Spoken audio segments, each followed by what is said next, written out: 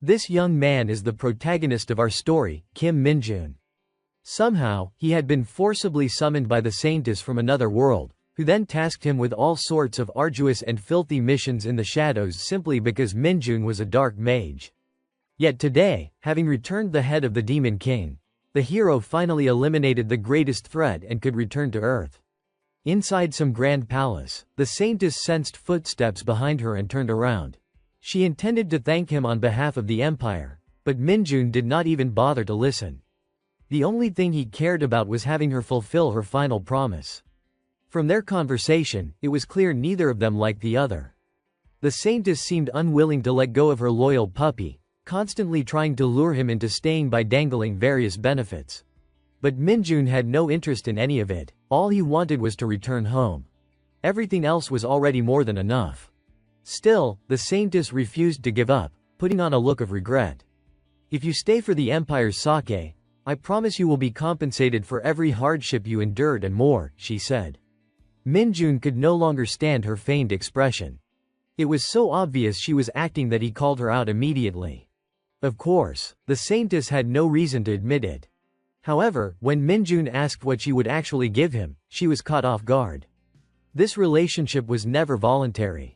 She was the one who had coerced him here, treating him like a slave. She wanted him to remain in the shadows, working as her subordinate, cleaning up the messes she created. In short, Minjun only wanted to know if she would let him go. The Saintess's face might as well have been carved from wood. She kept promising he could have anything he wanted if he stayed. Minjun listed off a long menu of modern foods from Korean fried chicken to boiled pork hocks, foods from home he had been longing for. Here, all they had were some dry, tasteless biscuits barely fit for animals. Her expression fell at his critique, and she insisted she would improve it, but that was hardly Minjun's biggest concern. What he truly needed was a high-spec computer, one with top-tier hardware and access to the fastest internet connection possible. After all, he had not even had a chance to claim his rewards from grinding endless hours in League of Legends back home, so he needed to return as quickly as possible. Eventually, the Saintess had no choice but to yield and agreed to begin the ritual to send him back. Minjun did have many memories here, yet the idea of meeting the Saintess again was absolutely unacceptable. She wore a reluctant expression as she instructed him to stand on the summoning mark carved into the stone pedestal. The moment he did, a circle of violet magical light flared around him. The Saintess would first release the protection of the Holy Spirit. She opened her hands and gazed at the mark. Minjun knew it was called a protection, but in reality, it was merely a magical seal preventing him from fighting her. Now, however, he would be freed from this circle of magic. As she erased the mark, the Saintess still tried to sway his resolve, but it was in vain. Reading her intentions, Minjun asked pointedly if she was not worried at all. Once the magical seal disappeared, could she be killed by his hand? Perhaps inside she was panicked, yet outwardly she remained calm, revealing that she had accepted this possibility from the very moment she began everything. After a while, the Saintess's protective barrier was finally lifted. Minjun could hardly believe how easily she had carried it out. In the silence that followed, the Saintess prepared the next ritual, stripping away all the powers he had gained in Isgard. But what kind of fool would allow themselves to lose such overwhelming abilities? While she babbled about how dangerous it could be, Minjun had already seized control of her with his power. Even at this point, the Saintess still did not understand why. Sure, he might look like a simple-minded gamer, but his mind was sharp. After all the hardships it had taken to acquire this strength, how could he ever give it up? The Saintess had never imagined she would one day be brought down like this, forced to submit to him, and she knew full well what he was scheming. Ordinarily, dark magic could never activate a temporal portal. Yet Minjun decided to be the first to defy that rule. Using his dark magic, he effortlessly opened a time-space portal. Though there was zero chance of persuading her, the Saintess still screamed in protest, insisting that one should never travel through time recklessly. Minjun was well aware of that, and it was precisely why he had practiced it thousands of times. By now, he had reached the pinnacle of dark magic. To him, all magic was fundamentally the same. There was no need to separate it into light and dark. Before leaving, he had a particularly friendly parting gift for the Saintess, a middle finger, delivered with perfect sincerity. Along with it came his farewell, filled with warmth in his own twisted way. "It has been fun knowing you, you horrible Saintess. Let us never meet again. If I see you, you are dead." Even at the very last moment, she screamed at him to stop, a gesture utterly meaningless now. In the end, all she could do was watch as Minjun returned to his world. Her true feelings laid bare. She was furious. Back in Minjun's modern world residence, a surge of energy flooded the room. He had no idea how much time had passed, but he was finally back in his beloved room. The journey had been exhausting, but as he glanced at his cherished phone, all his fatigue melted away, replaced by sheer joy. Indeed, he could not live without his phone for too long. Minjun could not hide his excitement at finally returning from that hellish ordeal. The notification that his phone could not connect to the network dampened his spirits slightly, but he quickly noticed signs of unrest in his world. A special forces unit was acting with extreme caution, discussing some non-human entity. As they exchanged a few words, a sudden sound put everyone on high alert. They immediately charged toward it, with Inho leading the way. He aimed his gun, but what he saw made him stop in disbelief. There was Minjun, holding his phone, complaining about the internet failing to connect in the neighborhood. He waved his hands and stomped his feet, frustrated that not a single store was open. It was clearly unusual. Two soldiers stared at his back, assuming he was a civilian left behind.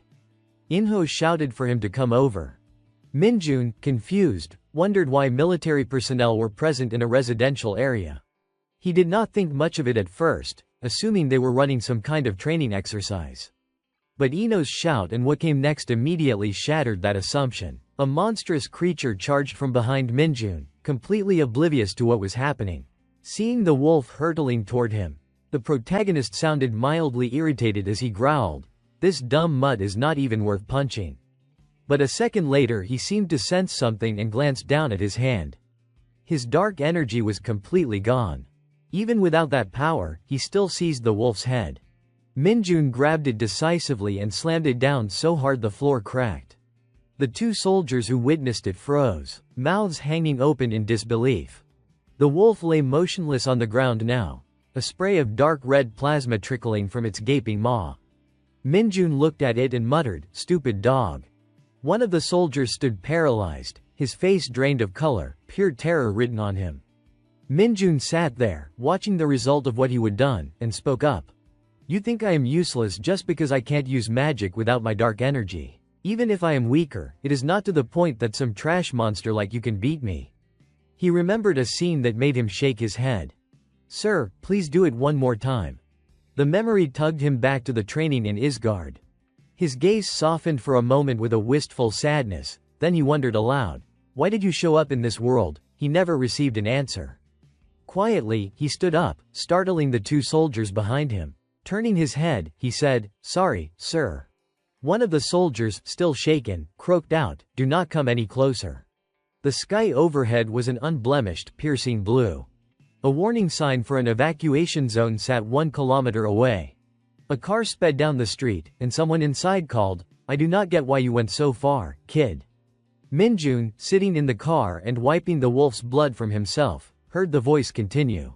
"But you could get arrested for that. The commander told us not to make this worse, so you can go." That was Choi Inho, driving and asking questions. "You really do not know what has been going on these days?" Minjun nodded. "Yeah, I was abroad." He thought to himself, technically, he would been in another world. Minjun quietly realized that this was not the Korea he remembered. What had happened in the last 2 years? The dungeon phenomena started when he was about 7. Monsters had begun spilling out from dungeons into the real world. He remembered soldiers fighting them like this. With the dungeons came awakened superhumans, people with abilities far beyond normal. They joined the newly formed Hunter Corps at the military base and wiped out monsters as soon as they appeared. So before some crazy Saintess summoned him, residential areas in Korea had been relatively safe. After thinking it through, Minjun sighed and guessed at the rest. Wait, could it be? He stared at his phone's no network warning and thought, Dungeon Fighter Almighty. The server has not completely died, right? Clinging to that hope, he jabbed at the screen non-stop, sweating from the intensity. No, after everything I went through to get back here, it can't be like this. He really wanted to play Dungeon Fighter Almighty. He wanted to get back to that damned game. Come on, is the server going to come back up or not? Choi In-ho sat beside him, watching him fidget with the phone, and thought helplessly, the whole world's in chaos, and he acts like he has just come back from abroad suspicious. He had his own convictions quietly settled in his mind, but he did not want to pry. He was certain Minjun had his own private matters. Lost in thought, he was suddenly called out by Minjun, who wore a serious expression as he continued, "Have the civilians been moved to safe zones yet? What about game developers? Do you think they can still work under these conditions, like an actual game company? And the buildings that were destroyed, what about their server storage? What happened to create this damn mess? I mean, this whole chaotic situation?" Choi In-ho, struggling to catch his breath after the rapid-fire questions, replied, "I will tell you what I know. I got an A+ in monster theory and dungeon theory back in college anyway." Minjun raised an eyebrow. "Do they even teach that stuff in university anymore?" He confirmed, "It is hard to find a school that does not." Choi In-ho went on to explain that the deteriorating situation began with strange phenomena appearing in dungeons 2 years ago. Over time, dungeons appeared more frequently and became larger. The biggest problem, however, was the increasing number of enormous monsters emerging from these unusual dungeons. Because of this, the military could no longer control the dungeons, and the worsening situation forced the isolation of some residential areas. Since then, the military has tried various measures to combat them, but we have been short on manpower. Minjun listened in stunned silence, his mind racing with incredulous thoughts. How utterly ridiculous.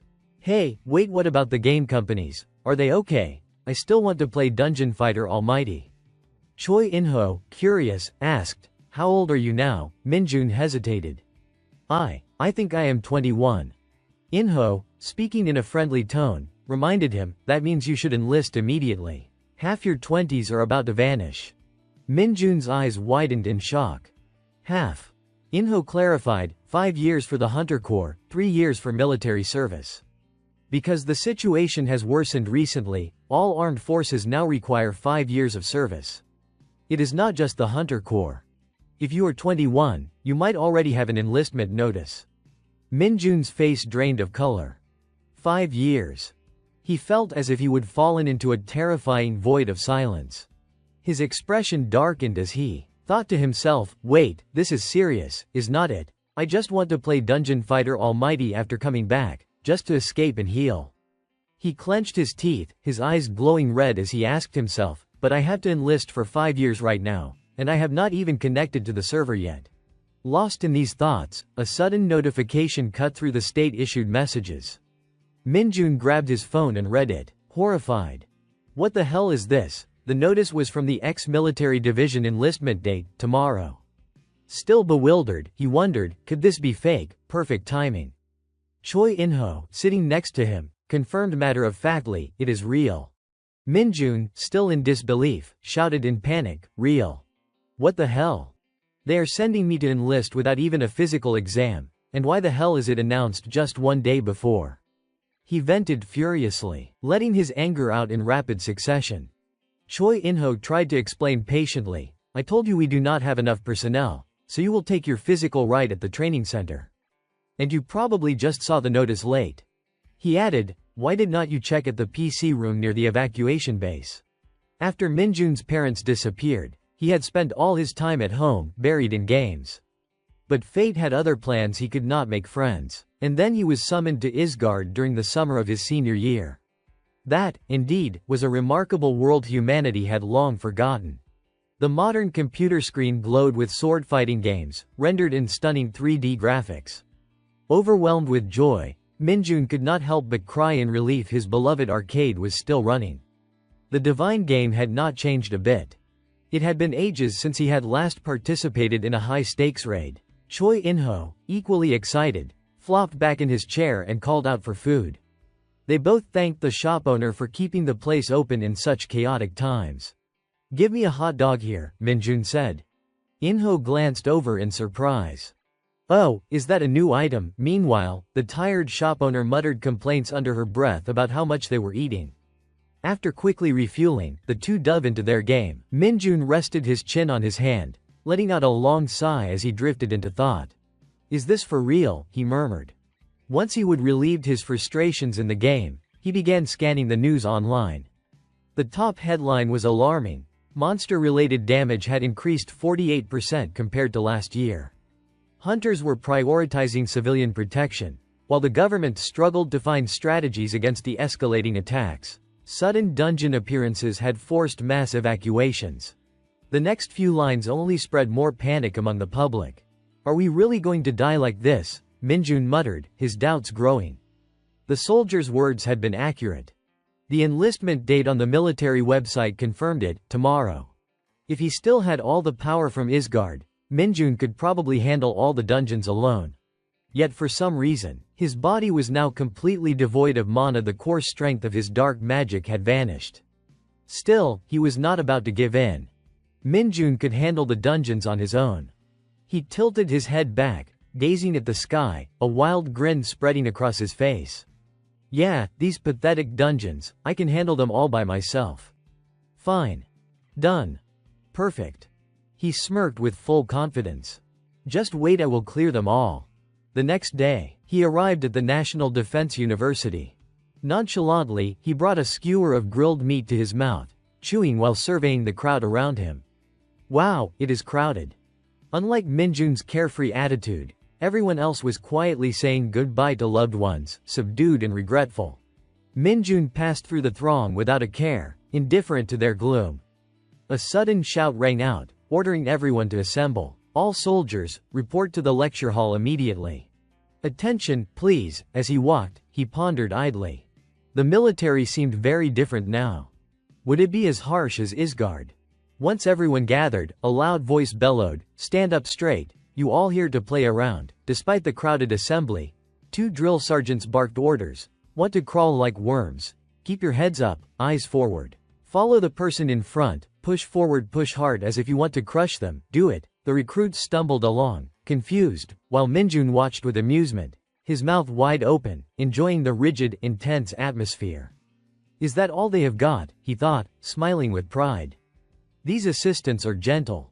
After the group had settled, Sangsu began to address them. Attention, everyone. Before we start, I am Kim Sangsu of the Korean military. Any hunters who have not registered with the Hunter Corps, raise your hand. Hunter recruits received special treatment. A second-class soldier earned a base salary of 3 million won. Yet the room responded with a chilling silence. Oh, nobody, Sangsu frowned.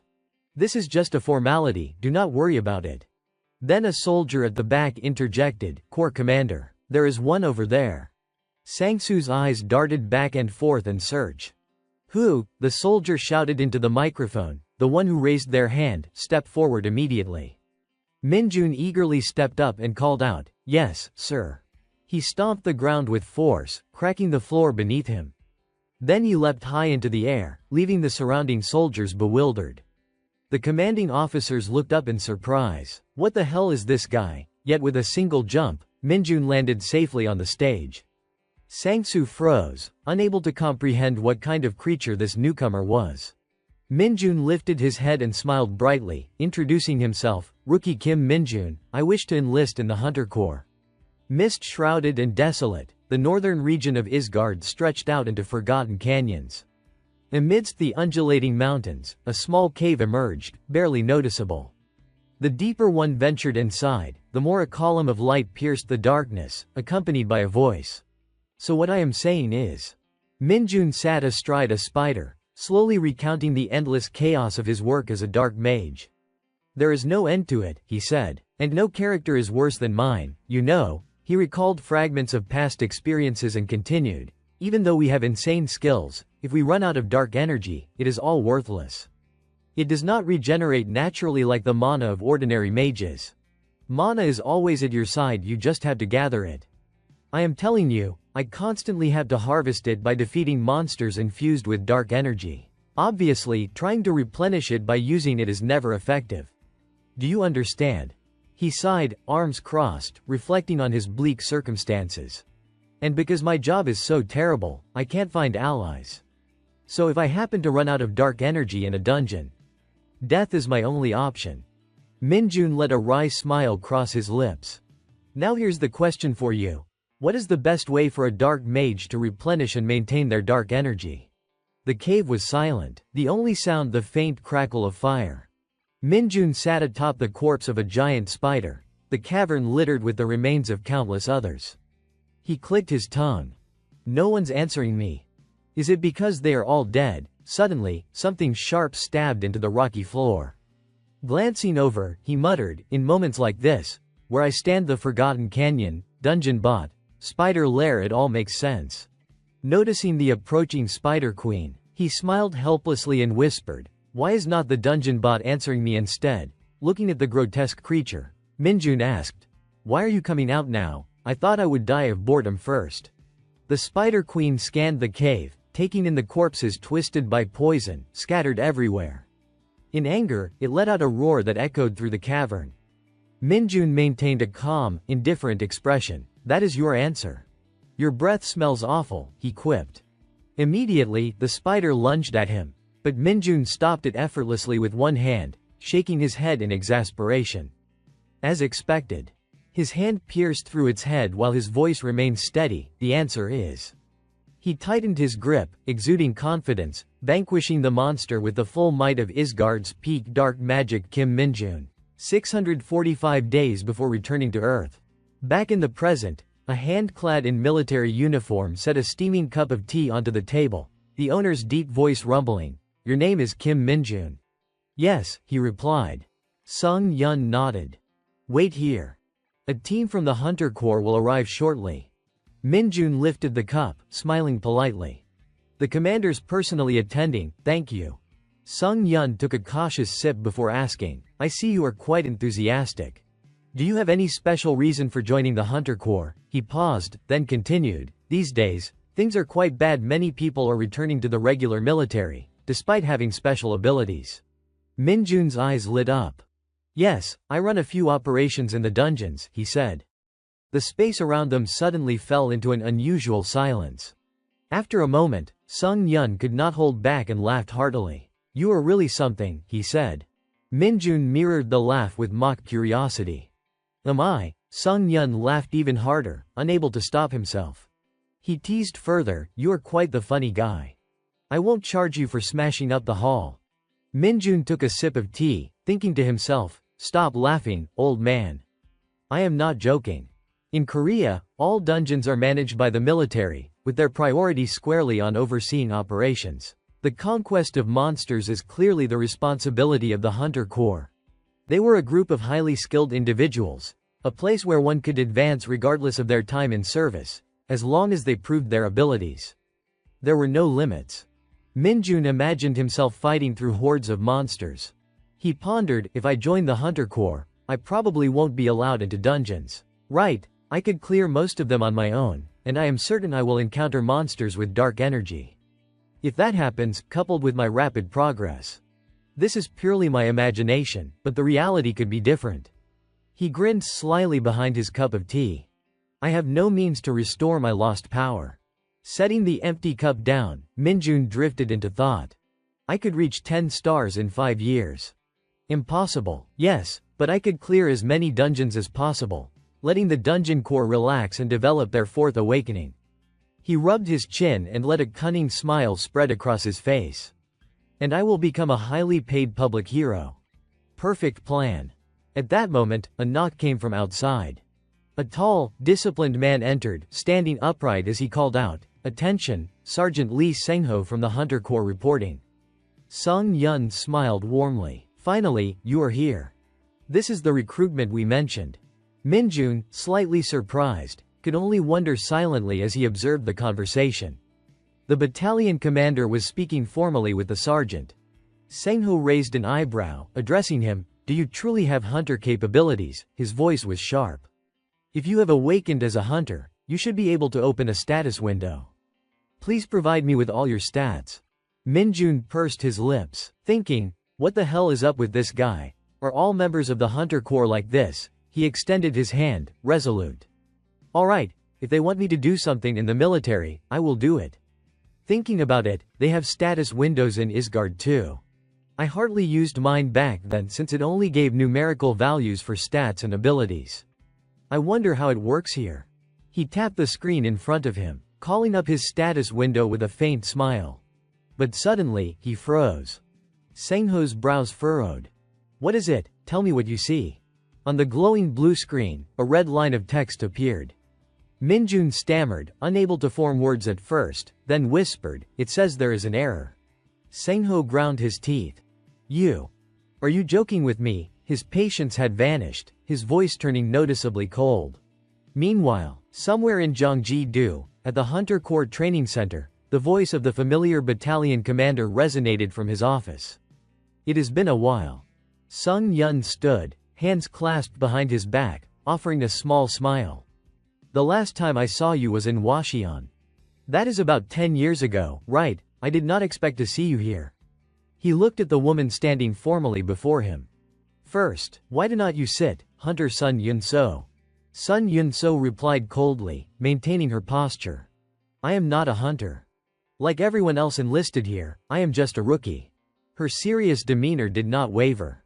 I can speak for myself this way, but if you have called me here because of my father, I do not expect any special treatment during my training. Sung Yun let out a gentle laugh. I may have given you the wrong impression. That is a separate issue from speaking about a son in general. His voice carried a teasing undertone.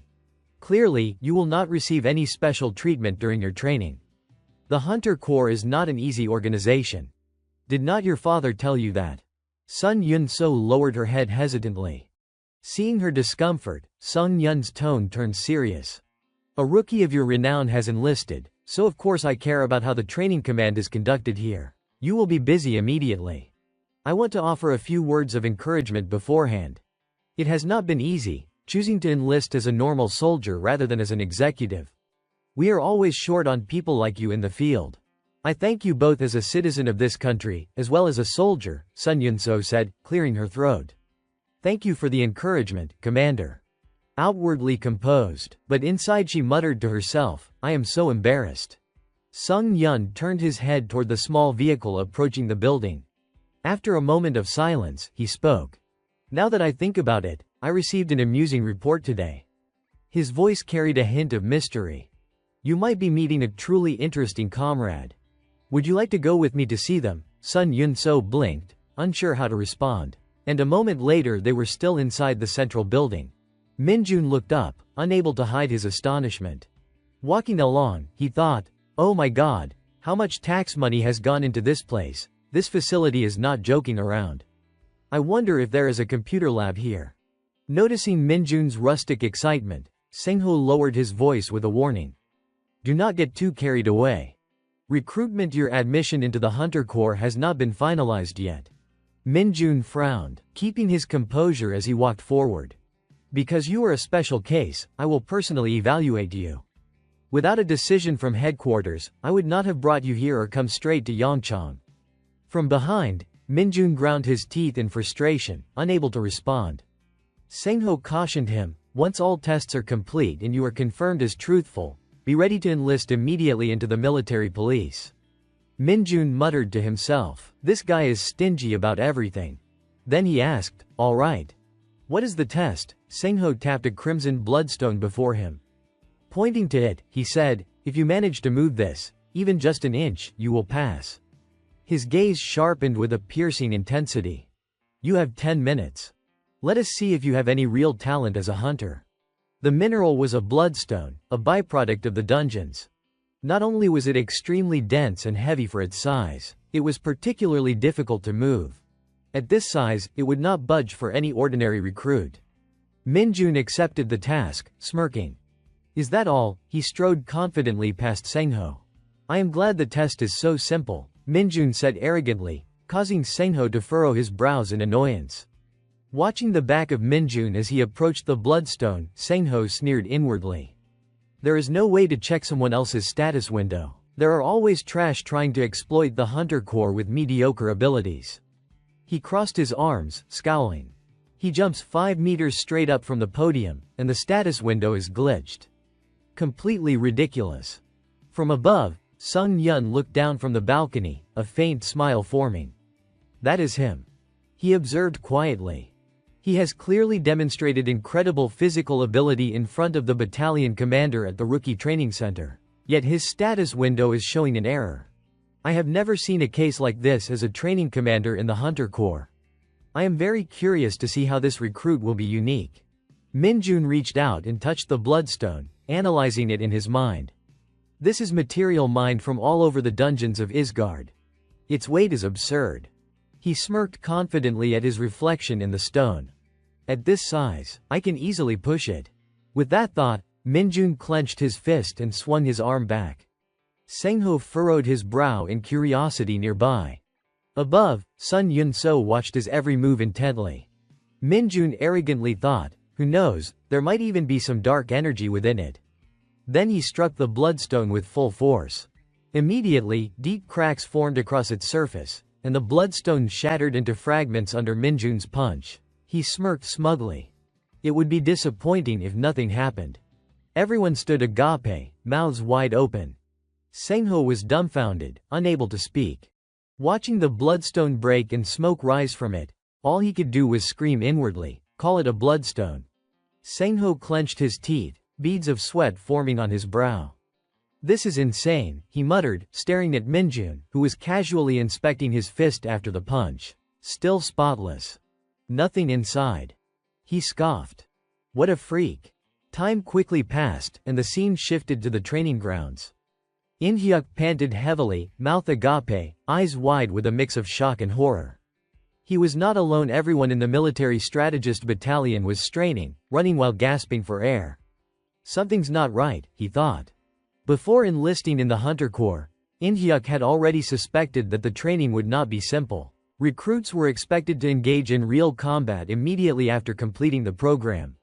For 4 brutal weeks, they would train relentlessly, hauling sandbags from day one and climbing 6,000 steps uphill. And that was not all. Officers constantly pushed them, timing their completion of exercises, something everyone dreaded. The recruits had a nickname for him, Lee Sengho, the Devil Instructor. Running alongside his teammates, In-hyuk tried to motivate himself. With this kind of brutal physical training, you can only improve your stats a little.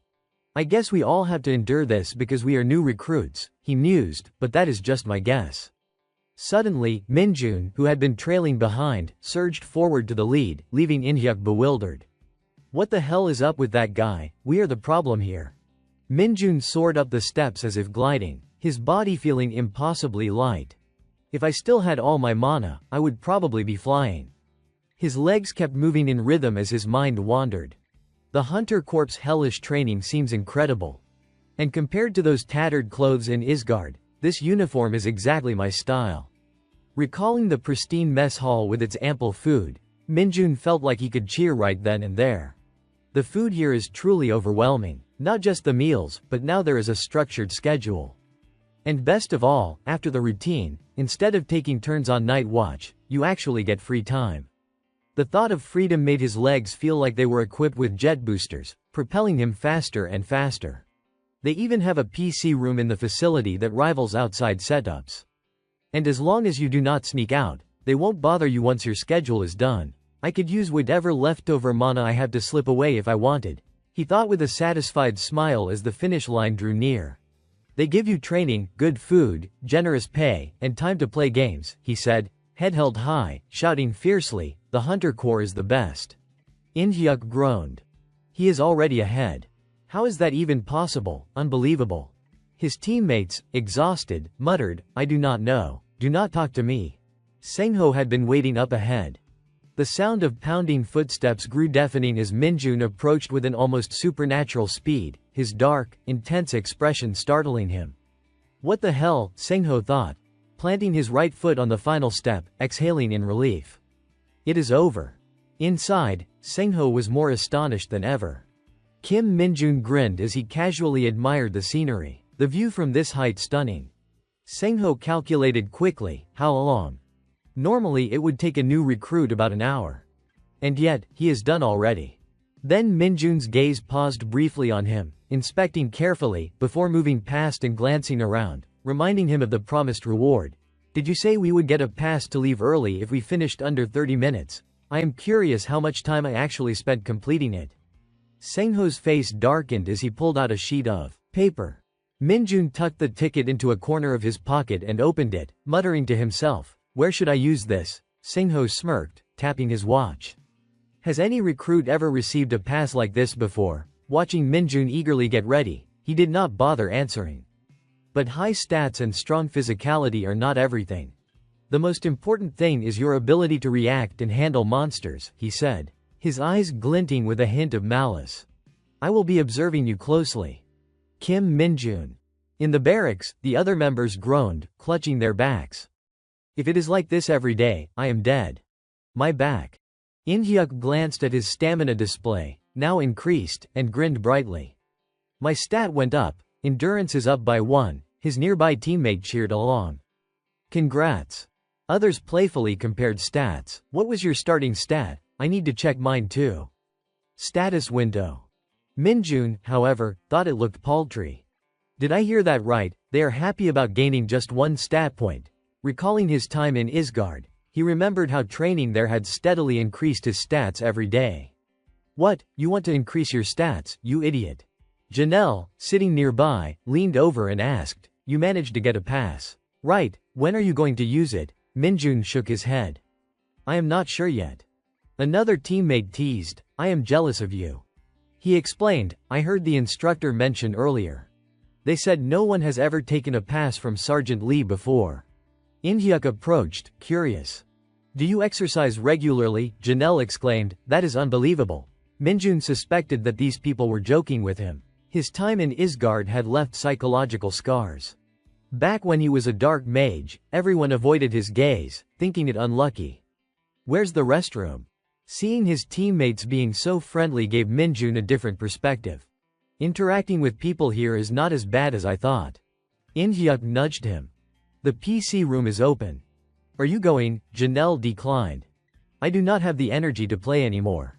Minjun, however, perked up at the mention of a PC. The PC room is open. Why did not you tell me sooner? Within minutes of entering the room, he felt like he had returned to his real world. He calculated, it is 9:00 now, so I can get at least 2 hours of sleep. Back in Isgard, he never had enough rest. Even 1 hour was a luxury. 2 hours was an incredible reward. His hands danced across the keyboard, growing ever more skillful. I will melt away the daily fatigue with these game sessions, he thought. A teammate across from him eyed the screen cautiously. Is he playing League of Legends? People still play that game. Outside, under the blazing sun, Sengho's voice carried sharply. Do not let the gap widen, maintain your pace. If any recruit can't complete 40 kilometers in 2 hours, no breakfast. Understood. All shouted in unison, yes, sir. Satisfied, Minjun sipped water. I hit the maximum level 10 yesterday. Sanghyun, panting beside him, still looked at Minjun, radiant as ever. Kim Minjun, you did not even break a sweat, he waved his hand dismissively. Just a stroll, huh? Minjun raised an eyebrow. But you really played games all night and only slept 2 hours for 4 weeks, are you some kind of monster? Feigning annoyance, he almost knocked the water away. Monster, I was going to share it with my beloved teammates. I guess you do not need any. He hastily held out his hand to offer it. I am just saying, you have extraordinary physical ability, sir, my cherished comrade. All around, the others pleaded like chicks, please, grant us the holy water. Minjun chuckled like a mischievous monkey. You are like little chicks. Their brief amusement was cut short as authoritative footsteps echoed. Mi Cheo's deep voice boomed, all eyes on him. The lieutenant is extremely disappointed in all of you. Even though this is the final training session, your squad is the worst, and the lieutenant is frustrated. Minjun froze. Why is he referring to himself in the third person? The officer continued, if you are deployed after this training, I predict half of you will be dead within a month and a half. Do you think I am lying? His face was fierce, terrifying. With that mindset, do you think you can complete the final stage of training, the custom dungeon training? Wait. What is custom dungeon training? Minjun thought. Usually, a dungeon disappears once all monsters and the bot are defeated, but occasionally, some dungeons persist. In that case, it would become a shifting dungeon, altering its internal structure daily and serving as an excellent training ground, capable of simulating all kinds of dungeon environments. Actual training inside such a shifting dungeon is what they call custom dungeon training. Sanghyun's face paled. Custom dungeon training. It is infamous. The other teammates panicked. We had to do it now, we are doomed. Mi, noticing their terrified expressions, allowed himself a small smile of satisfaction. They are agitated. Good. They need to maintain this level of tension. It is perfect to control new recruits like they are racing horses. When discipline is required, you must hold the reins tightly. Outwardly, he spoke to reassure them, but inwardly he was thrilled, and when they are stressed, I will comfort them with a carrot. Do not despair if you are clever, it won't be a problem. He added an enticing offer. The person with the highest score will receive a 3-day, 2-night leave pass. Now it is time to excite them, he thought, though the recruits remained sullen. He slammed the table for emphasis. Did you hear me? A 3-day, 2-night leave pass. Do not you want to get out? Does not this excite you? Seeing no reaction, he frowned. What is wrong with these people? Do they want to stay here until they die? Below, only Minjun's eyes shone brightly. Why is he the only one excited? He muttered to himself. Perfect. Tomorrow, everyone will be sent into the dungeon. He watched as the others groaned and complained. What? Why is it so big? Is that a dungeon? The custom dungeon training was about to begin. Sanghyun's face was drawn. What do they expect us to do in there? Someone nearby pointed. I think. Camp. Suddenly, a vehicle came barreling from behind, knocking 2 people aside. He waved off the dust, staring in surprise. 2 years here. What have we been doing? Amid the noisy crowd, Minjun's attention sharpened. He noticed eyes flickering like sparks, wary and suspicious they were. The specks of light drew nearer until their shapes became clear hunting dogs. Jin jumped back, startled. Monsters. I have never seen them this close before. Minjun sneered, why so afraid? They are basically like Maltese or Chihuahuas. Myung Chul snapped a rebuke, cold and sharp. What is wrong with you rookies? Why are you scared? These are the monsters you will face. The recruits scrambled nervously. You want me to face them? Mi announced plainly. You will form teams of 4 and enter the shifting dungeon. Each team will fight a single hunting dog for an hour, then return here. Before sending them off, he added a reminder, if you get injured, raise your core power. If you are scared, use your head and focus on the fight. Understood. A chorus of yes, sir. Followed, and he urged them on. Sengho shepherded them forward one by one. They were issued the Mid-2 Hunter Core protective armor, mechanical body protection, brutally utilitarian and heavy. Janelle examined it, bewildered. They do not give us anything else besides this. Sanghyun staggered as if he would been hit.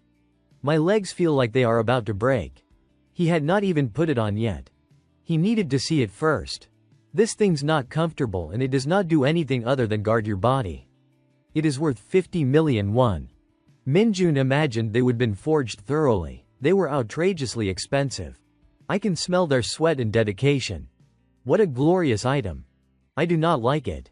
He stepped forward and asked the lieutenant, Sir, quick question, if we beat the pack fast, can we take these suits off? The lieutenant snapped, who gave you the right to be so arrogant? A recruit turned and recognized the change in Minjun's face, which flipped a full 180 degrees. Is that you, rank 1 rookie Kim Minjun, is it? The lieutenant snapped his fingers. But remember, this is team training. You can't outshine everyone by yourself. We need to see whether our rank 1 rookie fights alongside his teammates. The lieutenant had noticed one thing. During team training, Janelle and Sanghyun were still fumbling over how to handle the hunting dogs. How are we supposed to deal with hunting dogs with only this? We need a plan. Minjun rubbed his chin and thought for a beat. Simple. I just need to tell them how to beat the hunting dogs, right? With that, he turned to the 2 of them. Hey, listen up, I will present the plan. One of them asked, curious, what is your plan? He explained with relish, the hunting dogs will leap at you to kill you. When they do not be scared, grab their hind legs and snap their spines in half. He flailed his arms to demonstrate. If they are that far away, they will break. And if any survive, meet them head on and tear them apart like you are ripping kimchi. His eyes shone with hope, though the 2 looked unconvinced. Time ran out and Minjun ordered the cages opened. Sengho stepped forward and released them. The starving hunting dogs exploded out, crazed, and flooded the dungeon. Janelle was a little surprised. They went into the dungeon instead of attacking us. He reasoned aloud. They were captured all day and their den just appeared. Why would not they go home? The two eagerly agreed. Makes sense. That is reasonable. They asked Minjun, how do you know their psychology so well? He remembered someone saying to him once, you are a monster, a real monster, please let me go. Because he had done things like that before, he kept his mouth shut, not wanting to make everyone's eyes pop out. Myung Chul pointed sharply, scolding them, are you joking and laughing on this sacred training ground? Do you want to die? The recruits startled and hurriedly denied it. Nothing, sir. Irritated, he issued the order, all right, the lieutenant has decided you four will be the first team to enter. They all straightened up in shock. We are the first team. Sengho led them as they marched in unison toward the dungeon. Minjun encouraged himself silently, it will be fine. If I can shed this heavy, filthy armor, the sooner the better. I will welcome them with open arms. Jin teased, are you sure? Meanwhile, Myung Chul spoke into the comms, guidance team, the training has begun. Be ready to control the situation if anything goes out of hand and the rookies are in danger. The guidance team promptly acknowledged, understood, sir. They watched as Minjun's team stepped forward. Hoon reported, Private Kim Minjun, the rookies have arrived, a single team of 4, no others present. Hojun queried, anything else? Hoon continued observing them. Kim Minjun pays special attention to Minjun. He is the special subject that needs to be monitored. The rookie has shown the most outstanding strength in the first round. Yet, he realized the glowing eyes in the shadows had not been forgotten. His scores over the past 4 weeks have been excellent. But can he stand out in this dungeon? Behind the ice-covered terrain, the hunting dogs streaked forward in a line. Minjun glanced around, thinking, are they ready to come out? They must be hot-headed. Their forms were revealed, yet he felt not a shred of fear. I could end them all by breaking their heads as they pounce, but my teammates have no combat experience. Do they? He reminded himself. They're coming. Sanghyun stared blankly. What is coming? Minjun smirked mysteriously. What do you think? A horde of hungry hunting dogs lunged, mouths wide, bearing sharp fangs. Jin stepped back in fear. Minjun reassured him, do not worry. Our armor is solid. He stepped forward to take the lead. I will go first. Which one of you wants to charge ahead? The dogs, unaware, saw his imposing stance and lunged with full force. One leapt toward Sanghyun, growling, causing him to slip. A dog lunged at Minjun's foot, but he nimbly avoided it. What now? He said, decisively punching a hunting dog squarely in the mouth. It fell backward, groaning, and after thrashing, it was out of the fight. Janelle was not as lucky. A dog bit his arm, and he cried out, someone help me. Its fierce eyes threatened anyone who approached. But Minjun, he kicked it lightly away. The dog slammed into the ice, forcing it to retreat. He instructed his teammates, if they bite you, fight back. They will see you as weak prey if you stay scared. Janelle nodded, understood. Minjun teased, why the formal tone, we are teammates. Flustered, the boy stammered, sorry. Minjun admonished, if that had happened earlier, you two would have been done for. We are outnumbering them, so use it to our advantage, put pressure on them. Inhyuk agreed, right, if you pressure them, they will panic. Keep pushing and wait for them to weaken. Hoon was astonished, watching Minjun single-handedly handle 2 of the dogs with ease. Is he really just a rookie? Hojun pointed. You mean Kim Minjun, he clarified. Usually, rookies' fear paralyzes them. But under Minjun's leadership, they have shaken off their fear. He observed Minjun, calm and unflinching. Could it be that this guy was once a Hunter Corps sergeant who regressed to the day before enlistment? He pondered, stunned. That kind of thing only happens in novels. Hojun praised him, regardless, he is not just solving the problem with his strength, he is leading by encouraging his teammates and working with them. That is why Kim Minjun deserves the highest score. The rest of the team would receive an average score. Seeing that the situation looked promising, the 2 of them stepped forward, well done. You guys, head out this way. Jin blinked in confusion. Are the instructors here? Following Minjun, they cautiously asked. You are secretly giving us points, right? Can I claim my break yet? Minjun quickly covered his mouth and shook his head. You think we would tell you, he said with a sly laugh. You care about the rookies. You are like a giant tsundere. Hojun froze at the remark. The Tsunere, with steady steps, stopped before the dungeon. The dungeon doors shook violently, causing the group to halt in their tracks. Hojun stiffened as he watched the gates gradually close. Private Kim Hojun. That is him, someone quickly reminded, turning on the radio to broadcast outside. Hurry. Janelle still had not fully processed the situation. Did something happen? An earthquake? Minjun, calm, answered, it is not an earthquake. This is a shifting dungeon. It is just changing right now. He held his head protectively. So, what is going to happen? Suddenly his eyes widened, and he stammered, wait. The dimming gates were trying to close, and the exit was sealing itself. Jin's eyes went wide with panic. What the hell is happening? Hojun glared back angrily, swearing under his breath, damn it. Minjun furrowed his brow, thinking to himself, I guess it is too late to leave now. Inside, amidst the pitch-black portal and the fierce streams of energy, he realized, this is not good. Nearby, Hojun shouted into the radio, Private Kim Hojun here, the comms are not working. The dungeon is shifting too fast. Someone beside him added, normally, the dungeon structure won't change again for over a month. Why is it doing this now? Evacuate the rookies to safety first. Inside, cracks began to form in the dungeon. Hojun stood with hands on his hips, surveying the group as the surroundings continued to collapse, and announced, as you can see, an unexpected incident has occurred inside the dungeon. He reassured them, but do not worry. We will wait here for about an hour and observe if the exit opens again. The team murmured anxiously while Hojun sweated nervously. Really, just wait an hour and we can get out, that is fine. I thought we would be trapped here, I was terrified.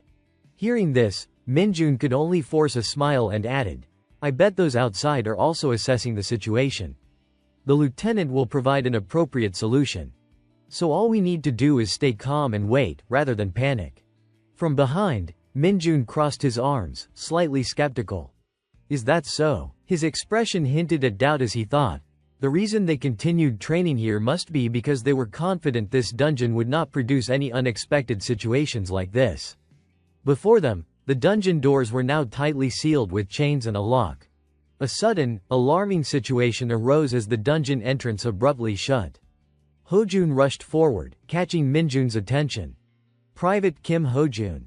Minjun noticed the murmuring group and thought, just as I suspected, the trainer has realized the situation might not be going smoothly. Hojun glanced around and muttered, Private Kim Hojun. Are you going to? He quickly stopped himself. Hold off for now, Minjun judged. He realized that while the team was reacting calmly, there might not be any practical guidance for a situation like this. Crossing his arms, he stared at them, lost in thought. If this dungeon becomes a closed dungeon, it might be harder to handle than I expected. But it is only a complex situation, not the worst case. Because I am here. Two others deeper in the cavern whispered to each other, yes, this is the worst case scenario. Hojun looked worried, stroking his chin and muttering, I am sure you have realized the dungeon has become a closed dungeon. Hearing this, Hojun also shouted in alarm. He panicked, speaking non-stop, a closed dungeon, really a closed dungeon. No one warned us about this, damn it. Someone beside him complained. Do you have no idea? What were you going to say earlier? Hojun, however, remained calm, looking around. There are two possibilities when a dungeon entrance disappears. First, the dungeon disappears, it will automatically vanish once defeated. His expression grew more serious as he added, and the second case is a closed dungeon. The gate disappears when outsiders step inside. Hojun then considered the tunnels winding through the dungeon. If it is transformed into a closed dungeon while we are inside, that means the gate has sealed and there will certainly be more monsters spawning. The only way out of a closed dungeon is to defeat every single monster within. Panic flitted across Hojun's face as he realized the implication. He looked up and confirmed, right, there is no way to get help from the outside. Back in his head he ran through their current composition, 4 green rookies with no real combat experience and 2 drill instructors. He turned to the team following behind, anxiety in his voice. The 6 of us had to clear this dungeon. Like I thought. Once they were told the reality of the situation they all tensed up. We do not know what monsters have spawned. If we are unlucky, this could be the end for all of us. He stared at his hands, jaw tightening with resolve. But doing nothing won't help. We must keep moving while we still have energy. It would be best if the instructors were properly equipped. He peered ahead as an orc crawled out from a side cavity and fell into thought. At this rate, even a pack of goblins could wipe us out. I would take more than 10 minutes to kill a single one. Then he turned to Janelle. The most feasible, practical action plan is to use the protective armor they were issued. Make the rookies wear those heavy suits and use their defensive presence. He ground his teeth in disgust. Those bulky, stupid suits. He even toyed with the idea of using the rookie as bait for the orc. If we use their defensive capability and send the rookies first, the instructors can finish the monsters off while the rookies hold them. Hojun hesitated as he glanced back. The rookies looked awkward and downcast. He remembered how grueling their training had been. But these kids have trusted us and endured the hard training. As seniors, we can't just use them as meat shields. In the end, he made his decision to lead from the front. My pride won't allow it.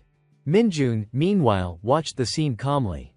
One rookie in front clenched his teeth and fretted aloud. We are in our final week and now this dungeon malfunctions. Suddenly he seemed to sense something, and his eyes went wide. He stopped and scanned the surroundings, which puzzled Hojun. The boy's sudden alertness snapped him awake. Something wrong, Private Kim Minjun. Then a low growl rolled through the cave and the entire group snapped into panic. Up ahead, Hojun grabbed at his own throat, hands clamping down as his body arched back in pain. The instructor collapsed to the ground, foaming at the mouth, veins bulging. He writhed and fell unconscious. Seeing this, Hojun bolted in a frenzy. Private Kim Hojun, someone called. Minjun reached out, steadying the crowd. Hey, do not run. His gaze was sharp as he murmured, if you run now, you will get the same fate. Both Hojun and the instructor crumpled, foaming, clearly beyond immediate help. Panic screams rose. Instructor, are you okay? Minjun, cool and composed, warned them. Everyone, step back. If you come closer, you will face the same thing. He sat down and watched the foaming bodies, then assessed them. They are not dying, they have fainted. I am not surprised. Then he lifted his head and sniffed the air, a flash of recognition on his face. I think I smell something familiar. Catch it. Immediately, he spun around and hurled the two instructors toward the three rookies behind him.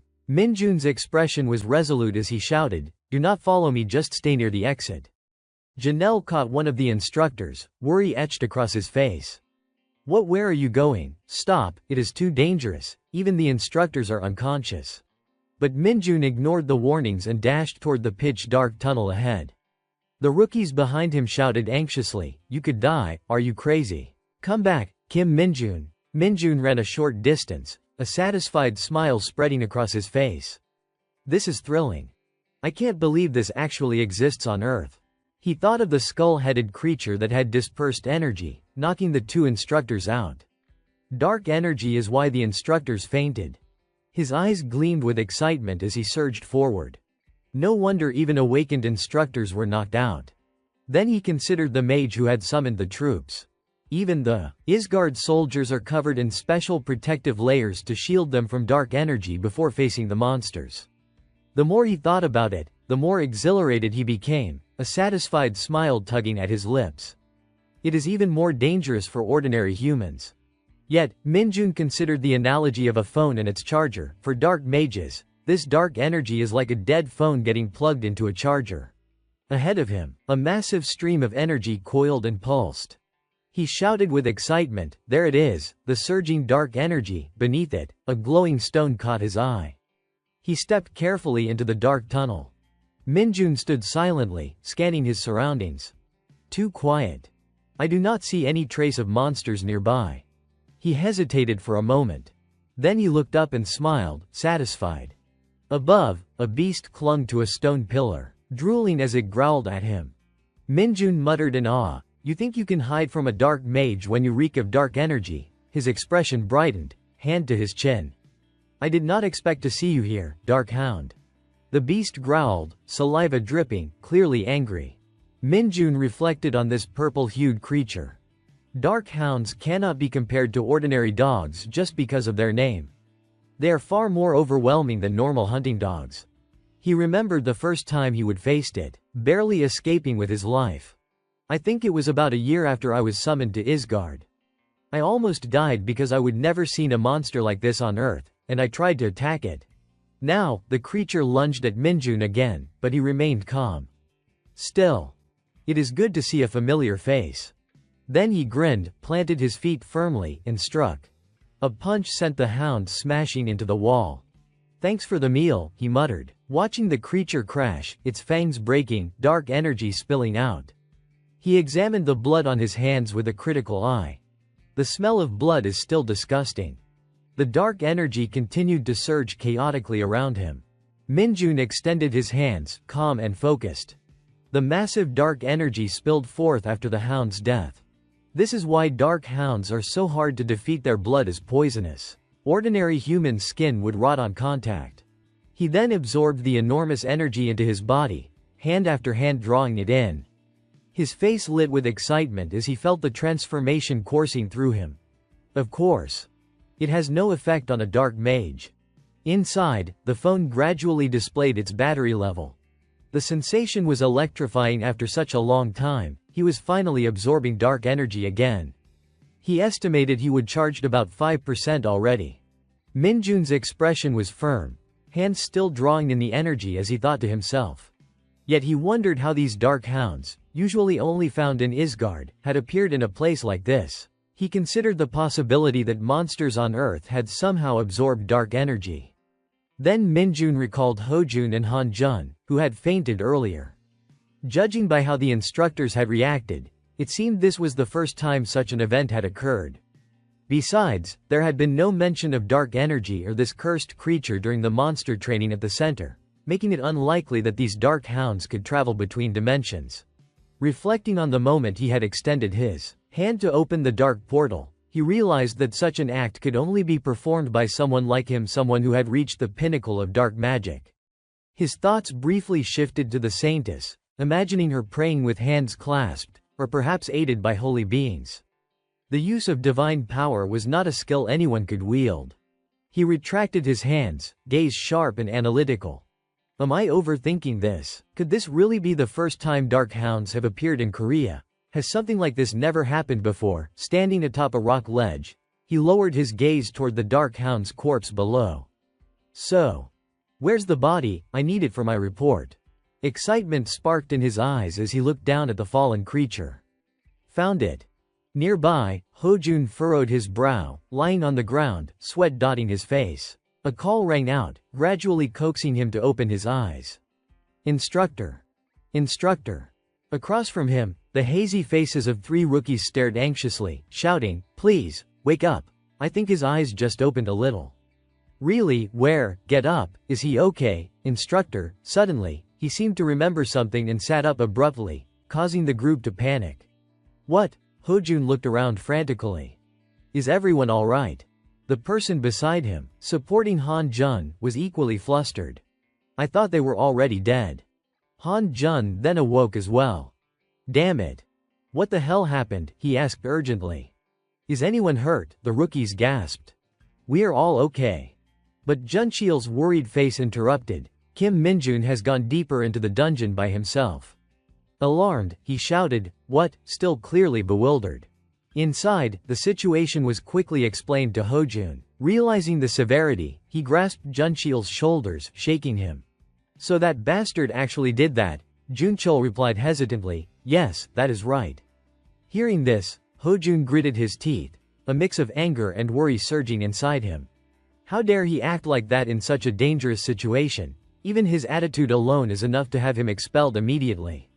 But do I even have the authority to say that? Instead of protecting the rookies, I passed out myself. He paused, collecting himself. No.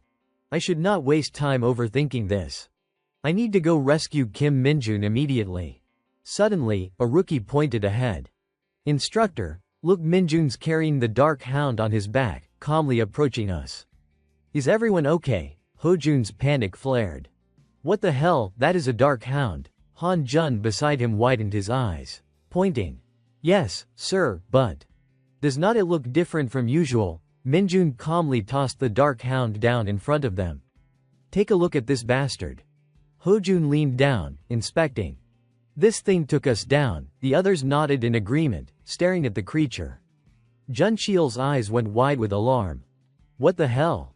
Kim Minjun actually defeated a monster this big on his own, one of the rookies gasped. Another added in disbelief, if the one we fought was a lightweight, then this must have been a heavyweight class monster. Beside them, Minjun grinned, wiping the sweat from his forehead. I am not going to dwell on it any further, he said lightly. Suddenly, something glimmered ahead, catching his attention. In front of them stood a dungeon gate. The gate it is opened. From behind, Hojun approached, placing a hand on Minjun's shoulder, still stunned. Kim Minjun, did you really take down that dark hound by yourself? Seeing the man's concern, Minjun simply smiled and nodded. Hojun exhaled deeply, his voice steadying. I understand. He turned to the others. Escort the rookies out. I will follow behind. Han Jun raised his head and responded, yes, sir. The three rookies quickly stepped through the gate. Hojun stood there in silence, watching them go. He sighed. Kim Minjun, once you are out, I want you to file a detailed report to the lieutenant. Minjun nodded calmly. The instructor sighed again, closing his eyes as he lifted his cap in weary resignation. Do not forget anything, including how useless your instructors turned out to be. He covered his face with one hand, peeking through a slit between his fingers. After all, we were the ones who got knocked out, and the rookies had to handle everything themselves. We have got no excuse, even if they sent us straight to military prison. Then, to Minjun's surprise, Hojun added with a faint smile, still, thanks to you, everyone made it out safely. I appreciate that. Minjun scratched the back of his head, smiling awkwardly as Hojun watched in disbelief. You are making me blush. You know that, the instructor chuckled, lowering his cap back down. As a man, I have got to admit when someone steps up when things go bad. Anyway, we should head back. With that, he turned and walked out of the dungeon gate. Damn it, he muttered to himself, how am I supposed to write a report about the thing that knocked me out cold? Guess it is another sleepless night. Minjun watched his retreating back, his expression faintly amused. He is getting praised during the final week of training, huh, well. I guess it is time I headed out too. Suddenly, a system window blinked into existence before him, startling him. The message read, error fixed. He frowned, confused. What the hell is this, error fixed? What kind of stupid error are we talking about? His eyes narrowed in irritation. This dumb system again, what a joke. The system interface displayed his stats. Kim Minjun. Founder of the Church of Lumi Nuna, my favorite character. Strength, 60. Agility, 60. Endurance, 60. Magic power, 10. Possessed skill, corruption, rank E. Seeing those numbers, he shouted furiously, what the hell, that is it. That is all I have got. Panic crept into his voice. How the hell did that end up in my status window? His thoughts flashed to Lumi. The character from the game, her gentle smile vivid in his mind. The Church of Lumi Nuna. My favorite character. Lumi was a figure from Dungeon Brawler Legends. Back when I reached the peak of dark magic in Isgard, I founded that church as a joke to scare off those lunatics. He grimaced at the memory of his fanatical followers. They were insane, clinging to me like leeches. Lord Min, please rule the world with us, they had begged. What is that? Lumi Nuna is my favorite character. I love that name so much, but Minjun had simply stared at them coolly and refused. That is my type of person. Go bother someone else. Still, it had only attracted more lunatics. He stroked his chin, studying the stats intently. Looks like I have gotten a lot weaker. Worse than I thought. He thought back to his former self, the mighty sorcerer who could open the gate to the dark dimension at will. When I realized all my dark energy had vanished, I figured it must be some kind of punishment for crossing dimensions. The system pulsed again, highlighting another detail. Possessed skill, corruption, rank E. His brows furrowed. Out of all the countless skills I had, only one left, and it is a low rank one. Suspicion creased his face as he muttered, does corruption mean like a stomachache or something? He glanced at the system window, dumbfounded. Damn it. This can't be one of those trash tier light novels, right? It is so ridiculous I could puke. Folding his arms, Minjun stared at the glowing window with growing frustration. If things keep going like this, I will never be able to achieve anything at all. However, Minjun's gaze remained calm as he thought to himself, I am still the one who reached the pinnacle of dark magic back in Isgard. If I could achieve absolute mastery once before, it does not mean I can't do it again. His thoughts then shifted to the large game company as the sun dipped toward the horizon. Right now, I have a clear goal, to recover my strength as quickly as possible. Because this company makes games, and progress has been delayed by monsters. He exhaled deeply, steadying himself. This can be done, he murmured, finally stepping out of the dungeon with a composed stride. This is nothing compared to the times in Isgard when all I could do was endure. Just wait. The next morning at the game company's training center, chaos reigned throughout the facility. Earlier, Hojun and Han Jun had pointed toward the now closed dungeon gate, turning to Sung Yun with uneasy expressions. The reality was that the dungeon gate had shut during training, and the lieutenant had not issued any clear instructions. The Dark Hound had been taken down, while the instructors had been utterly powerless in the face of the unpredictable series of events. The rookies, who were supposed to have been promoted to private second class and enjoyed temporary reprieve, now had to endure the aftermath. In the locker room, trainees muttered among themselves. We must be cursed. When will this waiting period end? With the insane incidents from last week's training, should not they at least have given us something like a TV to pass the time? This is such a waste. One trainee crossed his arms, skeptical. Did Kim Minjun really take down that Dark Hound by himself? Junchul smiled confidently. It was huge. I thought it was a cow the first time I saw it, not a dog. Some people still doubt him. The chatter continued, filling the locker room. Do not you think Kim Minjun might be promoted to sergeant within the next 2 years? Have not you heard about the Hunter Department's promotion exams? Most of them get stuck as lower-ranking officers, even after years of service. Some hunters are barely promoted beyond private first class. Sad, is not it? Elsewhere in the training center, Minjun stood formally, hands pressed together at the brim of his cap. At attention, Private Second Class Kim Minjun reporting, across from him. Sung Yun smiled warmly and raised a hand in acknowledgement. At ease, step forward. Li Miang, who was bowing low, looked up in surprise. Sir. Then he too relaxed, smiling politely. You may leave now.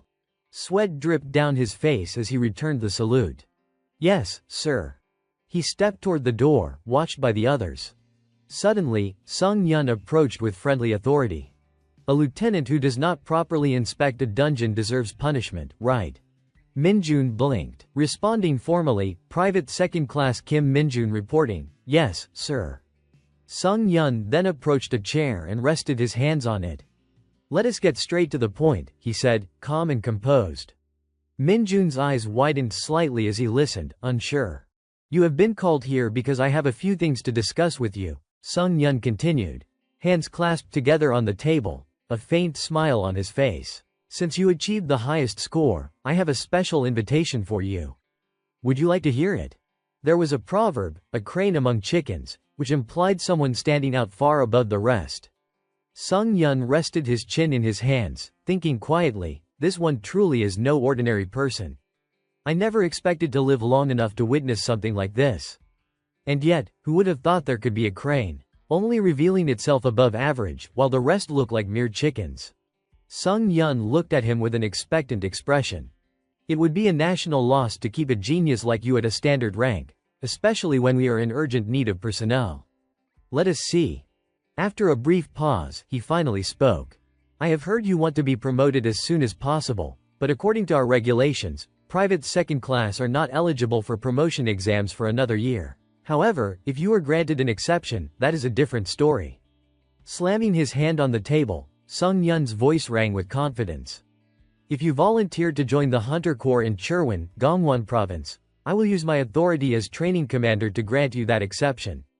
His gaze sharpened, unwavering, directed at Minjun. If you go there, you won't have to wait another year. So, what do you say? Silence followed, the weight of the offer hanging between them. Sung Yun forced a smile, sweat beading on his forehead as he waited for the response. Although he wants a promotion, Chirwan might be a bit extreme. I am not sure this exception truly matches his ability. Minjun's eyes shifted elsewhere as he thought. Chirwan.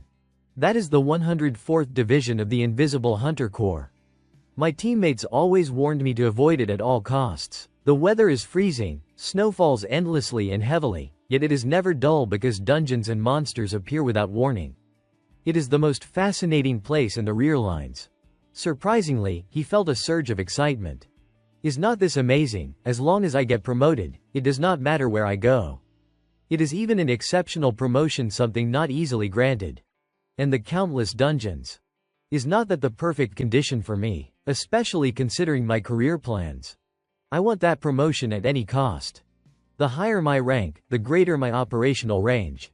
Clearly, the best way to get an exception is to complete dungeon missions. Raising his head, Minjun spoke clearly and decisively, I will go. Sung Yun exhaled in relief at the agreement. All right, then tell me your conditions. He paused, startled by Minjun's resolve. Wait. What? Minjun repeated firmly. I am going to Cherwin. On a sunny morning, vehicles waited in the schoolyard for the soldiers. Junchul ran sadly to the car, shouting through tears, Kim Minjun, you have to call me when you get to the base. Okay. Standing outside, he tried to reassure his friend with a smile, you will contact me, no matter what. His sobs continued uncontrollably. I swear I will, Minjun chuckled softly. Is that all right? Junchul wiped his tears but continued to sob. But you are really going to Cherwin? Why volunteer for a place everyone tries to avoid? Minjun looked up and smiled brightly. You would not understand. You have no idea how crazy my life goals are. Junchul, wide-eyed, asked, what is it? Like reaching max level 100 times? Minjun shook his head slowly. As of yesterday, I have reached max level 30 times. So 100 is nothing. Hearing this, Junchul was horrified. You are truly insane. The vehicle departed amid Junchul's lingering regret. Remember to call me, he called out. Minjun waved goodbye, panting lightly. Finally, the loudest one has left the base. He looked around, muttering, why am I the only one left? Not long after, another vehicle approached at speed and stopped directly in front of Minjun, catching him by surprise. The door opened immediately, and Min-jae stepped out with commanding presence, calling loudly, Kim Minjun, towering and imposing. Min-jae approached, his expression unreadable behind his glasses. Sorry to keep you waiting. The snow slowed me down quite a bit. Minjun opened his mouth in mild disbelief. Private Second Class Kim Minjun reporting. No problem at all, sir. Snow. In what month is it even snowing? Min turned and headed toward the vehicle, issuing orders as he went, we are departing for the Corps. Everyone, get on board. Minjun frowned, puzzled by the unusual behavior. He is showing off too much. Soon, Minjun sat alone in the vehicle, his gear packed behind him. He gazed out, lost in thought. I am truly starting life as a soldier when I reach the base. Crossing his arms, he looked up at the vast sky. No matter how grueling the training is or how often I have to face monsters, that is not the problem. But there is one thing that worries me. Bullying. Memories resurface. Time to summon the Dragon Blade.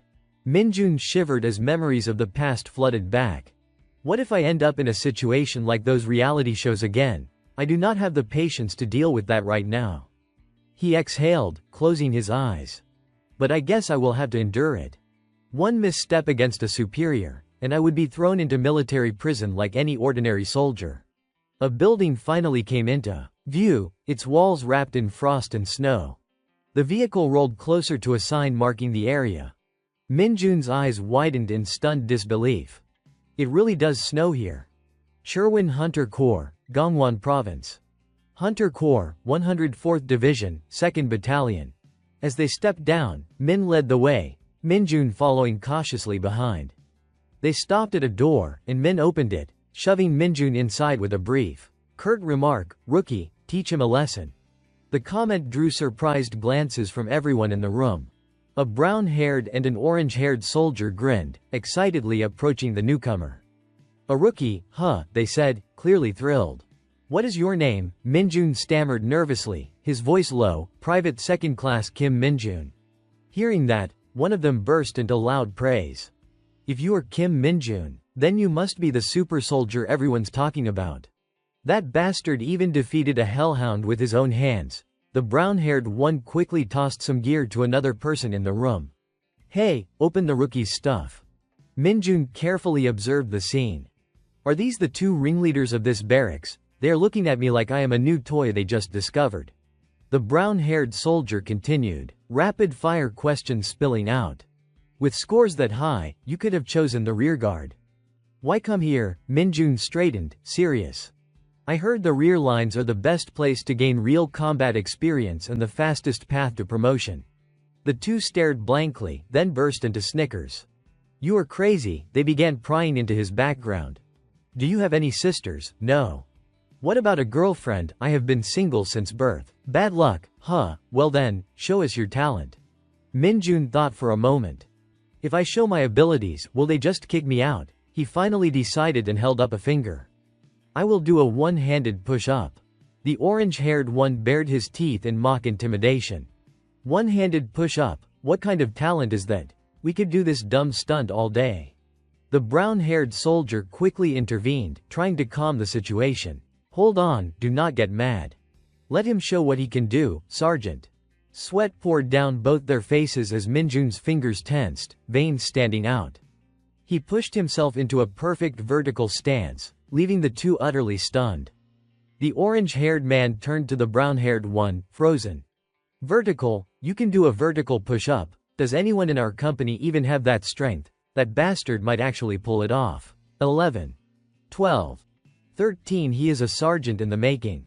Just as Minjun was showing off, a stern voice cut through the room.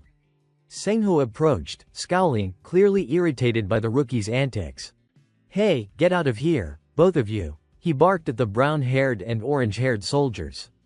Stop pointing, stop gabbing, and quit messing around. Bad luck for you. That bastard's here. Minjun instinctively turned toward the voice, immediately recognizing the authoritative tone. Right at that moment, Sergeant Lee Sengho, annoyed and impatient, stepped forward, his gaze sharp and commanding, ready to take control of the chaotic scene. Taeguk and the brown-haired soldier tilted their heads back, smirking mockingly. Why are you pretending to be exhausted when all you were sent to do was guide the rookies? You did not even get a break with the kids. How many days off have you had? Damn, you won't even answer us. Sengho clenched his jaw, trying to suppress his irritation. 4 days enough, leave me alone. The two finally walked off, but not without tossing a parting barb. You are a dying party anyway, 4 days is way too much. Eat this, jerk. Sengho glared after them, muttering under his breath, they just keep poking me. But I am not scared of them. Minjun watched silently as they left. Sengho then flopped onto the bed, exhaling, and pulled out his phone, rotating it horizontally to check something. A recorded instruction played. As you can see, the volcanic dungeon maintains extremely high natural temperatures that can cause immediate damage. Minjun glanced around, concerned. Even in this tiny room, the pressure ranks are still high. These are not the 80s anymore. Suddenly, Sengho looked up and barked an order. Dongjin, step forward and respond loudly. B. Acknowledged, Lee Dongjin here. He quickly explained the task. Since he is a rookie under your watch, guide him thoroughly. Dongjin nodded in agreement. Yes, sir. Minjun blinked, puzzled. Is this my superior? He thought. Dongjin cheerfully stepped forward to introduce himself. Hello, I am Lee Dongjin. Let us talk after you have eaten. I just got special permission to go to the PX. Minjun's mind raced. Wait. He can't just go to the PX first. Both of them quickly left the room, Dongjin pointing toward a store. Pick whatever you want to eat. Minjun tilted his head, teasing. Are you sure? I eat a lot, you know. Dongjin chuckled and nodded again. Of course. Do not worry, just choose and enjoy. Minjun thought to himself, he is really kind. After selecting his food, the cashier told him the total, 300,000 won. Did he catch a cold? Minjun muttered as he noted how Jun was shivering, but he himself was excited and cheerful. The sun dipped lower, softening the air. Dongjin kindly gestured to the rookie. Eat freely. Minjun munched on his food and asked Han. Normally we are not allowed here, right? You said he got special permission earlier. He took a sip of water, slightly embarrassed. Privates and lower ranks can only come here on weekends. Besides, you still need to be a private first class or higher to use the gym, and at least a corporal to use the PC room. Minjun nearly choked. Wait, only corporals and above can use the PC room, are you kidding me? Dongjin unconsciously sipped his drink, sighing. You probably think it is unreasonable, but that is not something a private first class like me can change. You just need to get used to it. Minjun immediately stopped eating, raising his voice. There is no way to change it. Dongjin nervously avoided his gaze, trying to recall the rules. You need to get promoted to at least corporal. Maybe sergeant at most. It is not easy either. Minjun's frustration boiled over, crossing his arms and refusing to eat. Sitting here quietly, being restricted from the PC room that is already unbearable. So the only way is to rank up. Dongjin scratched his ear, explaining patiently, above all, it is not easy to become a sergeant in the Hunter Corps. I failed promotion exams many times, so I stayed a private first class for 3 years. Embarrassing, is not it? Minjun's determination rose quickly. It is fine. He can do it next time. I need to get promoted quickly to bring him up with me. He scratched his head, smiling. Thanks for encouraging me. Kwangshik hurried over and hugged Dongjin. Who is this, a rookie and a private first class? Why buy so much food? He stumbled slightly, then invited politely, Sergeant Kim Kwangshik, please join us. Kwangshik chuckled warmly. I won't refuse the invitation. He ate freely, not worrying about anything. Minjun observed quietly, sensing that something unusual had just happened as Kwangshik spoke. He chewed loudly as he spoke, his voice carrying across the room. I am not going to comment on your little chit-chats here, but if you can't do anything in tomorrow's weapons training, both of you are dead meat to me. I won't go easy just because you are rookies. You know how to aim properly, right? Dongjin, scratching his head with enthusiasm, replied, yes, I just explained the weapons training to him. In the end, it is only a bit different from the other types. Kwangshik exhaled heavily, irritation clear in his voice.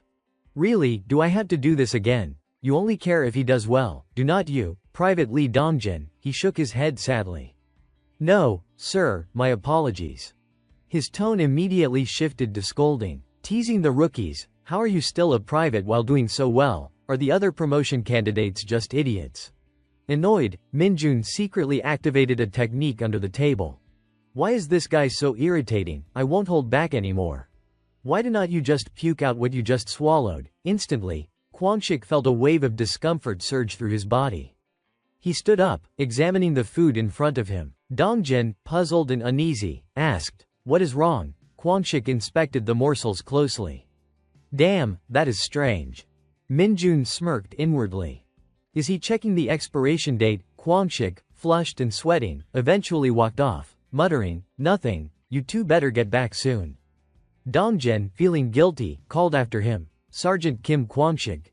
Minjun watched him go, thinking, even a rank E rotten skill can be occasionally useful. Kwangshik clutched his stomach as he ran off to recover. Damn, what is wrong with my stomach? It is not the food, so what is it? Minjun quickly shifted the topic. Private First Class Lee Dongjin, what was the weapons training just now? He remembered with curiosity.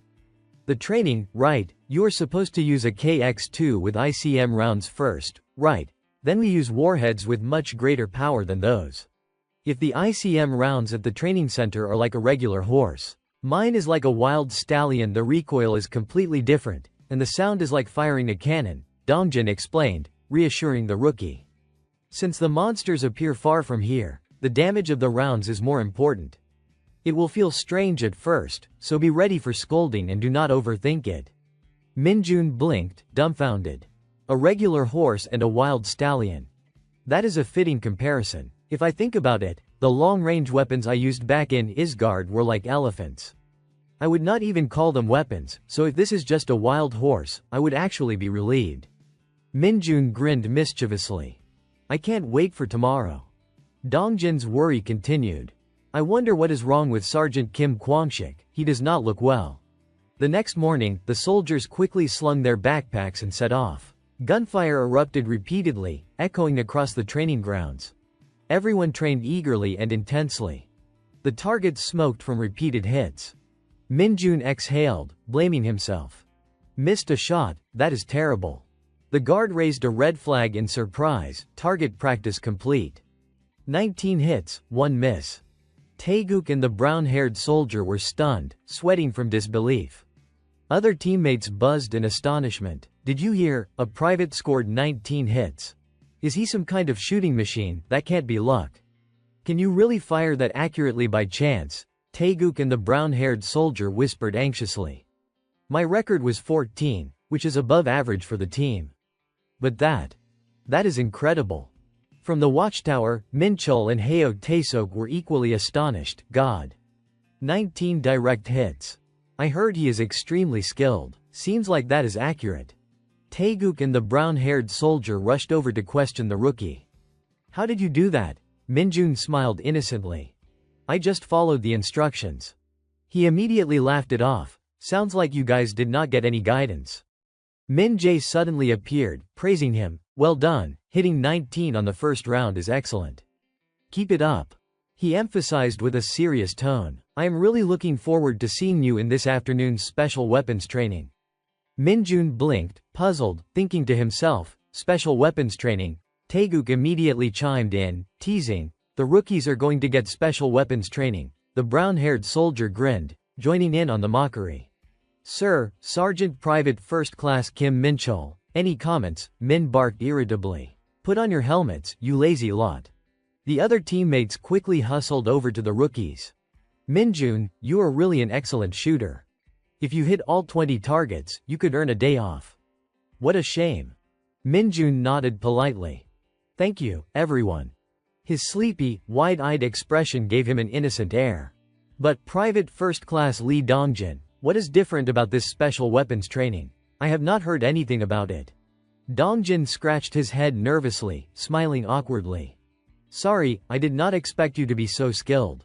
Usually, new recruits are exempt from special weapons training because it takes a long time to get used to our ICM rounds. I will give you a brief explanation, though you are mostly here to listen.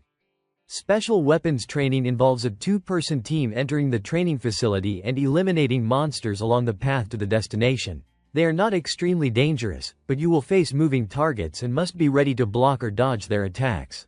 Dongjin emphasized sternly, one more thing, you have to watch out for the civilian target markers that appear unexpectedly. If you hit even one, it counts as a failure no matter how many monsters you kill. Do not worry too much about facing real monsters.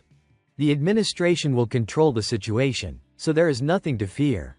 Minjun's face flushed with excitement. Live monsters, that sounds fun.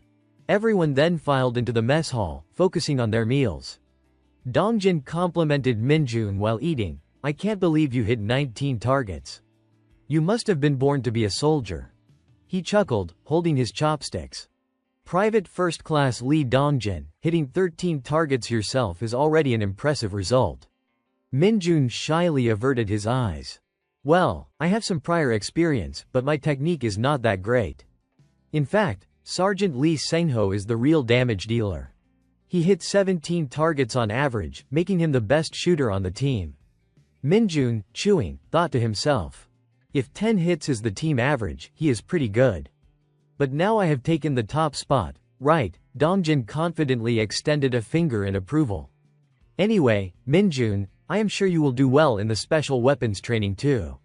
He chuckled and nodded. By the way, Lee Dongjin, you mentioned there would be a two-person team. Why are not you joining me? Minjun asked innocently. Dongjin shook his head, flustered.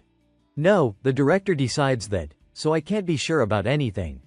Minjun tilted his head curiously.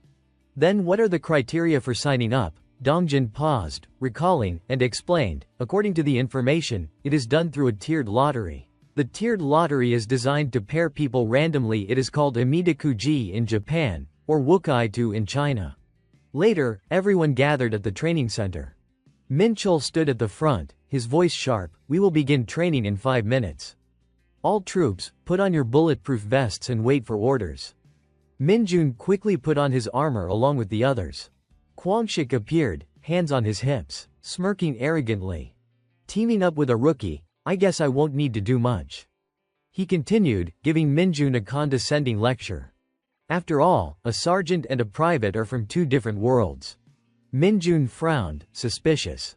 Sergeant Kim Kwangshik, this jerk is on my team. Judging by his expression, he still has not learned any lessons and is acting all cocky. Kwangshik turned back to the rookie. Listen, our team's average completion time is 3 minutes. Your rookie self better keep up. He glared, a threatening smile on his face. Make sure you finish it in 3 minutes, or you will regret it. Minjun stayed silent.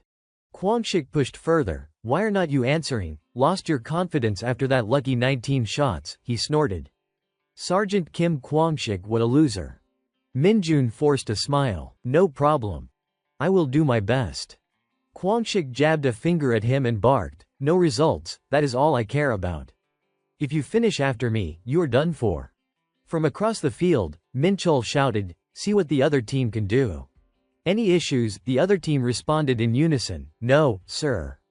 Minchul planted his feet and gave the command. All soldiers report ready. Moongi smiled skeptically. Fire lane 1. Ready.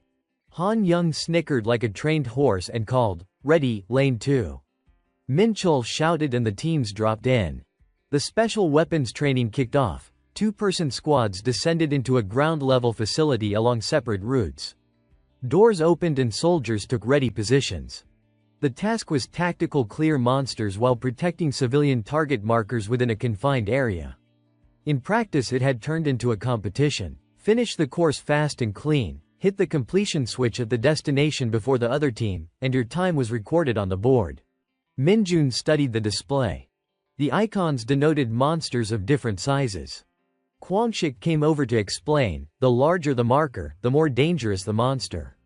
You should know that before you start, right? There are 2 monsters on each path, and which one you face is random. You won't know until you step inside.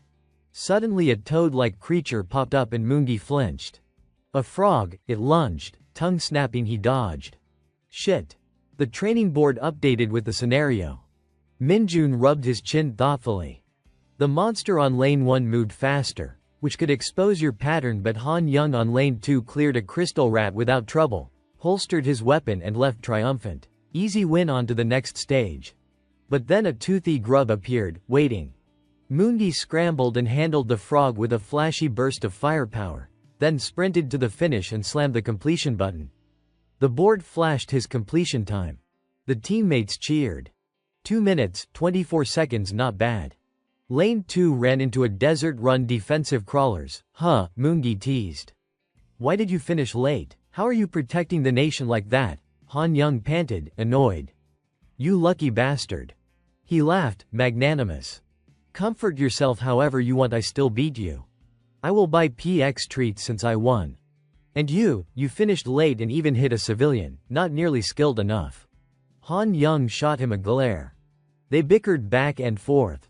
Do not overeat, alright, when did I decide that? Kwangshik, arms crossed, boomed. I guess you two are betting against each other. Minjun's ears perked up. Betting.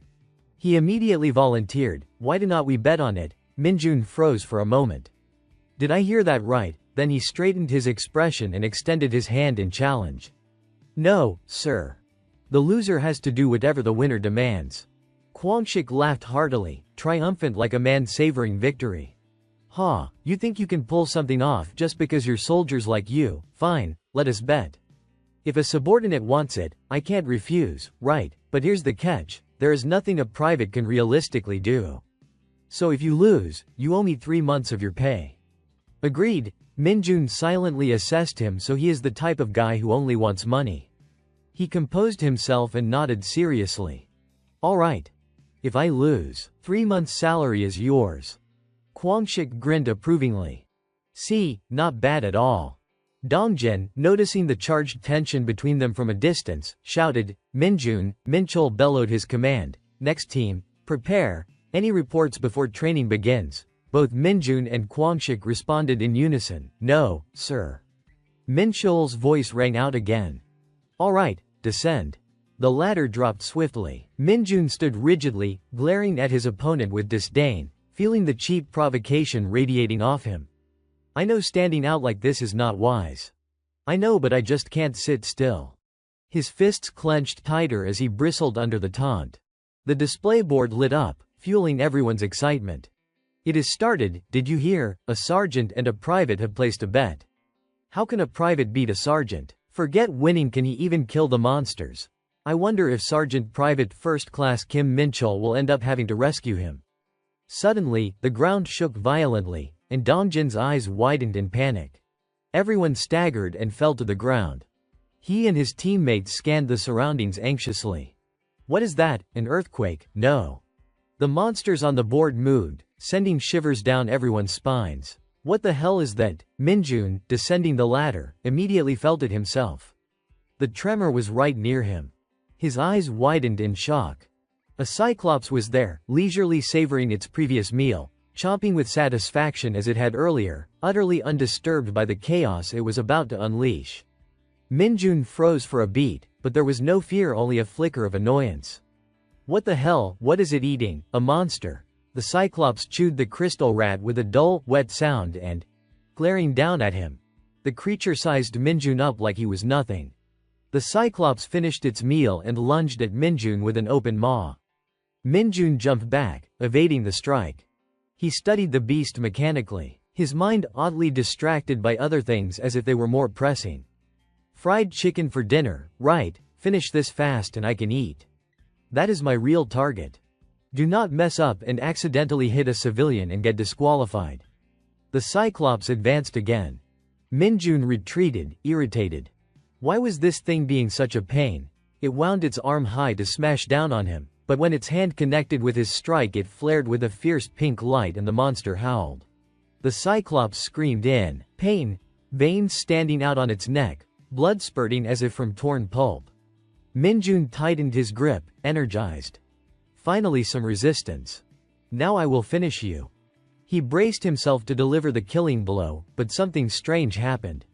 The cyclops' arm began to knit itself back together. A weird blue glow seeped from its wound, and the combat status flashed across the training board. Voices rose in anxious chatter. What is going on? Is the rookie actually fighting? Is there an accident? Min-chul looked on, sweating with fear. That second monster in lane 2 that is a cyclops, also called a devouring demon. Once it uses energy, its regeneration and attack spike until digestion finishes. He blinked behind his glasses, unsettled. But this is odd, it should not attack unless its life is in danger. And it apparently broke free and got aggressive after eating that other monster. What provoked it? Minjun kept hopping and dodging. He vaulted high in front of the cyclops and taunted it, voice loud, reckless. You dumb brute, easy pickings, but this is supposed to be weapons training. He peppered the creature with strikes aimed at its eye, driving it frantic. The cyclops clutched its face, hissing, briefly dropping its guard. Minjun watched the eye closely and pounced. Its eye regenerates slower, I should end it now. Its eye throbbed as it fought to recover. Minjun sprinted in to finish it, but the cyclops' arm reached out just where he would plan to stand. He glanced over, tense. What the hell, how is it tracking me? Can it see where I am, or does it sense something else, sound or energy? He rolled back, dodging cleanly. The cyclops slammed its fist into the ground, swinging wildly. It froze when something continued to wriggle beneath it. Minjun had managed to stay mobile underneath the chaos. He shoved the monster's hand up and laughed. This fight was getting interesting. No way they would use a brute like this for training. I blinded its eye, but somehow it found my position twice. Is it reacting to my dark energy? At that moment the training hall door slammed open. Min-chul sprinted in, weapon in hand, pale with worry. This is a disaster. How did this happen to a rookie? He berated himself. This is on me. A cyclops that uses energy is not something a private should tackle with just a gun. Kim Minjun, do not die. Hold on a little longer. Meanwhile, Kwangshik, confident, barreled toward the finish line, glancing at his watch with smug satisfaction. Okay, I will finish in about 2.5 minutes. That rookie'll never keep up. Just as I predicted, he will fail. Wonder what I will do with his salary, spend it on my leave. His grin froze when he saw Minjun still in the arena. He shouted, "Why are you still here?" Minjun turned, and with a mocking, triumphant chuckle he slammed his hand down ready for the next move. Kwangshik froze in place, sweat beading on his forehead. Min-chul stood silently, taking in the entire scene. He lowered his head to survey the battlefield, stammering, How did he manage to take it down like that? The fight finally concluded, leaving everyone exhilarated and cheering. Voices erupted across the training ground. No one's ever completed the special weapons training in under 2 minutes. That rookie is a monster. Did that private really defeat a Cyclops? I thought there'd be a disaster for sure. Dongjin rushed over, worry etched on his face. Minjun, are you okay? Did you get hurt anywhere? Minjun beamed brightly, unconcerned. Private Lee Dongjin, I am fine. Not a scratch. You all were playing around lightly, huh? How did I beat it? I just followed the method you taught me, like you said.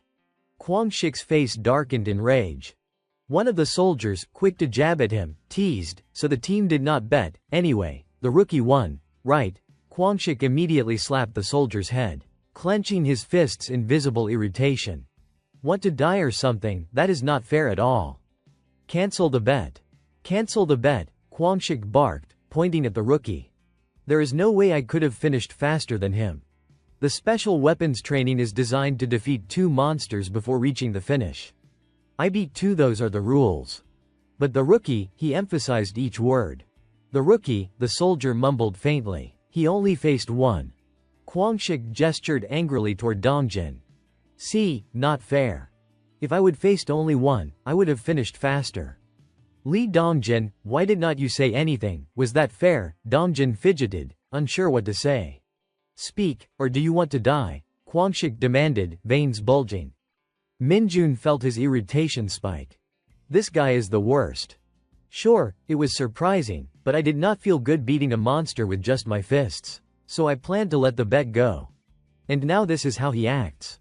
Kwangshik pressed on, threatening, answer me. Lee Dongjin, you are always begging Private Kim Kwangshik, please, let me go. Minjun blinked, bewildered. Why is he picking on Lee Dongjin instead of me? At that moment, Lee Sengho stepped forward calmly. Are not you ashamed? The rookie faced higher risks, he said, unflinching, his voice cutting through the tension. That bastard, Kwangshik muttered under his breath. Lee Sengho continued evenly. Normally, Cyclops are docile, but once provoked, their danger rises dramatically. You think no one noticed he had it harder than you? Everyone froze, speechless. Sergeant Lee Sengho, Kwangshik stammered, immediately silenced. So, you are trying to assert your rank in front of juniors? Lee Sengho asked, brow furrowed. You did it first. Kwangshik flailed, offering a weak excuse. Alright, do not embarrass me in front of the kids. Just kidding, do not take it so seriously. He raised his eyebrows. Kidding. Lee Sengho walked off, deliberately brushing past Kwangshik's shoulder. Everything not going your way is just a joke, you never change. He added with a hint of sarcasm, having a higher rank is great. Private Kwangshik, seeing a stubborn senior suddenly behave obediently in front of you must be surprising. Minjun smirked knowingly. So that is how it is. Kwangshik's face flushed with fury, but he could do nothing. Lee Sengho glanced back, reminding him pointedly. You want to say something? Kwangshik waved him off, forcing a laugh. No, of course not. He tried to provoke further. Exactly, Kim Kwangshik, do not say another word. Meanwhile, Dongjin and Minjun went out to clean up. Dongjin, ever talkative, spoke up. So you are saying Sergeant Lee Sengho was promoted 2 ranks at once? He paused mid-sweep, recounting the past. Yes, it was a special case. He achieved the highest rank in the advanced exam. But even though he could have been promoted 2 ranks, the special exception no longer applies. They would removed it after a case where a sergeant had been promoted and then caused a disaster inside a dungeon. Sergeant Lee Sengho was one of the last examples. Minjun raised an eyebrow, suspicious. So there is no way to get a special exception anymore. Dongjin babbled cheerfully on. There are exceptional cases like if you rescue civilians in an emergency, or if you pull off an outstanding monster hunt. But all of those are pretty subjective. It is best to assume that rule does not exist. No one's been advanced early in ages. Minjun kept sweeping the floor with his broom, but his mind wandered. Subjective, huh? So the commander still has the final say. Even if I do not get promoted, I won't gamble with civilians' lives. Still, this place does feel calm despite monsters popping up daily since the northern military collapse. He sighed, low and annoyed. 2 days as a private is enough. I want to be promoted already. Dongjin grinned, naive and encouraging, "You are doing great now. I am sure promotional comes soon, trust me." He gave a little dramatic sigh. "Oh man, I wish a gate would open right now." A blaring announcement cut through them both. The central paw crackled with urgency. "Emergency alert. Emergency alert. A significant swarm of mid-tier bats has appeared at the oil depot. All hunters are ordered to assemble at the oil depot immediately and erect defensive shields." Dongjin's face went pale. "Again, it is an emergency alert. Minjun, let us go." Minjun's eyes lit up. "Really, mid-tier bats, those little monsters about the size of children. Individually, not a huge threat, but they are fast, and they can spit fireballs. If they show up at the oil depot, the whole base could be blown to pieces." Two gate guards watched the swarm approaching the oil reserve, nervy and uncertain. "How many are there?" One angled his weapon toward the horizon, but scolded under his breath. "Why the hell would they show up here?" The other barked back, trying to be practical. "Are you crazy? Do not fire near the oil depot. What if they hit it?" He lowered his gun, scrambling through worst-case scenarios. "What if they set it on fire before the shield goes up?" Fear made them both pale. "What do we do?" one asked, helpless, scratching his head. "I do not know why the hell they came here." Minjun stepped forward quietly and offered, "I will draw their attention." The two soldiers blinked, recognition dawning. "Are not you that private from 2nd Battalion?" Panic spiked when they saw Minjun head out with no gear. "Hey, what are you doing? You are not carrying any equipment. Come back," one of them scoffed, then added, "What gear? Who is gonna get it?" When the very people who could get him promoted were waiting for him, when a solo private could single-handedly stop an emergency that might blow up the entire camp, how could he refuse the chance? He would sweep up all the XP bonuses too. Why not? Minjun summoned power into his palm with a confident grin. He remembered the way he would battle the Cyclops, tasted the surge of dark energy. Now, mid-tier bats were swarming down, streaming toward the oil depot in a frenzied wave. He stood beneath them, grinning like you would expected, smug as hell. "These bastards are reacting to my dark energy," Minjun said, eyes lifted in a kind of telepathic calm. "Then you all belong to me." Another squad of soldiers charged out toward the fight. Sengho shouted from the back, "Move, do not damage the equipment." Suddenly they all froze, clogging the route behind them. The squad commander barked, incredulous, "Why are you stopping out there? What is going on?" He looked like he could not believe his own eyes. Sengho drew his weapon and barked again. "What are you doing, standing there gawking? Set up the defense shields now." Minjun reported calmly, "Sergeant Lee Sengho, sir. The thing is, Private 2nd Class Kim Minjun." As Sengho's shout cut him off. "What?" Sengho grabbed the moment and ordered, "You idiots, one private is drawing their attention, and you are just watching. Move." The men snapped to attention in a chorus of, "Sir, yes, sir." Meanwhile, Minjun was casually tearing the mid-tier bats apart with his bare hands. He exhaled and wiped sweat from his brow. "This is taking forever. I have to rip each one apart by hand. There has got to be something useful, right?" From a distance Sengho came running and hollered, "Kim Minjun, you idiot, lower your pride and fall back. What do you think you are doing? You do not even have a ballistic vest on." Minjun, already channeling inner power, shrugged and shot back, "Lower my pride. They are all mine. Do not you ever even think that." He spotted Sengho's stun baton glinting in the sergeant's hand and laughed, intrigued. "Ooh, that looks fun." Suddenly Sengho went pale and doubled over. He ground his teeth. "Damn it, why is my stomach twisting up right now?" Minjun pretended to hover in concern. "Sergeant Lee Sengho, sir, are you alright? Do you need help?" Sengho clutched his gut and tried to answer, "I am fine." Then, through gritted teeth he added, "Are you sure? Then let me borrow that baton for a sec." Sengho refused, insisting, "No, fall back." Minjun grabbed the baton anyway and flashed a self-satisfied grin to his teammates. "Do not worry about me. I will be back once I clear them. This is great, an electric fly swatter." He turned back toward the flaming mid-tier bats. "Let us go." Each bat he struck convulsed under the current. He happily slaughtered them one after another, not an ounce of fear in him. Sengho craned his neck, watching stunned. "Is that kid overpowering the mid-tier bats?" The others glanced up to the sky and gasped. A blaze-marked bat swooped through, screaming fire from its maw, an alarming sight. Sangho barked orders at the troops behind him. Fire, open up. I will take responsibility, just shoot. The soldiers scrambled, flustered but obedient. Yes, sir, they raised their guns. But one of them noticed something odd. Minjun had leapt onto the back of a flaming mid-tier bat. Hey, how did he get up there, and just how high did he jump? Before anyone could answer, Minjun slammed down onto the creature's back with a brutal strike. The crowd watched, slack-jawed. That night, people sealed up their defenses and carefully activated the protective barrier. A bluish dome bloomed around the compound.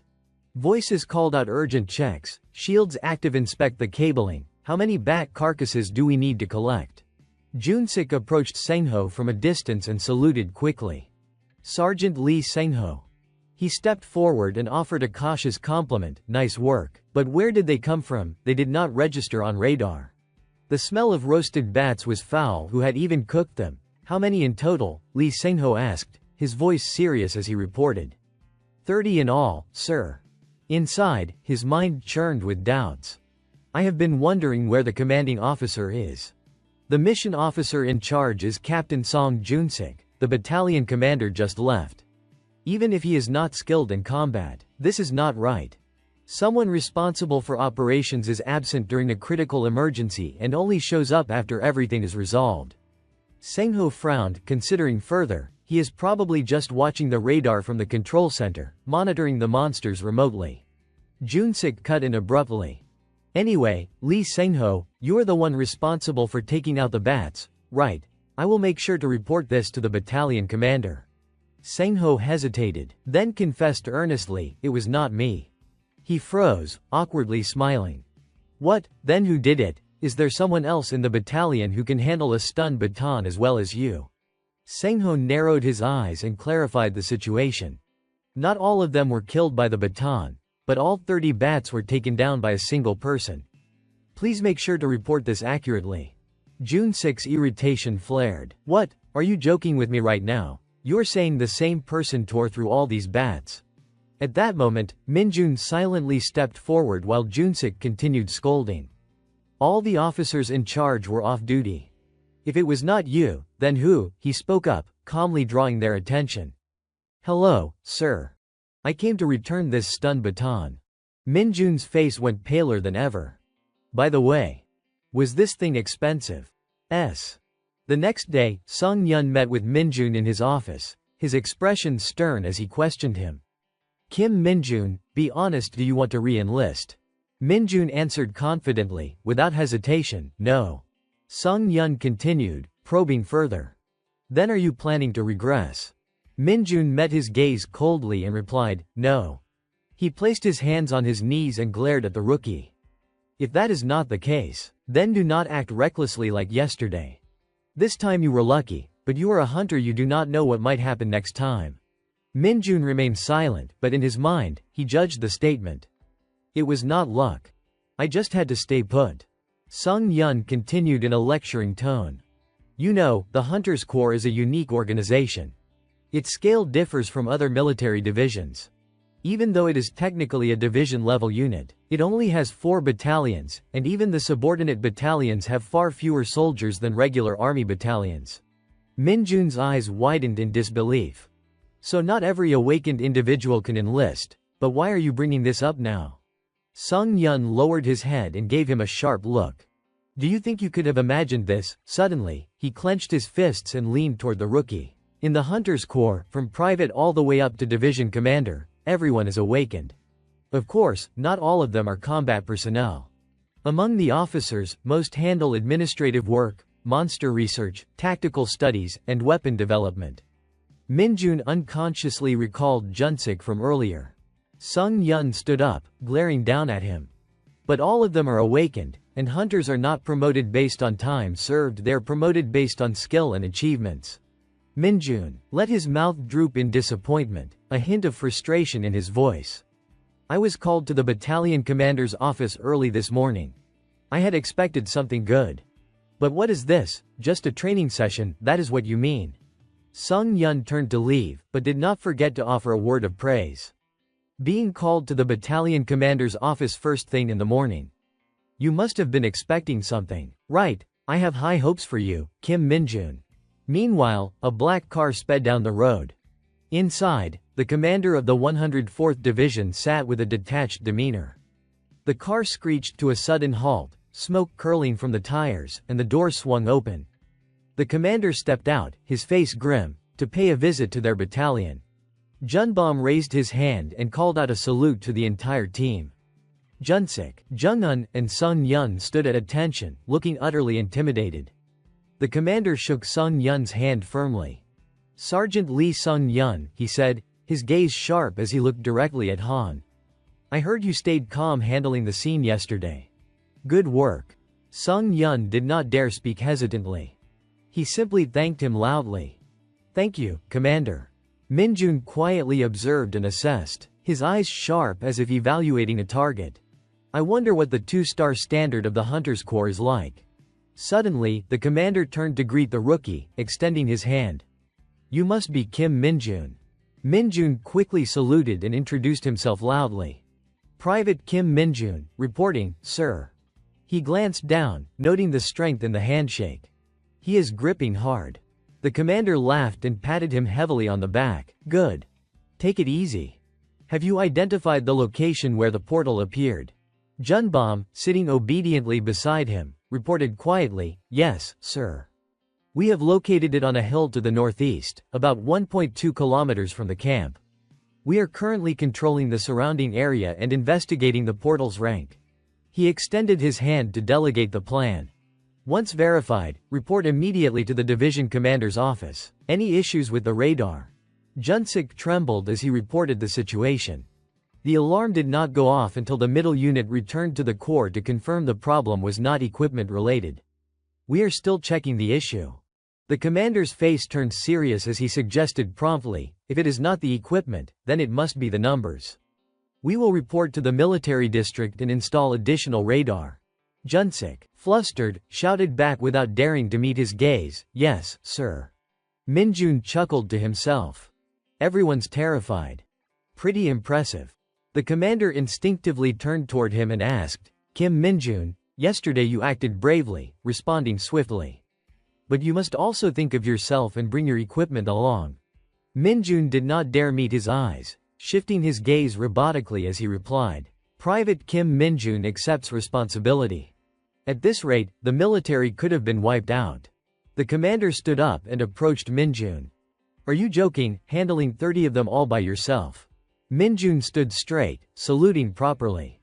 "Yes, sir." The commander clasped his hands behind his back and continued praising him. "Had you not reacted so quickly, the fuel depot might have exploded." "Very good." Taeho and 2 other soldiers were sweating profusely out of fear. The commander quickly removed a rank insignia from his own uniform. "The division commander will present you with a gift." He affixed it to Minjun. "Congratulations on your promotion. Normally, this requires several rounds of evaluation, but soldiers who achieve overwhelming results are rewarded." Minjun grinned broadly and saluted with enthusiasm. "Private Kim Minjun, thank you, sir." The commander then turned to give an order to Junbom, standing behind him. "Battalion commander, this soldier will be granted 3 days and 2 nights off." "Understood, sir." Minjun was so shocked he nearly jumped. "I did not expect a promotion." He smiled brightly inwardly, excited that he could also rest. Army life just keeps getting more interesting. Afterward, Minjun and Taeho left. Minjun went ahead, leading the newly promoted private. Taeho praised him with a smile. "Good job, kid. You have only just arrived and already achieved something impressive. Thanks to you, I even get credit." Minjun nodded gently. "Thanks." Taeho quickly changed the topic. "First time in the army and already getting time off. What are you planning to do when you are out?" He smiled innocently, thinking to himself, "Me." Minjun quickly ran out, excitement radiating from him. He arrived at the front of an internet cafe, his expression more thrilled than ever. "Of course, the internet cafe," he said, a satisfied and self-important grin spreading across his face. "Besides, at home, all internet in the controlled area is cut off. I have to make the most of these 3 days and 2 nights." Seijin ran up to the curb, shouting, "Big bro, you are here." Minjun, holding a beer, asked innocently, "You are here again?" Seijin scowled. hands in his jacket pockets. Big bro, do not mention it. Those lousy soldiers. I did not even go into that cave. I was just collecting some mushrooms around it. They blocked me, but I gave money to the mountain owner, and he approved it. Let us have a drink. Minjun declined politely. No, I am driving. The hunters entered before it was prohibited. I heard there is toxic gas on the mountain. Sejin's mind went blank at that. You will run into trouble if you go in. He raised his voice to warn but still looked anxious. Just wear a gas mask, and you will be fine. Minjun asked casually, where exactly is it? At that moment, the two realized that Minjun had overheard everything. They froze, staring at each other. Then Minjun took Sejin on his bike toward a remote mountain area. He asked hesitantly, can we find it from here? Ah, yes. Thank you for bringing me here. Sejin said politely with a bright smile. Thanks for waiting, he added, placing his hand on the glass and chatting for a moment. Even if we go further, the army will block the road. We can't proceed. Are you really planning to handle it on the mountain? Minjun looked up, serious and determined. Yes, probably by tomorrow, I can go up the mountain. They both glanced at the insignia of a private on his uniform but said nothing. Then Sejin drove off, waving his hand. Be careful. And if anyone asks, do not tell them we brought you. Minjun laughed loudly. Do not worry about it. As Sejin's bike disappeared, Minjun looked up at the mountain, shrouded in a pinkish haze. Leaving the internet cafe behind to head here. That familiar scent. It really is them. Minjun laughed and looked toward the sky. Two soldiers above were shielding their faces carefully, standing guard. Minjun observed from above. The mountain gate was secured, but the dungeon area remained loosely guarded. If I stand out too much as a private, it could be a problem. Minjun used his impact absorption skill, which radiated outward and affected the two soldiers nearby. They staggered back, holding their stomachs, and muttered to each other. Why does my stomach suddenly hurt so much? Mine too. You too, the soldier next to him whispered anxiously. I will try to hold it in a bit. Sorry, but I do not think that is going to work. Anyway, no one else is coming here. Go handle it, should only take about 5 minutes. The soldier nodded immediately. Understood, sir. The cave entrance was deserted. Minjun quickly jumped down and slipped inside, his excitement reaching a peak. Every step he took, he pressed his hands to the ground, feeling the energy around him and marveling. Why is not there any trace of monsters? But the magical energy is so dense. Well, that works for me. He extended both hands to absorb the surrounding energy, laughing out loud as he devoured as much as he could in the cave. The status window popped up repeatedly, magic power increased by 1 point. Minjun exhaled with relief. It increased. Another notification appeared. Absorbed mana has reached the required standard. Corruption enhancement activated, Night Walker. His face flushed with delight. Lucky break. The status window now displayed a comprehensive summary of his character information. He examined it happily. Unbelievable. It even includes a free magic usage skill. A summoned beast in the form of a Night Walker shadow. Its special ability allows it to hide within shadows and assassinate targets. This is actually quite useful. Back in Isgard, maintaining a summoned creature required feeding it an equivalent amount of mana each cycle. Then Minjun spread his legs and shouted, appear. One summons worthy of its cost appeared. Night Walker emerged, tiny arms flailing, letting out a furious roar. Minjun stared, dumbfounded. What is this, another spatial transformation punishment, or is it because my mana stat is too low? Either way. This is ridiculous. Where did this scrawny, nearly melting creature come from? Wait. Is it small size because it can hide in shadows? The creature spread its tiny hands, looking up at him and whining. I am hungry. Afterward, Minjun returned to the training camp, saluting seriously as he reported, Private Kim Minjun has returned from his leave. Everyone quickly gathered, murmuring and gossiping. Who is this? Is not he the hunter whose lowest ranking private term ended the fastest? I heard the division commander personally gave him leave and pinned on his new rank. Yes, that is right, he confirmed, then suddenly remembered his friend. Minjun immediately turned to look for Dongjin amid the excitement of everyone around. You are amazing, I recognized it right away. Dongjin exclaimed, stepping forward and presenting a gift. I bought you a bottle of lotion. Here, use it. Dongjin's eyes lit up. For me, you bought all of these, thank you so much. I will use it well. Kwangshik entered from the doorway, hands in his pockets. Just back from overseeing troops abroad, such camaraderie. Touching. He frowned and asked irritably, did you get what I asked for, Maxim? Minjun smiled and casually handed it over. Yes, here it is. Kwangshik's eyes darkened with anger. Meanwhile, Dongjin laughed brightly, teasing, if he keeps leveling up like this, I will have to treat him really well, huh? He nodded in agreement, of course.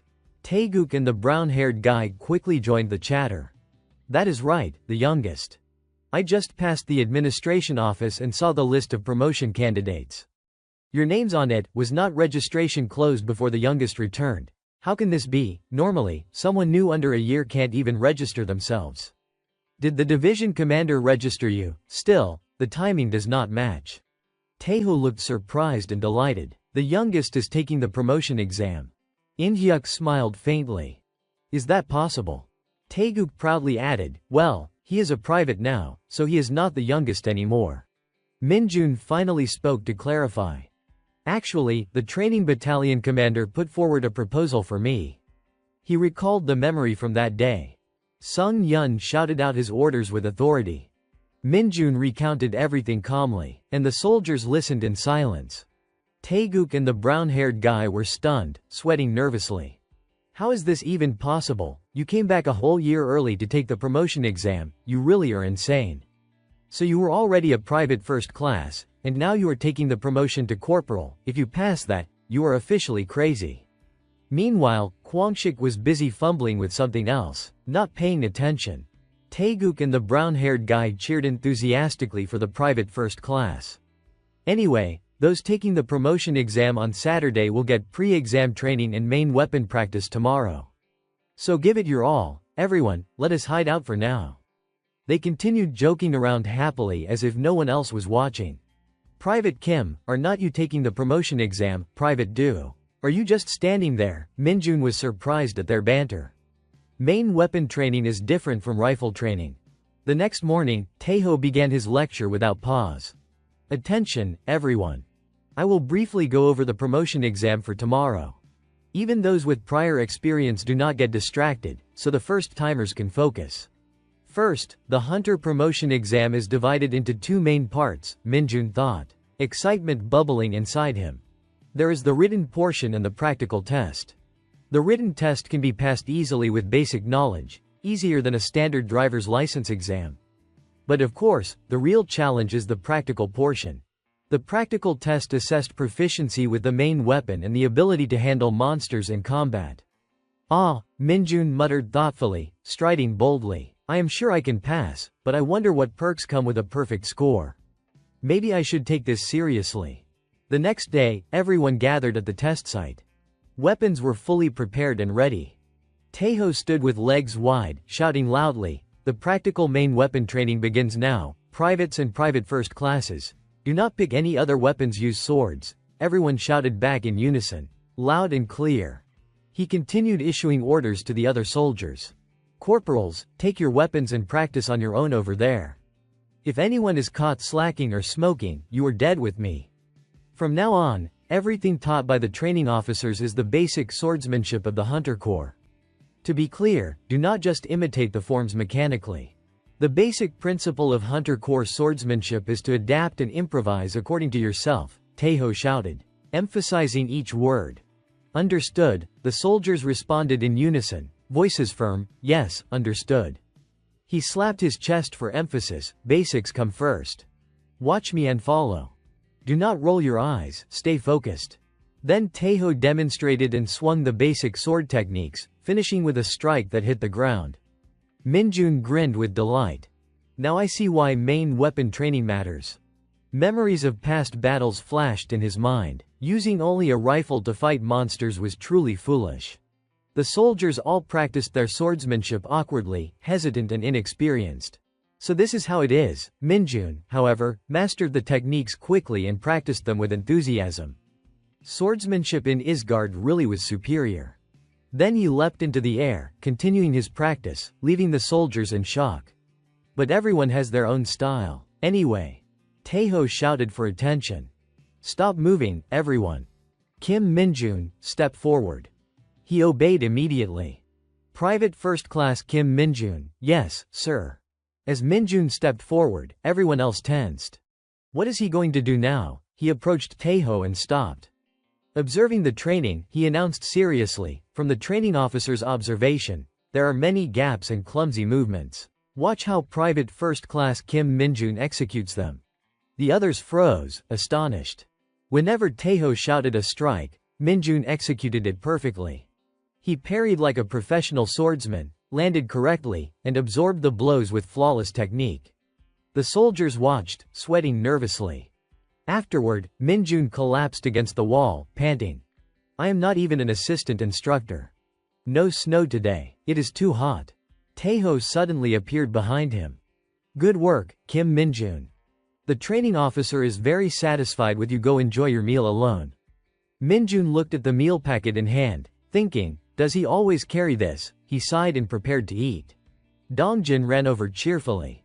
Minjun, he said shyly, I watched your sword demonstration closely. Could you, during your break, show me your stance? Minjun looked at himself in surprise. Me. Dongjin quickly explained, I know today is your first time training too. Your main weapon is a sword, but I am still not satisfied with how I handle monsters. You do not need to feel burdened, but could you help me? Minjun smiled faintly and remained silent for a moment. If you need my help, I have to help. He then ate while observing his teammate, clearly noting the effort he had put into practice. This is true hunter core swordsmanship. The problem is not in the movements. What Private Lee Dongjin lacks is. Minjun's face turned serious. Confidence. I am an expert at correcting that. He recalled a memory from when he was young. He is watching. Then Minjun smiled mischievously. Right, but this is not the time yet. When the time comes, I will help him become a top-tier hunter. On the Saturday of the promotion survey, the soldiers were still leisurely watching television. Some played basketball for fun, while others relaxed with a game of Go. Suddenly, a voice blared over the loudspeaker. This is an announcement from the administrative officer's office. Hunters scheduled for the promotion assessment, please proceed immediately to the military training area. Repeat, all hunters scheduled for the promotion assessment, report to the training area immediately. The announcement startled everyone. Minjun smiled as he heard the repeated message. Hunters scheduled for. Confidence surged within him. It is time to become a non-commissioned officer. Very quickly, everyone assembled at the training ground. Chulman took a deep breath and raised his voice. Is everyone gathered? I am Lieutenant Kim Chulman of the 2nd Company, 2nd Squad. Today I will be your instructor. I expect everyone to listen carefully to my instructions. First, report the rank of each of your team members. The vehicle moved swiftly to the assembly point. Chulman carefully reminded them, act promptly and orderly. Once all the soldiers were aboard, he continued the briefing. As you all know, the promotion survey will take place at Division 105. Now we will proceed to Gapyeong, where the survey will be conducted. You may review your practice questions during the trip. Everyone on the bus wore tense expressions. Minjun overheard 2 soldiers talking behind him. Hey, did you hear? 4th Squad is also coming to the promotion assessment today. What, so today we get to see some girls? The one who spoke first, Donggik, looked visibly excited. I can show them my expert weapon skills. I have been practicing all year just to impress the girls. A soldier nearby agreed, maybe they will even ask for your number. That would be a problem for me. Minjun smiled at their enthusiasm. That is right, give it your best shot. As the bus neared its destination, they enjoyed the sight of a serene, clear stream along the way, easing their nerves. Soon, they arrived at Division 105 in Gapyeong, the division headquarters. 4th Promotion Test, Written Examination Room 7. Inside, all the soldiers sat neatly, taking their tests. After the exam ended, Minho announced irritably, everyone passed except for Choi Jungwook from 2nd Company, Division 104. All hunters except Choi Jungwook, please proceed immediately to the practical testing room. He stammered under the teasing laughter of the others. Everyone poked fun at the one who had confidently expected to impress the girls. Are you naturally stupid, or did you practice just for fun? How could you fail the hunter written exam, which is easier than getting a driver's license? Sorry. Minjun walked on calmly, ignoring their laughter. From the back of the crowd, a familiar figure appeared. Sun Yun-so. She was also taking the test. Cholju cleared his throat to address the room. Everyone here has worked hard to be present today, including the examiners. Division 105 welcomes you. I am Lieutenant Lee Cholju, and I will oversee the judging for this promotion test. Our goal is not just to find candidates worthy of promotion, but to ensure all three divisions are considered fairly. Healthy and fair competition. The soldiers listened to his long-winded speech with some fatigue. Why do not we just start the test already? I am getting sleepy. He added in conclusion. Finally, this year's promotion test includes candidates under a special exception. They are Private First Class Kim Minjun from Division 104 and Private Yun-so. Yun-so perked up at this announcement. Cholju continued, leaving Minjun slightly confused. Although they have been hunters for less than a year, there is still someone else besides me. Everyone present already knew about Division 104. Make no mistake, there should be no misunderstandings. The soldiers immediately started murmuring among themselves. Even Junchol could not help nudging the guy next to him. I heard the rumor that if you sign up for the front lines with a sky-high score, you get put on the exception list. Back when I enlisted, a few kids got offers like that and all of them turned it down. If it is Division 104, then one of them already made Private First Class. Right, that would be Kim Minjun, would not it? Sun Yun-so scanned the ranks at once, looking for the person in that rumor. She spotted him by his name tag. Minjun happened to glance her way. Their eyes met for a second and she flushed before looking away. He acted like nothing had happened. Cholju encouraged the troops, do your best, everyone. That is all. The next officer stepped forward and introduced himself. I am squad leader Jung Sangchol. Now we will begin the tests for strength, resilience, and overall fitness. First up, the strength test. Nothing complicated, just push the tester backwards. Their opponent was Jaiho, a big, heavily built man. Minjun's mind drifted back to an all-too-familiar line from his past, if you can move it, you pass. He sighed as if bored by the predictable format. Why are all these tests the same? It is ridiculous. Sangchul laid down the rules, you each have 1 minute. Scores will be measured on the hour scale. The top score gets a 10-meter bonus. Those called by name will start first. First up, Private Kim Jinhyuk of Division 103, step forward. The named soldier stepped up, brimming with fighting spirit, throwing everything he had into his shoulders against Jaiho. His face flushed crimson with the effort, but Jaiho barely budged. With a casual shove, Jaiho sent him flying backward. Sangchul calmly recorded it, Kim Jinhyuk fail. He reminded them, I will say it again. Anyone scoring below 40 on this test will be automatically eliminated from the promotion assessment. A chill ran through the room. We are screwed, people muttered. The next candidates took their turns. Jang Wonho 10 points, eliminated. Lee Miju 20 points, eliminated. Jaiho stood immobile, apparently unmoved while the others gasped out. Damn. Jong Juna fail. Jang Doan 15 points, eliminated. The board filled with failures like a blunt instrument. These bastards, someone grumbled. Then the room went quiet with surprise. Sun Yun-so, Division 104 50 points, pass. Cheers and startled whispers rippled. Yun-so stepped down, breathing a little easier, while Jaiho blinked in disbelief. The exam hall buzzed. Is that Hunter Yun-so? She is legit. No way, that power must be genetic. Her father's the brigade commander or something, right? Damn. Look at that cold stare. I would die if I had to stand that close. She ignored the chatter, turned her face away, and walked off. Minjun watched her and thought, so she is one of the exceptions like me. Sangcheol's voice cut through and called the next name. Kim Minjun of Division 104 stepped forward. With a half-jesting flourish he moved up.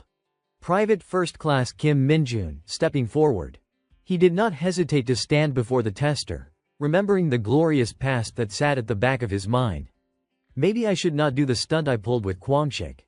But if I can shove him past 10 meters, maybe I will get bonus points.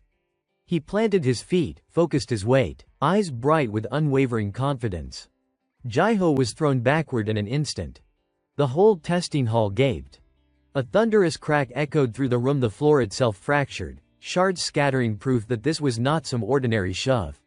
Jaiho struggled to maintain his stance, and the floor beneath them groaned and sank under the pressure, leaving deep dents in the surface. Both he and Sangchul stared in disbelief at the overwhelming force. Amid the cracking floorboards, Sangchul stammered out the score: Private First Class Kim Minjun 100 points. Sun Yun-so could not hide her surprise as she glanced at Minjun. Even as his back disappeared from view, he continued to capture her attention. Wait, so there is no bonus points? The test pressed on. Private Yu Yunhua 20 points, eliminated. Some soldiers were sweating profusely. Others groaned in pain and frustration. This is brutal. Sangchul cut through the tense air. All right, everyone, quiet down. We will end the strength test here. Next up is the speed test, no breaks in between.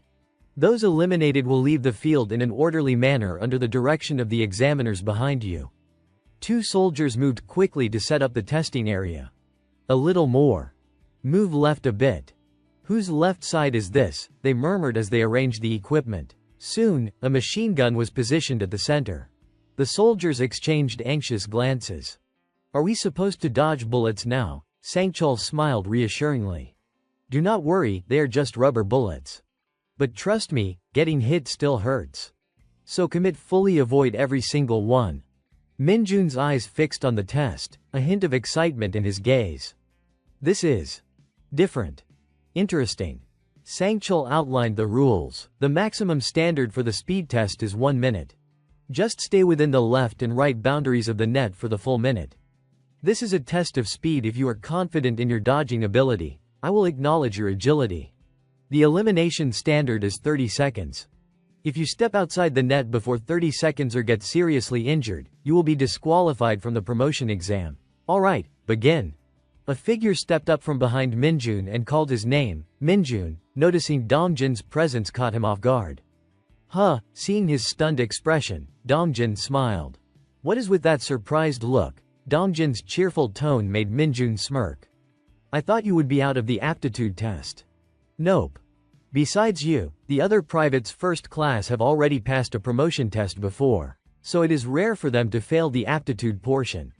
The elimination standard is the same as last time. There is one thing though, the promotion points here are higher than before. So getting promoted will be a bit tougher. Dongjin shared some hard-earned advice. Compared to that, Minjun. These rubber bullets basically fly at standard speed, so do not rely on your eyes alone to dodge. The key is predicting their trajectory by closely observing the gun's movement. Minjun nodded quietly. I see. At that moment, a soldier got hit and cried out in pain. The rubber bullet struck his head, and he collapsed, clutching it to keep the syrup-like substance from spilling. Despite the tense situation, Sangchul remained cold and professional. Private Gitae eliminated. Exam personnel, take the injured to the medical room immediately. Minjun watched, pondering the scene. Already eliminated at the first stage. Is the pass rate really this low? Recalling his past experiences, he reassured himself. Even so, this difficulty is still not enough.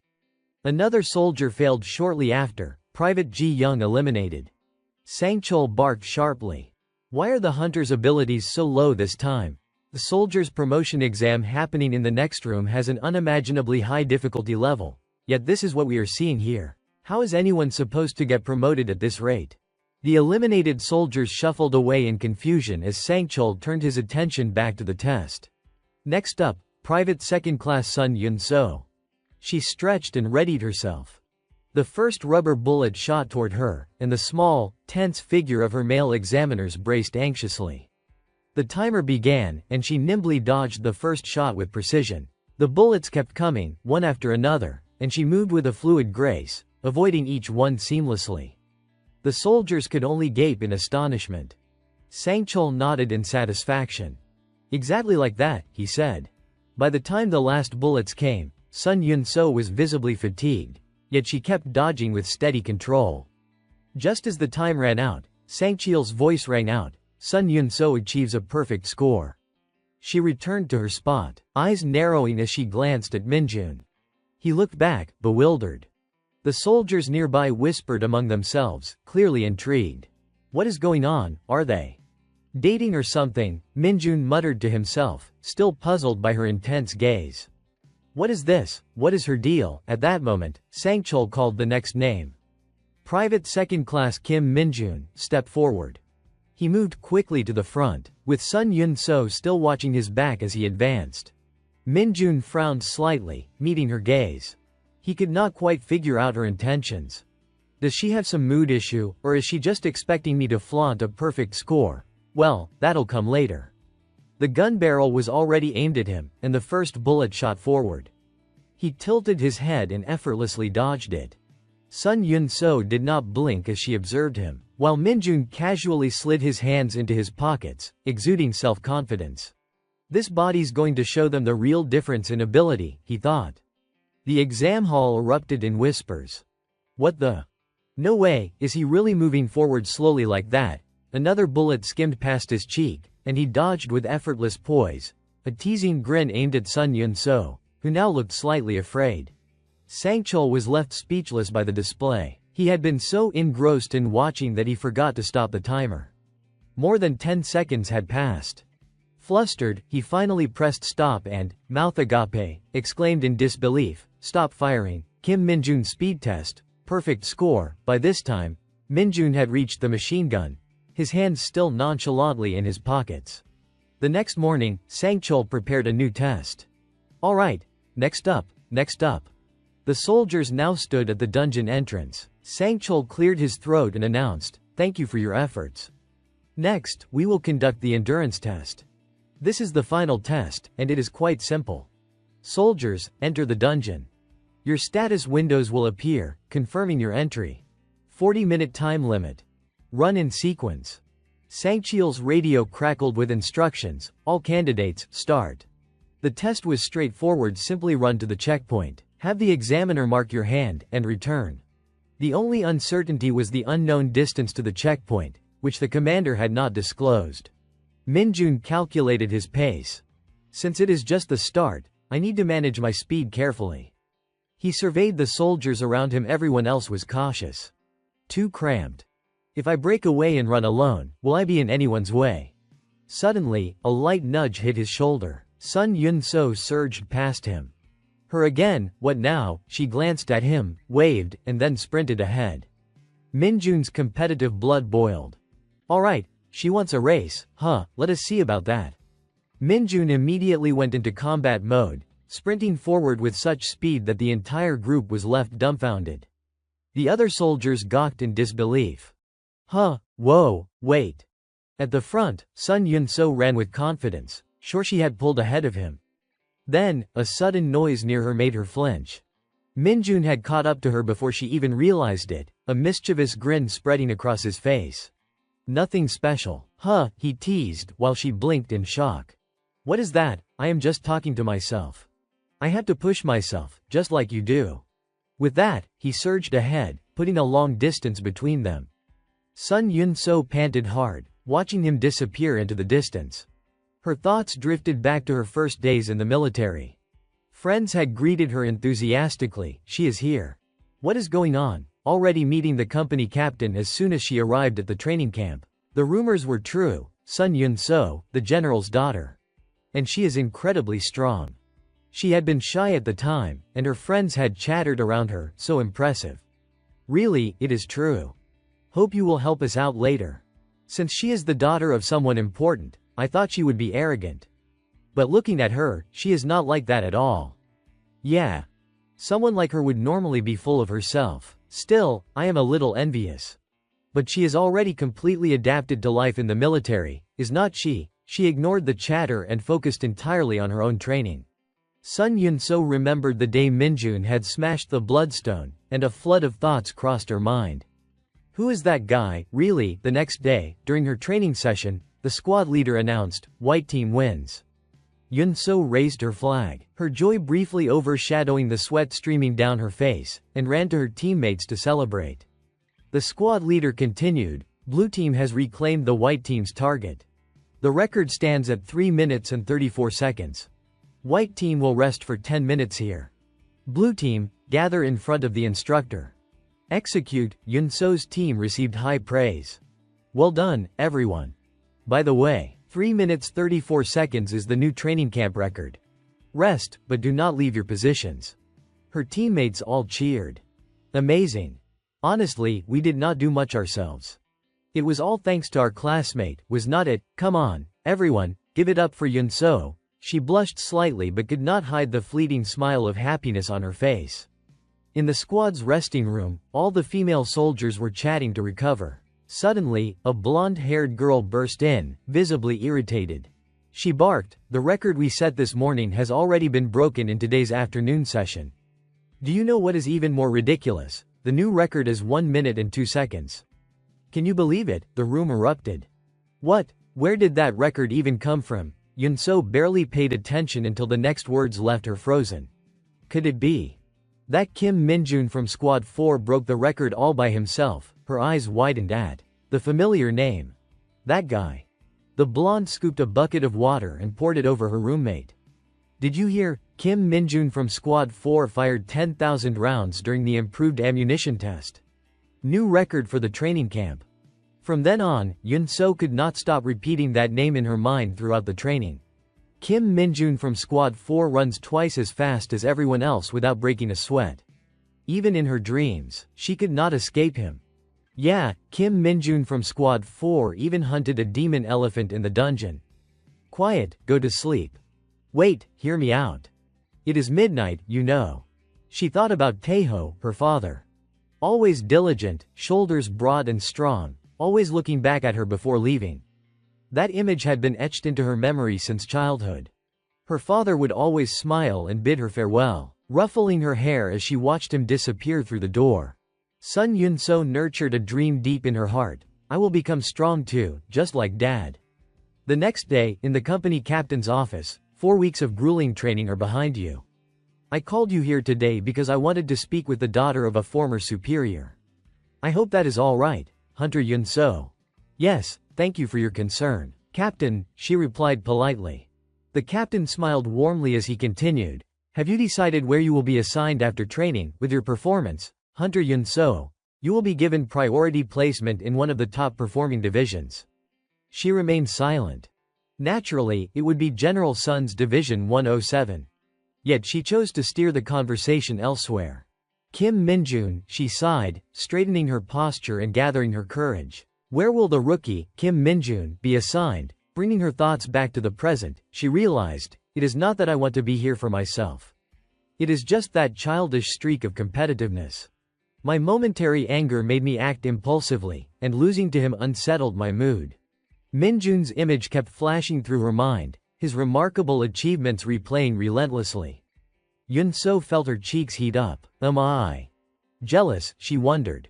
Running through her thoughts, she reminded herself, first, admit it, Sun Yunso, you want to become stronger, not necessarily the top dog.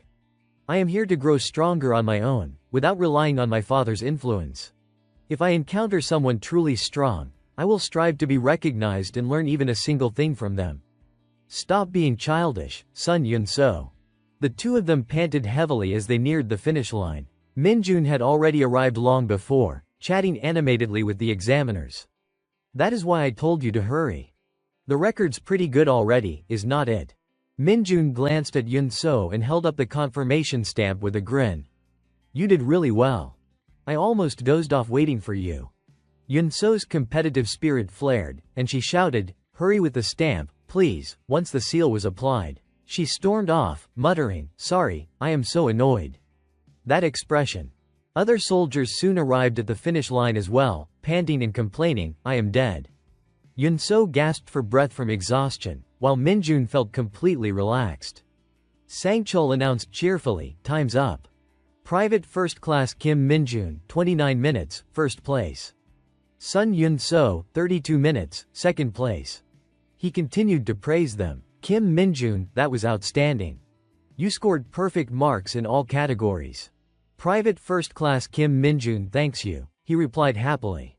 Sangchul turned to the remaining soldiers, all testing stops here. Hunters who passed, after eating for 1 hour, report to the training ground. The soldiers responded in unison, understood. Yes. Acknowledged. Yun-so picked up her shirt from the ground, not forgetting to glance at Minjun. Coincidentally, he looked back at her and even stuck out his tongue teasingly, leaving her flustered. He noticed his friend and quickly moved on. On the way, the two chatted cheerfully. You made it through this test too, huh, how embarrassing. Minjun, Yun-so smiled and exhaled in relief. She realized to herself, in the end, it is only me who got provoked. Well, I lost, so there is nothing to argue about. She looked up, feeling the sunlight on her face, and quickly returned to a serious mindset. Yun-so walked back with the entire squad to rest. At Division 105's base, Practice Center 2, a large mace slammed into the ground, and a group of goblins rushed toward Dongjin. A green goblin bared its teeth hungrily, while a blue one advanced step by step. Dongjin swiftly took down the green goblin, wiping sweat from his brow, his expression showing the strain of continuous combat. The blue goblin pressed forward, and he smoothly spun his sword in hand. Suddenly, another goblin appeared behind him. Panic flickered across his eyes as he found himself caught in a pincer. One goblin swung its mace toward him, but thanks to quick reflexes, he blocked it in time, kicking it away with all his strength. The goblin behind bared its teeth and lunged, relentless. Dongjin twisted his body, narrowly dodging the goblin's mace swing. At the same time, he swung his weapon, sending green goblin gore flying. Yet, the goblin still refused to give up. As he gasped for air, it glared at him with lethal intent. Its comrades had also arrived to lend support. Minjun reflected on the previous encounter, pondering each moment carefully. The second part of the practical exam, also known as the Special Weapon Proficiency Test, is actually simpler than I expected. All I have to do is demonstrate the skills I learned in the Hunter Corps for the examiners. That is it. Once I follow the sequence correctly, the test is done. Strength and agility in individual movements do not even matter. Obviously, I will get full marks. Most candidates had chosen swordsmanship for the exam, and among them, Private First Class Lee Dongjin had scored very high. Minjun remembered Sangcheol's praise for Dongjin, but the look on Dongjin's face betrayed some hesitation. Minjun observed him closely. As expected, he struggles in real combat situations. In the final part of the test, known as the monster handling section, lower-ranked privates had to defeat 4 hunting dogs, while top-ranked privates were required to take down 3 goblins using their chosen special weapon. In a real fight, Dongjin had sent the goblin in front of him flying, gore splattering everywhere. The goblin was now on its last legs. Dongjin raised his sword and, with a decisive motion, drove it down. The goblin lay motionless, unable to resist. Sangcheol sighed in disappointment. Private First Class Lee Dongjin, you took 7 minutes and 52 seconds to complete the monster handling test. Return to your spot. Dongjin panted heavily in frustration as he shuffled back, still gripping the goblin-slaying sword. Minjun watched him thoughtfully. He had had several opportunities to strike the goblins himself but had hesitated each time. He recalled how Dongjin would sometimes let goblins slip past within reach. Minjun began to speculate, does he not trust his own strength? He watched Dongjin's retreating back, the expression on his face tinged with regret for not performing well. Then Sangcheol called out his name, Private First Class Kim Minjun, come to the field and get ready. He stepped forward with complete confidence. Watch closely and learn, he said, adopting a combative stance. Today, I will show you what happens when you let your habits get in the way, and I will prove it as a private. The other soldiers stared at him in disbelief. Even Yun-so and Sangcheol were surprised. Minjun had chosen a spiked baseball bat as his weapon. His face radiated utter confidence. Sangcheol's worry deepened.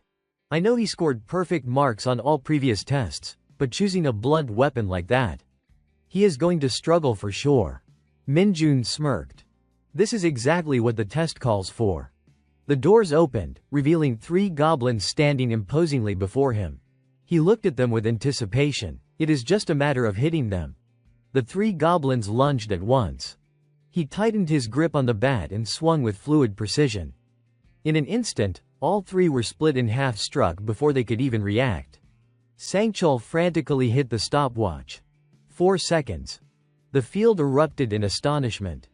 Is there really someone this skilled in Division 104? He scored perfect marks on all the practical tests and he is only a private first class. The soldiers cheered in admiration. Sangchul and Yunso beside him were still trying to recover from what they had just witnessed. Minjun glanced up at Yunso. She froze, startled as their eyes met. He gave a victorious smile, then struck a flashy pose, as if to say, "Look at me." Sun Yunso stood there, stunned and skeptical. Who on earth is this guy? As the sun set, the test finally came to an end. Cholman praised the troops, "Great work, everyone." Especially Kim Minjun. He stepped forward confidently and saluted the soldier. "Corporal Kim Minjun." He slapped Minjun on the shoulder and laughed heartily. "Lucky kid, you got promoted so fast you probably forgot your own rank. Keep it up. I was worried since you were the only one in our company to get promoted this time." The company commander was thrilled when he heard the report. He said he would never seen a private first class score a perfect mark on the practical exam. The other soldiers flowed in to congratulate him. "Nice work. If you had not passed, the whole squad might have been toast. Is that not a big deal? Do not go bullying us when you are a sergeant someday." "Okay, that fast promotion was insane." Minjun accepted the praise with a smile. "Yes, sir. I will do my best." The unit moved out.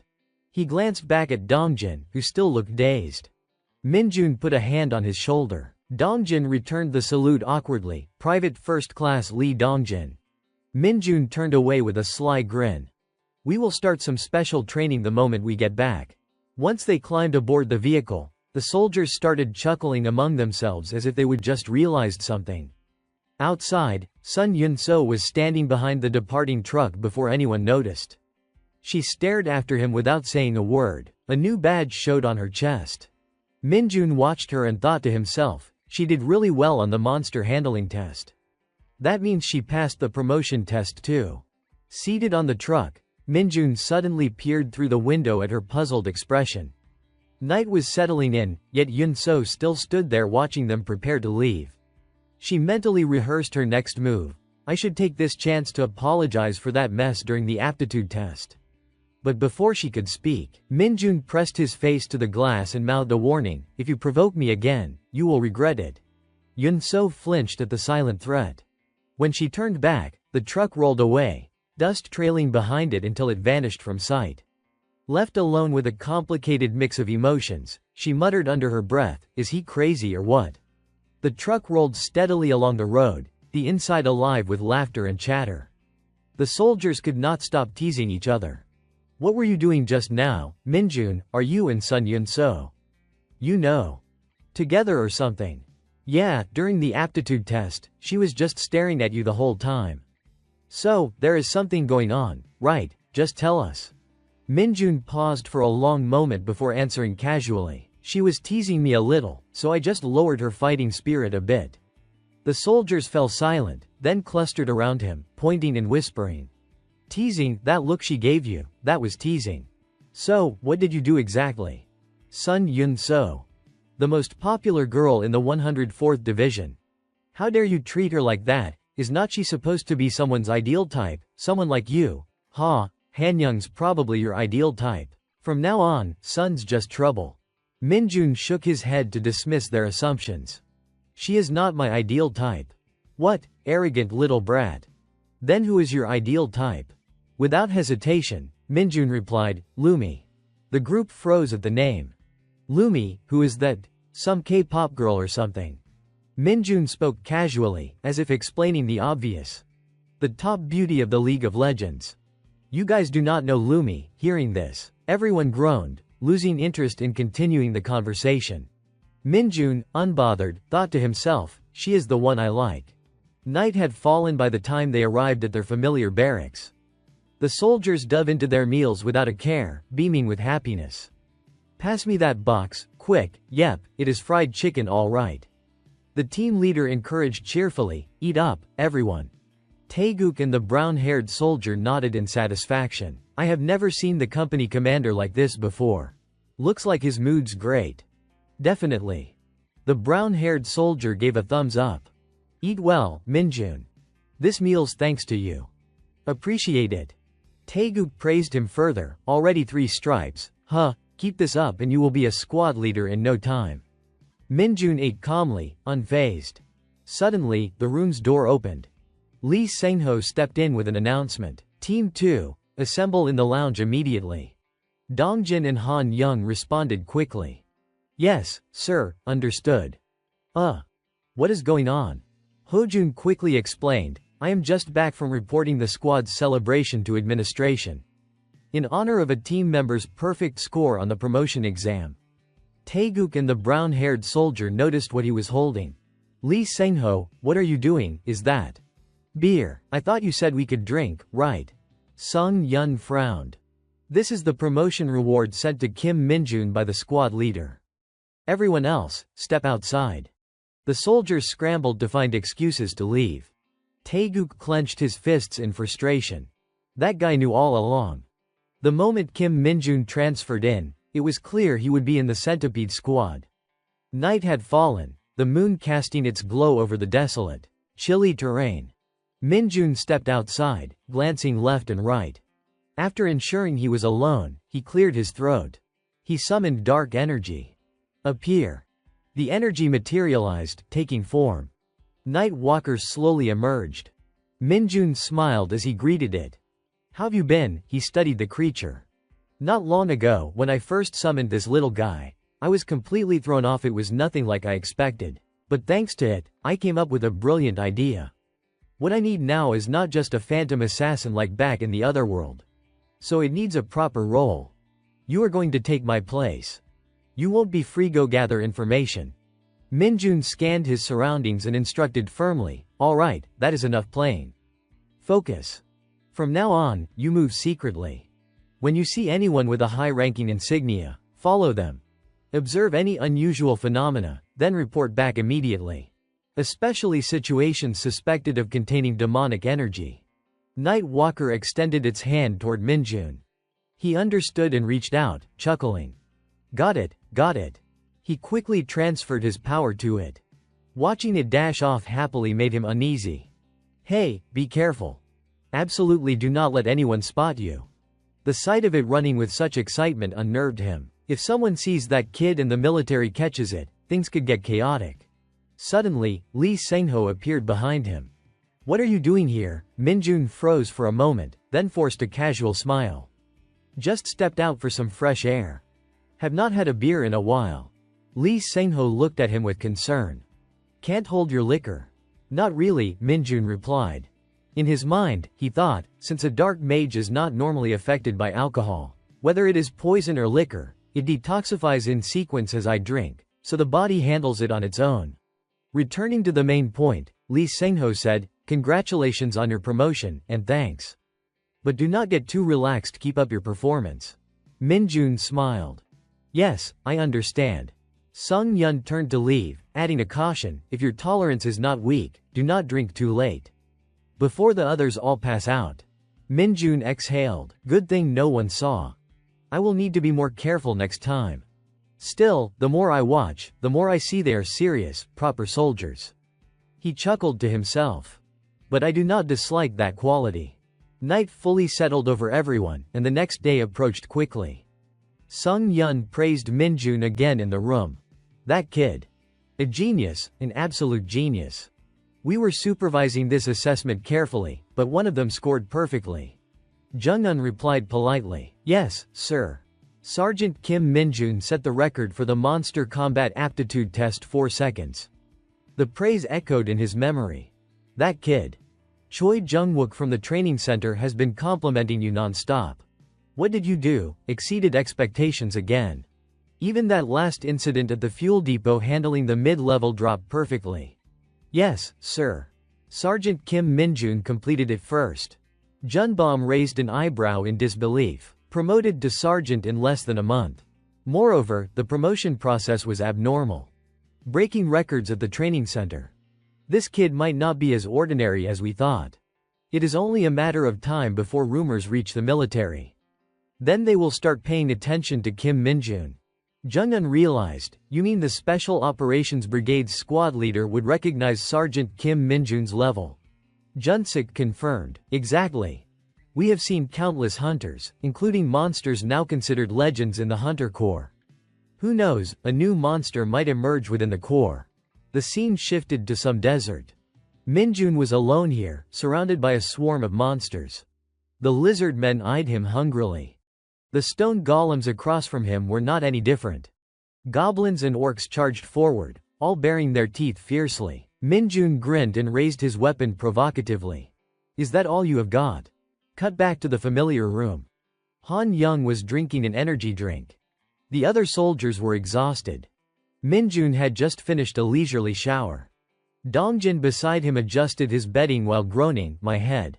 Han Young, pale and worried, called out, Min-jun. You okay? He smiled politely. Yes, I am fully alert. Han Young shivered at the calm look on his face. After drinking that much. You are a monster.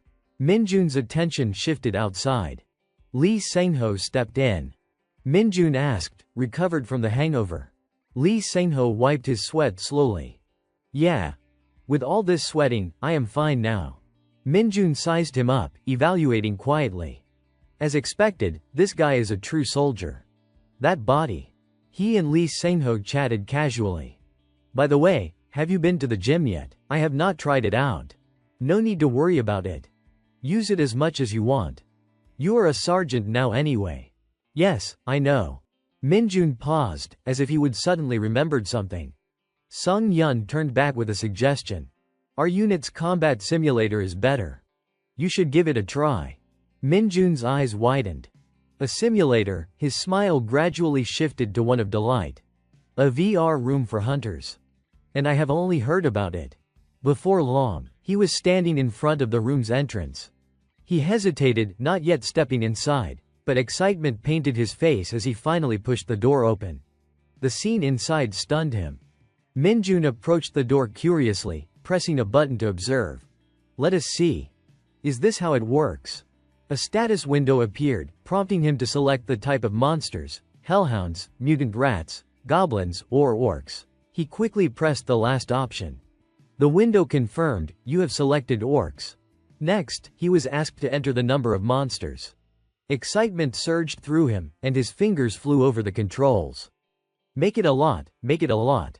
The progress bar flashed a warning, maximum number allowed is 30. Min-jun pressed continue, slightly disappointed. It has been a while. I wanted to go big. The status window moved to the next step. Please set your weapon. He beamed with excitement. They even have weapons. This is awesome. After finishing, he said, all set. Now Min-jun put on the VR headset. The status window declared, battle start. He was teleported into an unfamiliar desert. Min-jun darted his eyes around, as excited as a child. The status window counted down, 3, 2, 1. Orcs began to materialize, charging at him ferociously. He could not take his eyes off them. This is amazing, he said, striking one to fly across the sand. Satisfaction lit his face. Feels great. The next 3 orcs fell to a few basic swings. More orcs charged in waves. Min-jun laughed maniacally. Feels so real, come at me, all of you. Within moments, the last monster had fallen, dissolving into the system, and the rest vanished. The status window flashed, battle complete.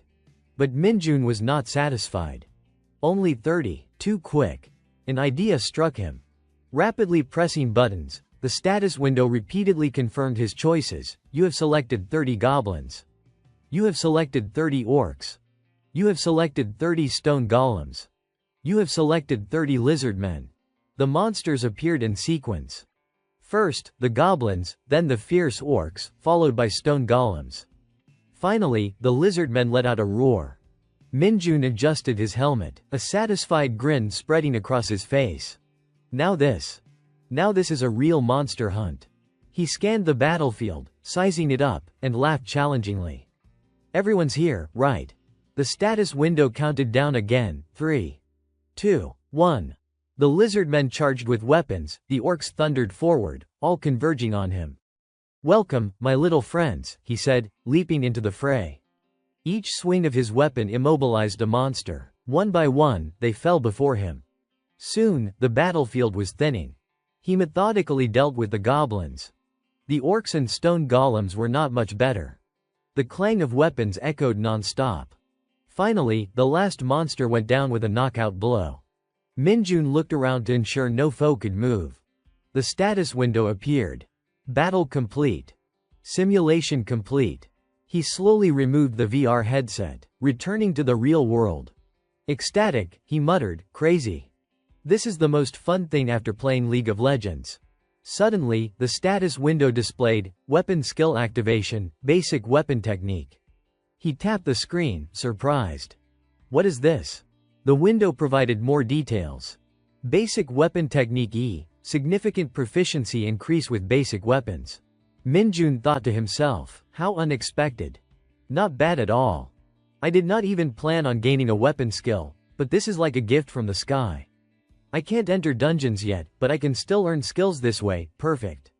I will come here every day to train a new weapon skill. As he stepped out of the simulator, he immediately noticed a familiar figure nearby. It was Dongjin, standing frozen in place. He spoke up, his voice shaky.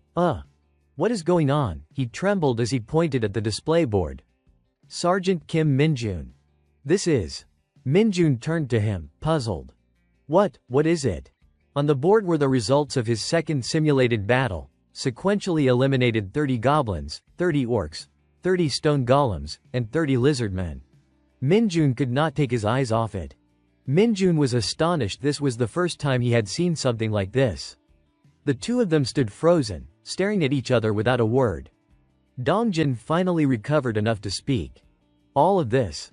Did Sergeant Kim Minjun really take them out alone? He tried to make an excuse. I just had a sudden, bolder idea. Minjun's expression turned serious, and that alone sent a cold sweat down Dongjin's spine. "Private Lee Dongjin, come with me for a moment." "Are we talking in the gym? Is something wrong?" "Wrong, of course not. We are going to train." Dongjin was bewildered as he was ushered along. "Sergeant Kim Minjun. Wait a second.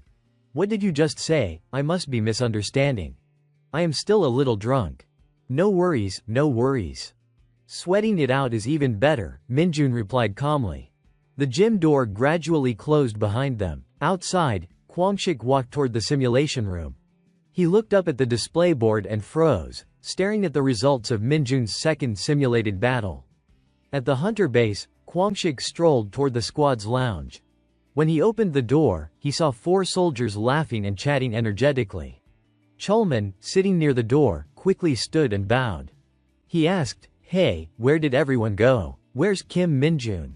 Private Jin Chulio replied, reporting, "Everyone went to the warehouse to prepare equipment and clear the snow." Sergeant Kim Minjun said he would stay behind in the gym to continue training until work begins. Before Chulman could finish his sentence, he paled. "Damn. I accidentally used honorifics when speaking about Sergeant Kim Minjun again." Kwangshik stared silently at him, which made him even more terrified. "This is bad. Really bad." Kwangshik finally broke the tension. "Tell Kim Minjun that the company commander is looking for him." Upon hearing that, Chulman bolted. "Yes, understood. Better run immediately." Kwangshik then approached 3 soldiers who were chatting. "What is going on here? What are you doing?" Moongi turned and invited him over. "Just got back, want to join us? We are placing bets on how long it will take Kim Minjun to become squad leader." In their hands were betting sheets, how long until Kim Minjun becomes squad leader. The bets read, Jung Hanyang 6 months, Kim Monkey 1 year 6 months, Lee Kidi 8 months, Jo Taewook 1 year 2 months, Kim Jongtae 2 years. "See this is our betting sheet," Moongi said. Kwangshik held the paper. "You guys tempt people to bet every day." Moongi laughed. "Even Hanyang guessed just 6 months. How could one person become squad leader in only 6 months? Nonsense." Hanyang bristled. "It is just a hunch. That guy is not normal." Kwangshik continued staring at the sheet, while Moongi and Hanyang bickered. Finally, Kwangshik slammed his pen down on the paper to quiet them. Hanyang looked at the sheet, stunned. "Wow. You really guessed this, once you bet." There is no backing out. 1 month only. This guy's crazy, Hanyang muttered. Kwangshik waved goodbye without further explanation. Hanyang smiled to herself. He is even crazier than I am. Summarizing the betting sheet for Kim Minjun's promotion to squad leader, Hanyang 6 months. Kim Monkey 1 year 6 months. Lee Kiti 8 months. Jo Taewook 1 year 2 months. Kim Jongtae 2 years. Kim Kwangshik 1 month. At the gym, all the equipment was neatly arranged, with warnings posted not to use the bloodstone tools without guidance. Inside, Minjun was working through weight exercises, his muscles bulging clearly through his black shirt. Even after a grueling session with the bloodstone tools, he set them down, still unsatisfied. I have been lifting for days, and I am not seeing any gains. Even that Isgard guy, who looks like a beggar, can do it. The strength of otherworldly warriors increases combat effectiveness by 150%. So even if my power rises, the combat effect should increase too. Is not this what a returning warrior's strength looks like? Even if I get stronger, it is still not satisfying. A familiar blue light suddenly appeared before his eyes, startling him. A status window popped up. Skill reached E-rank power. Combat ability increased to level 5. Overjoyed, he muttered, level up. Looks like a basic skill. But what is this? Can ranks really still improve? At that moment Cholman stepped in and reported, Sergeant Kim Minjun, the company commander, is asking for you. His eyes lit up. Oh, thanks. He looked puzzled at Minjun's humming as he walked away. What is up with everybody today? In no time, Minjun was standing in the administration office. He snapped to attention, reporting, Sergeant Kim Minjun. I was ordered to report to admin. Minchul waved him over with a smile. There is nothing formal, come sit in the consultation room for a bit. He regarded Minjun kindly. How have you been holding up? It has been a week. Good, sir, Minjun said, smiling brightly. Congratulations on your promotion. Since that last incident I have seen how capable you are. Thank you, sir. Minjun handed over a notebook. This is why I called you here. Your performance on the last mission and your perfect scores on the promotion test. The battalion commander wants to acknowledge you. Thank you. Do not expect a grand ceremony. Our Hunter Corps does not do that kind of pomp. But rest assured, everything you have done is on record. Inside the notebook was a commendation for Sergeant Kim Minjun. The citation read that the named soldier received the commendation for setting a positive example during service in the Hunter Corps, signed by Colonel Junbom, commander of the 2nd Battalion, 104th Division. Minjun looked at it with shining eyes. If my achievements are recognized like this and I collect more commendations, could I get a special promotion? He asked eagerly. Minchul gave a wry smile. You want that, huh? It is not so simple. You are probably the fastest soldier ever to earn a commendation. Minchul paused. But are you sure you will keep getting them during your service? Minjun's chest tightened with enthusiasm. If I gather 10 commendations, could I get promoted? Minchul was at a loss for words. A commendation is not a coupon for free fried chicken. He shook his head at Minjun's hopeful tone. A few days later Cholman assembled the squad. Attention! Bring your weapons and stand by for orders. He went on. Today our squad will perform an assault on a dungeon. Just follow your training and no one should be hurt. I trust we can complete this mission safely, he said. Then he revealed the objective. The item they wheeled in made everyone wrinkle their noses. Cholman continued, we are going after a nest of slime creatures known as sewer slimes. You will have to wade through patches of slick, green muck to get in. The team assigned is Squad 2. Sergeant Kim Minjun, Sergeant Jung Hanyang, Private First Class Lee Dongjin, Lieutenant Kim Cholman's team, and Corporal Lee Sengho. Even Lee Sengho grimaced at the smell. This place reeks. The quarry the hunters call sewer slimes live in those caverns.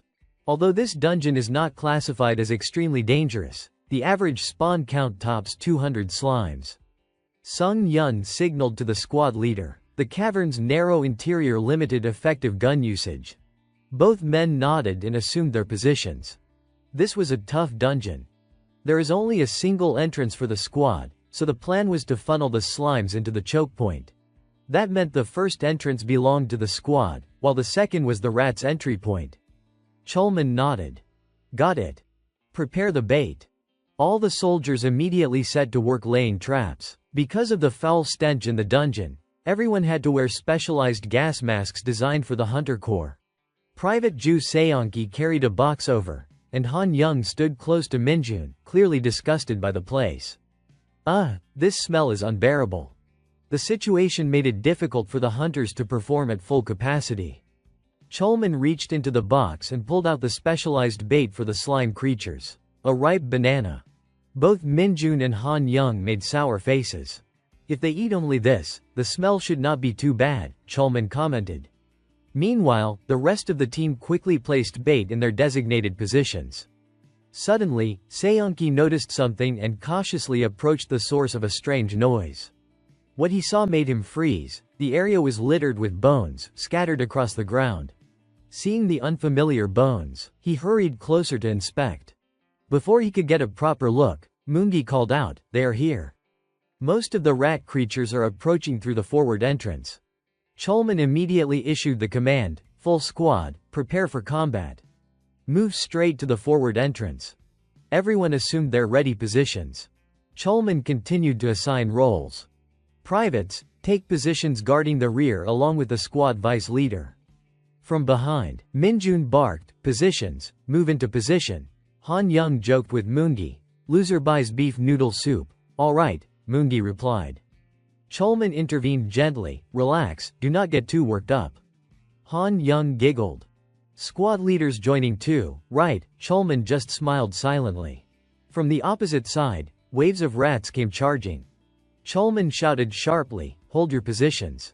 Do not rush forward. Stay put and engage only as necessary." Minjun stared at the oncoming creatures with excitement. "Can't wait," he muttered. Moongi sliced through a rat cleanly, expression unchanged. Han Young dispatched 3 at once, while Lee Sengho pummeled 2 more. Minjun just watched and smiled. Elsewhere, Jongtae and Taeguk coordinated smoothly, eliminating the rats efficiently. Kwangshik in Squad 3 was performing just as well. 3 rats charged at Minjun, but he did not even flinch. He was evaluating the combat effectiveness of the soldiers. "Everyone's holding up well," he observed. Then he swung his weapon at the first rat. 3 more fell in quick succession. He continued to watch, especially noting 2 soldiers behind handling all the advancing slimes. Minchul drew his sword and with 2 precise spins cleared a cluster of enemies, while Chulman provided support. Minjun dispatched enemies while keeping an eye on both of them, smiling. "Those 2 alone can defend a wide area ranked clearly as not easy to achieve," he noted. His attention shifted elsewhere. Dongjin had efficiently cleared his section as well, eyes steady, a far cry from before. Minjun felt immense satisfaction. This side is starting to show results too. Their training has clearly paid off. Dongjin continued fighting while the teams began coordinating smoothly. "This side needs support, I will assist." Kwangshik suddenly fell silent, sensing something. After finishing off a rat, he stood, and the other soldiers seemed to sense it too. They shouted loudly, "Rats at the rear, rats at the rear." Chulman repeated firmly, "Enemy detected in the rear. Prepare yourselves." Everyone assumed their ready positions. Squad 1 and Squad 4, cover the rear entrance. The privates used their shields to hold the line while gradually falling back. Do not overextend, maintain the formation. Every soldier fought with all their might, taking down the creatures one by one in rapid succession. Taeguk looked around, a note of relief in his voice. "Looks like we are almost done. Fewer slimes now, keep it up." Yet Minjun seemed to sense something different. A streak of purple energy suddenly appeared, catching him off guard. "What is this?" Minjun scanned the area. Due to his gas mask, he recognized it a little late, but it was clear that something was rising from beneath the ground. "They are coming up from below," he shouted. Kwangshik froze, unable to react immediately. A sudden crack generated a powerful shockwave that threw the soldiers off balance. "Move!" Chulman stared in disbelief as a massive 2-meter-tall slime creature emerged the irregular. Its purple eyes glowed intensely, drool dripping from the wide corners of its mouth. Seonki recalled the earlier scene. Could those bones have been its doing? Has it been feeding on the rat creatures here, that size? "What is it?" He gritted his teeth, staring ahead. Kwangshik sank to the ground in front of the irregular, which slowly advanced toward him. Seonki shivered. Kwangshik, at this rate. Kwangshik was in real danger, unable to move his legs. Minchul dashed forward. Kim Kwangshik, snap out of it, move, shaken, he could only tremble, unable to act. The irregular raised its arm, striking toward Kwangshik. He raised his hands to protect his face, screaming in terror. Dongjin lunged forward with his weapon, slashing at the irregular's arm, but it was quickly deflected. Grabbing Kwangshik by the shoulder, he shouted, "Get out of the way, stand up." The irregular barely reacted to Dongjin's strike. It was like a minor scratch. Dongjin yelled again, "No!" At that moment, Minjun charged in, shield in hand. He leapt into the air, carefully observing the irregular's face, his mind running through a rapid analysis. Those frenzied eyes. That abnormal strength. As expected, this is demonic energy. A blinding blue light descended from above, striking the irregular, creating a pressure that made it difficult for Dongjin and Kwangshik to resist. Minjun gave a thumbs up. Well done. Lee Dongjin smiled and nodded, accepting the praise. The support team behind them arrived. Kim Minjun, it is dangerous, fall back. Only the squad leaders stay with me. Everyone else, hold your positions. The irregular grew more ferocious, striking toward Minjun. A gathering of purple energy formed around the creature, the pressure shaking the cavern walls. A falling rock hit a soldier, rendering him immobile. Minjun dodged each strike with precise, graceful movements. This kid's impressive, he thought as the irregular slashed at him with its claws. Purple light reflected in his eyes. Just in time, I was worried someone might witness this. Blue energy appeared around his feet, striking the irregular painfully. He did not stop there, charging forward with his shield. A surge of blue light targeted the irregular as Minjun flew toward the fallen creature. He activated the blue energy once more, preparing to strike again but paused. The irregular had already been obliterated, showing no signs of life from the previous blow. Minjun smiled, raising his hand. Swirls of purple demonic energy gathered around him, drawn from the defeated irregular. Slowly, the creature's demonic energy was absorbed, leaving nothing behind. The status window popped up. A certain amount of demonic energy has been absorbed. Minjun's expression was one of complete satisfaction. You had some value after all. Well done. Thank you for that. The final battle had ended successfully, and the soldiers were now taking a well-deserved rest, chatting and laughing among themselves. Moongi and Han Young teased each other playfully. Giving up yet? Yes, came the reply. Meanwhile, Cholman was reporting up the chain of command. Yes, it was a type of irregular monster. All squad members have withdrawn from the dungeon. Affirmative. We have confirmed the presence of one creature, and the squad members have subdued it. Requesting specialist support. Han Young approached Minjun. How is it that everything from mosquitoes to monsters, none of it seems normal? He sat down, clearly grateful. Honestly, we would not have survived without you. The moment I saw it, I was frozen with fear.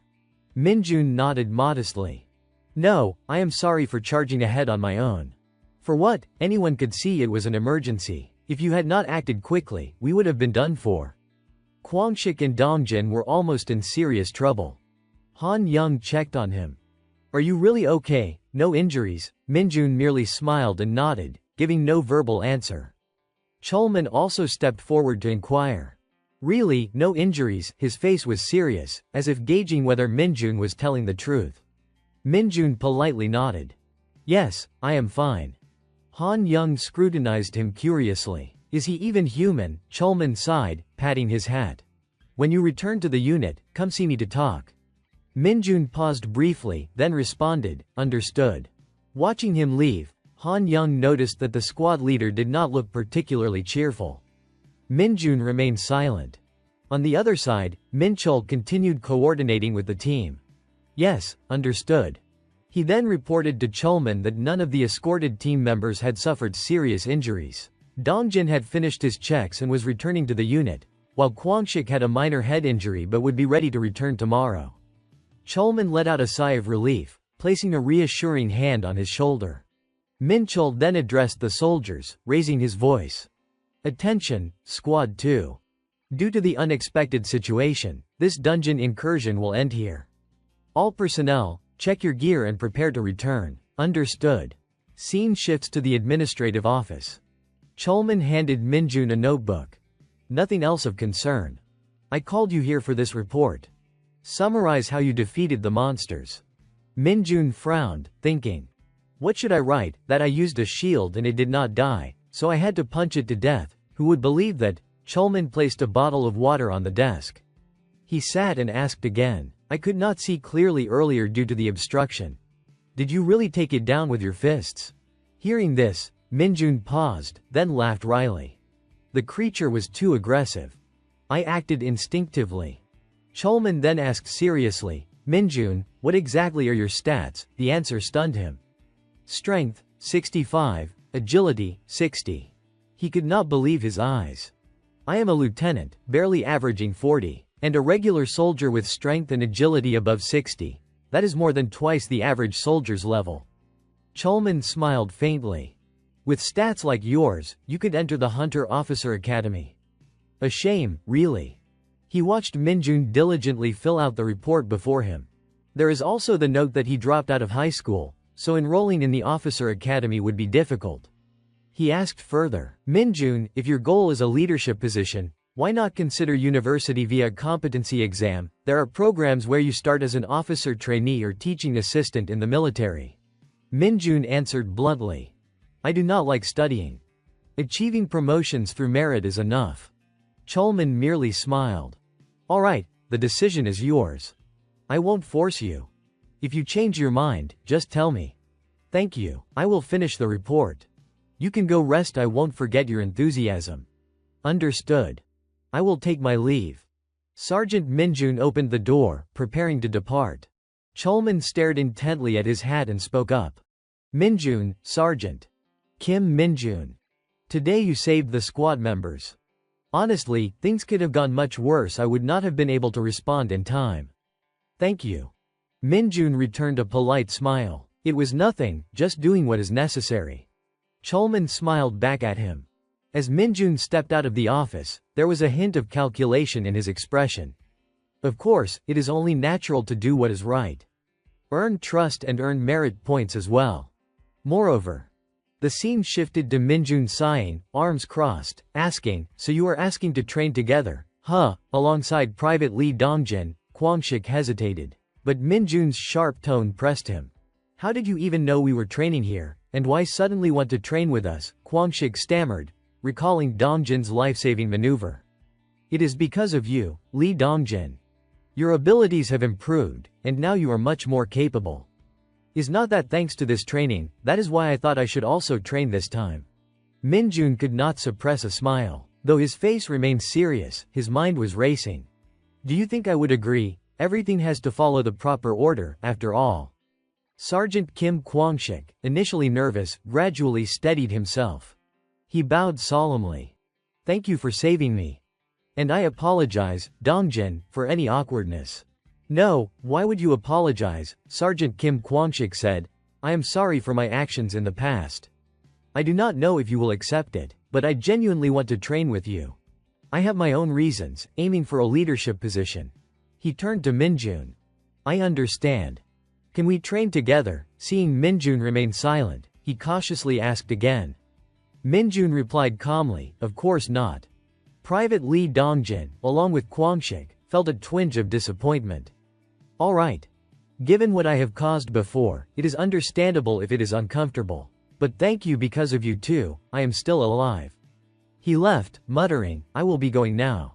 Dongjin awkwardly called after him. Sergeant Kim Kwangshik. Minjun continued, there is one condition. This immediately caught Kwangshik's attention. He looked puzzled, unsure what Minjun meant. With a sly grin, Minjun said, from now, for the next 24 hours, if you walk around imitating a pigeon, I might consider it once. Kwangshik's face turned bright red with anger. What did you say? Minjun teasingly pressed on. Kwangshik tried to stifle his rage, attempting to mimic a pigeon's coo, his face twisted in frustration. Meanwhile, Dongjin looked slightly concerned at the sight. Minjun grinned mischievously. One more person, then. Late at night, under a full, bright moon, a cart rolled into the castle. Gladiator pushed something into a room and paused outside the Saintess's chamber. She did not turn to look at him, only speaking, "You have worked hard." Gladiator hesitated, and she finally turned to face him. "Do you have something to say? How long do you intend to keep this up?" The Saintess slowly approached, gliding past him. "Let us see." Her eyes scanned the object Gladiator had just delivered. She bent down, lifting a cover, revealing a cold, sharp purple gaze. Yet her expression remained unchanged. Gladiator addressed her. "Saintess." She did not reply, only raising her hand. Magic illuminated the room, forming a massive magical array. She smiled, a cunning gleam in her eyes. "This is a gift for the one who dared leave here without permission. But no matter what, I am still not satisfied." The scene shifted to the soldiers digging into the ground, complaining. The loudest voice was Taeguk's. "We just came back from the dungeon and already have to dig. Why at the end of the year does it always have to be like this?" Moongi wiped sweat from his brow. "I still think this battlefield is meant to confront monsters. Not sure if it will help, though." "I do not know either," they said, watching as the cart continued moving. Moongi sighed in despair. "Servants indeed. The iron stones have arrived." The soldiers took turns hauling the iron stones, each diligently performing their tasks. Kwangshik heaved a sigh as he lifted a stone. "Servants, that is just what we call ourselves. This stuff, they call it iron stone because you can't really tell if it is rock or metal. It looks simple enough, but it is insanely heavy and solid. That is why they use it to build battlefields. Partly because it is made from a special mineral found only in dungeons. The actual name might be." Minjun interrupted, "Excuse me, what did you just say?" Kwangshik glanced at the ironstones balanced on each of Minjun's shoulders and shrugged. "Nothing, I did not say anything to you. Some people were just curious, that is all." Minchul's team continued their painstaking transport of supplies. Dongjin's team was struggling a bit, while Minjun appeared relaxed. Minchul then ordered a break. "All right, everyone, 10 minutes rest." He stepped aside to report to Chulman. "Squad leader, earlier when I went to the main division headquarters to collect supplies, I overheard something. A dungeon suspected to be an empty dungeon has appeared in the area connected to our 104th Division." The other soldiers who had been eavesdropping turned pale.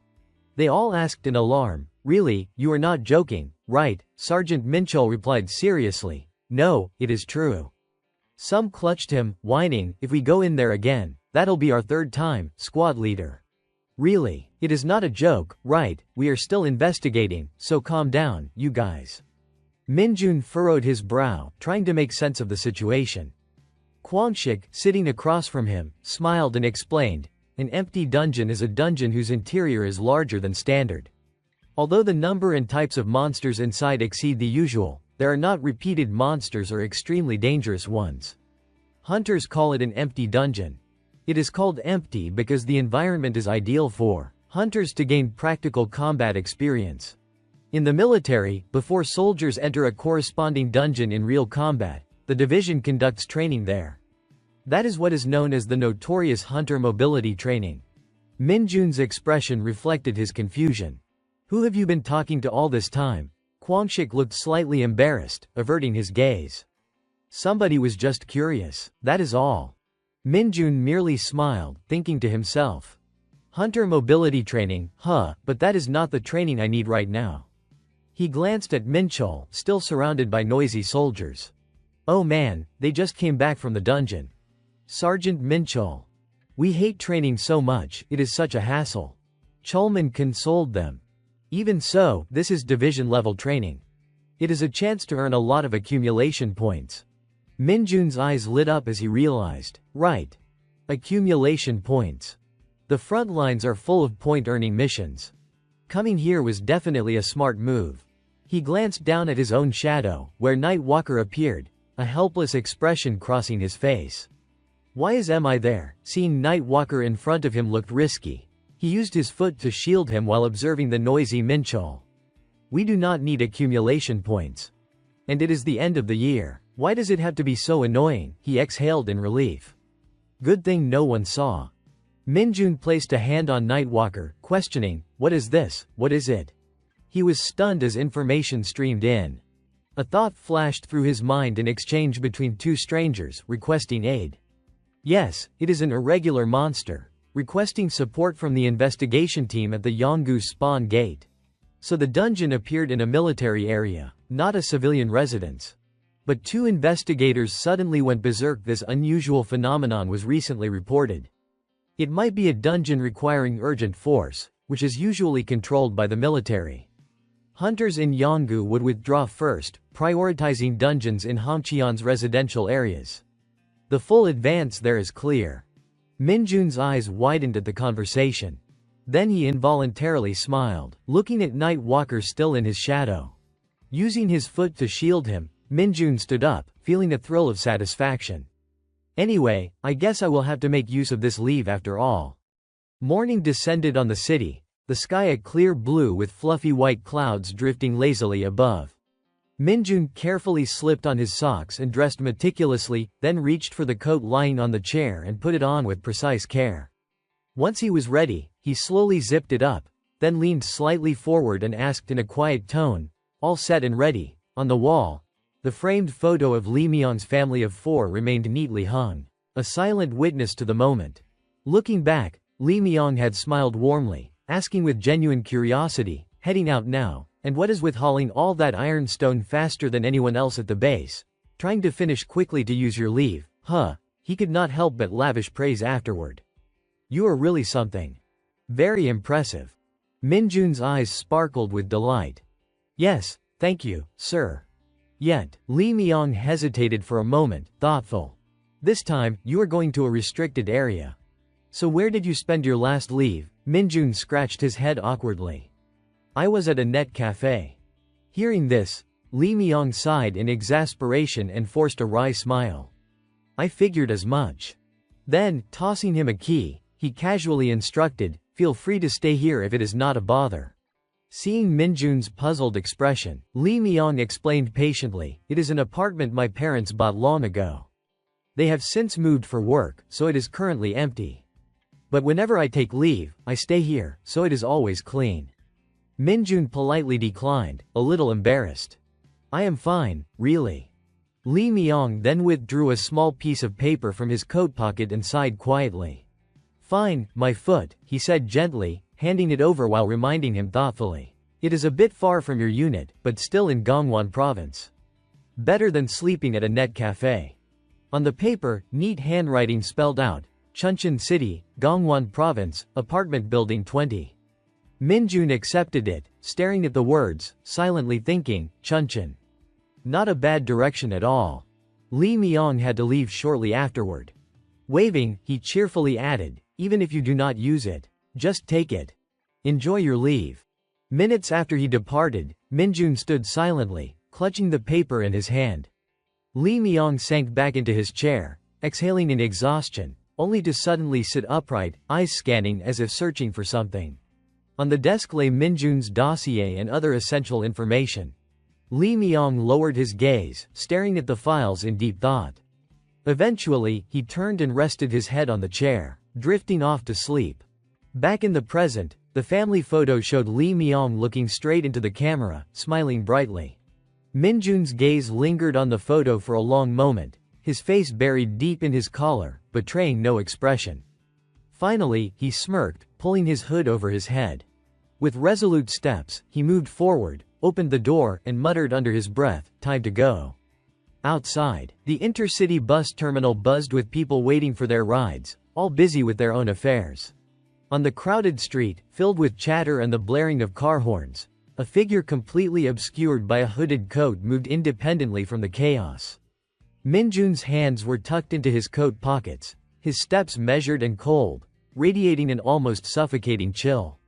In his mind, that familiar voice echoed, "Dungeon location, abandoned school, Street 00, Yongu District.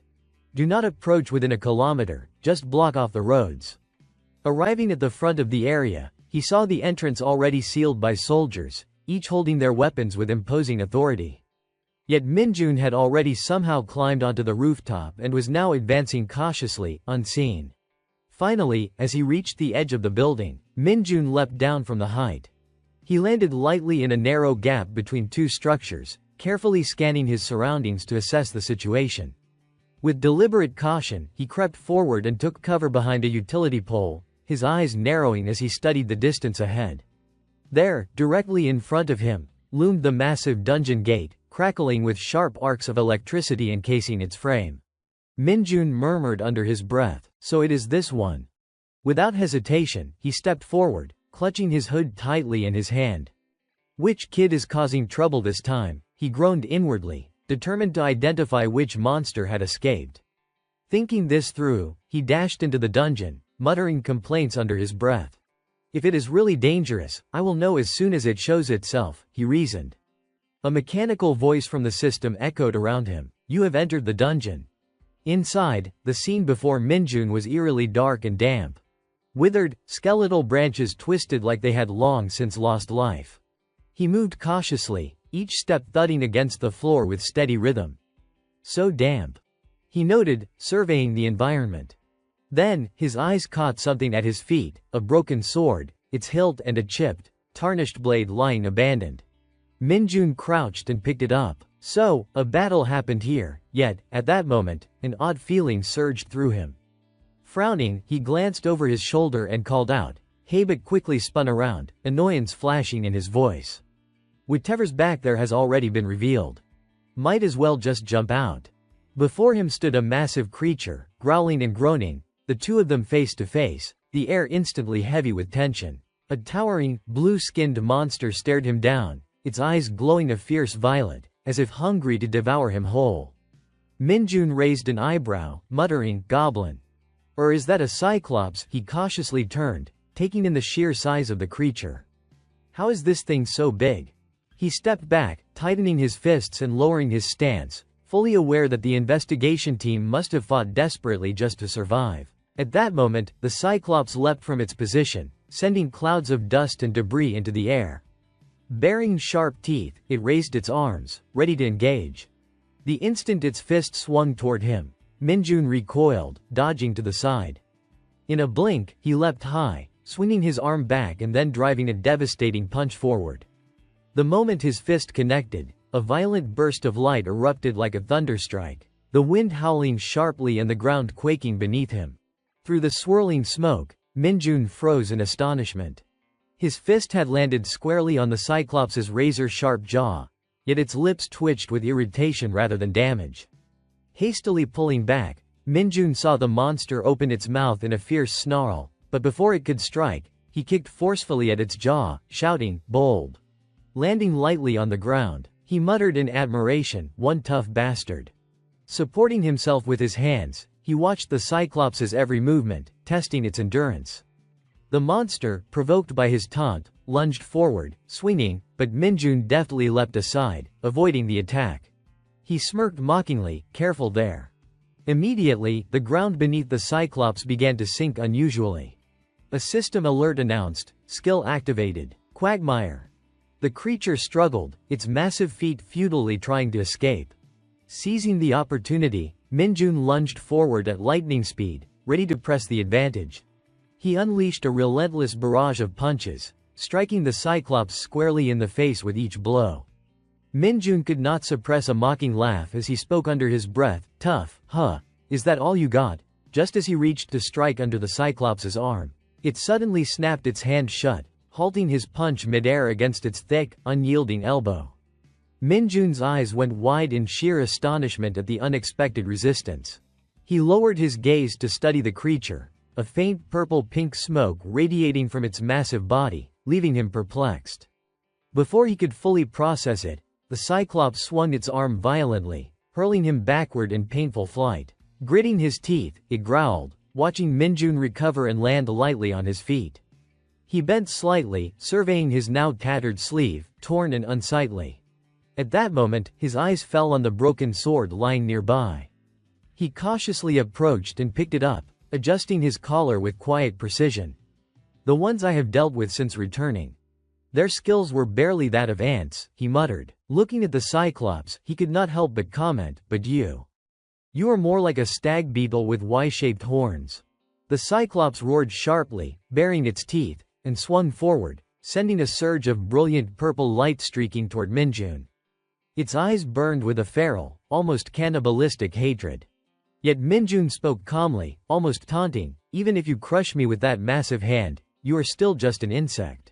He lowered his head, his voice dark and oppressive.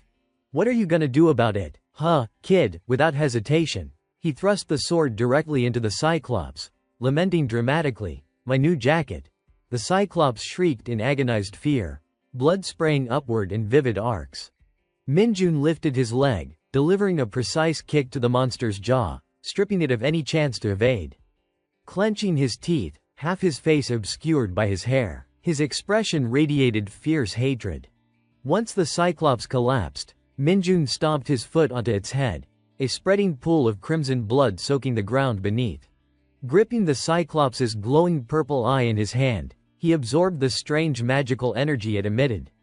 A system notification appeared: "You have absorbed a certain amount of magical energy. Magic Index +1. Minjun's excitement was palpable. "Nice, keep it coming." Another alert followed: "You have absorbed a certain amount of magical energy, unlocking the Dark Arrow skill, enhancing night movement, and acquiring basic swordsmanship." Minjun could not suppress a laugh of delight. The status window displayed, "Kim Minjun Dark Arrow E, Basic Swordsmanship E." He muttered with interest, "A ranged attack skill already. Excellent. But how did I get basic swordsmanship?" Then he remembered the critical punch he had landed earlier. Was that because of my finishing blow, a real godsend? His curiosity piqued, he approached the remains of the Cyclops and carefully retrieved the sword. It was already wounded before it met me. Licking his lips, he glanced elsewhere while carefully examining the fallen weapon, noticing dark droplets splattering from his cuts.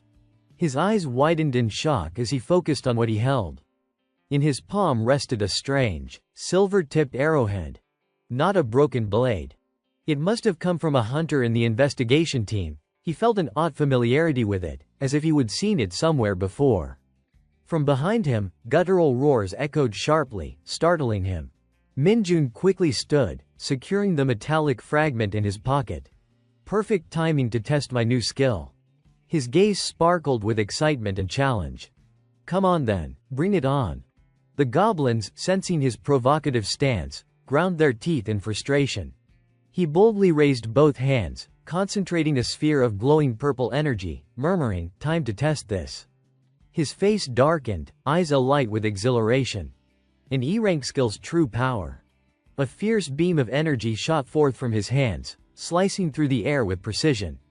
It struck the goblins like sharp arrows, piercing them with deadly accuracy, leaving them thrashing helplessly, unable to mount any defense. The scene immediately sent a surge of excitement through Minjun. He flexed his fingers with anticipation and muttered under his breath, "The main task is done, but since I am here, I might as well tidy things up a bit before leaving." One of the goblins must have caught wind of his words. The creature's eyes widened in shock, its face contorting in an indescribable hesitation. Minjun, feigning indifference, continued his interrogation. "Where are your friends hiding?" "Outside the city." The dungeon gate loomed ominously within the secured perimeter. Minjun emerged slowly, now with his hat pulled low to conceal his face. His boots pressed firmly against the ground with a confident rhythm, each step radiating satisfaction. He glanced around with a glint of excitement, nodding in approval. Dungeon cleared. Finally, Minjun allowed himself a moment of leisure. Time to go back and play some League of Legends. The squad moved steadily through the forested area, soldiers walking in perfectly straight lines. Their pace quickened, while a few exhausted soldiers at the rear looked pale and worn. Minjun gripped his gun firmly, his expression serious, devoid of any superfluous emotion. He recalled the days of his fulfilling leave the carefree moments playing games at the internet cafe, slurping hot instant noodles while the keyboard clicked beneath his fingers. Returning to the unit brought a lightness to his mood, but the squad's atmosphere now felt somber, as if mourning. Han Young complained miserably, "Minjun, that really was a hollow dungeon."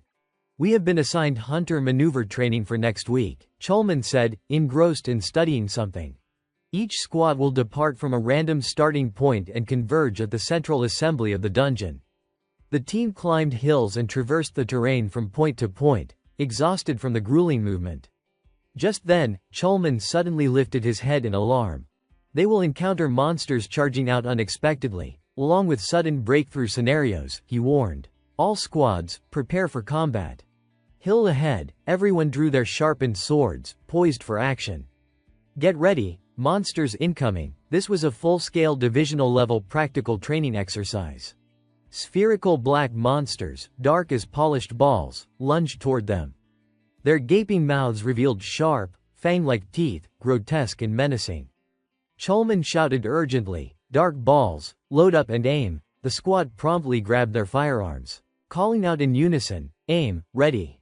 Minjun crouched, peering through his scope, inwardly noting, just as I predicted. Behind his mask, a gleeful smile spread across his face. This is going to be an incredibly fun training session.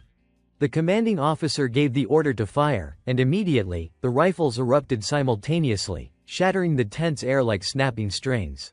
Bullets streaked at lightning speed. The dark balls, unable to react in time, were continuously struck, shattering into fragments. They were forced backward with no room to retaliate. Soldiers maintained steady, tense trigger discipline, filling the surrounding air with the deafening sound of gunfire. Minchul signaled a crucial instruction: dark balls have thick, resilient skin and high elasticity. Melee weapons alone won't subdue them. Engage before they get too close. Everyone focused intensely, not a single word spoken, executing their tasks flawlessly. At that moment, Chulman froze, his eyes straining with tension. He raised his hand to signal a halt. Cease fire, prepare for close combat. 3 surviving dark balls charged stubbornly forward, and he continued, those remaining 3 monsters, if they latch onto anyone and start draining blood, neutralizing them on the spot will be difficult. Stay alert and avoid getting bitten. Minjun's mind raced with concern, so if someone gets bitten, they are out immediately. If too many get injured, the squad's overall score could plummet. As the dark ball charged toward them, the 3 soldiers froze in confusion.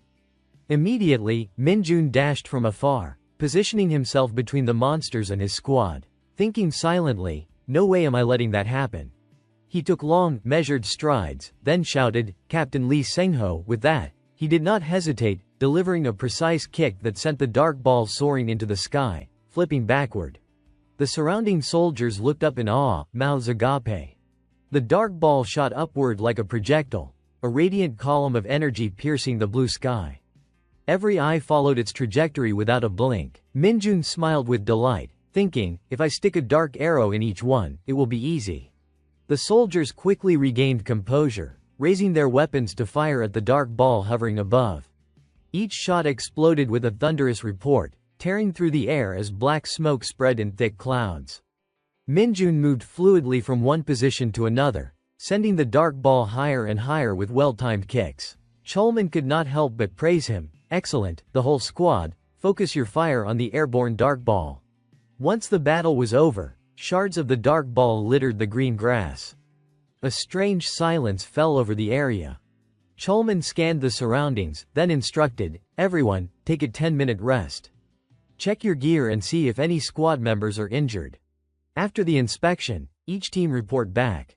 He then patted Minjun on the shoulder, leaving him momentarily surprised. The nearby soldiers gave Minjun thumbs up in appreciation. Kwangshik and Moongi reflexively exchanged glances and mimicked the gesture, though they turned away awkwardly once they realized they would been seen. Meanwhile, Jongtae and Taeguk slumped next to each other, breathing heavily, their faces pale with fatigue. Taeguk spoke first, is not this training harder than the last one? We have already taken so many breaks just fighting. Dark circles marked Jongtae's eyes, sweat pouring down his forehead. He muttered, not sure. I heard rumors this is not a hollow dungeon. Taeguk immediately turned, puzzled. What do you mean? Jongtae explained calmly, there used to be a dungeon bot here. The memory flashed vividly, the soldiers frozen in horror, the commander kneeling before a trembling, monstrous creature spewing black, viscous fluid from its mouth. The commander sensed their gazes immediately. As soon as he lifted his head, the soldiers panicked, trembling uncontrollably. The commander bared his teeth in a sinister grin, pointing forward and asking, "Are you ready for training now?" Back in the present, Jongtae's eyes welled with tears. That is why rumors said it was captured and held at the assembly point. I guess the dungeon must have been wrecked. At that moment, Min-chul appeared, putting a hand on Jongtae's shoulder and sternly reminding them, "Come on, troublemakers, break's over." Both soldiers, exhausted, lowered their heads and followed obediently. Minjun listened in quietly, thinking, "Do-Star from the Hunter Corps is really something else." A few minutes later, the squad continued moving forward. Jongtae and Taeguk staggered along, looking as though they were silently begging for rescue. Suddenly, Cholman stopped dead in his tracks, his face a mask of shock. The soldiers behind him were baffled, unable to grasp what had happened. Minjun's lips twitched as he noticed a large figure sitting cross-legged on the bare ground, sending shivers through the group. A tag hung around the man's neck, injured. It was none other than the commander, grinning mischievously at them. Elsewhere, sunlight filtered gently through the leaves of ancient trees. An old man reclined against a wooden chair, puffing thoughtfully on a pipe. His gaze suddenly lifted, as if he had seen something of interest. Before him stood a towering, muscular figure radiating an oppressive aura. The old man, a master blacksmith, opened his mouth. "You are back already, have not been gone long." He added, causing the young man to bow awkwardly, "Broke it, did you?" Then he reached out and took the sword from him. "Never mind, I understand it is because you were covering for that woman." The blacksmith examined the sword carefully, muttering, "Still. This is a bit serious." The tip of the blade had been chipped slightly. He asked further, "So, you have been hunting magical creatures somewhere?" At the central assembly point of the dungeon, tents had been set up in neat, orderly rows. Inside one of the tents, two men sat across from each other, deep in discussion. One of them spoke up, "I have told you before, there have never been this many monsters at once." The younger man pointed to a tablet as he explained, "What I mean is, we should not let any accidents happen.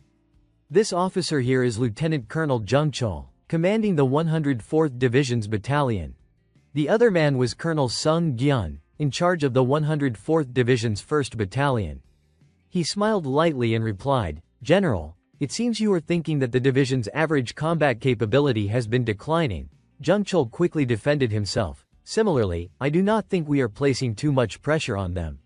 At that moment, someone outside suddenly drew back the curtain. It was Colonel Junbom. All three men greeted each other according to protocol. Junbom asked politely, "Do you know where the general has gone?" As Sung Gyun leaned back, Jung Chul hesitated, uncertain how to answer. Just a few minutes later, a loud shout erupted from the tent, startling everyone inside. "What?" Sung Gyun remained completely calm, even letting out a chuckle. "Now you see what kind of person he is, nobody can stop him." Junbom, wide-eyed, asked cautiously, "Really, but why would he suddenly join this training session, and out of the entire corps? He chose our location." Just then, Jung Chul interjected, "The general." He adjusted the gleaming frame of his glasses with a mysterious expression, letting out only a few words before disappearing. The implication was clear: "There is a soldier I want to observe personally." Back in the forested area, the moment the soldiers spotted Seokyung, they froze in stunned silence. Cholman's excitement from earlier now plummeted like falling into a chasm. There is going to be punishment during this training. Aware that someone would need to transport the injured, Min-chul, still anxious, asked, "Platoon leader." He is staring at Seokyung as if he can't believe his eyes. "But the director told us one person from the division command would participate." Just thinking about it drained the color from Min-chul's face. Seokyung, towering and formidable, moved close, his entire presence radiating an uncanny energy. He grinned wickedly and held up a nameplate, "Injured." Min-chul jumped at the sight, instinctively saluting and announcing, reporting, "Sir, I am Lieutenant Kim Chulman." "Understood, sir," murmured the two soldiers behind him nervously. "Can he even lift the stretcher?" Min-chul quickly stepped forward and called out firmly, "Sir, we will now transfer you to the stretcher." Seokyung frowned and shook his head, refusing. The soldiers shouted in panic, "Sergeant Kim Min-chul!" Suddenly, Seokyung erupted in rage, crushing the fabric handle of the stretcher. "You still do not know how I operate." Once satisfied, he turned away coldly, brushing dust off his hands in disdain. Minjun hesitated, trying to speak, Even so, for the role of the injured in the training program, Seokyeong waved him off immediately. Do not know, not doing it, nothing to worry about. Just keep training. Then, his attention shifted to Minjun, who had been standing quietly behind the commotion. He bared his teeth in a sinister, gleeful grin, radiating a delightfully malevolent energy. Minjun felt the other's piercing gaze and was momentarily taken aback, but he quickly regained his composure. I get it. This damn training course is going to be interesting, he muttered to himself. Humorous and chaotic situations continued to unfold, of course, with monsters appearing everywhere and the division providing ample equipment. A monkey leapt forward, signaling danger. By then, more recreational elements had been added to the training, making it surprisingly enjoyable. A young soldier panted heavily from exhaustion. Private Lee Byung-jin of the 2nd Platoon, 2nd Company. Before him stood a frog, its slimy skin glistening with water. Byung-jin swiftly swung his sword, and a dazzling stream of blue light shot forward. The slash struck the unsuspecting frog squarely in the abdomen. In the next instant, it toppled backward, blood gushing violently from its wound. Byung-jin's face was drenched in sweat, and his vision began to blur. Staggering from dizziness, he swayed and eventually collapsed to the ground, unconscious. Yet another frog, aggressive and baring its long tongue, lunged forward. Before it could strike, a brutal sword slash cut through its gaping mouth. Minjun's expression darkened, unreadable, as he held his glowing sword. Basic swordsmanship, he thought with satisfaction. Just a basic skill. Maybe it is because my strength increased. Did this training level up this skill? Slowly, he extended his hand toward the panting Byung-jin below. Amid the chaos, with black goo flying through the air from the frogs, Byung-jin's recovery stood out. He stood up steadily, a grateful smile on his face. Thank you, he said. Minjun paused, observing him closely, while further away others struggled against giant frogs. At that moment, Minjun dashed forward, slicing one in half. He jumped from place to place, assisting everyone in attacking the giant frogs. Seokyeong watched the entire scene from a distance, smiling with satisfaction. This training exercise, historically in the Hunter Corps, is rated as the most intense training session ever, he thought. Behind Seokyeong, a slimy frog waited to charge, but he casually flicked it into the air. Cholman loudly announced, "We are done here. Line up in order and start resting. Everyone, keep up the effort." He then tilted his head toward Minjun and asked, "All good, bot?" Minjun gave a thumbs up. "All good." Seokyeong, however, felt a surge of excitement, his eyes locked on Minjun as he grinned broadly. "You have impressed me, Kim Minjun." Meanwhile, in the northern part of the city, soldiers continued struggling with dark balls. The female fighters persisted, determined to eliminate them all. Yet their stamina was waning, and breathing became labored. From a distance, a dark ball charged aggressively. One girl steadied herself, raising her sword. Sun Yun-so gripped her hilt tightly, eyes fixed intently on the dark ball. At that exact moment, she swung decisively, cutting the dark ball cleanly in half. The dark ball collapsed unconscious onto the ground. The company breathed a collective sigh of relief, faces glistening with sweat. Yun-so smiled, proud of her accomplishment. As expected of Private Sun Yun-so. "You did really well." But just then, the dark ball suddenly revived, opening its mouth filled with sharp teeth toward her. Unaware of the immediate danger, she continued to acknowledge her efforts. Sensing a threat behind her, she widened her eyes and turned her head. In that instant, her helmet was struck from above, and she collapsed painfully onto the hard ground. At that moment, Sun Yun-so sprang forward to rescue her teammate, moving so fast that the hair tie on her head flew off. The girl who had fallen turned around in panic, watching her comrade's actions. Sun Yun-so had already reached the edge of a cliff, firmly blocking the monster's snapping jaws with her sword. But in the very next instant, she lost her footing and teetered in midair. As the evening approached, the sky turned a brilliant orange, and the sun began to set. The team sat together, laughing and chatting. Minchol and Minchol-ji were pointing and discussing something below when Seokyeong suddenly appeared and remarked, "All members of the company made it this far without any serious injuries." He grinned and added, "Even the company commander did well." Cholman looked puzzled, unsure of Seokyung's intention. Why suddenly praise us, he thought. Then his gaze shifted to the noisy group behind Seokyung. Minjun was meticulously instructing the members on proper weapon handling, guiding them with care. He smiled lightly. It is all thanks to them, he said. Seokyung approached, patting him on the shoulder. And also due to your own skill. Seokyung ground his teeth as a reminder. Make sure you guide me properly until the end of this training course. Chulman hesitated, then nodded. Yes, sir. Seokyung then turned to Minchul, who was lost in thought beside him, and grabbed him by the collar, shouting, Still can't keep your composure, there is a long way ahead of you. Were you only trying to give the kids a bit of help? Minchul panted, answering cautiously, I am sorry, sir. From a distance, Nam Inhyuk quietly called out, Hey, Corporal Lee Sungwoo. Sungwoo responded in a low voice. Yes, Nam Inhyuk continued, for the second part of the training exercise. Can I ask you something? Sungwoo interrupted without hesitation. No. Do not ask. Ignoring the warning, he pointed. What is that over there? In front of them was a massive, gaping pit with a glaring warning sign. Sungwoo pushed his glasses up and said simply, That is a pit. Chulman placed his hands on his hips, giving the order, All right, let us move. Everyone, back to position. Nam Inhyuk stepped closer to confirm. You are saying that is a pit? Sungwoo nodded. Yes, a pit. Definitely a pit. Suddenly, Sungwoo turned and asked directly, You do not know about dungeon pits, did you sleep through that lesson? Pushing his glasses up mysteriously, he continued, although the details about dungeons have not been fully revealed yet. He explained further, the prevailing theory is that a dungeon is a phenomenon where a gate connects this space to another dimension. His eyes brightened as he added, so it is essentially an infinite link to another boundless space. Both of them moved forward as he elaborated, even within dungeons, there are defined boundaries, the endpoints of the spatial connection. But sometimes the link is suddenly severed at an unexpected point. Sungwoo concluded with a smile, and that is what a dungeon pit is.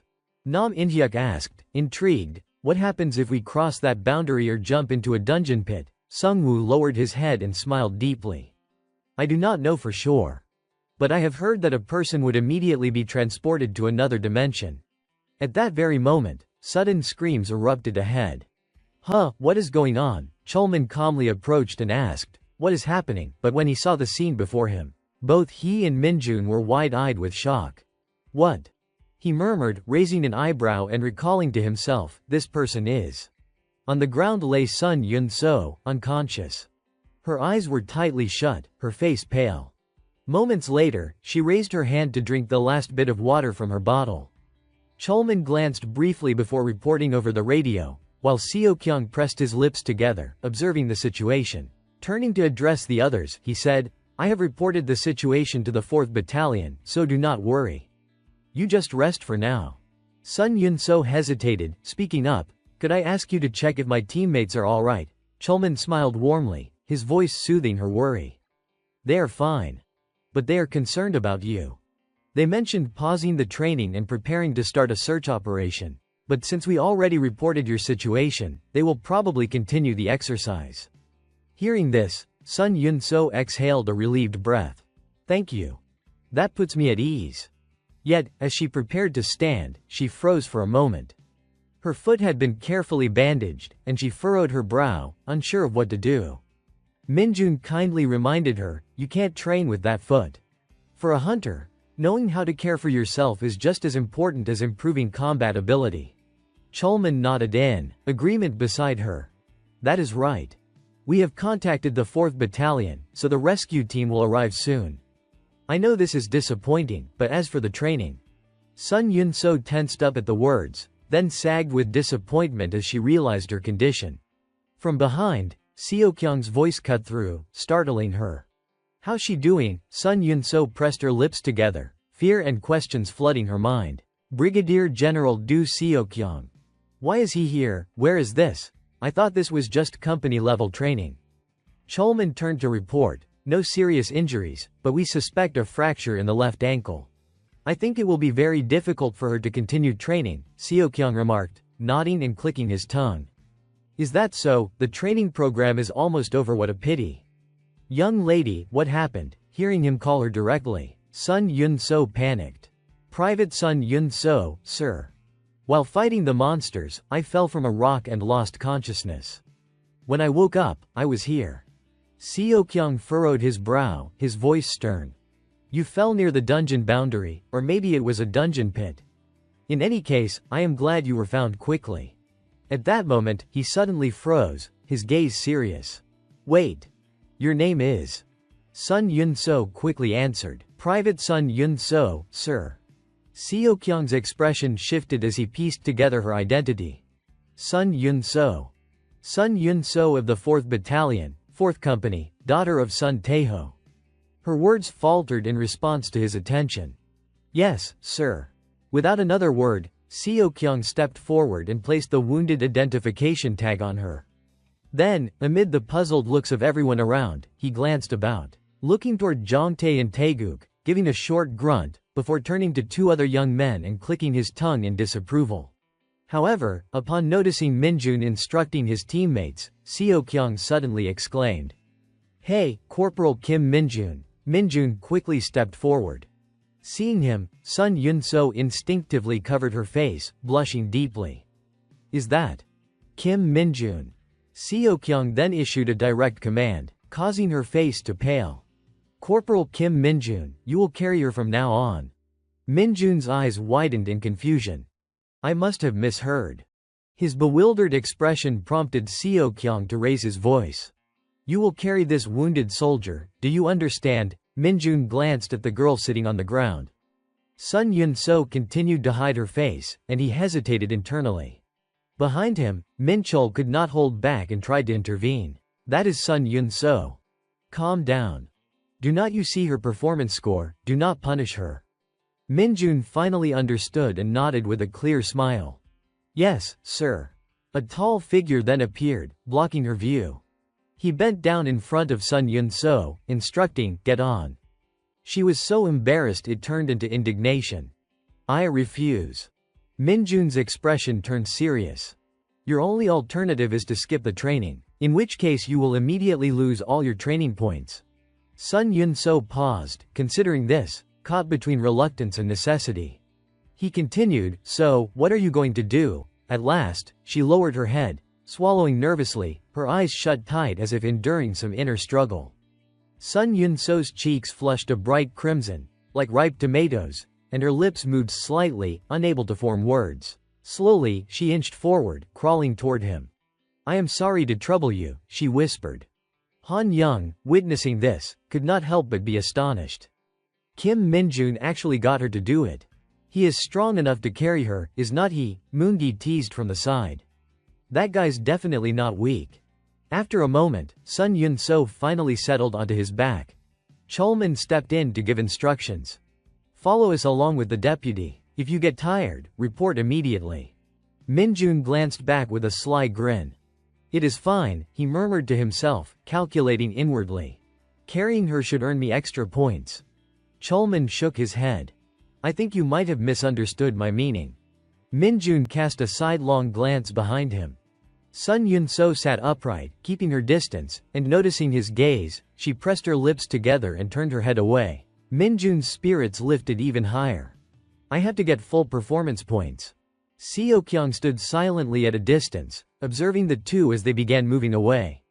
Minchul-ji, nearby, reported in a low voice, special treatment for being the daughter of a battalion commander from another unit. I think that is what they are talking about. Seo-kyung's voice remained calm but firm. There is no rule against helping a wounded soldier. Besides, this is part of the training program. Minchul-ji nodded, slightly embarrassed. Understood. As the young man remained quiet, Seo-kyung added, and you still do not realize, do you? He furrowed his brows, tense. Finally, he concluded with a pointed remark, Sun Tae-ho. That bastard is not simple. At this moment, Sun Yun-so was so tense that sweat poured down her face. The soldiers ahead continued marching as if nothing had happened. She glanced sideways, exhausted, her body leaning lightly against Minjun. Seo-kyung walked alongside them, a faint smirk tugging at his lips, as if meticulously observing every move. Sun Yun-so inwardly sighed, this is troublesome. She clung to Minjun's shoulder, her voice soft but firm. If anything happens, let me know immediately. I can walk on my own. Minjun responded calmly, it is fine. You are even lighter than a rock. His words immediately left her puzzled. A rock, he muttered under his breath. Yeah, a rock. Something like that would put your weight at about 50 kilograms. Hearing this, Sun Yun-so cut him off, her face flushing crimson with embarrassment. Wait. I will stay quiet, so please do not say anything more. With that, an unusually quiet tension fell over the group. She spoke again, softer this time, because you helped me, I will make sure to repay you later. Minjun, completely satisfied, let a sly grin spread across his face. Alright, I am looking forward to it, he muttered internally, better make it worth my points. Then, teasingly, he added, even if you are lighter than a rock or weigh around 50 kilograms. Sun Yun-so hastily struck his shoulder repeatedly, shouting, please, just stop. Behind them, both Minchul and Seokyung exchanged glances, and their faces instantly flushed with embarrassment. Night had fallen by then, the sky a deep black, dotted with twinkling stars. The soldiers were exhausted, their bodies drenched in sweat, barely able to move. Taeguk muttered in despair, hope no monsters suddenly appear, while Jontae groaned, this really is hell.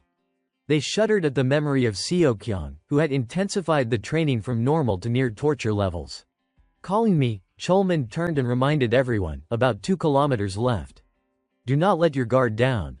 Stay focused until the very end. He urged the 2 lead soldiers to relay the message down the line. Lee Sungwoo muttered tiredly, while Lee Kiti exclaimed with relief, we are almost there. Suddenly, the 2 froze, startled. Kiti urgently shouted, report, squad leader, there are monsters in the sky. Cholman quickly ordered his troops, flying monsters ahead, prepare your weapons. They are airborne creatures, the monsters dove wildly, their eyes glowing with malice. Cholman clenched his teeth, tense. I can't believe these dark birds appeared out of nowhere. The dark birds swirled chaotically in the air. Seokyung observed from a distance, thinking to himself, we made it this far with a real injured soldier, yet luck is still on our side. These dark birds are small, about the size of parrots. But their teeth and claws are sharp enough to tear flesh. A demon hunter won't die from creatures like these. Still, these are serious opponents for now, he muttered, narrowing his eyes with difficulty. They cling like leeches, even if you ignore them. The darkness made visibility nearly impossible. The birds swooped down repeatedly, teasing the soldiers, making it impossible to strike them. Minchul, watching from behind, could not help but exclaim, this is a serious problem. Seokyung added, from the perspective of someone injured and supervising, this weak response could easily become a failure for our troops. The darkness and exhaustion are no excuses. Even though they are giving their all, there is no way they can harm the dark birds. Minjun watched everyone struggling and muttered to himself, because we are demon hunters. Even if everyone is still in good shape. He bit his lip, worry creasing his face. It does not necessarily change anything. In fact, the team being split up might be the very thing weakening us. The black birds skillfully dodged the soldiers' successive swings. Determined, Minjun resolved, right now, all we can do is trust the squad leader and wait for his orders. A fresh wound had appeared on Cholman's left cheek. Destruction factor. Destruction factor. On the other side, the corner of Minjun's mouth twitched with irritation. He was so angry that he seemed to be steaming, damn it. Without another word, he dashed forward, causing Sun Yun-so to panic, wait. Hunter Kim Minjun, where are you going? Minjun knelt in front of Cholman and pleaded, squad leader, please give me a chance. Cholman's shock made him shout, what do you mean? Are you talking to me while carrying an injured person on your back? Minjun's eyes burned with determination as he spoke firmly. Everyone has reached their limit. They can't hold out any longer. I can do this. Cholman was momentarily stunned by Minjun's confidence. So, what is your plan? Minjun quickly stood up, leaned close, and whispered in his ear. The revelation left both Cholman and Sun Yun-so stunned. What, did you just say that? She exclaimed, realizing how extreme his plan was, hastily covering her mouth. Cholman, meanwhile, fell silent, trying to collect his thoughts, but eventually nodded in agreement. He punched Minjun in the chest with a mix of warning and encouragement. Fine. If it does not work, you are on your own. Just this once. Minjun smiled and replied, understood. Sun Yun-so, still panicked, muttered to herself, does he even understand the situation, these two? Meanwhile, the black birds were growing more frenzied, their dark smoke trails weaving a chaotic mess through the air. The soldiers looked up, bewildered, unsure where to begin. Chulman shouted orders, bring the injured here immediately, but Minjun completely ignored that idea. He yelled, we do not have time for that. Now is the moment. Squad leader, Minchol gritted his teeth, frustrated by Minjun's boldness, but ultimately had no choice but to comply. Move behind Hunter Kim Minjun and prepare your firepower. Seokyung watched the scene in disbelief. What, firepower, is he planning to hit them with rifles? Minjun adjusted his weapon and, with a serious expression, reminded Sun Yun-so, sit still and hold on tight. Once ready, he smirked with confidence, thinking to himself, I can't leave an injured person behind. Sun Yun-so closed her eyes, bracing herself, and hugged Minjun tightly, silently wondering, this bastard. What is he planning? Minjun's eyes glinted, radiating a burning intensity. For a dark magic hunter stalking in the shadows, these black birds are still flying madly below, he thought, tilting his head to line up his shot. This will be as easy as a rookie hunter's training exercise. Die, you monsters, he muttered. Once his aim locked on the nearest black bird, Minjun pulled the trigger with force. A faint dark energy spread from his finger, merging with his shadow arrow skill. The bullet fired into the air, the gunshot tearing through the sky like a lightning strike. Minjun thought to himself, I can hide this skill in a long-range rifle and fire it. The bullet shot forward, carrying a powerful column of force. It aimed directly at a black bird hovering in midair, slicing through it cleanly, splitting it in two with ease. Sun Yun-so, sitting behind him, widened her eyes in astonishment. It hit. She whispered, her mouth agape in disbelief. How is this possible? Minjun's gaze blazed with unwavering confidence. It is nearly impossible to dodge my bullets infused with dark energy. No one could even see them in this darkness. Using the shadow arrow skill is the best option. With that, he continued pulling the trigger, unleashing a flurry of bullets. The frenzied black birds dove forward recklessly, only to be wiped out instantly. Explosions echoed across the night sky with each successive shot. The soldiers gaped in shock, unable to believe their eyes. What the hell? They muttered. Watching wave after wave of black birds plummet to the ground, they could not help but admire Minjun silently. He is incredible. Minjun smirked confidently as he reloaded, raising his rifle as if to proclaim, I have taken them all down, everyone. The soldiers could only acknowledge silently, he is showing off a bit too much. After the battle, everyone regrouped at the barracks gate. They stood in formation, faces still marked by fatigue, sweat dripping from Chulman and the other soldiers from exhaustion. They trudged step by step toward the barracks. The soldiers guarding the gate carefully checked everyone as they approached. Once cleared, each person entered in turn. Exhausted sighs filled the air. Finally, it is over. The guards continued their meticulous checks, and after a moment, the commanding voice announced, 2nd Battalion, 2nd Company, 2nd Squad all cleared. Relief and a spark of excitement swept through the team. Minjun's eyes gleamed with joy. All cleared, he thought triumphantly. The guards then called in the medical team to attend to the injured. Chulman's face softened with gratitude, everyone has worked hard. Thank you for enduring until the end, making sure no one was left behind. The company echoed together, well done. Then Minchul approached, exuding authority and decisiveness. Excellent. No sign of fatigue at all. Everyone, move to the temporary barracks and rest. Let us go. The team immediately proceeded to rest, leaving only Chulman behind, watching in surprise. Before him, Minjun carried Sun Yun-so toward the medical personnel. Chulman could not help but silently admire the act. That is quite an accomplishment. He stepped forward, calling out with genuine respect, Kim Minjun. Chulman looked at him with admiration. You worked the hardest. Always leading the charge without fear of danger. Minjun smiled slightly and replied politely, Corporal Kim Minjun. Thank you. I mean it. Nothing to be shy about. At that moment, Sun Yun-so's voice rang out, tinged with embarrassment. Can you put me down now? She spoke apologetically. I am sorry for causing trouble for the squad, and thank you. Chulman smiled, reassuring her politely. We safely completed the training together. Do not worry about it at all. Then Seokyung appeared suddenly, shouting with enthusiasm. Well done. A triumphant smile spread across his face. Finally, the entire squad has completed training safely. Before anyone could react, he rushed forward to embrace Minjun warmly.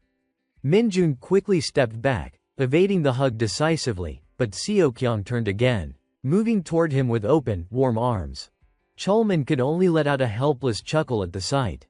Seokyung reached over, ruffling Minjun's hair affectionately as he praised, "It is all thanks to you." Minjun awkwardly tried to dodge as much as he could, replying stiffly, "Yes, sir." Just then, a sharp voice called out, "Lieutenant Yang." Seokyung turned, his expression instantly hardening. Minjun noticed and blinked in surprise. "Huh," he muttered. At that moment, Colonel Yu Jaihee strode toward them with commanding presence. She passed by Seokyung like a gust of wind, her aura so powerful that everyone unconsciously straightened up. Minjun sensed the tension thickening in the air and whispered under his breath, "What is going on?" Jaihee marched directly toward Sun Yun-so, her tone calm but firm. "Private First Class, where are you injured?" Confronted by her piercing gaze and authoritative tone, Sun Yun-so froze for a second before forcing herself to respond steadily. "Private First Class Sun Yun-so, no major injuries, just my left ankle." Jaihee's expression remained composed yet unyielding. "Falling into a dungeon pit and walking away with only that, you are lucky. Get her treated immediately." The medics nodded without hesitation. "Yes, madam." Jaihee stood tall, radiating authority as her eyes swept across the area. Her gaze eventually fixed on Seokyung. "So," she asked in a measured tone, "what did you think of the training exercise, Lieutenant?" Then, unexpectedly, her stern face softened into a warm, open smile. "May I ask you a few questions?" Seokyung avoided her eyes, playing coy. Right now, Jaihee gave a polite, slightly strained smile and nodded. "Yes, right now." He crossed his arms, feigning stubbornness. "Does it have to be now?" Her awkward smile tightened further. "Yes, it does now." The next day, the sky was a brilliant blue, sunlight pouring over the base. Minjun sat alone in the canteen, enjoying a hearty meal piled high on his tray. The air was quiet except for the clatter of utensils and the hum of the ceiling fan.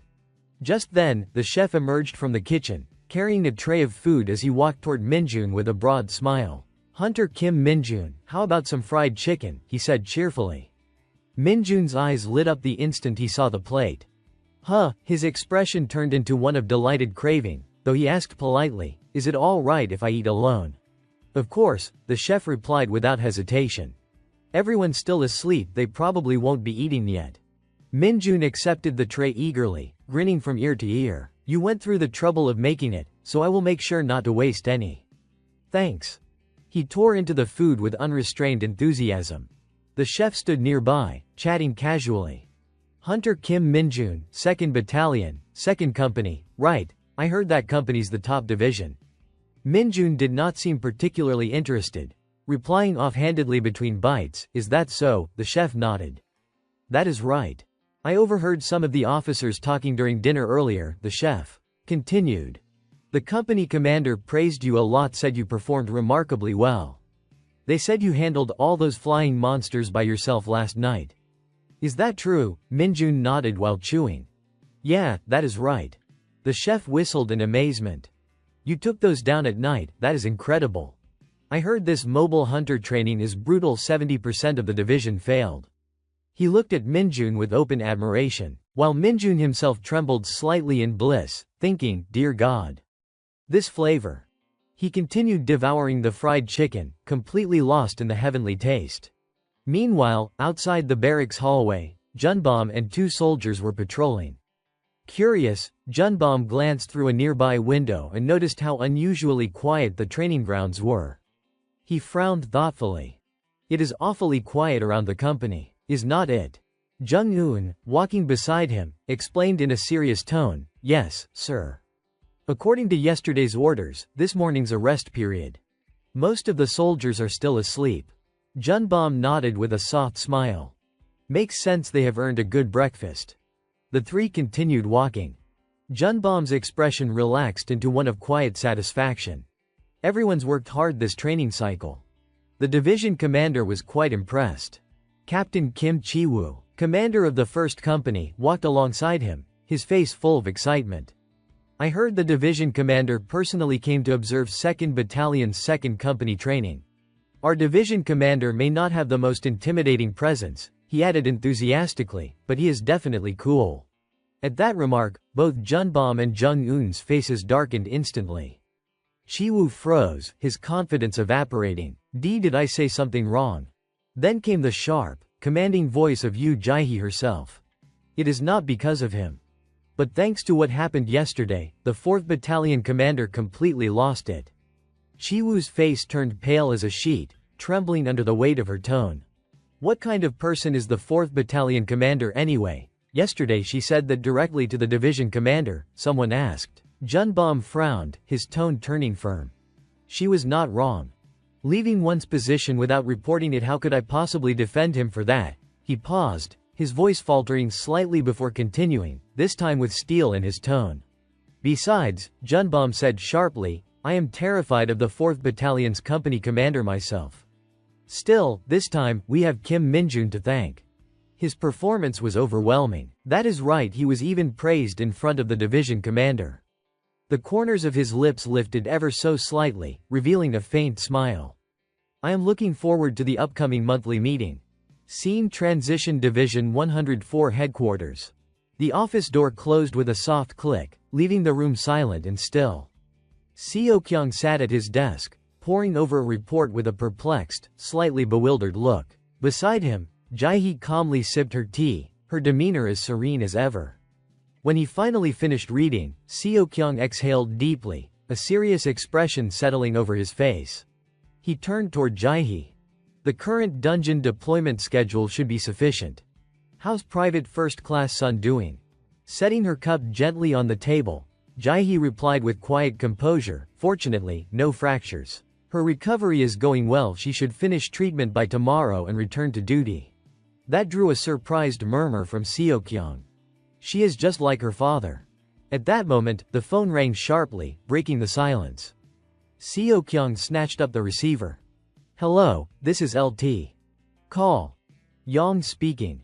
A bold, raspy voice answered on the other end. Bearded old man. Seo-kyung's eyebrows twitched, and he growled through gritted teeth. What? Who the hell is this? The voice on the line responded in a low, gravelly tone, calm but mocking. It is me, old beard. Seo-kyung glanced at the unknown number flashing on the phone screen, his suspicion rising. The voice continued, already forgotten my voice. Seo-kyung clenched his jaw, fury flickering across his face. You bastard, he barked. Beside him, Jae-hee glanced over, intrigued by the exchange. Then, the voice on the phone spoke again, still steady and dark. Could it be? You are. Yes. Seo-kyung interrupted decisively, his tone resolute. It is me. Do Seo-kyung. The mysterious caller finally revealed himself. It was Major General Sun Tae-ho, commander of the 107th Division. His tone turned sharp, brimming with challenge. Let us have a match, Seo-kyung. You and me. Seo-kyung remained on the line, his tone laced with suspicion and confusion. You. Could it be you? He asked, incredulous. Jae-hee sat silently beside him, listening closely as the situation unfolded. On the other end, Taeho's voice came through calm and composed. Yeah, it is me, he said, then added sharply, Hey, do Seo-kyung, we need to talk, you bastard. In contrast to Taeho's calm demeanor, Seo-kyung erupted in frustration. What the hell, Sun Taeho? Why are you suddenly calling me, and what did you just call me? Old beard, Taeho replied with infuriating ease, his tone teasing. Well, you do have a beard, do not you? Forget it, let us settle this with a fight. Where should we meet? Seo-kyung let out a long, exasperated sigh. You old man. Are you doing this because your daughter got hurt? Jae-hee stayed silent, quietly observing the heated exchange. Taeho's voice hardened, dripping with challenge. Are not you a soldier too, a commander, no less? His tone rose with each word, fierce and unyielding. That is exactly why I need someone to spar with. Enough talking, just name the place. Seo Kyung shot back, irritation thick in his voice. Stop acting like a child. I am sorry your daughter got injured, but training accidents happen. What do you expect me to do about it? Taeho chuckled darkly, his words cutting. What would a lonely old man like you know? That insult made Seo Kyung slam his hand on the desk. You son of a, where the hell are you? Speak up, Daejeon, is not it? Fine, stay right there and wait for me. His face flushed red with anger, his voice low and thunderous. For the record, I am not married because I do not want to be, you hear me? Hello. Hello. Jae-hee stepped in softly, her tone calm. He hung up, sir. Seo Kyung stared at the phone, smoke practically coming out of his ears, his glare sharp enough to burn a hole through the screen. Do you have son Taeho's number? He barked. Call him back right now. Jae-hee simply sighed, clearly resigned to the absurdity of the situation. She spoke gently, trying to ease him down.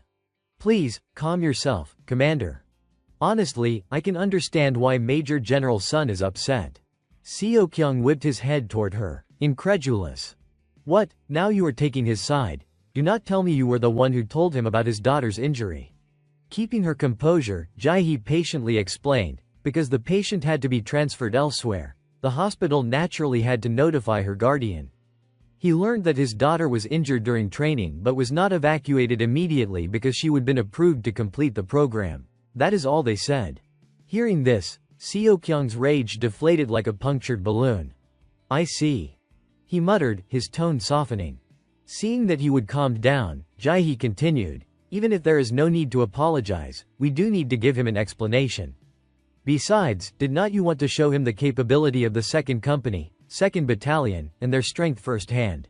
After a brief silence, Seo Kyung nodded slowly, realizing the truth. You are right. That is exactly what I wanted. I witnessed how efficiently they handled the wounded, he added quietly. There has clearly been a misunderstanding. I will explain everything myself. He reached out his hand, signaling for Jae-hee to hand him the phone.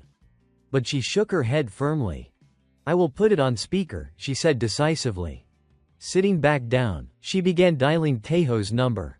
Seo Kyung sat opposite her, visibly irritated but waiting as the call connected.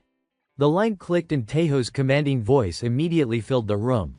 What is this about, Colonel Yu? Are you with that bearded old fool right now? Jae-hee replied evenly, this is Colonel Yu Jae-hee, sir. It has been a long time since we last spoke. I am calling on behalf of the division commander. His phone is not functioning properly, she added. Taking a deep breath, Seo Kyung forced himself to sound composed. Fine. I admit, I was too flustered earlier to explain properly. It was an unforeseen situation. At the time, I was supervising the company's training exercise.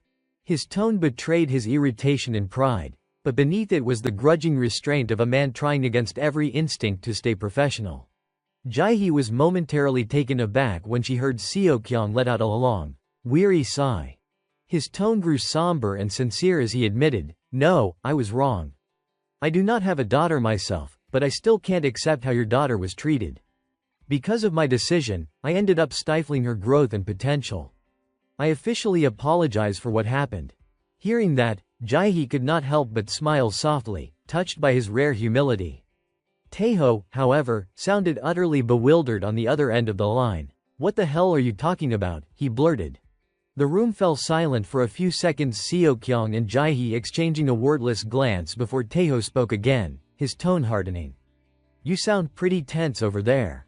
Relax a little. Now, that boy, the one who carried my daughter on his back, what is his name? The question caught Seo Kyung off guard. What? He murmured.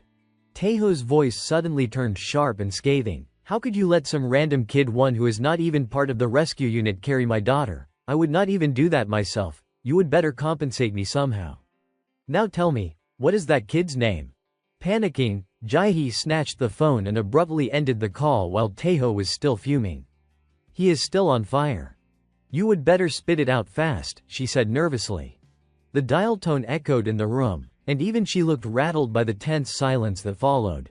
Her face stiffened as she turned towards Seokyung. "Commander." She began cautiously. But before she could finish, Seokyung shot to his feet, his expression tight with alarm and embarrassment. "Prepare the car," he ordered, his hand trembling as it gripped the armrest of the sofa. "Sir, please calm down." Jae-hee tried to intervene, but he cut her off, his voice sharp with urgency. "Right now." His knuckles whitened as he clenched his fist. "Where are you planning to go?" she asked, still startled. Seokyung's face flushed red with anger as he ground out between his teeth, "You're canceling all your plans too. We are heading to Daejeon immediately." Jae-hee swallowed hard, pressing her lips together in exasperation. "Unbelievable. These idiots," she muttered under her breath. Meanwhile, after a hearty meal, Minjun strolled back to his room in high spirits, humming a cheerful tune. His mood was bright. He was practically glowing with satisfaction. But as he passed by the water purifier, a shadow flickered nearby. The familiar figure of the night walker appeared. Sensing something behind him, Minjun froze mid-step, then turned sharply. The night walker waved excitedly upon seeing him, but Minjun's expression immediately soured with irritation. "You again," he muttered with a groan. Before he could say more, someone stepped out from a nearby room, and without hesitation, Minjun grabbed the night walker by the head and slammed it against the wall to shut it up. Then, glancing around to make sure no one was watching, he slipped out to the back courtyard.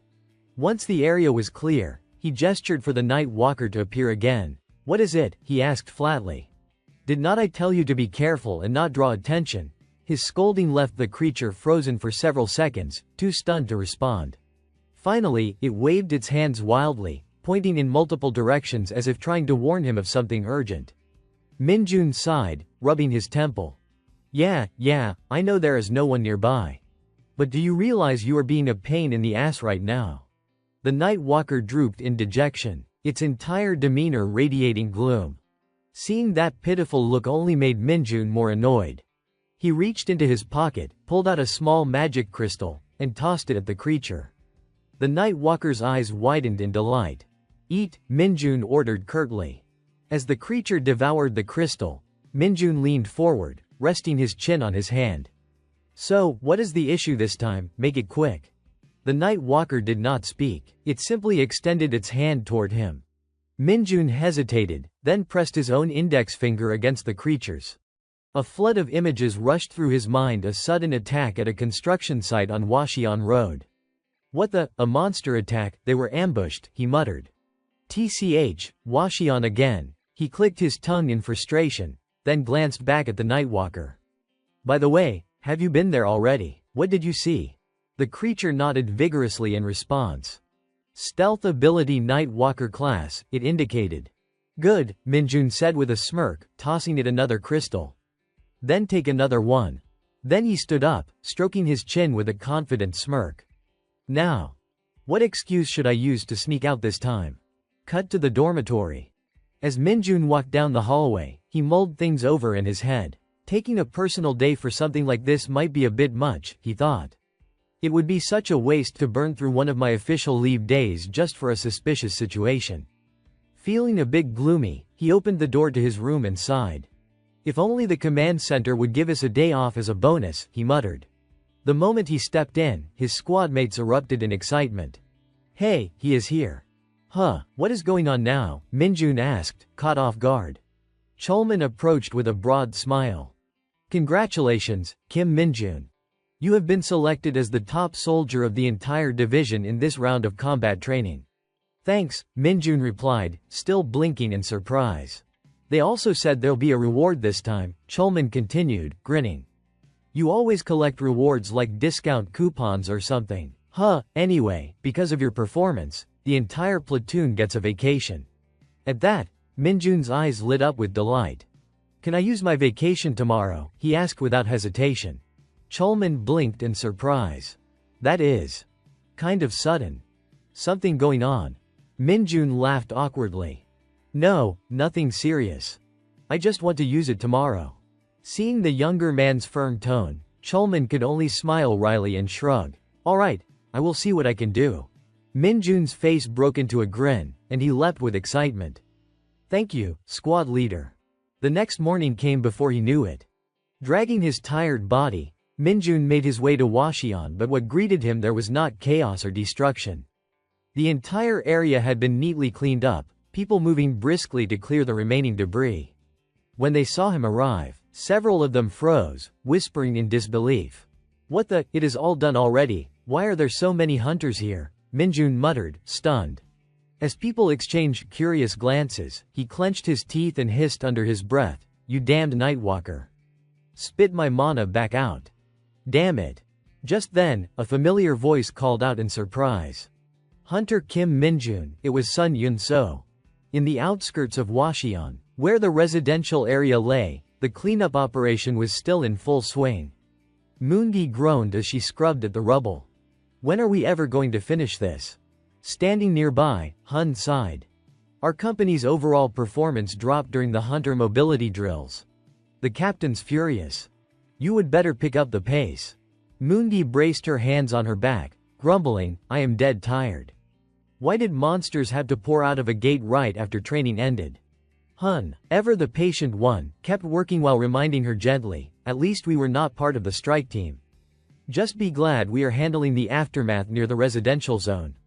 Still the scene of an attack, so watch your mouth, alright. As the pink-haired girl continued muttering complaints, the black-haired woman beside her glanced over her shoulder. She spotted Sun Yun-so working quietly but diligently, her movements careful yet steady. Approaching her, the black-haired woman asked kindly, Private Sun, are you feeling better, not overexerting yourself, I hope. Yun-so shook her head firmly. Private Sun is fine, madam. The woman smiled approvingly. Impressive recovery. Still, take it easy just in case. Yun-so blinked, slightly startled by the woman's warmth, but replied politely, thank you for your concern. Just then, faint whispers drifted through the air. Who is that hunter, the guy over there? The black-haired woman frowned. What, she muttered, turning around only to see everyone staring. There, walking straight into the cleanup zone, was Minjun. Wait, he is from our division, which company? Someone asked in disbelief. Yun-so's eyes widened as well. Hunter Kim Minjun, she said softly. When Minjun spotted her, his face twisted in shock. What the hell? Why is she here? Without thinking, he started walking toward her. Yun-so froze, staring as he approached, while murmurs rippled through the others behind her. What is going on? Someone whispered. Who is that guy? Sun Yun-so fixed him with a stern look. Hunter Kim Minjun, what are you doing here? I thought only our company was assigned to relief duty. Without missing a beat, Minjun replied casually, I am on leave. That offhand tone made Yun-so's face flush with irritation. Watch your attitude when you answer me, she snapped. Sensing his words did not line up with the situation, she pressed on, her voice sharp. You are not lying, are you? Who wears a uniform and shows up at an active site while on leave, are you? Deserting your post. To prove his point, Minjun pulled out a folded document and handed it to her. Yun-so read it over, then blinked in surprise. You really are on leave, unbelievable. Minjun chuckled dryly. Why do not you ever trust people, he said, taking the paper back. Yun-so ignored the jab and continued. Then explain this, why would you come here while you are supposed to be on break? Do not you realize this is a restricted zone? Minjun scratched the back of his head, stumbling over his words. It is not like that. I can't exactly say I came here to eat mana residue. He forced a grin. I had business in Hongqian and came by. I heard there was an emergency, so I thought I could help. Just then, Minjun felt something, an unfamiliar surge of power. A rift began to open before them, twisting and expanding with tremendous force. His expression shifted instantly, a spark of excitement flashing in his eyes. The gate, someone shouted. Yun-so spun around just as chaos erupted behind her. Moongi, pale and trembling, screamed while running, what the hell, we just cleared one gate, and another one spawns, you have gotta be kidding me. The black-haired woman barked orders while retreating, fall back and report to the squad leader, everyone, regroup at the leader's position. Yun-so froze, her mind momentarily blank from the shock, before instinct kicked in and she turned to run. Still, she did not forget to shout over her shoulder, Hunter Kim Minjun, get out of here now. But Minjun did not listen. Instead, he stepped closer to the gate, his eyes gleaming with reckless confidence. So, what now? He murmured to himself. He turned back to Yunso and said calmly, if monsters start pouring out, I will hold them off as long as I can. What? She gasped, horrified. That is insane. You do not even know what could come out of there. Get away from it. Her pleas fell on deaf ears. Minjun's gaze stayed locked on the swirling rift. Looks like the strike team already pulled out of this sector, he muttered. Then, in a firm tone, he urged her again, if monsters emerge, everyone here will be in danger. You need to move. If it gets too dangerous, I will retreat right away, he added, his voice steady. Just lend me some equipment and go. Yunso's heart clenched. She could feel the unease rising inside her, but before she could argue, Minjun spoke again, softly this time, your leg has not fully healed yet. Then, without waiting for a response, he started walking straight toward the shimmering gate. So get back, he said over his shoulder. I will hold them off. Yunso bit her lip, torn between duty and instinct. Finally, she reached into her pouch, pulled out a combat knife, and pressed it into his hand. If you are in danger, she said firmly, meeting his eyes, you run. Immediately.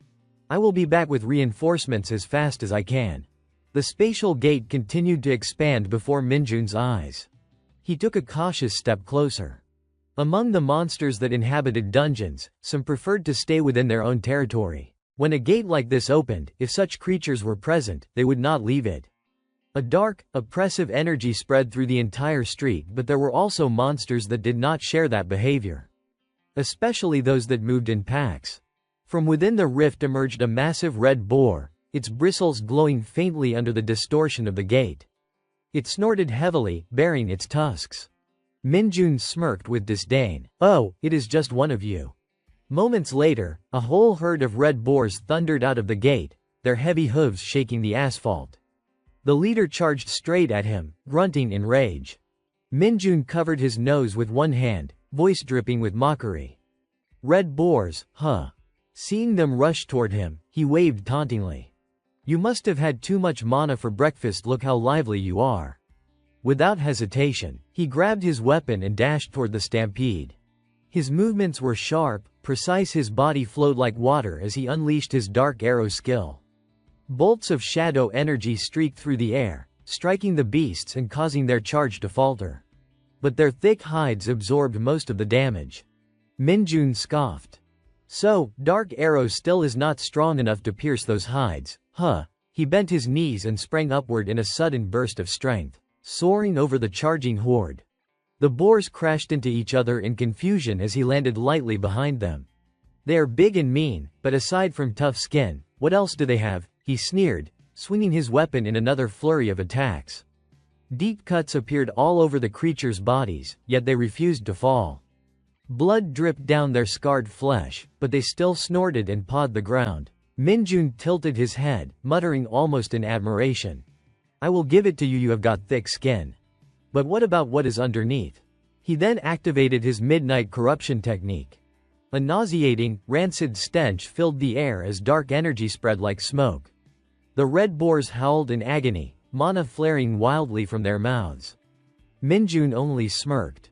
What is wrong? Not to your taste. The leader staggered forward, trembling violently, then tried to lunge one last time. Minjun sidestepped effortlessly, the beast's massive tusks missing him by inches. He extended his hand, siphoning the mana pouring from their bodies. Ah, thanks for the meal. Now let us sharpen this blade. The herd's cries faded into hoarse wheezing as their mana drained away. Their eyes dulled, their flesh turned dark and lifeless, and finally, they collapsed with one final, piercing scream. The system chime echoed in Minjun's mind. You have absorbed a certain amount of mana. Mana stat increased by 1. He approached the still glimmering gate, a cocky smile curling on his lips. Come on now. Do not tell me that is all you have got. Who is next? Just then, a shout came from behind. Hunter Kim Minjun, his face twitched in irritation at the interruption. Great, just when things were getting good. A soldier ran up to him, grabbing his shoulders. Private First Class Kim Minjun, right. Before he could answer, a young lieutenant named Yi rushed over, eyes full of worry. Are you okay? You are not hurt anywhere, are you? Minjun straightened his posture and replied solemnly, Private First Class Kim Minjun, unharmed.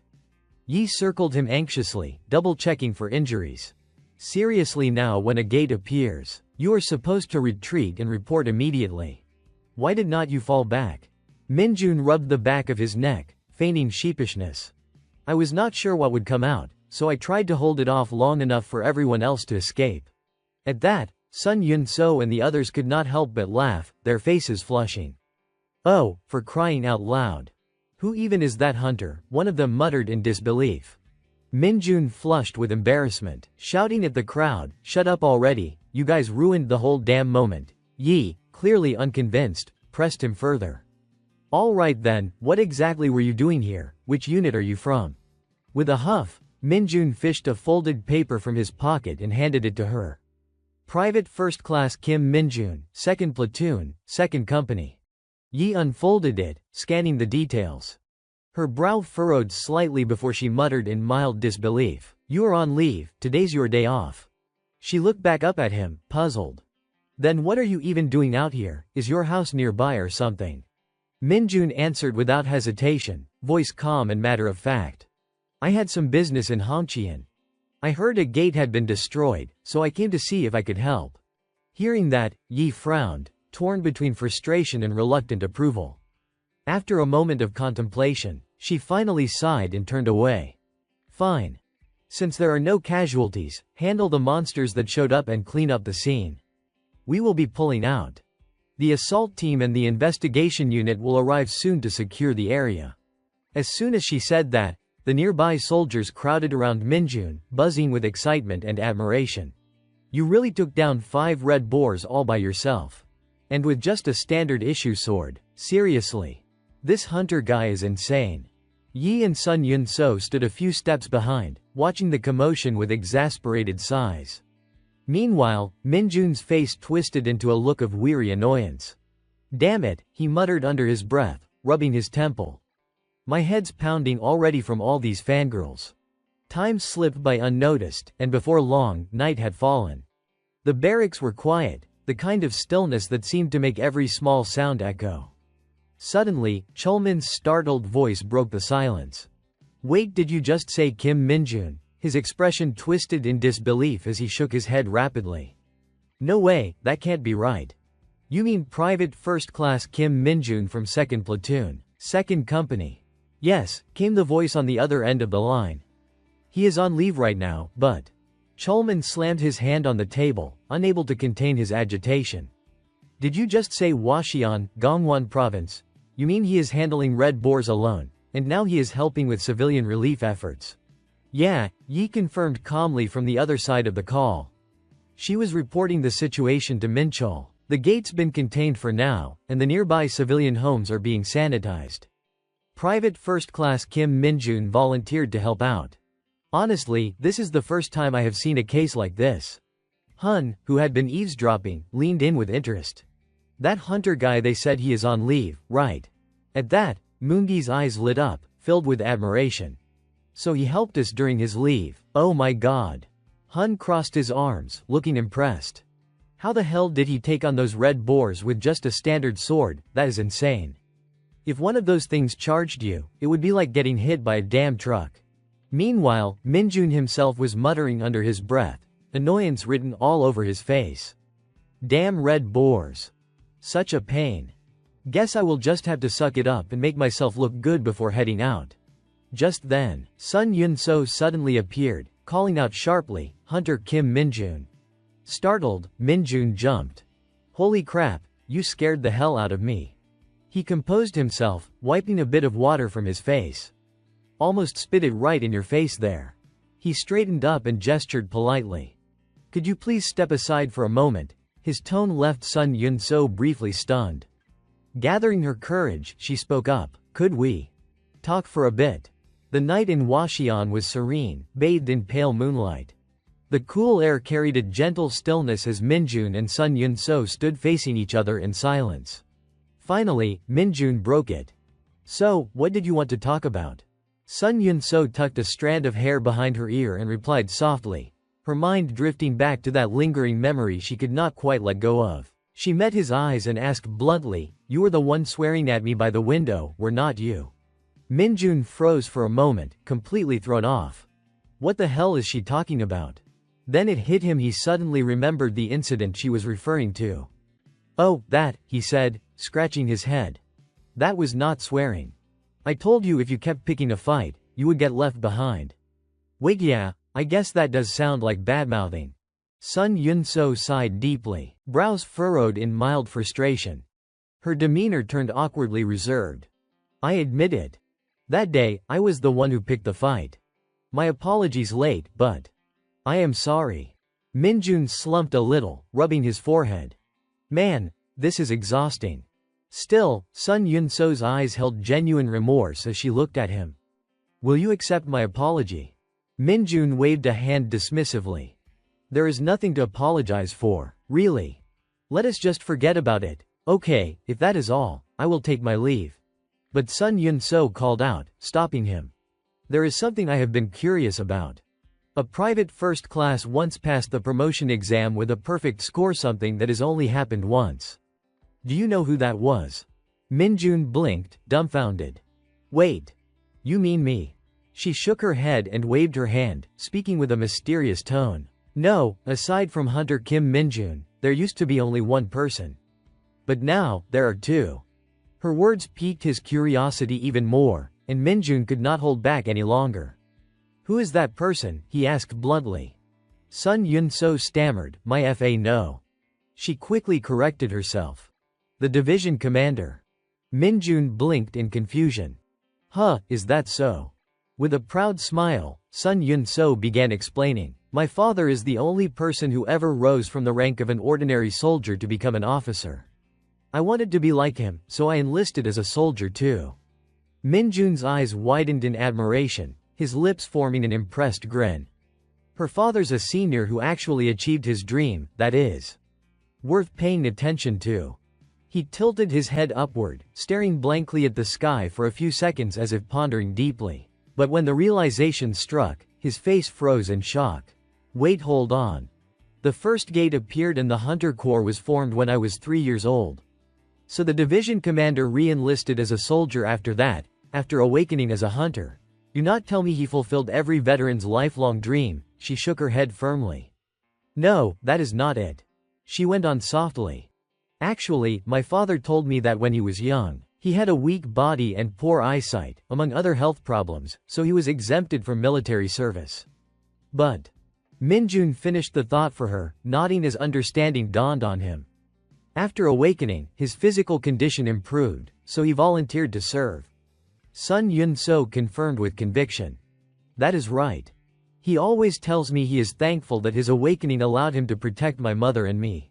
Minjun sighed and smiled with genuine admiration. "Seeing your expression now makes me want to meet him even more." Sun Yun-so nodded and smiled softly, her tone gentle. "If the two of you ever get the chance to meet, my father would be thrilled to meet Hunter Kim Minjun. He has a special fondness for strong soldiers." Scene transition, the 107th Division headquarters in Daejeon, inside the division's specialized hunter gymnasium. On the basketball court, someone walked in and said teasingly, "I thought you would chicken out right away. What took you so long?" Got scared. It was Colonel Lee Sangjin, his face slick with sweat as he tried to act tough. "My division is not as idle as yours, you know." "Scared? What is that? Is it food or something?" Jaehee, who was also present, groaned with visible exhaustion. The echo of a fierce basketball match filled the gym. "You are a busy man, yet you came all the way here. And why did not you tell me the boy's name?" "Kim Minjun, was it?" Seokyung, his face bruised and beaten, scowled irritably. "What? How the hell do you know that name?" Taeho growled back with a challenging glare. "You think I would not find out if you did not tell me?" Seokyung's irritation spiked, and he lunged forward, shouting angrily. "You are such a damn brat. So what are you planning to do?" "Huh," Taeho snapped right back. "Why so worried? You better do your part properly then." With his face swollen and lips split, Taeho clenched his fists and swung. Seokyung, equally fired up, charged in to counterattack. From the sidelines, Lee Sangjin clutched his head in exasperation. "This is not a joke anymore. If this keeps up, nobody's going to be able to stop those two. Jae-hee finally rushed in, using sheer force to pull the two men apart before they could trade any more blows. Time's up 5 minutes. That is enough sparring, she barked. The match ended with both Seo-kyung and Taeho covered in bruises, glaring daggers at each other like sworn enemies. Taeho walked over with a smirk, sneering, "Still alive, huh, old hat?" Seo-kyung glared back coldly. "Feeling better now, you lunatic," Taeho chuckled dryly. "We have not even started, and you are already venting like this." Seo-kyung, still fuming, muttered, "You damn petty old man." The moonlight that night shone bright over a silent sky, untouched by wind. Seo-kyung sat on a wooden bench, staring up as if lost in thought. Taeho sat beside him, eyes also turned skyward. Jae-hee approached and reported the latest updates from Hwacheon. "Captain of the third company reports that the Red Boar Gate has been cleared, sir." Seo-kyung nodded approvingly. "The third company captain's done well. You have worked hard too." After delivering the report, Jae-hee stood at attention, saluted, and immediately departed. Only Seo-kyung and Taeho remained, sitting on the bench, letting the night breeze wash over them while heavy thoughts weighed on their minds. After a while, Taeho finally spoke up in a calm, measured tone.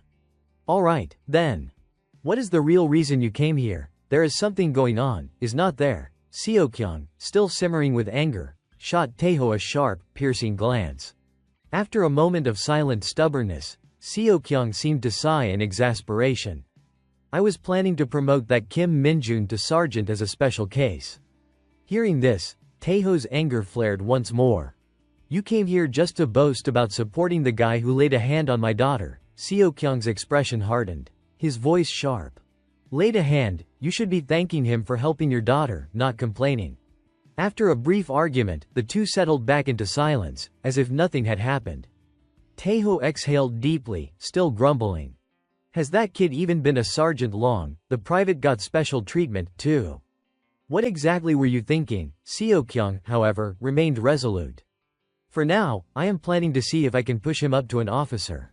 Taeho's tension eased slightly, and he leaned back into the night breeze. "That'll definitely attract attention." Deep down, he felt a firm certainty rising within him. Gu Hak-chol. Will he just sit quietly? If that kid earned the recognition of someone like him, jealousy is inevitable. Seo-kyung ground his teeth, annoyance clear, and issued a firm directive. "That is why I am telling you now, you should side with me in the future." Taeho shook his head violently. "I can't just blindly follow what you say. I need to see it for myself before making a decision." The two men sat quietly, exchanging their thoughts and intentions beneath the full moon. "Surely your meeting does not have some other hidden agenda, right?" Meanwhile, in Hwacheon, Min-jun walked along when he noticed something strange. Could it be? Before him, something mysterious slowly began to materialize. A shadowy figure gradually took shape, stepping fully into view. The figure broke into a self-satisfied smile. "Found you." Nearby, the last bus of the day was ferrying soldiers back to the barracks. One by one, they lined up neatly to board. Moongi, sticking her head out of the window, expressed her gratitude. "Thank you, Kim Min-jun, for everything today. You really worked hard." She even cheerfully added, "Next time we meet, let us go eat together." "My number is." Before she could finish, a black-haired girl hurriedly covered Moongi's mouth. "You have done enough." Sun Yun-so, watching Min-jun from the bus window, gave him a gentle, affectionate smile. As the vehicle pulled away, Min-jun stood there, eyes following it. After a moment, he sighed and began walking back to the barracks. Suddenly, something caught his eye. Night Walker stood alone on the sidewalk, wearing an expression of extreme sorrow. Min-jun froze, unsure how to respond. Night Walker remained glum but extended its hand toward him. In Min-jun's mind, it was clear what the creature wanted. "How do I remove this magical energy? Everything's in chaos." Upon hearing this, Night Walker's face went pale with astonishment. It raised its hands repeatedly, signaling something urgently. Min-jun frowned, puzzled. "What is it? What is happening?" A flicker of mystical energy flashed in its eyes, as if trying to summon a vision or event for Min-jun to witness. The sky above darkened ominously, and he muttered to himself, "A powerful magical entity is manifesting." Is not this supposed to happen only at dungeon gates? Could it be that reaching rank C has increased my perception abilities? A sly, almost sinister grin tugged at Minjun's lips. So this is your specialty, huh? Not assassination. He chuckled, then firmly asked, then. Where exactly is this place? Nightwalker silently led him deeper into the forest, the darkness thick and absolute, shrouding everything around them. As soon as they arrived, Minjun tossed a sphere of magical energy toward him and casually asked, "Is this it?" At that moment, a mysterious power began to manifest right before Minjun's eyes. It grew stronger and wilder by the second, until it formed a swirling black void connecting two places, like some sort of spatial gate. Minjun instinctively took a step back, a twinge of fear creeping into him. Could it be? You, the shadowy figure gradually became visible through the aura of mysterious energy. Its form was both enigmatic and vaguely familiar, tugging at Minjun's memory. The figure spoke, excitement threading its voice, "Found you." Minjun's face twisted in apprehension, bracing himself to see where this presence might hail from. Then, to his astonishment, it was Li Banggu, appearing in spirit right before him. Before Minjun could even process the emotional reunion, Li Banggu's face was smeared with tears and snot, and he ran toward Minjun like an overjoyed child. "Oh, my old friend!" Startled by the sudden outburst, Minjun shouted angrily, "You crazy fool!" But Li Banggu had not gotten far before tripping and falling. Feeling a mix of exasperation and concern, Minjun walked over to check if any part of his friend's body had been injured. Placing a firm hand on Li Banggu's shoulder, he scolded him seriously, "I told you to forget me. Why are you here?" Li Banggu looked up at him, his expression pitiful and sorrowful. Seeing this, Minjun could only sigh, resigned, and sit on the ground beside him. Memories from the past flickered through his mind. The time he found Li Banggu lying motionless on the ground, a massive and ferocious beast advancing toward him, seemingly intent on devouring him.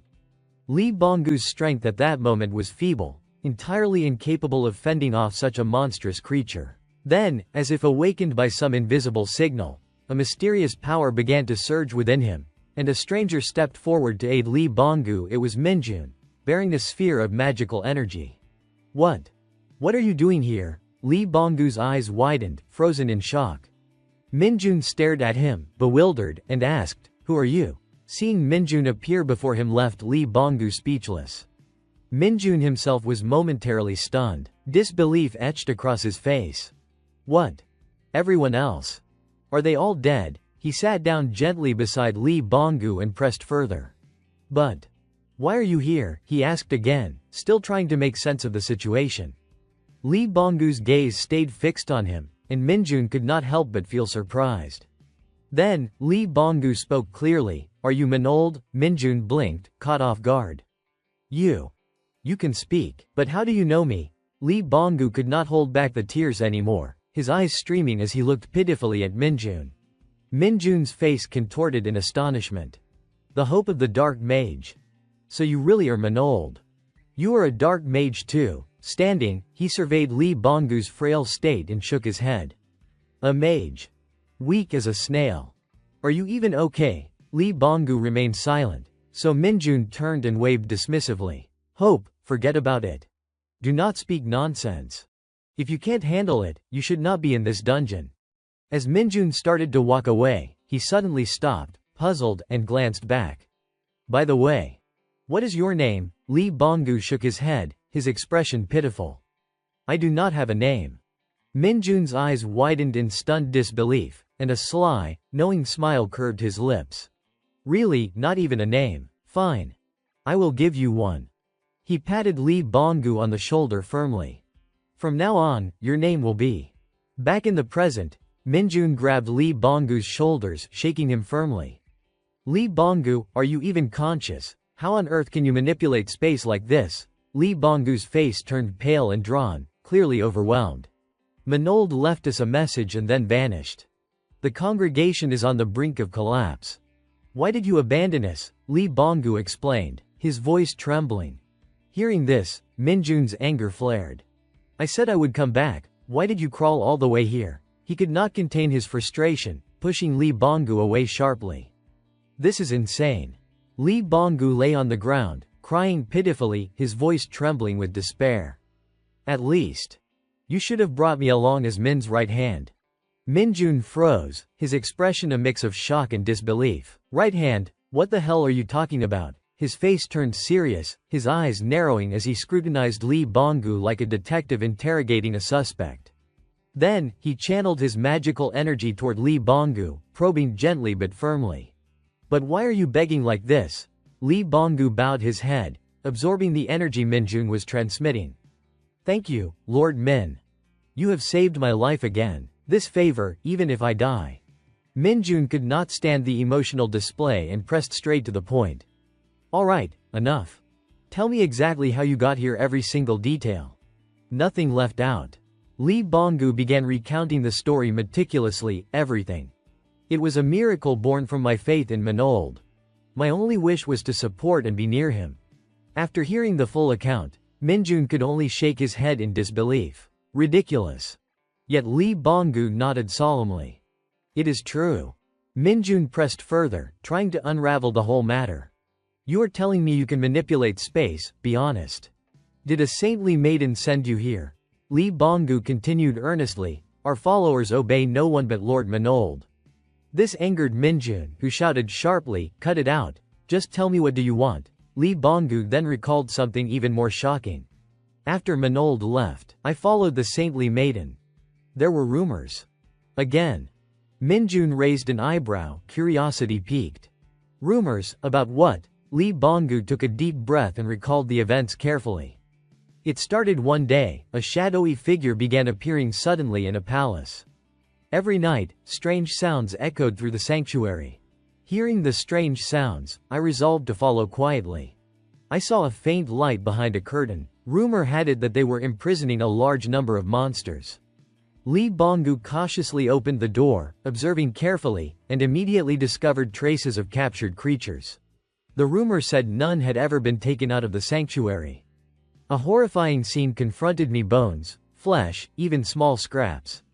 How could so many monsters be handled without leaving any trace, returning to the present? Li Bonggu replied calmly, but just as I predicted. Lord Manold was here. Hearing this, Minjun's anger flared uncontrollably. Damn it. Are you serious? We would never lie to you, Lord. Minjun stared at him, disbelief mixed with frustration. Damn. Really? He rummaged through his inner jacket pocket, pulling out an item. Here. Do you recognize this? Li Bonggu looked at it carefully and replied calmly. Judging by the pattern, it seems to be a fragment of a sword from the sanctuary guard. You mean the sword the captain used, right? Hearing this, Minjun's sense of regret surged anew. Right. Those bastards. Yet he still kept a wary expression. But what about the portal that brought you here? Did you somehow stumble into it while wandering through a void? Li Bonggu gave a forced laugh. I am not sure. The answer deflated Minjun's mood entirely. This guy. He is not right in the head, he muttered, staring intently at the object in his hand. After a pause, Minjun asked with curiosity tinged by concern, but what exactly is their goal here? 1,224 days before Kim Minjun returned to Earth according to Isgard time, on the cliff ahead, the saintly maiden stood in a flowing white robe, exuding an aura of grace and authority as the evening sunlight cast a golden glow. Lost in her thoughts, she was suddenly interrupted by a voice from behind. What is going on? Startled, she turned to see Minjun approaching. Rarely seen so reflective, she gently brushed her golden hair back, the soft sunset light playing across the castle behind her. It is nice to step out and feel the breeze once in a while, is not it? She said lightly. Minjun's expression twisted, his lips trembling, eyebrows knitted in silent anger. He ground his teeth and demanded, causing the saintly maiden to shyly step aside, embarrassed. You. The one who disappears for days on end, occasionally showing up like this. Huh? She asked, her eyes soft with melancholy, her voice barely above a whisper. I am sorry, I did not think it through. I cannot leave the sanctuary, so. Before she could finish, Minjun rolled his eyes in frustration and cut her off. Anyway, why did you call me here? He asked. Ah. She feigned innocence, offering an explanation. I heard that many of your companions were seriously injured in the Farkas dungeon. Is not that related to Lumi Nuna? my favorite character, Minjun's expression immediately darkened. His eyes widened to reveal dark circles of fatigue, his lips sagging, hands waving violently as if to reject the suggestion outright. There are no companions, no theories, nothing like that. Those fools followed me on their own. They were attacked by the Black Hounds. Know when they were attacked by Farkas. They were treated afterwards, so they are not dead, she said, unable to suppress a laugh at his reaction. I understand, she added lightly.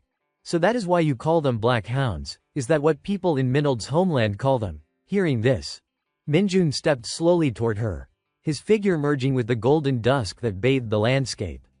Standing silently on the cliff, he spoke in a low, serious tone, recounting events while she remained quiet. There is nothing like that on Earth.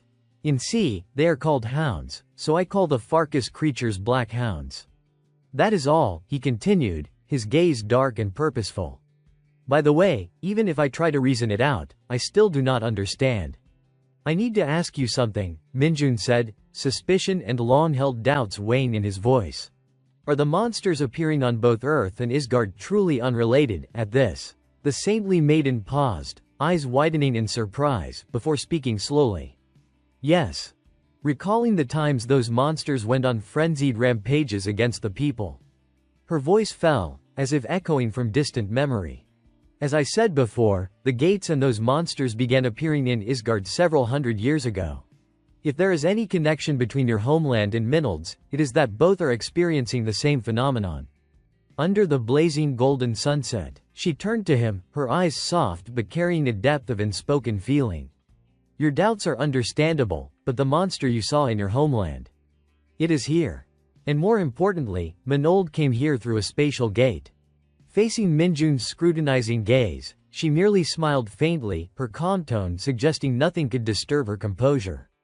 However, traveling between dimensions is not so easy. It requires extensive preparation and time just to summon Minold.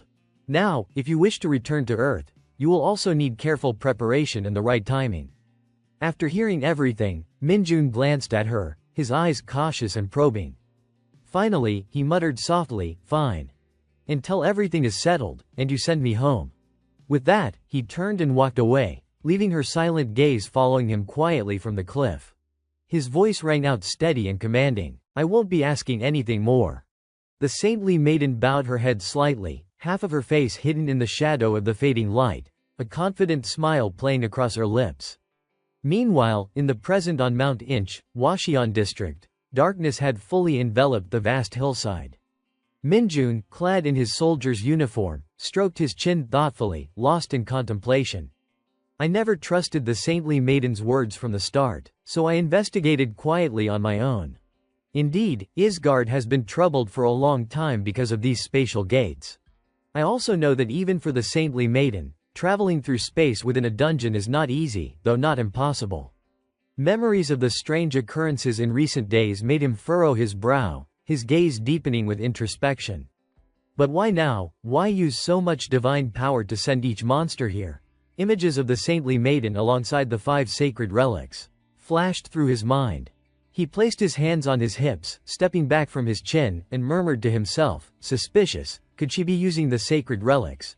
Doing all this just to lure me here? Lost in thought, he suddenly froze, eyes widening in shock as though witnessing something unbelievable. Before him knelt Li Bonggu, one knee on the ground, his expression solemn and resolute, leaving Minjun momentarily speechless. I, Li Bonggu, vow to follow and serve Lord Minold until death. Please, accept me, he declared. Minjun let out a long sigh, a mix of exasperation and weariness in his voice. This fanatic. I really can't send him back right now. Fine, then first, change how you address me. My name is Kim Minjun, not Minold. Overjoyed, Li Bonggu looked up and exclaimed, thank you so much, Lord Kim Minjun. Until my life ends even if I die. Before he could finish, Minjun interrupted impatiently, not Minold, Kim Minjun. Forget it. Can you use your camouflage skill? Li Bonggu's excitement flared as he replied loudly, of course, sir.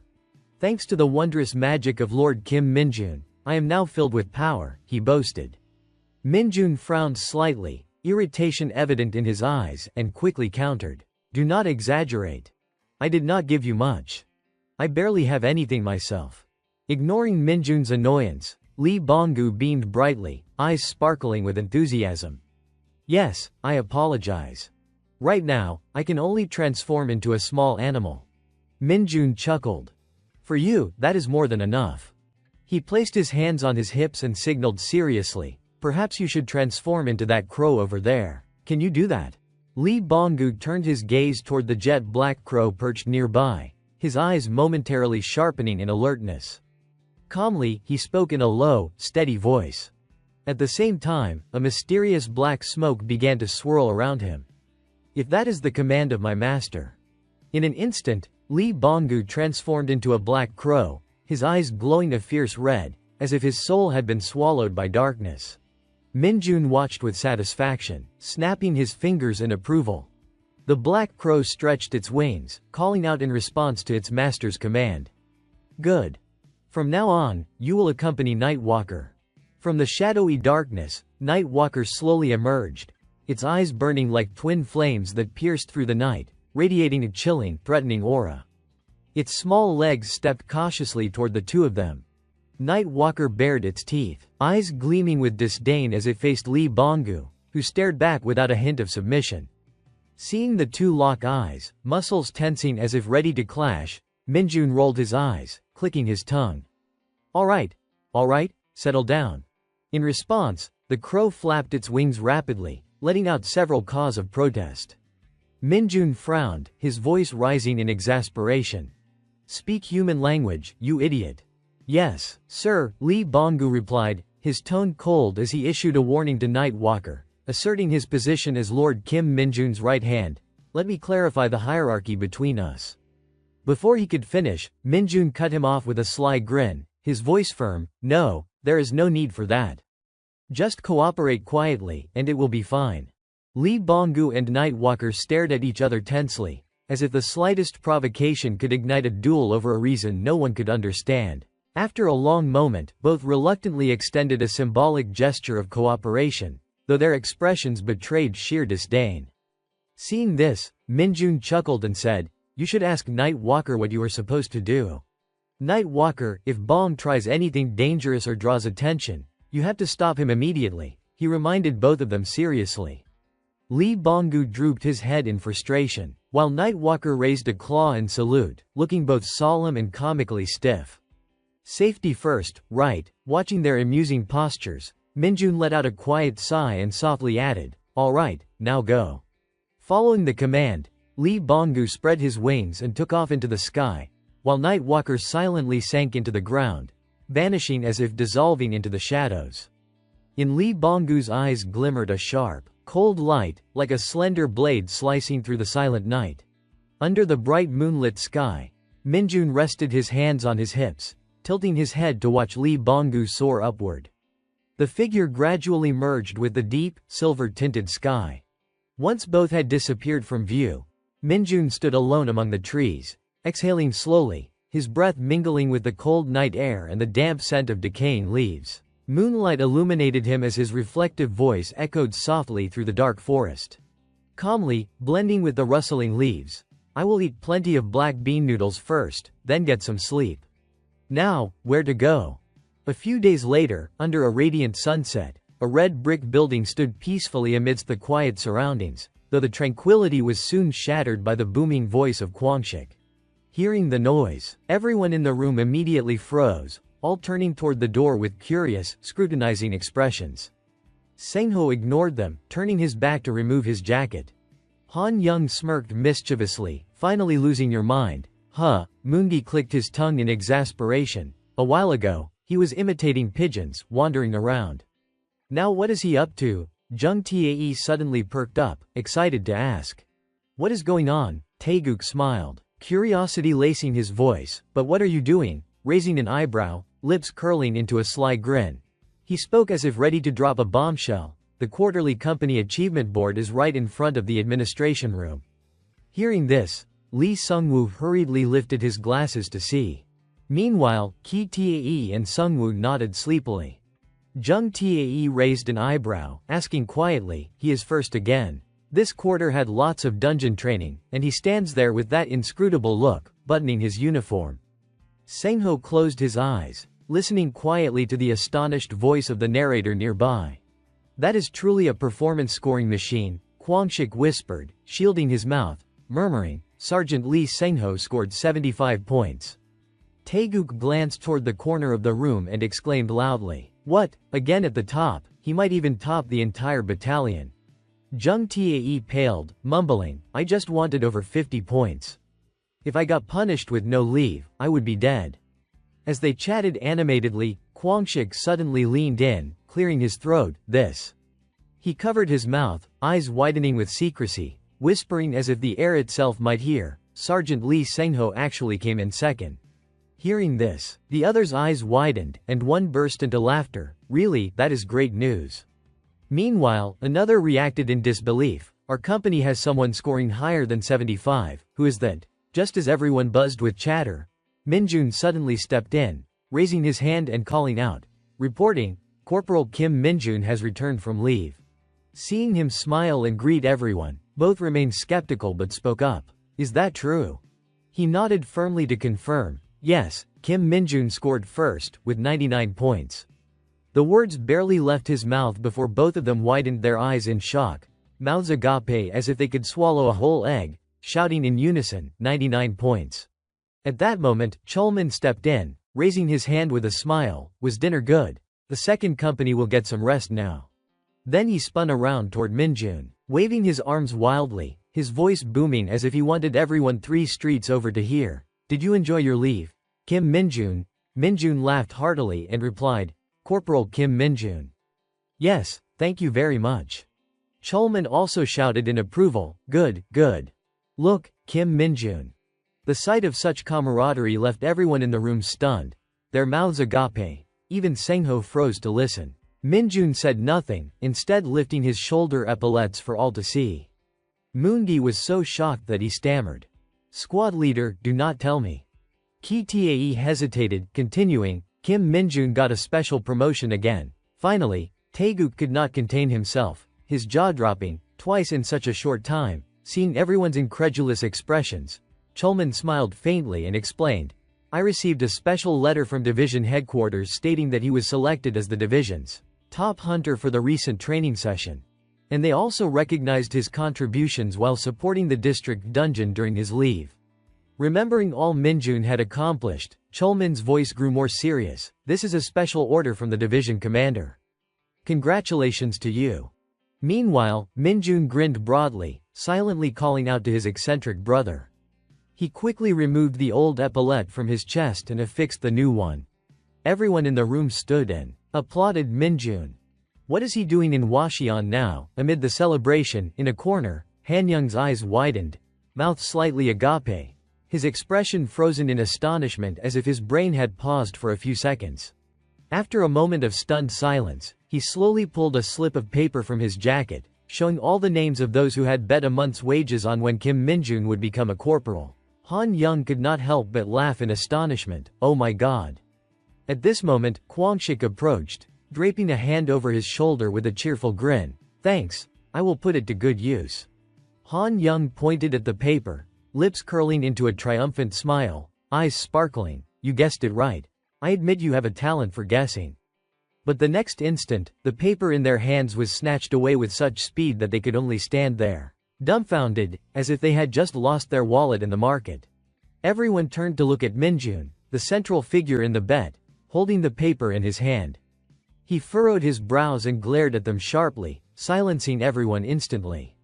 His cold voice cut through the air like a blade. Kwangshik, you know I am a corporal now, right? Stammering, sweat pouring like a shower, Kwangshik muttered. Corporal Kim Minjun. Minjun's voice thundered over him, making the entire room freeze. Yes, that is right. He glanced around the room, a threatening smirk tugging at his lips, his deep voice carrying weight. Did you do something interesting while I was gone? You won, right? Startled, Kwangshik replied hastily. Yes, I won the bet. Minjun chuckled softly, tilting his head with a calm yet chilling tone. But how much? Did you earn a lot? Facing his piercing gaze and half smile, Kwangshik froze, sweat streaming down his face, mouth agape. eyes trembling like he was about to cry. Yet he managed a self-satisfied smile, his warm, resonant voice carrying subtle meaning. Well done. Minjun stood proudly in his formal uniform, his expression radiating a quiet satisfaction. Meanwhile, he and Han Young were standing at attention, looking slightly tense. Kwangshik, on the other hand, was red-faced, veins bulging, almost as if he was about to combust. Gritting out each word, "Corporal Kim Minjun, I will give you 30%. How does that sound?" Minjun did not answer directly, instead cleverly playing along. "What are you talking about? Anyone watching would think you were doing it for the money." No, everyone's just saying you did well. Keep going," he reluctantly conceded, adding, "then 40%. Minjun calmly stood to the side, observing him struggle with the weight, and reminded him about the prior conversation. "You are not doing this for money, right? You all make bets using me without feeling an ounce of guilt," he questioned sharply. "Do I look like a joke to you?"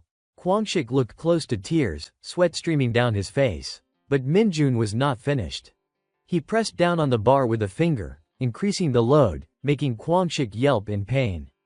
Exhausted and dazed, Kwangshik only felt relief when Minjun finally lifted the weight gently. Immediately after, Kwangshik fainted outright, mouth open and drooling, completely vulnerable. The other two froze in fear. "Kwangshik, how can you even lift that with one hand?" Minjun feigned diligence. "Giving a justifiable reason, I am only training you this way to help you improve. Do not get the wrong idea." He looked at the two others, seemingly ready to continue. Next. Han Young waved his hands nervously. "I am fine." Sergeant Kim Minjun Moongi also refused earnestly. Yes, we will train ourselves." Minjun feigned regret, sighing dramatically. "Oh, that is too bad." The two of them seized the moment to quietly retreat, saying, "Thanks for the reminder. We will take our leave now." But just as they turned to go, Minjun repeated, "Too bad, really too bad." He pressed his lips together, turning to them with a smooth yet terrifying villainous smile. "I do not think you really have the right to refuse." "Right," they immediately shivered, their faces pale as if the apocalypse had arrived. Thus began a series of screams echoing throughout the office. After a period of this special training, both were exhausted to the point of vomiting across the floor. Minjun lowered his gaze on them thoughtfully. "Luckily, this is timely. I have a small task I want you to help with." Before he could finish, Moongi and Han Young eagerly chimed in. "Just tell us what you need, as long as it is not training." Minjun's expression turned serious as he made his request. "Privates and below are forbidden from using the simulation room." The statement left them scratching their heads in confusion. Ignoring whether they understood, he continued to list. "Privates and below cannot use the crafting room, privates and below cannot use the PC room, privates and below cannot use phones. Forbidden, forbidden, forbidden." Moongi and Han Young slowly stood, clearly finding the rules absurd. Amazing that such unreasonable rules still exist today. Then their expressions shifted quickly to excitement. These must be eliminated immediately. "No betting on who will win," Minjun warned sharply. "Do not go overboard." They straightened their attitudes and answered in unison, "Yes, sir." He concluded, "I will try to persuade the sergeants. I hope you two can manage it." Han Young put on a serious face. "Do not worry, Sergeant Kim Minjun." "Can we leave now?" Moongi also confirmed earnestly. "You can trust us, can we go now?" Minjun, finding the scene slightly amusing, finally waved them off. Receiving the signal, both hurriedly slipped away. Quick, Kwangshik, having regained consciousness, weakly shuffled toward the door, only to be called back. "Corporal Kim Kwangshik." His face turned pale, as if he had heard the voice of a demon, and he trembled in fear as he stammered, "Yes, Corporal Kim Kwangshik." Minjun casually relayed the new information. "I am sure the squad leader already told you, right? Due to the rearrangement of teams, you have been assigned to Squad 2. He added warmly, "Let us train together from now on." The scene shifted to the snake mine, a monster resembling a serpent. Unlike normal snakes that slither above ground, these creatures operated primarily underground. They were not venomous, but they had a dangerous trait: they exploded upon death. Therefore, before killing one, its tail, essentially the fuse, had to be removed. The snake mines hissed painfully, tongues flicking, each raspy sound chilling the spine. This procedure was necessary to prevent chain explosions. Soldiers clad in protective armor tackled each creature individually, advancing into the thick underbrush, unaware of a pair of twin tails lurking behind. For this reason, the dungeon's snake mines served as a standard for testing attacks by inexperienced personnel, providing valuable learning opportunities.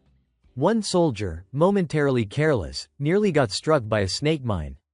At the critical instant, his pupils froze in shock.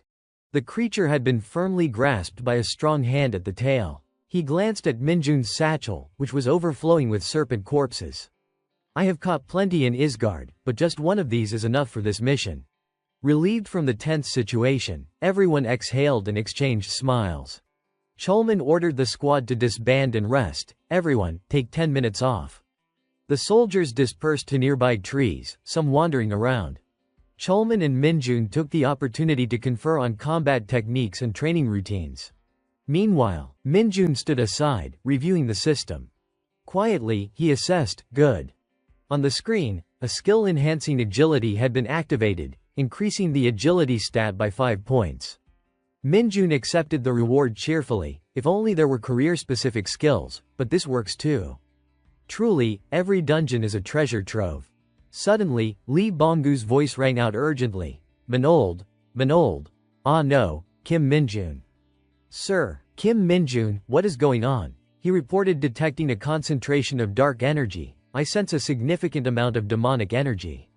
Reflexively, Minjun turned, scanning the surroundings, then leaned close to the screen, excited. Good, where exactly are you? From the other end, the scenery was unfamiliar.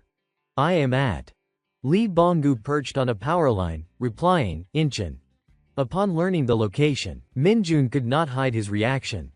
A few days later, during the weekend in Incheon, Minjun changed into casual clothes, donning a black hat and coat, observing the house ahead. He called out to Lee Bonggu, who was flying toward him. What is the situation? The report was concise. Per your instructions, sir, I am observing without taking action. Since I cannot sense the monster's aura, I believe it may be a result of the dungeon's collapse. Minjun inquired further to gauge how many were inside. Lee Bonggu responded professionally, as of yesterday, there was no one, but now I confirm there is one person inside. He hesitated, adding, if only you had come yesterday. But Minjun shot him a sharp glare. Do you think soldiers can freely come and go? Too bad, the Hunter Corps does not have a stationed area. Here, stationed area refers to zones the Corps must protect or areas accessible to individuals during military duty. Minjun pulled his black mask into place, ready to act. What we are doing may seem like an illegal intrusion, but in reality, it is to clear dangerous elements from inside the house. Lee Bonggu followed closely, replying earnestly, yes, sir, that is correct. Minjun warned, but do not get caught. Lee Bonggu nodded obediently, understood. Minjun placed his sneakered foot on the windowsill. Lee Bonggu entered first, shielding him as he slipped through the frame. They crept along the wall into the living room. Suddenly, Minjun paused, as if he had noticed something. His gaze fixed on an object on a shelf in the corner. Carefully, he approached.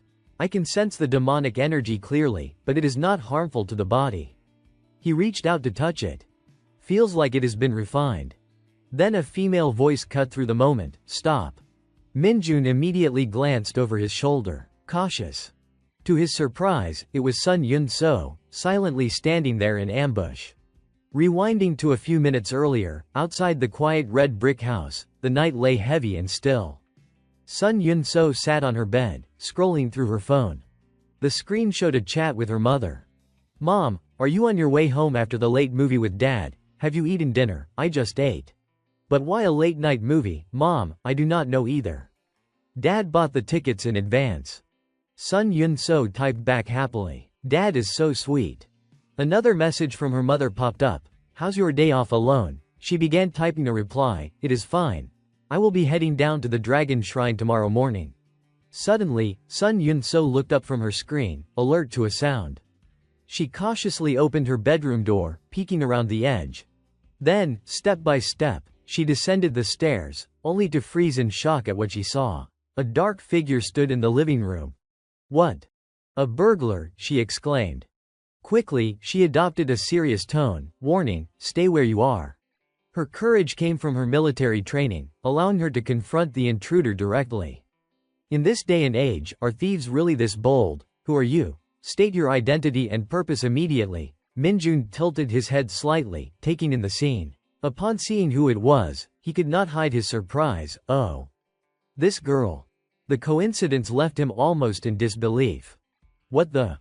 The room, occupied by two people, fell into an eerie silence. No one spoke, wary of making a misstep. Even Li Bonggu, hiding in a corner, was caught off guard upon seeing her. The house we broke into to find items containing demonic energy from the dungeon. It is actually Sun's house. How is that possible? Li Bonggu muttered, only to receive a sharp glare from Minjun. Realizing his misstep, he stammered, trying to explain, I did not know it was her place. I thought it was Inumshiki's house at first. Minjun composed himself, tracing the sequence in his mind. I see. If it is the captain's house, it makes sense that dungeon items would be scattered there. But why is she here today? He tensed slightly, hands trembling, just like in Washian. What the hell is going on? Sensing something unusual, Sun Yunso shouted a warning, "Freeze, hands up. I warned you." Minjun paid no heed, sliding his hands into his jacket pockets. He was not about to turn back now that he had come this far. Sun Yunso's frustration flared. I said stop. She swung a kick at his head, but he bent slightly and easily avoided it. Not listening. She followed with two powerful punches from behind, both missing their mark entirely. To Sun Yunso, it felt like a slap in the face. Veins stood out on her forehead as her anger spiked. She raised her leg high, aiming to strike down hard. For the first time, Minjun showed a flicker of surprise, but quickly shifted to serious evaluation, studying her fighting stance. She is actually pretty skilled. At this rate, she will level up to sergeant soon enough. His gaze moved to her hand, poised to strike his neck, but with a simple lift of his own hand, he could effortlessly block it. Looking her directly in the eyes, Minjun felt absolute confidence. Compared to me, this is nothing. Sun Yunso froze, stunned, as her hand was suddenly grabbed and brought down. Minjun used both hands to envelop hers, neutralizing her attack entirely. Sun Yunso struggled angrily, trying to pull her hand free, her voice sharp with accusation. What is the meaning of this? Are you trying to play with me? Though she spoke boldly, deep down she already understood that this confrontation was far from ordinary. This guy was no regular person. Silently, she evaluated his masterful techniques. It was clear he was a pseudo-awakened. Once again, Minjun easily evaded the sweeping kick she threw. He stepped back, keeping a measured distance, his gaze flicking toward the faint glow nearby. The black stone in the glass container sat undisturbed atop the cabinet. Suddenly, he decided to move straight toward it. Sun Yunso raised her hands into a defensive stance, but it was too late to block. Her anticipated attack never arrived. Instead, Minjun's eyes were faster. He seized the glass container and swiftly disappeared. Sun Yunso stared in disbelief at his retreating figure along the wall. She ran forward, calling out, "Wait, that is," but he and Li Bonggu leapt over the fence and vanished. Clenching her fists, she muttered, irritated that he had not even fought back. Opening her hand, she found a small folded note. Curiosity piqued, she unfolded it, revealing a brief message. "I am just borrowing the jar." Her face burned red with fury. "That bastard," she seethed, shouting after the two figures racing through the night streets, "You damn idiots." Later, in a nearby back, Minjun held the glass jar up, examining it carefully. After a moment, curiosity overtook him. This contains far more demonic energy than ordinary monsters. But if a level 2 hunter can keep it at home, it probably does not affect humans too much. The furry belly of the Nightwalker shivered as he continued rambling to himself. Just my thoughts. Could this be a crystallized monster shard? He placed his hands on his hips, watching the two trembling subordinates. "What do you mean?" they asked, quivering in fear. "Sorry," they whispered. Minjun, still curious about the object in his hands, continued. "I know about crystallized shards, but why would a monster's crystallized shard be filled with demonic energy?" His curiosity was genuine. "I have never seen anything like this in Isgard." A crystallized monster shard is a mineral occasionally found in a monster's body. Its size varies according to the monster's age and threat level.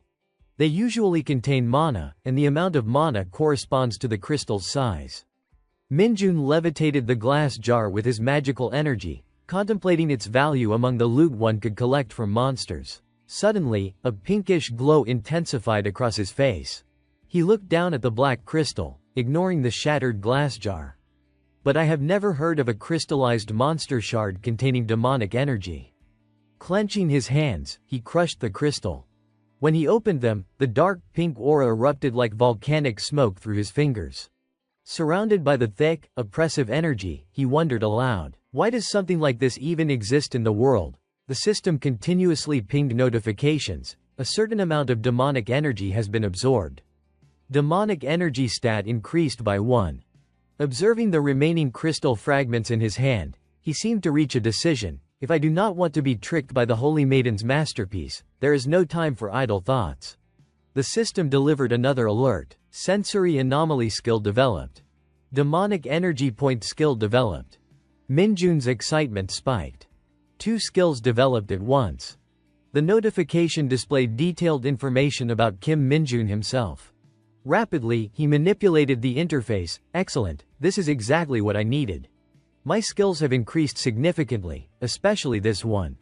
He tapped to check the properties of the demonic energy point skill. Feeling the change within himself, he noted, as my demonic energy stat rises, the energy inside me grows darker and harder to control. Even though I must be careful, I worry it could affect those around me. Perfect. This is exactly what I need. He reached out toward Li Bonggu and the bewildered Night Walker, combining his hand with the newly acquired demonic hand skill. Instantly putting it to use, Minjun activated it on Li Bonggu, demonic hand skill. In an instant, Li Bonggu was compelled to fly right into his grasp. Not bad, Minjun mused, examining Li Bonggu as if studying an experiment. But it can only grasp something this heavy. Still, there must be some use. Let us see how it goes. He released him shortly after, issuing a serious order. I have a mission for both of you. With information on dungeons suspected of containing demonic energy, go there and retrieve the items with demonic energy for me. Both responded with solemn compliance, nodding in agreement. Suddenly, Minjun tossed 2 black and pink spheres toward them. The 2 scrambled for them, unwilling to yield, but when Minjun glanced back, they were suddenly cooperative, acting almost affectionate toward one another. A mischievous smile spread across his face. Li Bonggu, have you tried Korean food yet? A short while later, at a hot soup restaurant called Ariari, a steaming meal was laid out before them. Li Bonggu returned to his human form, tears and snot streaking his face. His exaggerated expression left both Minjun and the restaurant owner momentarily frozen. Shoveling food into his mouth, he continuously praised it. Oh my God, this is so delicious. Mr. Kim Minjun. Minjun scolded. Frustrated, whether you are crying or eating, just do one thing at a time. Li Bonggu obediently complied. Yes, I will eat slowly. Despite his stern words, a hint of amusement softened Minjun's expression. In Isgard, they probably eat those strange cookies all the time. I get it, he murmured. Suddenly, his phone vibrated in his pocket. Curious, he checked the screen. Seeing a message interface, he muttered, there is a rule that lower-ranking soldiers are not allowed to use phones. It was the group chat of 2nd Squad, Team 26. Inside, the chat was lively, everyone egging each other on. Wanna go somewhere? Sergeant Kim Minjun, please answer. Lee Sengho has left the chat. Kwang Zich invited Lee Sengho. Sergeant Kim Minjun, done with the crazy training schedule yet? Next week, Minjun sighed. Chatting all night, huh? Suddenly, Kwang Shik's account pinged with a message. The guerrilla training officer of the Hunter Corps has been caught. For a Hunter Corps made up of awakened individuals, entering a military training zone for guerrilla exercises was extremely significant. The soldiers repeatedly performed jumps, then dropped to the ground, pressing their feet down, all under the watchful eyes of the trainers. Every face showed agony except Minjun, who smiled brightly. The unit soon moved to the 3rd training area, a bridge crossing exercise. Minjun's enjoyment was evident, even walking the rope bridge with his hands free. the lower part only a single rope. Next came mountain climbing training, where Minjun demonstrated with full energy, his eyes covered by protective goggles. The head trainer, fully hooded in protective gear, awkwardly explained, given the diverse expressions of the second squad members, he just directs them to sing the national anthem loudly up to the fourth verse. Serving the army, we train as hard as possible. Sounds of feedback echoed from inside the room, very different from normal drills. Yet this guerrilla training for hunters was indeed a nightmare for the newcomers. None of the new soldiers could fully adapt to the conditions. Taeguk's eyes glistened with tears. Jung Tae fared no better, tears streaming down his face. The cause, a single box of fried rice before them. Both stared at it, hesitant to eat. Taeguk scooped a spoonful, marveling, can't believe we are getting this at the end of the year. Jung Tae slumped, overthinking, does this mean the corps commander is holding a grudge? Did we mess up somehow? Ignoring Minjun devouring his food like a warship opposite them. Taeguk reassured him, we have not even met him yet. How could we have done anything wrong?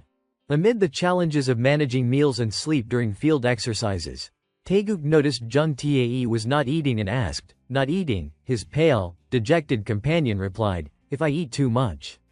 Remembering the nightmarish toilets, he groaned, realizing he would have to face them. Night fell, and the military base became eerily silent. Seo Jungwoon and Junsik stopped by the resting area of the 2nd Battalion soldiers. Choi In-ho quickly rose to greet them, reporting, at ease, sir. 2nd Battalion is currently reorganizing itself. Seeing this, he leaned back on his hips and told the others to relax, you have all had a long, grueling day of training. The night mission will include night watch duty and is expected to add several new training exercises, so tonight the entire battalion should rest fully. Just as it seemed the briefing was over, Seo Jungwoon snorted and added, and one more thing, what could be considered the main purpose of this guerrilla training for hunters. He inhaled deeply and then projected his voice, we will win every single battle in the trench fight tomorrow. Indeed, the highlight was the trench combat exercise. The rules of the trench fight were simple. On a clear day, soldiers from different squads would gather to cheer for their teammates. Each combatant would face an opponent individually. If a soldier could push all opponents outside the four-sided trench arena or neutralize them except for their own teammate still in the trench, they were declared the winner. At that moment, one soldier wore a contemptuous smile toward his opponent. With both hands, he effortlessly lifted the other soldier and threw him out of the arena. The others were quickly cleared in the same manner, falling on top of each other outside the trench. The victor looked down at those defeated. The referee then shouted, end. The referee raised a hand and announced clearly, Squad 1, Team 1, 1st Company of 2nd Regiment wins the third match of the round of 16. Weapons were forbidden, making it a test of raw strength. Punching was also prohibited. Yet for the guerrilla training camp of awakened hunters from the 4 companies of the 104th Division, the trench battle held special significance. From a distance, the company captains watched. Junbom furrowed his brow and remarked, that guy really stands out. Last year, the winning squad was his as well, right? Sung Gyun turned with a smile, yes. Back then Choi Sungwoo was just average. Now he is a squad leader. Hearing this, Junbom's expression darkened further as he grumbled, this morning. There were only 10 squads in the qualifiers, and he alone crushed 9 of them. What is his stat level, really? Just then, Jung Chul adjusted his glasses and joined the conversation. I heard recently that squad leader Choi Sungwoo passed the corporal promotion exam. Then he dropped a surprising detail. Company commander, the 1st company has actually postponed the promotion. Junbom immediately asked, what are you saying? He quickly turned to scold Sung Gyun, is what the 3rd company commander said true? Did you know beforehand and act accordingly? If he became a corporal, he would not even be allowed in the trench fight. Sung Gyun flustered, denying it. No, I did not know. The sudden training by the division commander, how could I have known? Jung Chul sat calmly, listening as Sung Gyun continued his explanation. Besides, who would expect guerrilla training in this weather? Especially since this was supposed to be an opportunity to compare combat ability between companies. He then turned to scold Jung Chul, where did you get that ridiculous conspiracy theory? Jung Chul replied, I just heard something. Junbom quickly cut him off. Why are you stirring trouble with the 3rd company commander? What is wrong with you? Ji-hai stayed silent, not participating in the childish back and forth. Back at the arena, the referee announced, "Next, Squad 4, Team 4, 4th Company of the 4th Regiment, the Pride Battle among company captains." She pouted, full of irritation, thinking to herself that in the 4th Company, the advancing squad had survived the qualifiers. Ji-hai looked at the female team entering the arena and thought, only one. Squads with lower achievements will have to increase their training intensity. Meanwhile, Sungwoo's team was laughing, mocking their opponents, when his gaze suddenly fell on Minjun.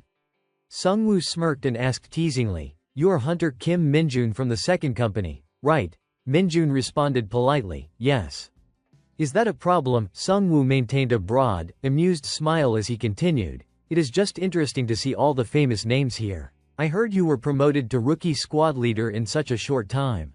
The teammate next to Minjun chuckled, while Minjun himself remained composed and said casually, "That is right, thank you." Seeing that Sungwoo did not recognize him properly, Minjun aroused a look of contempt from the other. Sungwoo sneered, looking down on him, "What is this? I was expecting something impressive from the rumors. But you look so dull." Hearing that, both Han Young and Kwangshik frowned, trading glances as they prepared to question Sungwoo together. "Hey, uncle, what are you saying?" Suddenly, Sungwoo's shoulder was grabbed, each of his shoulders seized tightly by a firm hand. His face hardened, and with a voice full of menace he warned, "Stop those thoughts running in your heads immediately." The hands on each of them pressed down so hard that veins bulged. Kwangshik and Han Young shared the same thought. This strength made it impossible to move. After asserting his dominance, Sungwoo smirked and said, "All right, that is your apology. Save the rest for later." Then he left with his team, laughing at Minjun's squad as they went. Han Young, fuming, yelled, "What is up with those guys?" Kwangshik was equally displeased.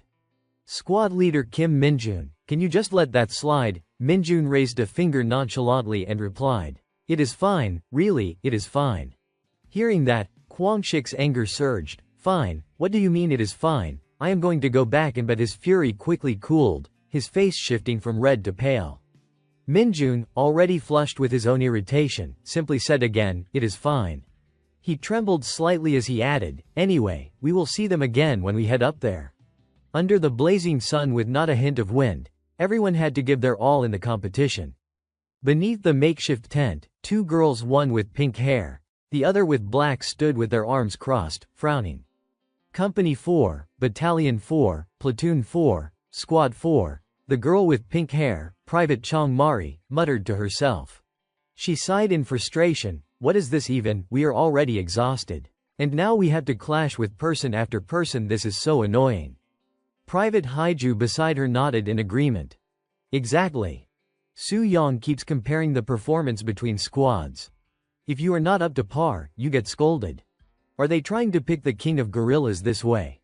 Mari spun around to face her, determination flashing in her eyes. "Our squad just needs to get through the preliminaries." Glancing at Ji-hai sitting in the stands along with the others, Mary's heart skipped a beat. "If we fail, the battalion commander will be furious." Jung Chul covered his mouth, whispering to someone nearby, "Where do you get such nonsense from?" "I just heard it from someone," came the quiet reply. Mary's mouth formed an "oh" in surprise, her mind whirling. "What do we do? What if he really gets angry?" Setbyul appeared behind them, speaking loudly and carelessly. "What is there to worry about?" a training officer announced, projecting his voice over the field. "Next up, Company 4, Battalion 4, Platoon 4, Squad 4. Before he could finish, Mari, Haiju, Setbyul, and Yunso leapt to their feet, advancing into the competition. Mari smiled confidently, "As long as we win, we will take the title of Gorilla King, that is all that matters." Moments later, Mari screamed loudly, sprinting to dodge an advancing soldier. Meanwhile, Haiju's face tensed as she engaged in a one-on-one struggle with Jung Tae. From a distance, Jae-eun helped Naeun break free from Judo's grip. Veins protruded on his forehead, and his body trembled slightly as he struggled against the two girls. A large hand clutched Judo's neck. He furrowed his brows, glancing back to assess the situation. Setbyul, expending hardly any effort, used one hand to fling Judo aside, freeing Jae-eun and Naeun. He gritted his teeth in annoyance, casting a sharp glance at her. Setbyul was not done yet. She leapt forward to strike Judo again, driving her head into his stomach with full force. The light in Judo's eyes dimmed as saliva spurted from his mouth. He fell forward, headfirst to the ground, utterly defeated by Setbyul's effortless takedown, unable to struggle at all. She brushed the dust off her hands and glanced back at the chase. Mari shouted with unrestrained excitement, "Stop chasing, Jin!" Taeguk clicked his tongue, frustrated. Too hard to catch. Just as his hand was a few centimeters from touching her shoulder, a glimmer of hope shone in Junshil's eyes. Got her. You think I am a chicken, but I am actually a grain of rice. Mary's eyes sharpened, her expression serious as she gripped his wrist. Using only one hand, she executed an incredibly powerful throw. Junshil's body was lifted into the air and hurled backward. Setbyul watched the scene and exhaled, satisfied. Mari smirked arrogantly from above, looking down at Junshil, lying unconscious on the ground.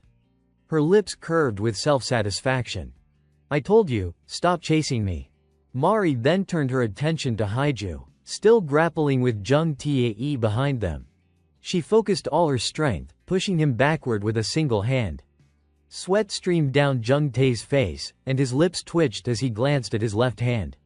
The blue-haired soldier, noticing the subtle signal, rushed in quickly to support Jung Tae.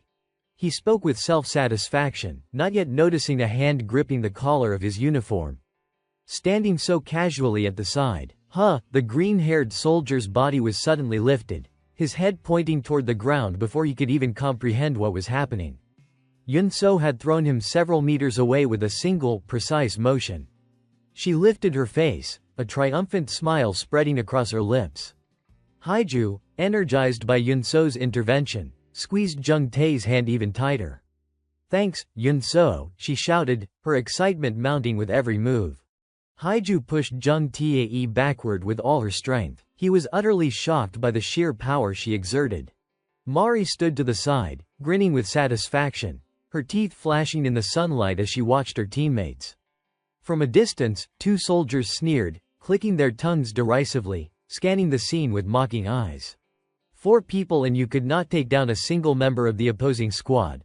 I did not expect much from the start, but this level of weakness is genuinely surprising, one taunted. Jung Tae and Junchul struggled to stand, still hearing the mocking voice. You always let us carry everything, that is not right. Watch closely from your spot.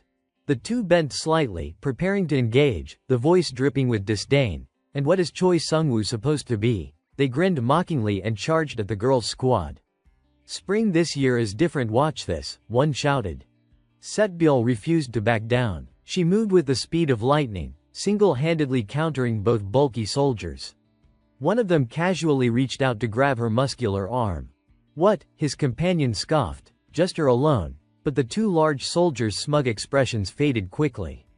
Setbyul, like a demon, lifted both of them off the ground, leaving their feet dangling. The soldiers, gripped by fear, struggled frantically. What? What kind of strength is this? Wait. Their bodies trembled in a place no one could see. Setbyul's lips curled into a sly smirk. Who said I was alone? She said, enunciating each word.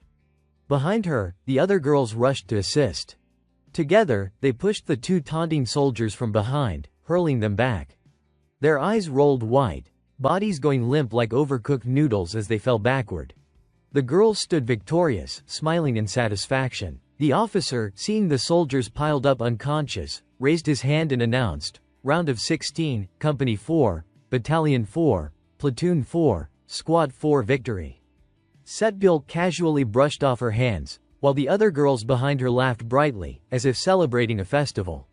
From inside the makeshift tent, Minjun observed everything, noticing the radiant smiles of the young girls. He silently assessed, they are very cohesive, and their physical strength is quite impressive. Han Young spoke first. That squad's abilities can't be underestimated. Kwangshik smirked. They will face Choi Sungwoo in the quarterfinals. If this keeps up, Choi Sungwoo will be defeated, someone angrily argued. Of course not, Minjun countered. Choi Sungwoo has to make it to the finals to face us. Only then can we show him who we really are. He furrowed his brow. Is that so? Kwangshik asked, his voice low, curiosity evident. But are we sure we will make it to the finals? Han Young replied confidently. With Sergeant Lee Sengho and Sergeant Kim Minjun here, losing is not an option. As they left the competition field, Mary's attention was drawn to the noise in Minjun's tent. Naturally, the first thing that caught her eye was him. Flustered but smiling brightly, she called out, "Hunter Kim Minjun." The other girls looked on in confusion at Mary's actions, while Kwangshik and Han Young exchanged puzzled glances. Scratching his head and blushing, Minjun muttered, "Is she?" Greeting us, he pointed to himself with a self-satisfied grin. "Clearly, she is looking at me." Across the way, Mari waved warmly, her smile radiant. Minjun glanced helplessly at his friend. Han Young spoke seriously. "Thinking back, I am still not ready to train anyone yet." Kwangshik nodded in agreement. "Exactly. When I am ready, I can overlook Choi Sungwoo." He displayed a clear infatuation, grinning. "Right. Forget training for now. From here on, I will support Company 4. He happily followed along with the decision.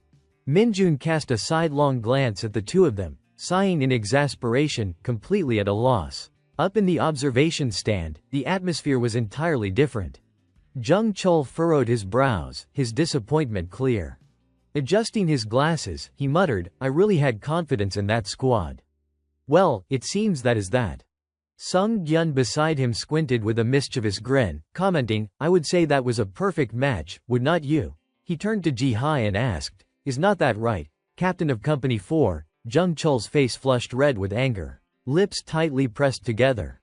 The officiating officer raised her voice to announce, "Round of 16, Match 5, Squad 2, Platoon 2, Battalion 2, Company 1, Squad 3, Platoon 1, Division 4, please take the field." Her eyes widened with excitement as she focused on the arena. Within the lineup, Ji Hai's gaze locked on Minjun. Memories of him flashed vividly through her mind. Kim Minjun. Han Young, brimming with anticipation, leaned toward Minjun. "Sergeant Kim Minjun, did you hear? If we take first place this time, we get leave privileges." Minjun twisted his mouth in mild displeasure. "But I do not want to go out with you all." Han Young's sly grin widened. "So you do not need first place, huh?" Minjun froze at her question, then spun his face away, a confident smirk creeping onto his lips. "I will go out but on my own terms." On the outdoor arena, everyone had lined up neatly in two opposing rows. The opposing team stood stiffly, silent and disciplined. Across from them, Kwangshik led his own line, brow furrowed, eyes fixed on the opponents. Sengho clenched his fists, raised them high, and shouted, "Prepare yourselves. The match will begin at the whistle." No sooner had he finished than the opposing team charged like lightning at Minjun's squad. Sengho and Han Young reacted immediately, rushing to intercept the attackers. Sengho, alone, wrapped his arms around the waists of two opponents and effortlessly pushed them backward, leaving them stunned. Meanwhile, Kwangshik and his teammates surged forward, blocking and countering the opposing team. He and Dongjin ran up, wrapping around the opponents to halt their advance. Kwangshik's eyebrows rose as he bared his teeth in a condescending grin. "What is this?" he scoffed. He easily hoisted one of them off the ground, elated, shouting, "This guy's so light." In the distance, Dongjin mirrored Kwangshik's movements. He glanced up and noticed something. Everyone instinctively turned to look. There, a tall man appeared, his gaze fixed on Sengho, who was still grappling with two opponents. The man's blue hair framed a tightly clenched jaw, his brows furrowed in irritation. Being stared down, he lifted his head defiantly to meet Minjun's eyes. From the starting line, Minjun stepped into the middle of the field, smiling brightly as he blocked their paths.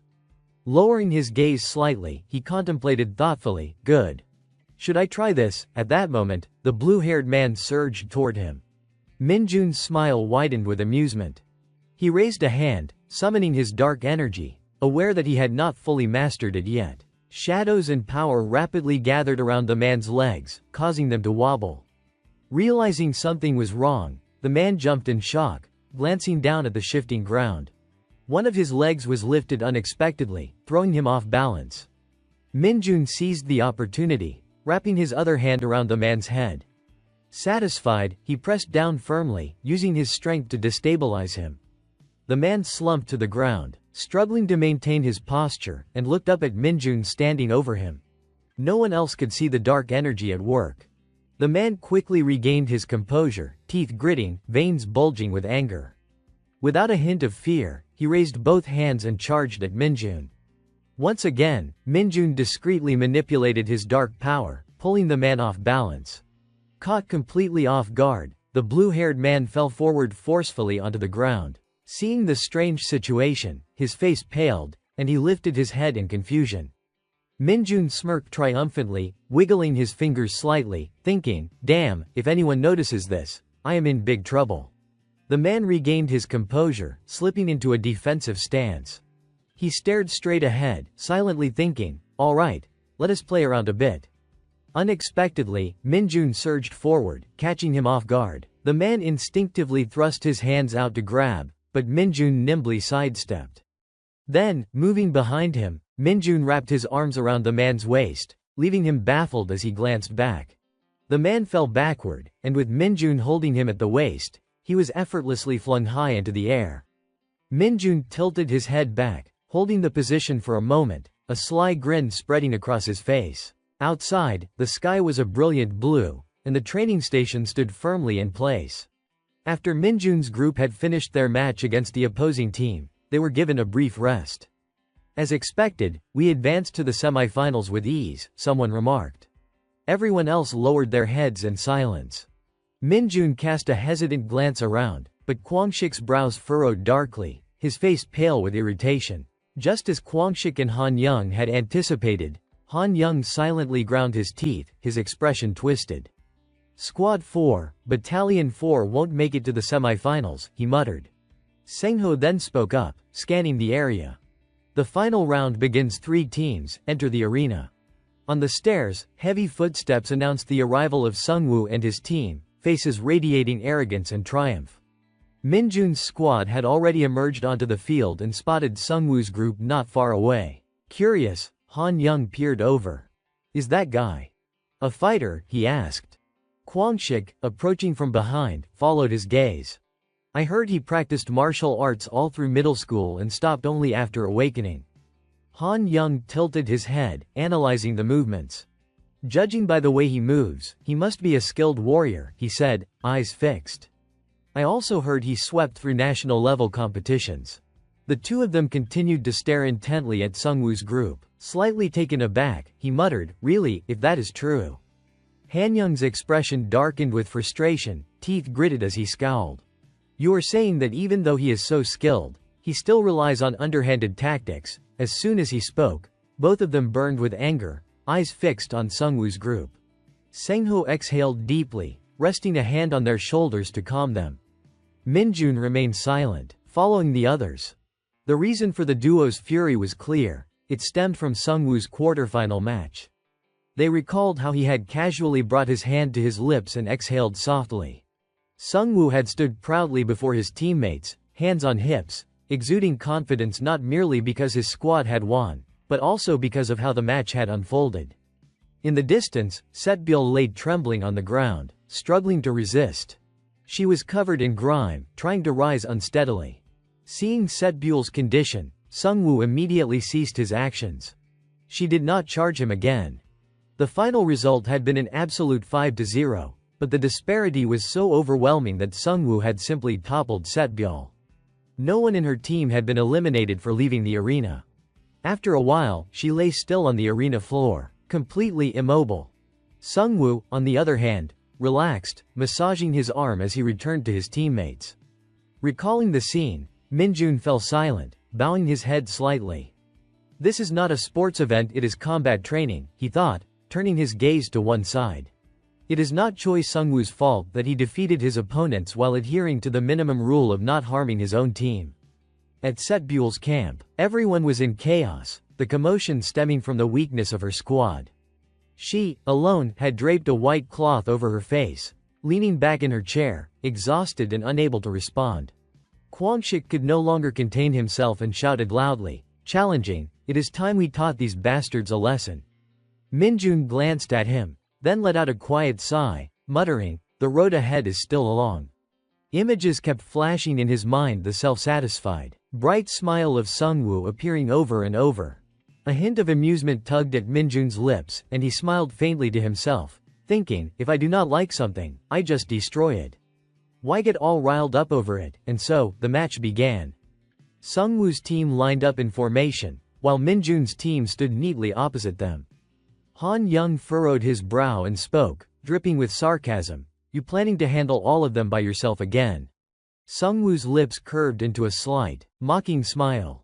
He lifted his chin arrogantly, voice laced with ridicule, Sergeant Lee Sengho is a renowned rival of mine, so I can't afford to be careless. But who am I that you feel the need to ask such a pointless question? Provoked, Han Young tensed, ready to charge forward. Sengho quickly raised a hand to hold him back. If it is just a one-on-one fight, do you really think you could beat me? Kwangshik's anger flared, his head heating up. Sungwoo's attention shifted suddenly. He bared his teeth and looked around, voice loud and teasing. I have been wondering if I were to utterly defeat your girlfriend, would you show a more interesting expression, or are you just going to stand there and watch? Everyone froze in shock. Minjun's team, puzzled, exchanged glances. What are you talking about, girlfriend? Sungwoo turned toward Setbule's group and continued. Is not that pink-haired girl in Battalion 4 your girlfriend? The group froze at his gaze, startled. What the hell? Sungwoo pressed on. She was waving and cheering so happily. Kwangshik's face darkened with anger at the remark, voice sharp as he shouted. What nonsense are you spouting? She was not waving at Sergeant Kim Minjun. I mean, that is not the case. I do not believe it. Han Young, who had been silent until now, peeked out and chimed in loudly, exactly. Sergeant Kim Minjun already said he is not interested in anyone but Miss Lux. After this, the air grew thick with an awkward silence. Then, unexpectedly, Sungwoo's laugh echoed through the tense space. He could no longer contain himself, throwing an arm around a teammate as he burst out laughing. What, Miss Lux is an NPC in that game? You are actually dating her? His mocking voice carried across the field. Han Young looked on, stunned and fearful, so this guy really is an idiot. Others on the team began to edge away, warily observing Minjun. Sungwoo, oblivious to the tension he was causing, doubled over in glee, laughing loudly. I have only heard stories until now, but this is the first time I have seen it for myself, dating an NPC in a game, truly unimaginable. He then raised his voice, commanding the match. Both teams, prepare, the match will begin at the sound of the whistle. Struggling to suppress his laughter, Sungwoo wiped the corners of his eyes and added, I will go easy on you. I should return you to Miss Lux in one piece, should not I? The whistle blared across the field, signaling the start of the match. Sungwoo planted his feet, arms out in a confident stance, calling out, come on, kids. His team responded immediately, charging forward as one. Yet Minjun remained rooted in place, expression dark and unreadable. Excited like a beast, Sungwoo leapt at him, shouting, still asleep, huh? His massive hand shot toward Minjun, who remained motionless. Sungwoo pressed closer, closing the distance. Suddenly, Minjun slammed his head forward with brutal force, striking Sungwoo squarely in the face. Everyone froze, stunned by what Minjun had just done. Sungwoo staggered, clutching his face in pain and stumbling backward with a groan. A bright red welt quickly bloomed on his forehead. Gritting his teeth, Sungwoo muttered an explanation. I just slipped, that is all. Just let it go. His expression hardened. He shrugged towards Sengho as if to claim innocence, then turned his head to look up at the stands where the higher-ups were seated. Worry creased Sungwoo's face. He gave a small, nervous nod, and Sengho turned back to the group, raising a hand to warn, everyone, be careful, avoid unnecessary collisions. Reminder, striking an opponent is prohibited. With that he tightened his cap and walked off. Sungwoo's face remained stormy, flushed with anger. He ground his teeth and hissed under his breath. You little bastard, cute move you pulled back there. Do not expect any mercy from me. You are done for. He spoke low, but Minjun seemed to hear. Minjun's face darkened instantly. He shot back, cute, huh? After a moment, Sungwoo lifted his head and shouted, continue the match. Minjun's mood dipped. His voice shifted, low and measured, from now on, you will get to see even more cute things. Sungwoo did not catch the words clearly and only blinked in confusion. What? He scoffed loudly, mocking, what is this? Just hiding, huh? But he did not even finish the sentence before his eyes went wide with horror. In the next instant, with blinding speed, Minjun's arm charged with invisible force struck in front of Han Young. Han Young braced against the pressure Minjun unleashed and clenched his teeth, helpless. Then Minjun casually launched Han Young and another soldier, sending them flying. The throne maniacally wailed, "Why me?" as they tumbled away. Watching Minjun dart around and fling people left and right, Sungwoo gaped, bewildered and loudly puzzled. Why are you tossing your own teammates? Despite the commotion, Minjun kept going, flinging everyone who came within range. Kwangshik was not spared. He was sent soaring, lips pressed tight, silent in humiliation. Next it was Sengho. Minjun clenched his fist into a ball of force and charged straight at him. Sungwoo raised his hand to block, snarling, "You bastard." The two collided with brutal speed. Someone nearby was slammed flying. Sungwoo watched the scene in stunned fear, thinking to himself, what the hell is this? Is this guy malfunctioning? He tried to resist Minjun's strength. Sengho was overwhelmed. He squinted one eye and let out a strained sound. But he could not hold him off for long. He too was thrown. Sweat dotted Sungwoo's face. He was terrified and muttered, "This guy." Minjun, a frightening presence, spun around on his heel. Sungwoo stared at his strange expression and wondered, what the hell is he doing? Above, Sung Gyun leapt to his feet and snapped at Junbom. What the hell is he doing? Stop this match now. Junbom blinked, looked up baffled, and replied loudly, "What are you saying? He has not broken any rules. Why should we stop the match?" He kept pressing, demanding an answer. "Even so, are you saying it is acceptable to eliminate your own teammates?" Junbom's words trailed off. He faltered, at a loss for how to respond. He twisted in his seat, one hand bracing the chair, staring anxiously down at the field thinking, I can't justify this. Sung Gyun was not finished. He pointed toward the distance and demanded, who is going to take responsibility if someone gets hurt? Ji Hai could no longer stand it. She glanced over and said sharply, the referees will handle it. She reminded everyone of what had happened earlier when Sungwoo had faced Setbule's team. It is just like the previous matches. Hearing Ji Hai say that, Sung Gyun froze, unable to utter another word. Once that matter was settled, she let out a soft sigh, turning her head slightly inward. Then, suddenly, Ji Hai spun back, her gaze darting toward the arena. Below, Minjun and Sungwoo were locked in combat, neither willing to give an inch. Sungwoo, now feeling the strain, gritted his teeth as he clutched Minjun, thinking to himself, what is wrong with this guy? He is trying to make it one-on-one. He wants to fight me hand-to-hand. His fingers tightened instinctively around Minjun's belt. He refused to back down, confident in his own strength, so naive. You are mistaken, Kwang. I have to admit you are strong. Even as sweat soaked his face, Sungwoo managed a slight, confident smile, analyzing the situation. Fighting was not just about brute strength. With one foot, he swept toward Minjun, gripping tightly with both hands and lifting him with triumph. Fighting is about skill. Suddenly, Minjun's body did not move a single millimeter. No matter how Sungwoo tried to kick him away, he could not budge him. Instead, Minjun gently lifted Sungwoo over his head, sending him thrashing in terror. Then, with all his force, Minjun slammed him down violently onto the ground. Sungwoo's body hit the floor with a sickening thud. He gasped in pain but could not even scream. Minjun stood there imperiously, commanding, get up, you bastard. Sungwoo lay on the ground, wincing, analyzing his own skill. He slowly rose, wiping his chin, thinking, this guy is not someone to underestimate. Sungwoo stared directly into Minjun's murderous gaze and icy white eyes, acknowledging, he is tough to shake off. He opened his mouth to speak, but before he could finish, Minjun lunged forward, wait. Fine, this time I will let it slide.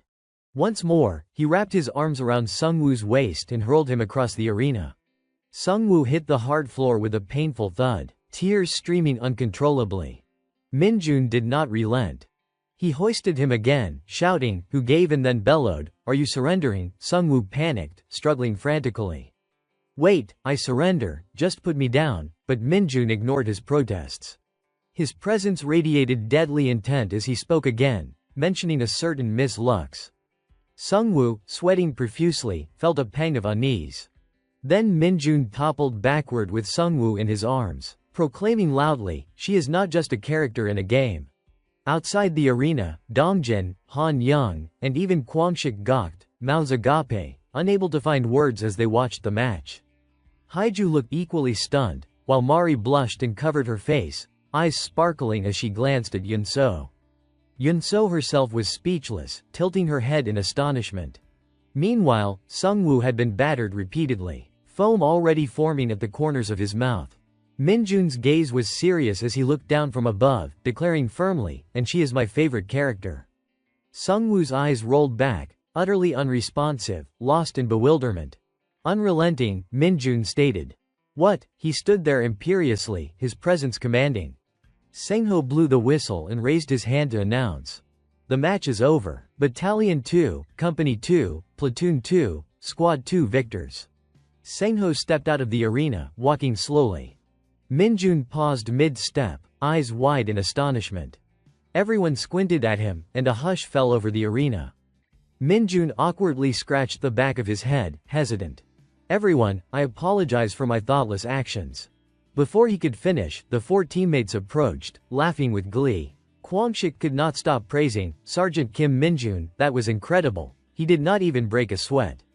He clenched his fists, grinning endlessly. "There has never been such a colossal margin in the history of the tournament. I can't believe you publicly humiliated Choi Sungwoo in a hand-to-hand match like that," Han Young added, giving a thumbs up. "It is amazing seeing him left completely alone and utterly destroyed. So that is why you took out all of us. If you would warned us, we could have worked together," someone joked. Amid the laughter and playful chatter, Minjun remained silent, thinking wryly to himself, "They are really enjoying this. Well, winning is fun enough, and there is nothing wrong with that." Suddenly, behind everyone, the solemn figure of Sengho appeared. Arms crossed, his voice was firm and heavy as he spoke, "No matter the reason, a fighting style that endangers your teammates is completely unjustifiable." Irritated, Sengho lowered his hands, fixing Minjun with a sharp gaze, silently demanding an explanation. "Truly disappointing, Kim Minjun."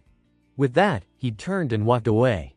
Minjun watched Sengho's retreating figure, a flicker of unease crossing his mind. This could get tricky. Yet he continued walking forward confidently, without a second glance. After a moment, Sengho exhaled deeply, a weary sigh escaping him. He bowed his head slightly, a small, almost nostalgic smile forming as he recalled Minjun's triumphant, almost reckless display of power. "If I let my guard down, even I could be overshadowed by my successor." Raising one brow, determination etched across his features, Sengho resolved, "Next time, I won't be fooled." "Not again, Kim Minjun." Beneath the clear blue sky, all the soldiers stood at attention, lined up neatly behind the fluttering flag. Above them, Ji Hai leaned slightly from the podium as she addressed the crowd. Soon after, she lifted a gold medal and placed it around Minjun's neck. Dongjin, standing at the front, raised his hand to his forehead in salute, and the soldiers behind him followed suit. Meanwhile, at the large green tent within the military camp, someone pulled back the canvas flap, prompting a voice from inside, "Getting ready to depart. Where are you heading?" Moongi, irritated, stepped quickly outside and replied, "To use the restroom." He lowered his head slightly, muttering through gritted teeth as he walked, "Lately, our hunter squads have been on guerrilla marches. When will we finally reach the main legion?" Not far away, a small, clear voice rang out, "Hey, Hunter." Moongi's attention was immediately captured. As he turned his head, he froze, cheeks flushing red. Yunso stood with her hands gently clasped behind her back, looking effortlessly beautiful as she smiled softly in his direction. The days passed quickly, and soon snowflakes began drifting steadily through the air. After a short, intense tournament, the 104th Division's training program finally concluded. Suddenly, Kwangshik's slightly hesitant voice broke the silence, "So we need to handle this very carefully." Han Young, exhaling in the frigid air with visible puffs of breath, spoke up, "Exactly. No matter how extreme the results, I think we can make a strong impression with this." Dongjin, standing beside him and looking slightly worried, hesitated before adding, "But if the sergeant finds out?" Before he could finish, Kwangshik cut him off reassuringly, "Relax. Do not be afraid. Once we lure them to the rendezvous point, what can even the sergeant do? It is easier than asking for permission anyway. Han Young chuckled quietly, glancing toward Chulman, whose role was the most important. You can handle it, right, kid? Chulman could only stammer in silence, offering no reply. The four of them settled into the snowy courtyard, huddled close together. They whispered continuously, plotting and strategizing. Even as the pain from training began to fade, some were already scheming. Sitting up straight, one of them shouted, "You know we do not have much time, right? The closer, the better." Beside him, another raised a finger in agreement, signaling concurrence. Right. The rendezvous point is the most important. But where should we go? Dongjin peeked out shyly, his cheeks tinged red. The eastern limit of Gyeonggi-do province is as far as we can go. Beyond that, it will take too long. Hearing this, Kwangshik laughed heartily, pointing at Dongjin. Good. Lee Dongjin, I like you already. Great suggestion. Suddenly, the phone he was holding in his hand vibrated lightly. The four of them, intrigued, huddled closer, their eyes fixed on the screen. Kwangshik raised his hand and tapped the display, exclaiming with excitement, "Let us start." On the screen were the ongoing messages between him and Yunso, their conversation lively and uninterrupted. Then, Yunso's last message to Kwangshik appeared. "By the way, could you give me Kim Minjun's number?" Both of them froze, staring blankly at the text. Han Young, a bit puzzled, tried to brush it off nervously. "Hey. If we do this, we are going to get caught for dating without permission." Kwangshik, unsure of how to respond, turned to the others. "Should I tell her I do not have his number?" A voice nearby disagreed. "Would not that be kind of weird?" Dongjin, sitting close by, chimed in curiously. "We are obviously going together, but asking for his private number like that. That is strange." Hearing their remarks, Kwangshik's face immediately paled, his complexion turning a purplish shade. Suddenly, Han Young stood abruptly and looked down at him, saying, "Who knows, this is crazy. I am out. I am scared. You decide for yourself. We have nothing to do with this." With that, he turned and walked far away from the group, his voice calling back over his shoulder, "Come on, guys, this has nothing to do with us." The others followed Han Young, leaving Kwangshik behind.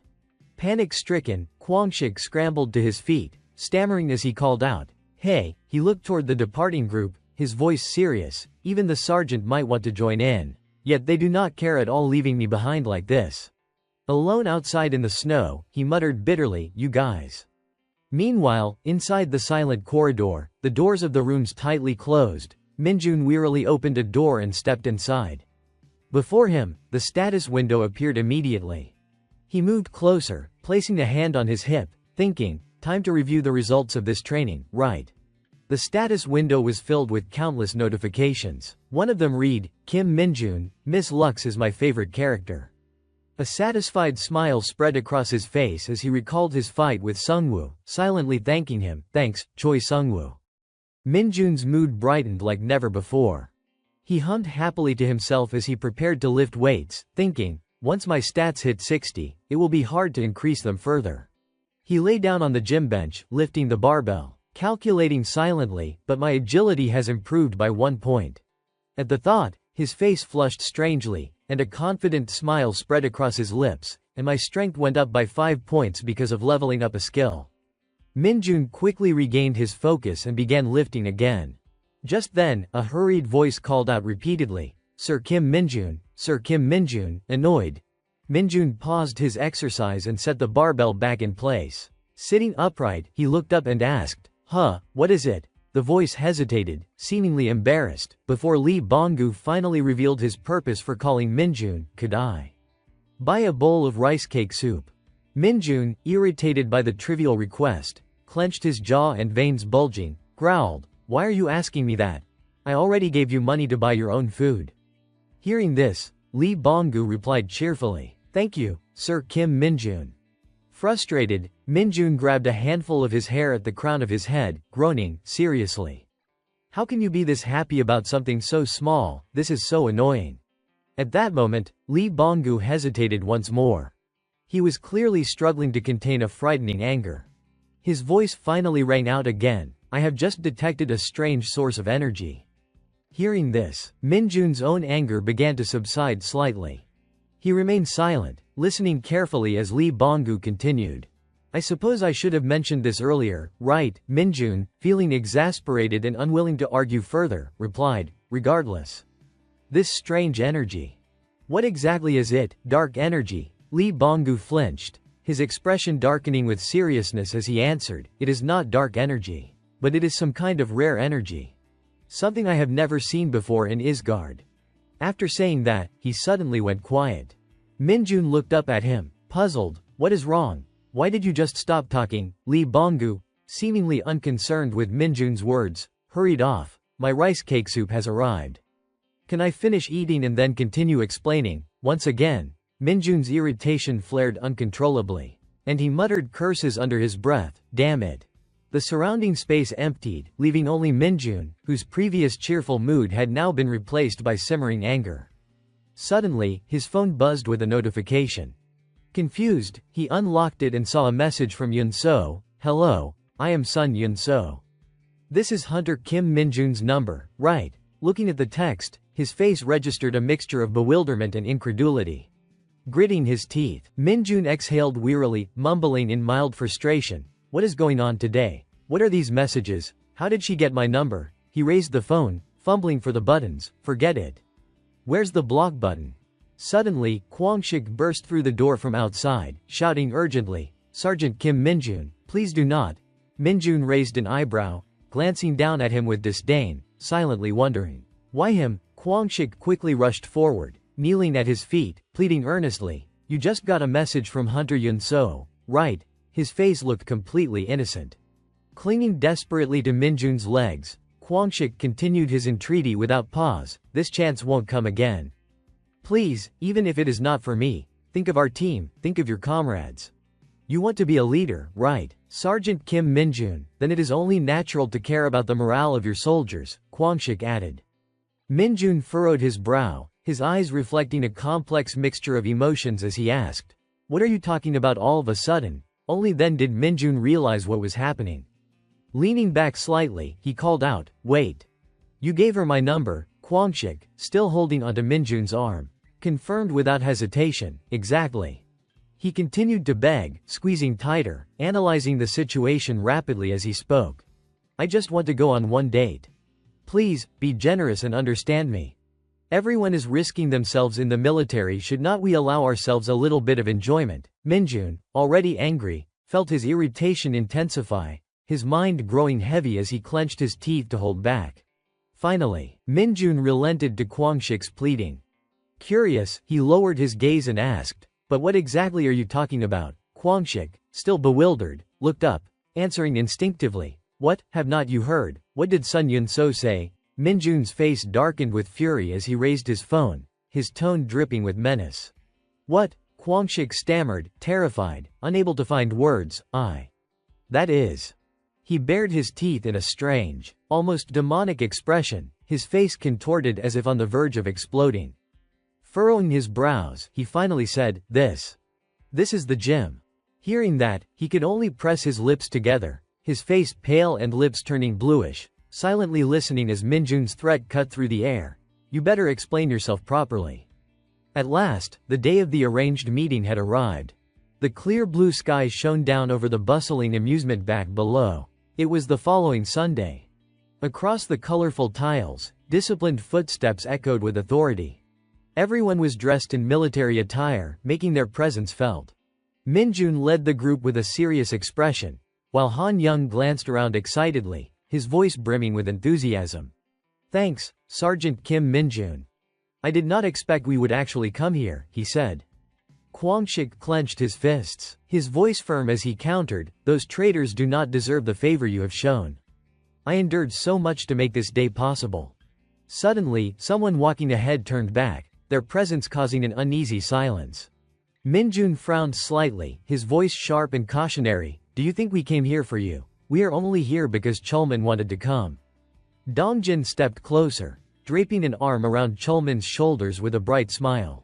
Then let us thank our youngest member. Han Young eagerly joined in, his face flushed as he grinned mischievously. Exactly.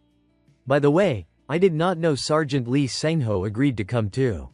See, even the sergeant is a man of principle, Kwangshik added. But without waiting for a response, he turned his back on the group and muttered, rather than spending the whole day with those in your group.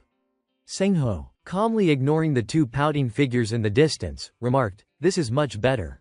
Setting that aside, Han Young quickly regained his composure. He raised a hand to his forehead, scanning the surroundings as he muttered, where's the rest of the 4th Battalion? After a moment of searching, his eyes suddenly widened in surprise, and his face flushed crimson. In the distance, Yun So and several other girls were laughing and chatting, quickly catching Han Young's attention. Delighted, he shouted toward them, there they are, at the ticket booth, right. His voice gradually trailed off, and the group fell silent, staring in awe at the people ahead. Minjun followed their gaze, his eyes widening in stunned surprise. Yun So appeared visibly embarrassed at that moment. Suddenly, a tall figure appeared behind Yun So. Taeho, towering and imposing, stood silently, observing the group below. Han Young hesitated slightly, concern flickering in his voice. What is that? A gangster? Kwangshik, standing beside him, clenched his fists, itching to step forward. What? A gangster? How dare he? Sengho stepped forward, placing himself between the group and the approaching figure. Wait, everyone, pay attention. He raised a hand in a respectful salute. From afar, Taeho returned the gesture with a calm, gentle motion. Loyal. Dongjin suddenly realized who Taeho was, his mouth opening in astonishment. His next words caused everyone nearby to stiffen and step back in surprise. That is the commander of the 107th Division. I have seen him on TV, Yun So added, blushing as she hurriedly grabbed his hand, whispering, Pa. Dad, I thought you were just going to take me to the entrance. Dad, hurry. Wait, go back. Taeho smiled warmly at his daughter, reassuring her, I just wanted to meet your teammates. I will be leaving shortly. Still uncertain, Yun So stammered awkwardly, but Taeho gently separated from her and approached Minjun, waving for him to come forward. Receiving the signal, Minjun froze, bewildered. Taeho's expression turned serious, his eyes fixed unblinkingly on Minjun. Step by step, Taeho closed the distance until he stood directly in front of Minjun. His face radiated authority and controlled anger, his lips curling slightly as he raised an eyebrow. You are Kim Minjun. At the amusement back, in front of a charming pink building, Mary's eyes sparkled with excitement as she took everything in. She turned quickly, her voice urging, no time to waste, let us start playing. Then, grabbing the arm of another soldier, she pulled them along. Hurry up. Everyone's attention was drawn to her firm grip, which caused Han Young and the other soldiers to flush with embarrassment. A nearby girl sighed in exasperation, I told you not to use that line again. Seeing this, Han Young turned and called out, let us move quickly too, while Kwangshik chimed in, we have got the plan mapped out, so just trust us. Naeun, standing with the other girls, responded with enthusiasm, thank you, guys, and the group quickly moved off, laughing and chatting happily as they went. Meanwhile, only Setbyul and Sengho remained, exchanging awkward glances. She muttered to herself, this really is not my type, and Sengho, eyes closed, nodded in agreement, I can relate to that. Setbyul gave a confirming nod, right, he explained further, on weekends, I prefer spending my time alone, quietly training. Finding a kindred spirit, Setbyul beamed with joy, relieved that at least one person thought the same, even if the other's thoughts were unknown. Soon, they all enjoyed thrill rides together, excitement evident on everyone's faces. Sengho, however, maintained a cold, stoic expression. At one game booth, as the girls tried on bunny ear headbands, the soldiers watched with enamored eyes. Next, they all tried the roller coaster, the rush of adrenaline thrilling everyone.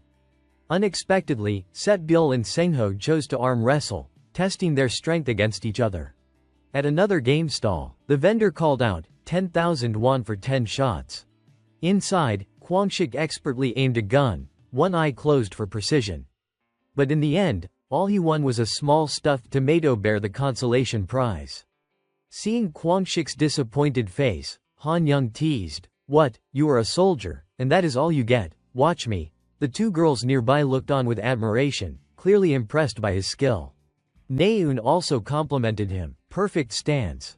Yet the results were laughable.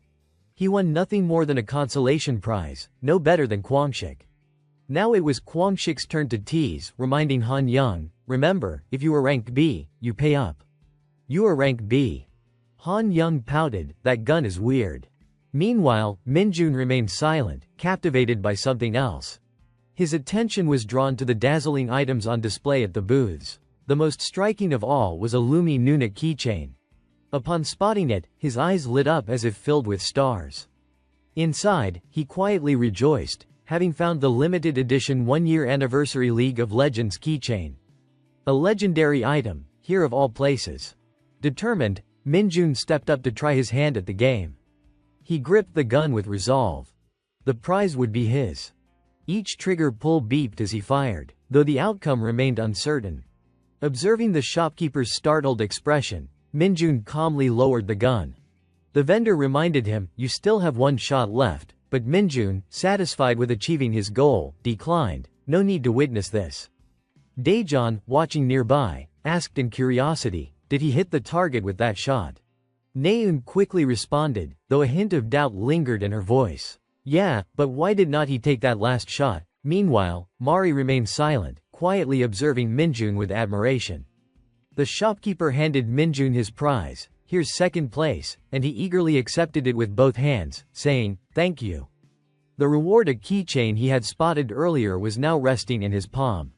The 3 female soldiers shared a common curiosity, what is that? Ignoring the puzzled glances around him, Minjun was overflowing with happiness. Guys, coming here was definitely the right decision, he said. Kwangshik and Han Young could only chuckle awkwardly. Soon after, Kwangshik led everyone onward, when suddenly Sun Yun-so appeared behind Minjun, calling out, Hunter Kim Minjun. Without hesitation, she got straight to the point. What did you just talk about privately with my father? Minjun immediately understood and replied. Oh, that. He recalled the scene in the parking lot, standing with Sun Yun-so's father, Taeho, who had bowed slightly. I apologize for interrupting your leisure time to bring you here. Minjun held no grudges over it. He simply asked, no problem, sir.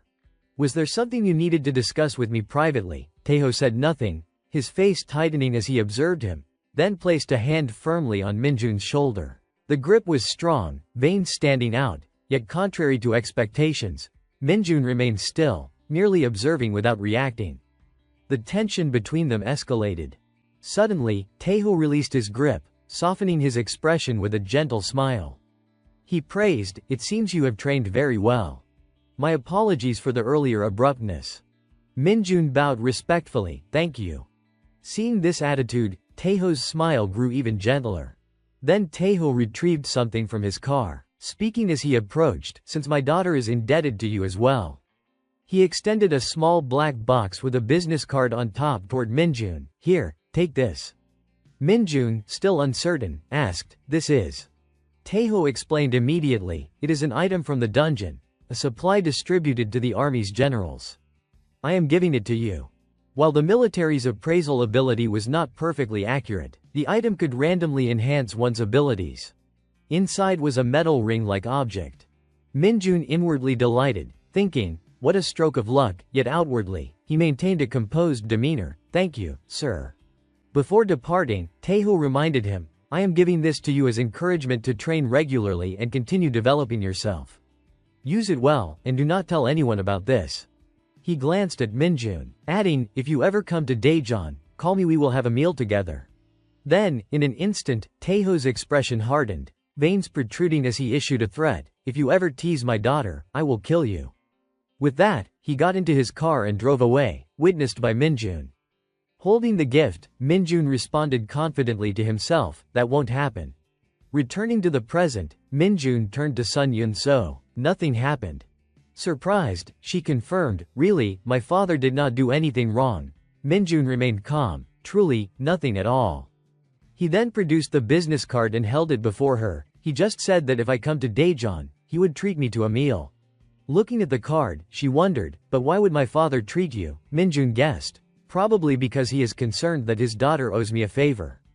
Hearing this, Sun Yun-so recalled the time Minjun saved her, blushing with embarrassment. She murmured, anyway, I am sorry I did not get to meet my father with you. Minjun raised the card in front of her, relieving her from any sense of indebtedness. He held up the card teasingly, I will be eating something expensive then. From a distance, everyone burst into laughter and cheer. Suddenly, Kwangshik stepped closer, curiosity written all over his face. "Hey, Hunter," he scratched his face awkwardly, his words stumbling out. "Why did you invite us? Are we going out together? Would it be rude if I asked this?" Seeing his hesitant attitude, Mari smiled gently, gesturing as she explained. "The last hidden dungeon battle, our squad really got thoroughly beaten by Hunter Choi Sungwoo. But Hunter Kim Minjun got his revenge for us, so we had to invite him to a meal." Hearing this, Setbyul stepped up, draping her arm over Mary's shoulder in agreement. "That is right. We are treating to lunch, so eat to your heart's content." Then they walked ahead, leaving the 4 male soldiers trailing behind with glum, disappointed faces. Kwangshik confessed bluntly, "We did not really do anything at the time." Han Young spread his hands in exasperation. "So now they called all of us just to meet squad leader Kim Minjun. Are we just an excuse?" Kwangshik pressed his lips together and continued. "Besides, it is revenge for Lumi Nuna." Meanwhile, in Daejeon, a single footstep struck the ground. It was Lee Bong-ji-yu appearing in his sleek black coat. He observed 2 soldiers below, one pointing at something on a tablet. It turned out to be Colonel Lee Sangjin of the 107th Division, Company 3. He gasped, "What, a 100-kilogram magic stone?"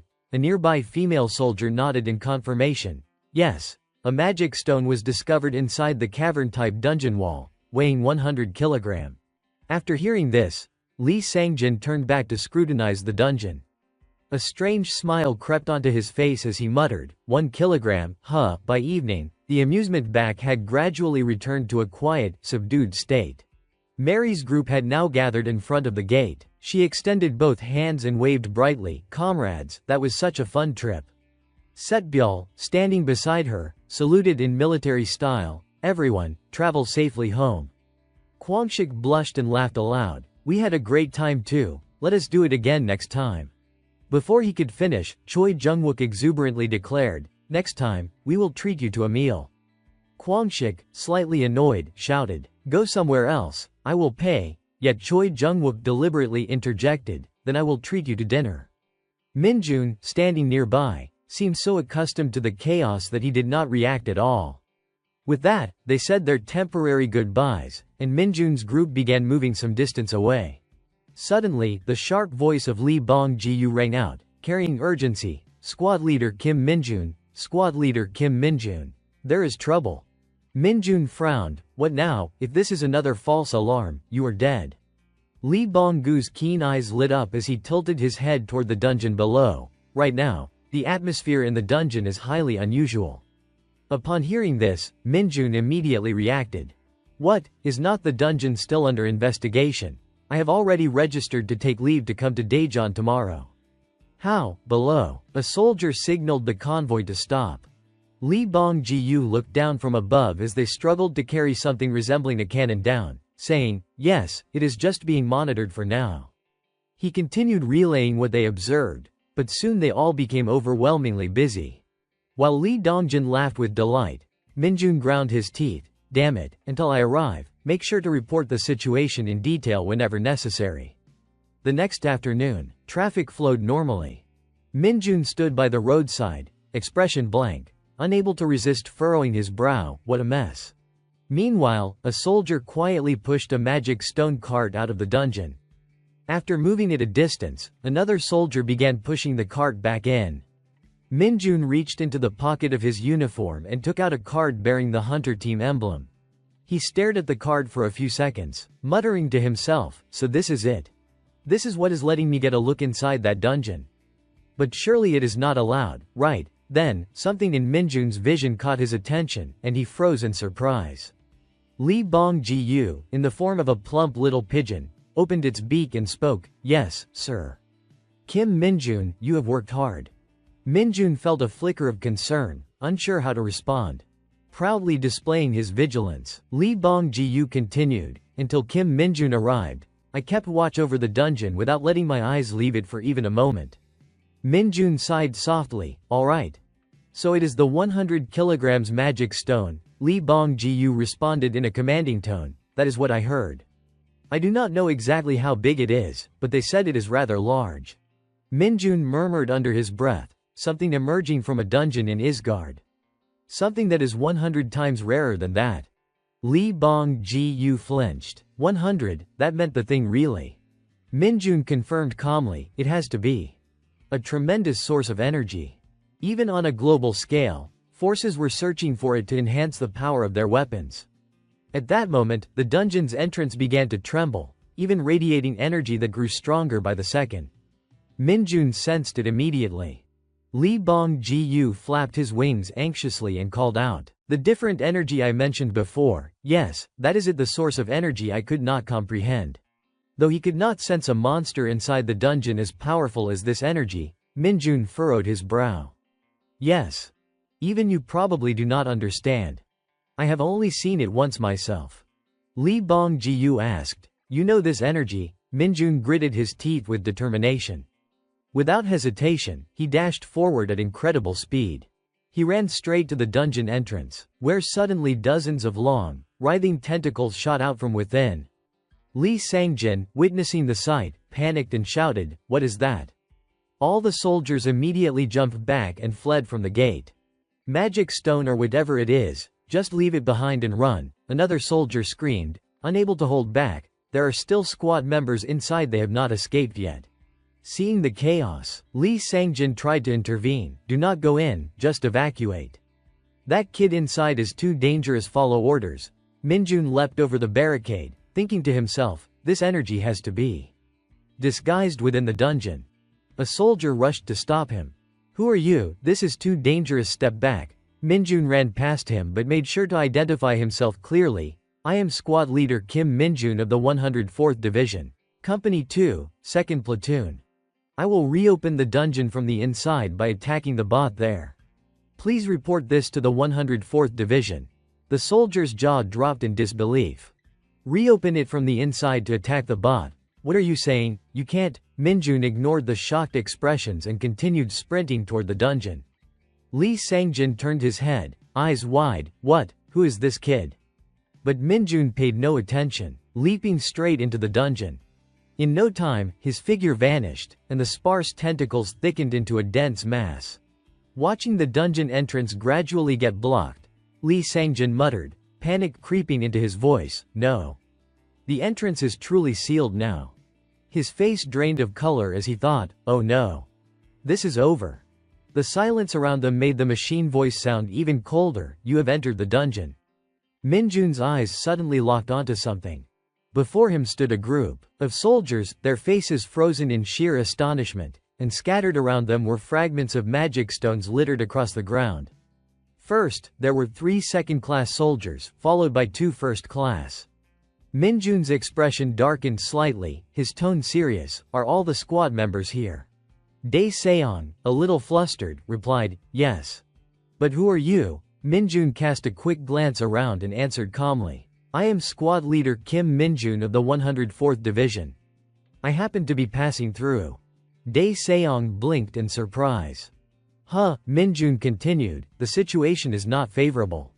Explanations can wait anyone injured." The soldiers exchanged incredulous glances, but Minjun pressed on, "Everyone, check your equipment and physical condition." One by one, they took out the few items they had and placed them on the ground. Minjun bent down, scrutinizing the gear, his disbelief evident. "This is all you brought into the dungeon," Seong-won quickly explained. "We are the transport squad, so our armaments are minimal. The investigation and defense teams have already withdrawn." Minjun pondered silently. Just the transport squad inside the dungeon, was that really enough? Something felt off.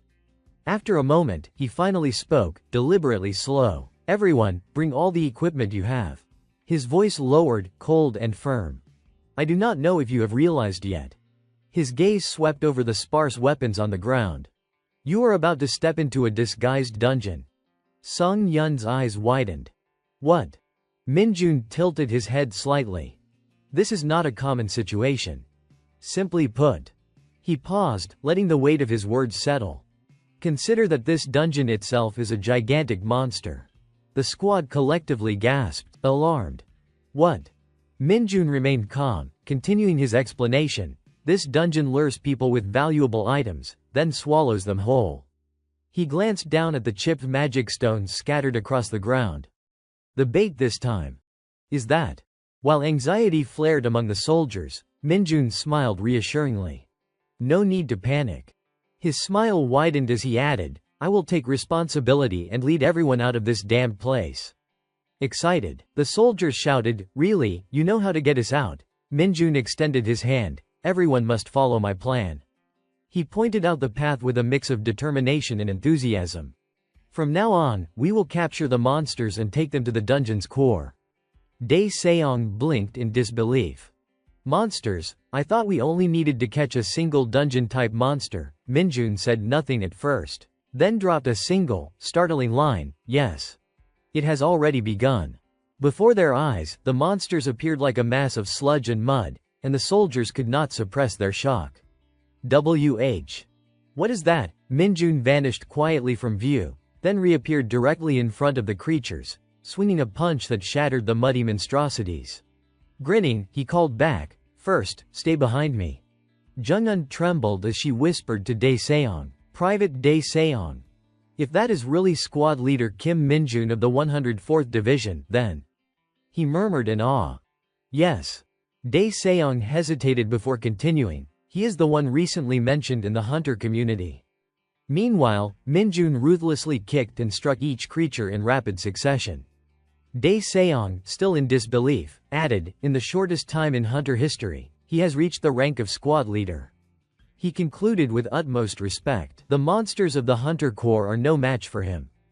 Lee Sangjin jumped when he heard Taeho yell, Hey, Lee Sangjin, he stammered, Why yes, sir. Taeho snarled, You idiot, and grabbed Lee Dongjin by the collar with a rough, furious shove. You bastard, he thundered. What the hell do you think you are doing? Lee Sangjin fumbled for words, flustered, I was just retrieving the mana stones we found inside the dungeon. Taeho's anger snapped into full-blown rage. He barked, practically spitting, Who told you to go investigate that dungeon on your own? Who gave you the authority to deploy troops without a proper strike team in front? You sent people into an unexplored dungeon. Lee Sangjin scrambled to explain. We scoped it for 2 weeks and it was cleared. I did that to secure the mana stones, sir, he added, but the more he explained, the angrier Taeho grew. 2 weeks of investigation and you still do not have an expert's final verdict. And you go and send soldiers in without my permission. Taeho grabbed Lee Dongjin by the collar with his other hand and shouted. Are you trying to brag about creating a dangerous situation just to get credit? He shoved Lee Dongjin half furious, half incredulous and snapped, I do not care about results. You better prepare to strip off that uniform. Taeho spun, his gaze fixed on the sealed dungeon gate. His voice went icy as he pointed at Lee Sangjin, If a single person is injured, even one, I will hold you responsible. I will see you thrown in jail. He did not know that inside the dungeon it was Minjun doing the real work, putting the mud creatures through hell. Taeho only added, So you would better pray everyone gets out safe. The mud monsters were thick and brutal, but slowly they were cleared away. Minjun ground his teeth and let out a sharp, annoyed snort. Hey, he snapped, frowning. I told you to let me handle them, why do you keep jumping in? Seong-won blinked, bewildered, we were trying to help you. His naive earnestness made Minjun sigh. Earlier he had been watching the quivering, gooey heap on the floor and thought it through. I told you we would bypass these things and push for the dungeon's core. Remember, he said, turning to the fresh recruits. Do you recall? He began to explain more precisely. This dungeon is generated by the monster so it can swallow prey moving inside it. That prey is us. More importantly, as they drew closer to the dungeon's center, the creatures would appear everywhere in far greater numbers. So Minjun raised his voice, Conserve your stamina for that point. If you get injured here, we will be in real trouble later. But the newcomers only sounded more fired up, We can do it. He smiled inwardly, good, just as expected. But I say this because I actually care about you guys, he went on, softening his tone before the sly grin returned. I do not even know who you are, but if you all make it out, his grin widened, conspiratorial, I will be raking in a pile of experience points right here. That smile grew smug. In his head all those experience points would be his. So protect yourselves. After finishing his chuckle, Minjun's expression turned serious as he pointed toward the dark depths of the dungeon. Let us move forward, he ordered. The rookies, sensing his intent, brightened immediately, raising their weapons with enthusiasm. Let us go. Minjun stepped forward through the slick, squelching mud, and as he lifted his head, the group saw another cluster of mud monsters looming ahead. Their expressions seemed puzzled, as if they could not understand how Minjun's team had even made it this far. Dae Seong and the others hesitated slightly. The mud monsters were far denser than before. Minjun cast a quick glance at them. Those with lower strength stats would already be exhausted just from being inside the dungeon. If he had asked them to fight earlier, some would not have even made it this far. He curled his lips into a small smile. Almost there. Just smash that rock, and we will be done. Keep it up. The mud monsters gaped in response, seemingly uncomprehending. Minjun added, your job is to stay safe. His brows furrowed seriously as he reminded them, no matter what, do not get hurt or die. Then, softening again as if nothing had happened, he continued lightly. Not for glory, well, I mean, for everyone's safety. Fall back and focus on defense. I will handle this quickly. The rookies hesitated briefly but responded with enthusiasm. Yes, sir. Minjun allowed himself a subtle, satisfied smile before springing forward. The mud monsters surged, but a single swipe from him destroyed one instantly. Better keep my skills under wraps here, can't have anyone noticing, he thought to himself, executing moves that were far more precise than they appeared. The mud creatures were shredded with ease. Minjun leapt high into the air, preparing to stomp down, and the creatures, incapable of resisting, were flattened completely.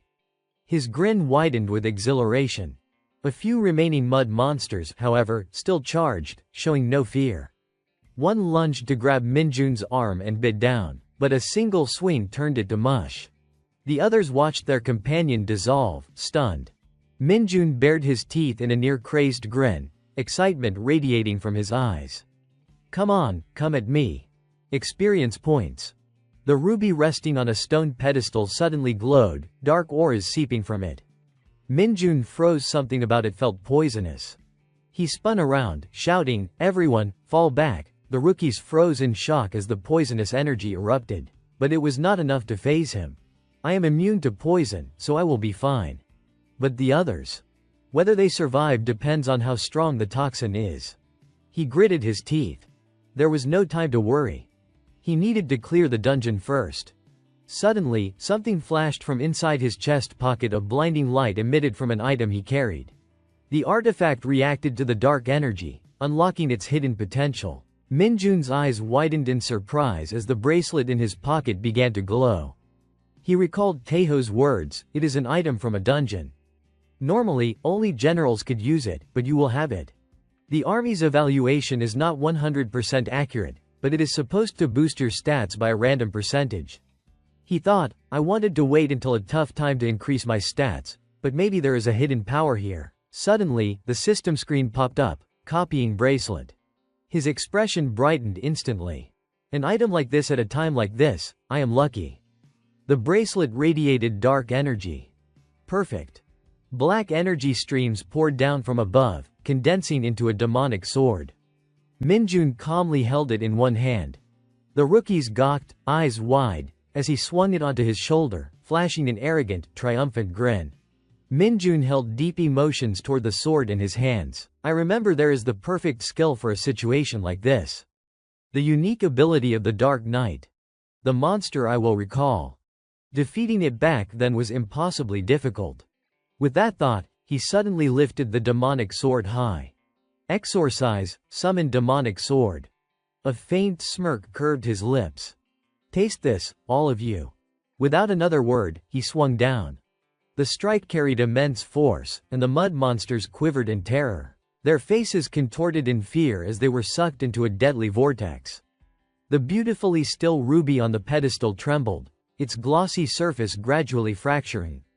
The orb exploded, its energy pulled into a spiraling whirlwind. The demonic sword in Minjun's hands began to vanish, leaving only empty air where it had been. A faint, satisfied smile touched his lips. Then Lee Bong-gu's voice rang out urgently. Lord Kim Minjun, there is trouble. The soldiers outside are attaching something to the dungeon gate. A soldier's voice rang loud and clear. Mana bomb installed. Only essential personnel remain. Everyone else, evacuate immediately. Li Bongjiu shouted anxiously, "A bomb.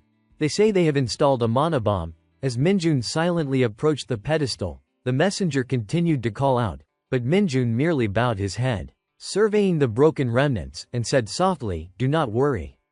Conveniently, he smashed the remaining half of the orb. "We will be out shortly." The mana bomb was now fully installed. A soldier reported in a high voice, "Mana bomb installation complete." He glanced at Taeho, quietly calling out, "Division Commander." The soldier seemed ready to press the detonation, yet he hesitated, holding it in his hands. Taeho's eyes narrowed in contemplation. It would be ideal to open the gate with this. But another thought gnawed at him. It could trigger an unusual reaction from the dungeon. Our only hope is... Taeho suddenly recalled the earlier report from his soldiers and had momentarily lost his composure, shouting, "What?" Kim Minjun of the 104th Division, the soldier, slightly unsettled, nodded. "Yes, confirmed. He is currently inside the dungeon." Taeho barked even louder. "How on earth did he get in there? Why is not he on patrol?" The soldier hesitated before answering. While on patrol, he ran to the gate as soon as the situation was confirmed. Taeho's voice dropped as he asked, "Have you contacted the 104th Division yet?" The soldier quickly replied, "Yes. The commander of 2nd Company, where Kim Minjun serves, is on the way."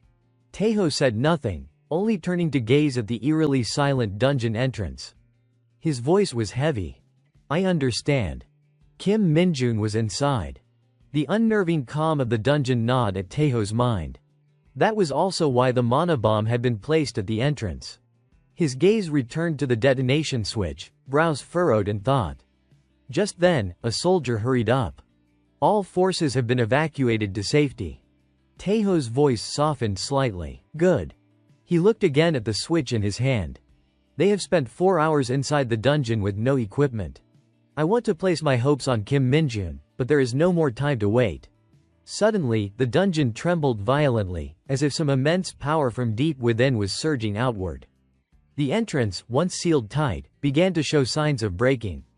A soldier shouted, "Division Commander, the gate is." Taeho cut him off sharply, issuing urgent orders, "Prepare the medics for survivors and alert all forces to be ready." Without hesitation, he lunged toward the dungeon and grabbed the small fissure that had appeared. In the critical moment, the medical team had already rushed in. A female medic ran forward to report, "Medical team ready." Taeho's voice rang out, commanding, "Stand by." At that moment, 2 massive tentacles tore away, revealing 3 figures emerging from the dungeon's depths. Dae Seong stepped out first, followed slowly by Sengho and Seong-won. The moment Taeho saw them, his face lit up with relief. "You kids," he stepped forward, grasping Dae Seong's shoulders firmly and called out, "Everyone all right? Any injuries?" Dae Seong immediately brightened. "Division Commander, we are all safe." The group, their faces glowing with excitement, added in unison, "And the dungeon? We have conquered it." Minjun emerged from the dungeon, supporting himself with an air of pride and arrogance. The medical corps began to split up, helping the new recruits onto vehicles. Catching sight of Taeho standing there, Minjun did not hesitate. He raised his hand and saluted with impeccable composure. Taeho's lips curved into a small smile in return, and without a word, he lifted his hand to acknowledge the salute. That evening, at the 107th Division headquarters, Taeho relaxed in his chair while listening to Minjun's report. After hearing everything, he nodded in understanding. "I see." He glanced at Minjun. "So you were on leave?" Minjun gave a light nod. "Yes, sir." Taeho then asked, "And why are you in Daejeon?" Minjun's eyes sparkled as he replied confidently, "I came to see you, sir. You mentioned you would treat me to a meal." Taeho raised an eyebrow, surprised. "So your leave was just for this?" Then, his gaze sharpened, as if searching for a flaw in Minjun's words. "So the moment you arrived, you saw the gate, and when the incident occurred, you decided to jump right in." Minjun felt a pang of unease. Something seemed off, but he had no other choice. Still, he played along. "Yes, that is correct, sir. The moment I saw the abnormal gate, my body acted on its own before I could think," Taeho said, frowning slightly. Minjun thought the situation was lost, but Taeho suddenly threw back his head and laughed loudly. "The more I look at you, the stranger you seem." Now I understand why Du Seokyung praised you so highly. Minjun forced a small smile. Already over, Taeho, evidently satisfied, continued. Completing a dungeon without any casualties, that is the best part. I appreciate that, Minjun replied with a grin. Thank you, sir. Taeho hesitated for a moment, his tone reflective, and a brief silence hung between them, causing Minjun to pause. Finally, Taeho said, "You are remarkable." He began to explain, "You always go to unusual places. Today was no different. I suspect the hunter headquarters may have taken notice of you." Minjun frowned slightly. "Is that not good?" Taeho noticed the silence but continued, "If it causes you trouble, do not hesitate to tell me. Whatever happens, the 104th Division and I will support you." "Understand?" Minjun's eyes lit up as he responded eagerly, "Thank you, sir. If anything happens, I will let you know." Taeho sighed, a bit regretful. "I won't be treating you to a meal today because I am busy, but if you have any questions, come see me. If it is within my power, I will help. Consider it thanks for saving my soldiers." Minjun's eyes instantly shone like headlights. "Could I level up?" But before he could finish, Taeho cut him off firmly. "No, that is not up to me." Minjun pouted slightly but glanced elsewhere, hiding his disappointment. Then Minjun felt a surge of surprise. He realized immediately, the object held pure magical energy. No mistake. "I can't believe I only just noticed." Taeho glanced at him, smiling lightly. "What, you want it? Do you know what it is?" Minjun feigned innocence, his eyes sparkling. "This is the first time I have seen this stone. I am not sure what it is, but I would like to add it to my collection." Taeho gave a wry smile. "Strange hobby, is not it?" After a moment of consideration, Taeho added, "It came from a dungeon, so it can't leave here." He cleared his throat. "There was a theft at my place, so this is all I have left. If I catch that bastard." After a pause, Taeho lifted it and handed it to Minjun, his expression slightly reluctant but giving it nonetheless. "Take it." Not knowing exactly what it was, but seeing it posed no threat, Minjun eagerly took it. "Thank you, sir." Taeho smiled faintly. "Like Yunso, I somehow got caught up with him. For some reason, I do not dislike it." Just as Minjun examined the magical stone, Taeho asked suddenly, "By the way, what is your relationship with my daughter?" Minjun responded firmly, "We are teammates, nothing more, nothing less, sir." The answer seemed to please Taeho so much that he could not help but let out a small, amused smile. "You are on leave, right? I have taken up too much of your time. You may go now." Then, casually, he added, "Could you ask your battalion commander to come here?" Minjun nodded solemnly. "Yes, understood, sir." With the week's orders delivered and the night already deep, Minjun quietly left the headquarters, carrying the beautiful mana stone with him. Lee Bong-ji-yu, who had been waiting, suddenly perked up. "Master Kim Minjun, this is amazing. What kind of fish is this?" He frowned and scolded, "Shut up and eat. Do you want to wake up the whole neighborhood?" Still fuming, he even crushed the mana stone in frustration. "That kid." Then he noted, "You have absorbed enough mana. Your mana has increased by 1. He pondered aloud, "Already at the limit, perhaps it is less effective than my own mana zone. Since your mana is sufficient, you have unlocked the whip mana skill." Upon hearing this, Minjun's face lit up with excitement. "Perfect, with this, I can really go all out." Somewhere in Gyeonggi, at the Hunter Corps headquarters, a shout erupted from a meeting room. "Hey, son Taeho," Changmo bellowed without restraint. "What were you thinking letting an accident like this happen?" Taeho winced. "I apologize, sir." But Changmo only shouted louder, "The 107th Division will come to deal with this soon, you would better get ready." The situation drove him almost to madness. "Your luck just ran out after this," he yelled, adding, "I will strip that uniform right off you too." Changmo's expression grew increasingly grim as he ordered the boy, Lee Sangjin, to report to headquarters tomorrow. "Understood," Taeho glanced at him. "Yes, sir." Just then, the meeting room door swung open. Changmo immediately stood and saluted. "Sir," Ji Yu-hak Chul stepped in, advising calmly, "Lieutenant General Kim, do not be too harsh." His voice measured, he added, "We could hear you yelling all the way out there." Changmo did not argue. "I will restrain myself, sir." Gu Hak Chul slowly took his seat. Good. I have received the report. Changmo's expression, already sour, darkened further. Here we go again. Gu Hak Chul finally spoke, a forced smile on his face. It is Kim Minjun again, is not it? The golden vehicle roared out of the base like a bullet from a cannon.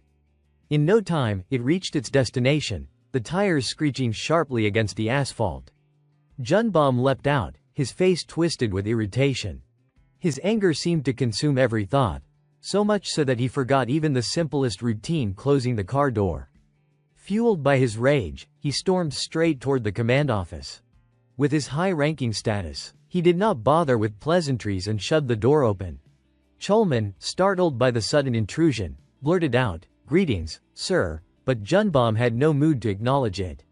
He looked around the room, confused. What is going on? Where is everyone? Chulman hesitated, unsure how to respond. His stammering only confirmed Junbom's suspicions. So this is exactly what I thought. He is the target, is not he? At that moment, Chulman had nothing left to hide. Yes, sir. Yes. The confirmation matched Junbom's predictions so perfectly that he sank into a chair, exhausted. Idiots, he muttered, clutching his head and grinding out each word through gritted teeth. They took advantage of me being away. Chulman could do nothing but gape, listening to every ragged breath. Even an hour later, his own expression remained unchanged, frozen in shock. Yet the person whose expressions Chulman had been observing all this time had changed. Now, a shadow of inscrutable depth appeared on the face before him. These were none other than Hunter Special Task Force Sergeant Yu Taewon and Sergeant Minsu. Chulman finally surrendered to the silent, intense stare, straightened his posture, folded his hands, and spoke. I understand what you want to say. He paused briefly, gathering courage, then continued, however, this is still in progress. You came early this morning and requested to meet our soldiers, those who only returned from their day off yesterday. His words were logically flawless, ready to spill from his lips, but Yu Taewon's extended hand cut him off. Do you know who ordered us here? Just this once, Taewon said, the weight of authority pressing down on Chulman's shoulders, making him even more flustered.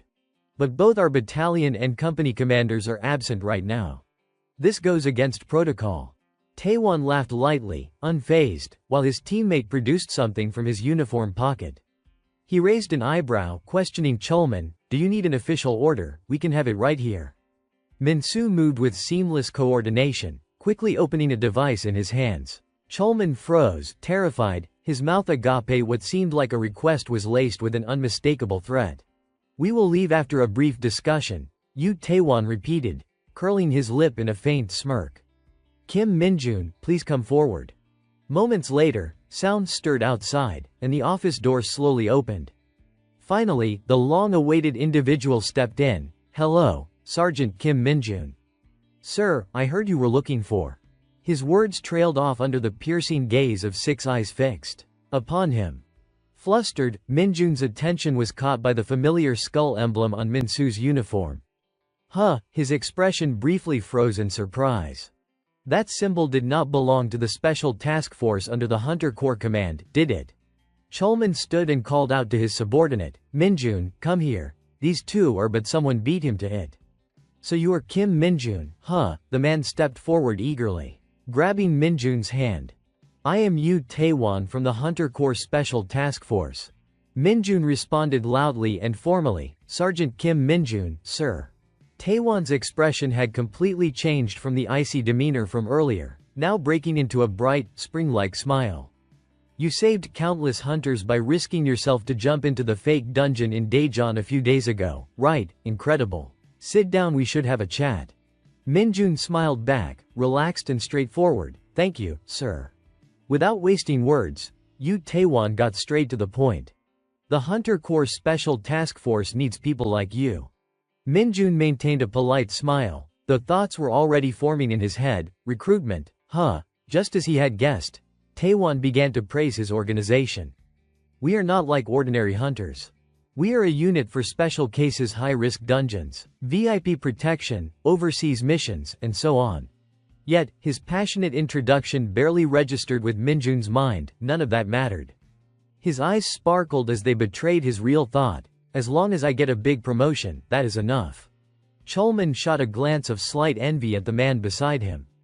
Meanwhile, Taewon's long-winded speech reached its critical point, and when dealing with rogue hunters outside the army, combat capability is absolutely essential. He straightened in his seat, pride radiating from his posture. Your performance has caught the headquarters' attention, so I am here to offer you what you deserve, a special promotion. The 4 words made Minjun's excitement bubble up. He repeated them eagerly, special promotion, though it caused Min-soo to sigh in weary resignation. Taewon, however, was thoroughly pleased with the reaction. He smoothly added more incentives, that is right, Lieutenant Kim Minjun. Our unit does not accept ordinary soldiers, so if you volunteered to join the Hunter Corps Special Task Force, headquarters will promote you to sergeant immediately.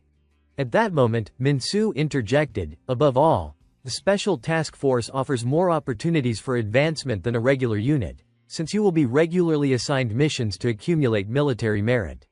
All of these words amounted to nothing but benefit with no downside. Minjun smiled, already making a silent decision that there was no reason to refuse. Just then, a bell rang, interrupting the congenial atmosphere in the room. Taewon quickly reached out to silence it, then politely said, "Sorry, this strange device."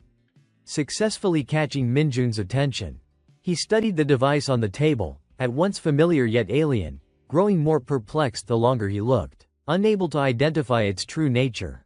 Finally, he spoke up, "Is this a phone?" Min-soo glanced at the direction of his hand, surprised. "Ah, this is."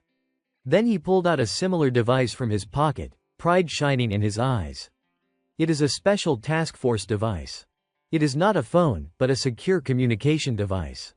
After all, many things can't be made public, came the explanation, which seemed to open something inside Minjun. He stammered out each word, "May I use the internet and a computer if I want?" This question seemed novel to the 2 special task force members, leaving them momentarily stunned. Taewon regained composure and cleared his throat. "Security is paramount in our unit, so using the internet and personal devices is prohibited in the barracks. We also recommend you refrain from using them during your leave." Min-soo added gently, reassuring the prospective teammate, "It is just a minor inconvenience compared to our missions. This is a great opportunity to serve the country, and you will have many perks in return, so do not worry. In short, no personal device use." Minjun pouted in mild dissatisfaction. Chulman could not help but inwardly gloat. These people were stepping all over him, yet Taewon seemed oblivious, calmly extending a business card. "We do not offer this to just anyone, so consider carefully." Before he could finish, Minjun cut him off coolly, "I will stay." Those words hit the 2 people facing him like a bomb, leaving them gaping in shock. "What?" Taewon furrowed his brow and asked again. "Why?" Minjun's calm, measured voice echoed through the command office. "If I join the special task force." A few seconds later, Min-soo's shout shattered the tense silence. "Did you just say what I think you said?" His face flushed crimson as he jumped to his feet. "What? You are throwing away a chance like this for a game? The lieutenant had to hold a meeting because of you, and now you refuse because of a dungeon fighter game. Are you joking?" Min-soo asked in a lowered tone, but the seriousness in his eyes betrayed him. "I am not joking. This game is my life. There is no negotiation." Taewon stared at Minjun, trying to gauge whether he was being truthful. Then he stood and said simply, "I understand. So this is your biggest problem. In that case, we will leave." Upon hearing this, Chulman rushed forward to see them off. "Oh, you are leaving already, the door's always open." At this point, Min-soo could only stomp off, grumbling under his breath, while laughter rang out from Minjun, full of triumph. Of course, he could not contain his irritation entirely and turned back to deliver a scathing remark. "I am sure your talent has been blown far out of proportion compared to your actual skill. You are using that ridiculous excuse because you are scared others will find out once you join the team. Without this opportunity, someone like you would never pass the entry exam. Understand?" Minjun's patience snapped. His eyebrows knitted together, and his voice turned icy. "How can you be so certain?" Chulman, just about to see the officers off, was suddenly stopped. Pale-faced, he groaned, "Minjun, what now?" Min-soo, questioned in return, grew even angrier. "What? Repeat that." Minjun did not back down and faced him directly. I do not know what entry exam you are talking about, but how can you be sure I would fail it? Under Minjun's piercing gaze, Minsu slowly stepped closer, a smug smile spreading across his face. Then the air of authority descended over the office, accompanied by 4 decisive words. Want to prove it? Chulman, sensing the situation was about to escalate, hurried forward to intervene. Kim Minjun, stop. Sergeant, what are you trying to do here? Minjun asked, just as a firm hand pressed down on his shoulder. Turning, he met Yu Taewon's mischievous grin. Taewon bared his teeth, his tone laced with intimidation. Mind if we borrow the training hall for a bit? Soon, the 4 of them were in the training room, each with different emotions, some folded arms waiting for the spectacle, others worried for their friend. Minsu gripped his weapon tightly and called out, the entry exam is a free-form match against a veteran special task force member. If you think you can't handle it, speak up now. Minjun, unshaken, stared straight at his opponent. I have no intention of joining the special task force. He paused briefly, then added his own condition, so if I pass this exam, you will apologize for what you said. For Minsu, this was nothing short of an insult. He glanced down at Minjun's weapon with cold fury. How dare you step out here with that ridiculous weapon and speak to me like that? I will fix your attitude. At that moment, Yu Taewon checked his watch and loudly announced the rules. We will fight 3 rounds, 3 minutes prep time. Both combatants tightened their grip on their weapons, assuming stances familiar to them. As the signal sounded, Minsu surged forward with astonishing speed, catching Minjun slightly off guard. Luckily, Minjun quickly dropped to a crouch, protecting his head. Before he could fully recover, Minsu pulled back his weapon in a swift arc. A sharp whistling sound cut through the air as Minjun, like a paper doll, was flung backward several meters. He flew past Chulman, crashing onto the mat with a heavy thud. Exactly as Minsu had predicted, a satisfied smile spread across his face. On the other side, Chulman's heart raced at the sight before him. Minjun lay sprawled on the ground, silent, yet upon closer inspection, a strange, wide smile had formed on his face. That inexplicable grin left Chulman momentarily stunned. His mind flashed back to moments before the match, when he had called for his friend. Confused, he asked, "What are you planning to do?" Minjun replied nonchalantly, with a textbook-perfect line, "Of course, I plan to win." The certainty in his voice left Chulman speechless, unable to utter another word. He stared intently at the person in front of him, a torrent of thoughts racing through his mind. Right, if it is him, there is a chance I could win. But that is exactly what worries me. Minjun rubbed his chin in contemplation for a long moment before finally speaking. If I win. Only then did he begin to consider the consequences around him.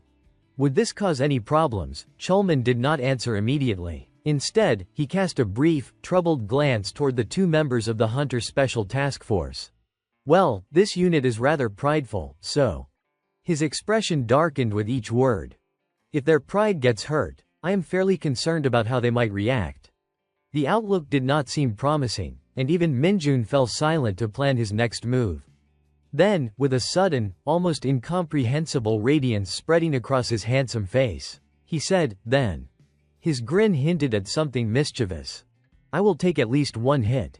Back in real time, Yu Taewon loudly announced the outcome. Defeated, Minsu cracked his shoulders in satisfaction and turned away. Yu Taewon, having completed his role as referee, leaned back, offering Chulman some advice. We will conclude this training match here. Take him to the medbay immediately. But to Chulman, the words sounded like a weak joke. Across the room, Yu Taewon, still maintaining his authoritative evaluation, remarked, "You were overconfident after dodging the first strike, but by special task force standards he did not get to finish." In that instant, a scene unfolded that made his eyes widen in disbelief. The person who had seemed flattened on the ground suddenly sat upright, leaving everyone stunned. Minjun's smile radiated defiance. Not done yet. His words forced Minsu to pivot sharply, unable to believe the result. Unbelievable. That hit him squarely, Minsu muttered through gritted teeth, the sound of his jaw creaking in frustration. How is he even possible? Yu Taewon was the first to regain his composure. Hesitant for a moment, he asked, "Do you want to continue the match? It is training weapons, but if you misuse them and get hurt, it will be a problem for us. Minjun's grin widened with excitement. No problem. Please, continue. Minsu stomped forward, each step heavy with frustration. You are stubborn to the point of idiocy. His face flushed red, veins bulging across his neck. That is not bravery, it is foolishness. I will make you regret that, he growled. But Minjun remained unafraid, tightening his grip on his weapon. Is that so? He said with a teasing smile. Swiftly, he deployed his demonic magic skill. The mana became invisible, imperceptible, and non-intrusive to the surroundings, able to be turned on or off at will, and the E-grade magic whip condensed mana into its shape.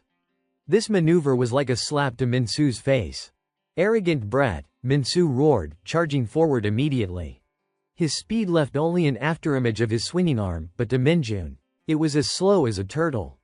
Calmly, he parried every attack. The outcome was completely beyond Minsu's expectations.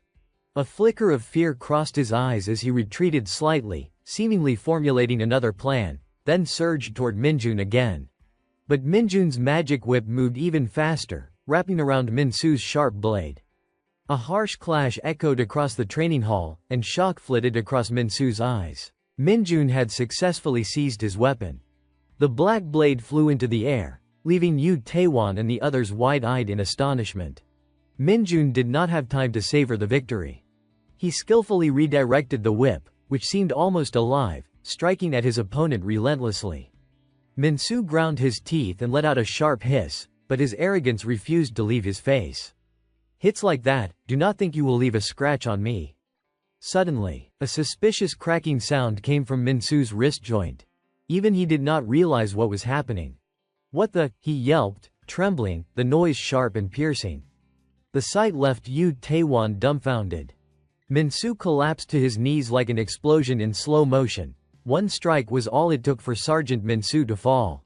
Suddenly, the whip sliced through the air, cutting Yu Taewon's thoughts short. On the other side, Minjun continued to swing it relentlessly, the black cord twisting and snapping through the air like a living serpent.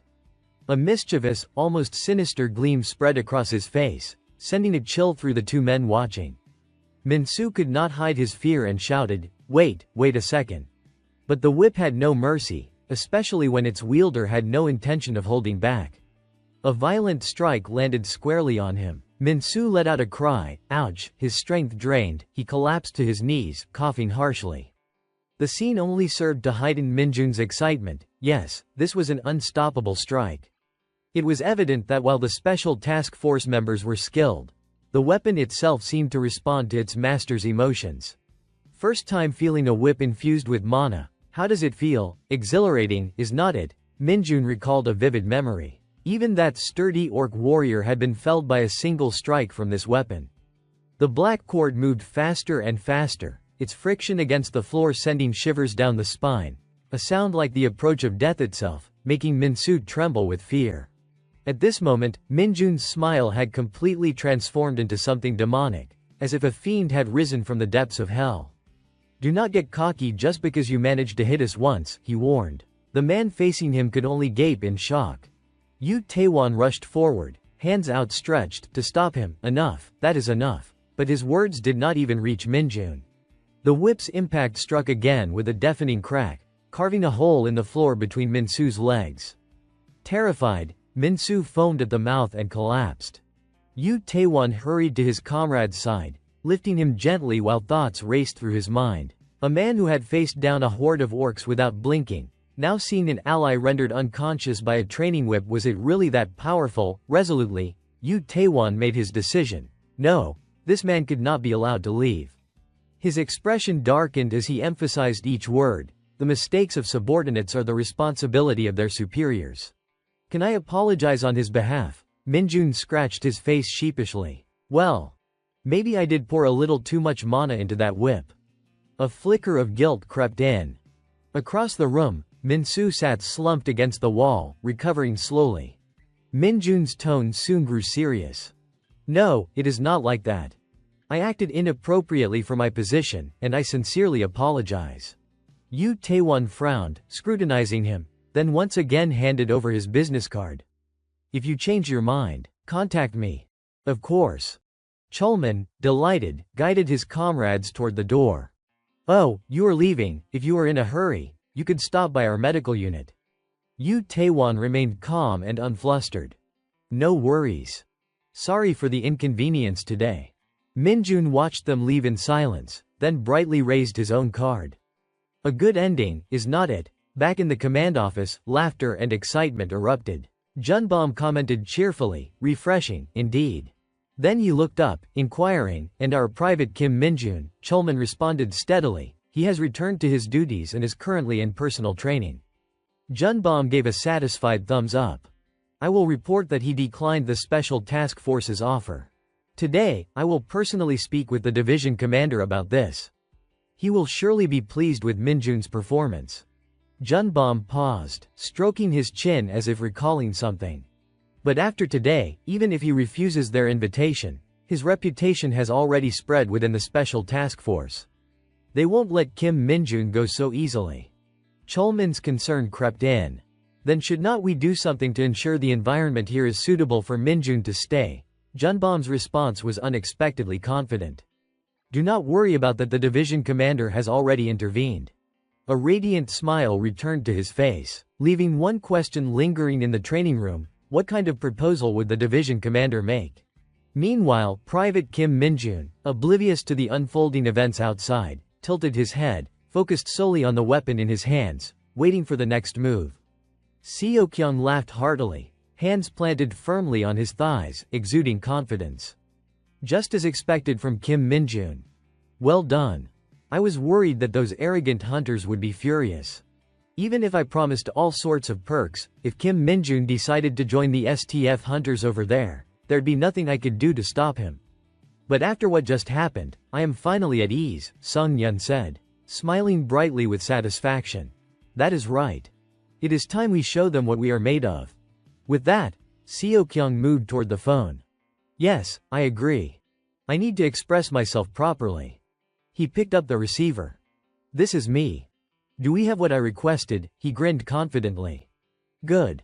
Send all related data here immediately. At the training center, everyone gathered with Minjun. Standing alongside Sengho, Minjun drew the attention of all the soldiers rushing over. The two white patches on his shoulders made everyone stare in surprise. Kwangshik froze, dumbfounded. What is going on? What is happening? Sengho crossed his arms and announced, from today onward, the commander of Squad 2, 2nd Company, will be Sergeant Kim Minjun. Let us treat each other respectfully, Han Young asked cautiously. Sergeant Lee Sengho, were you promoted? Sengho responded coldly, no.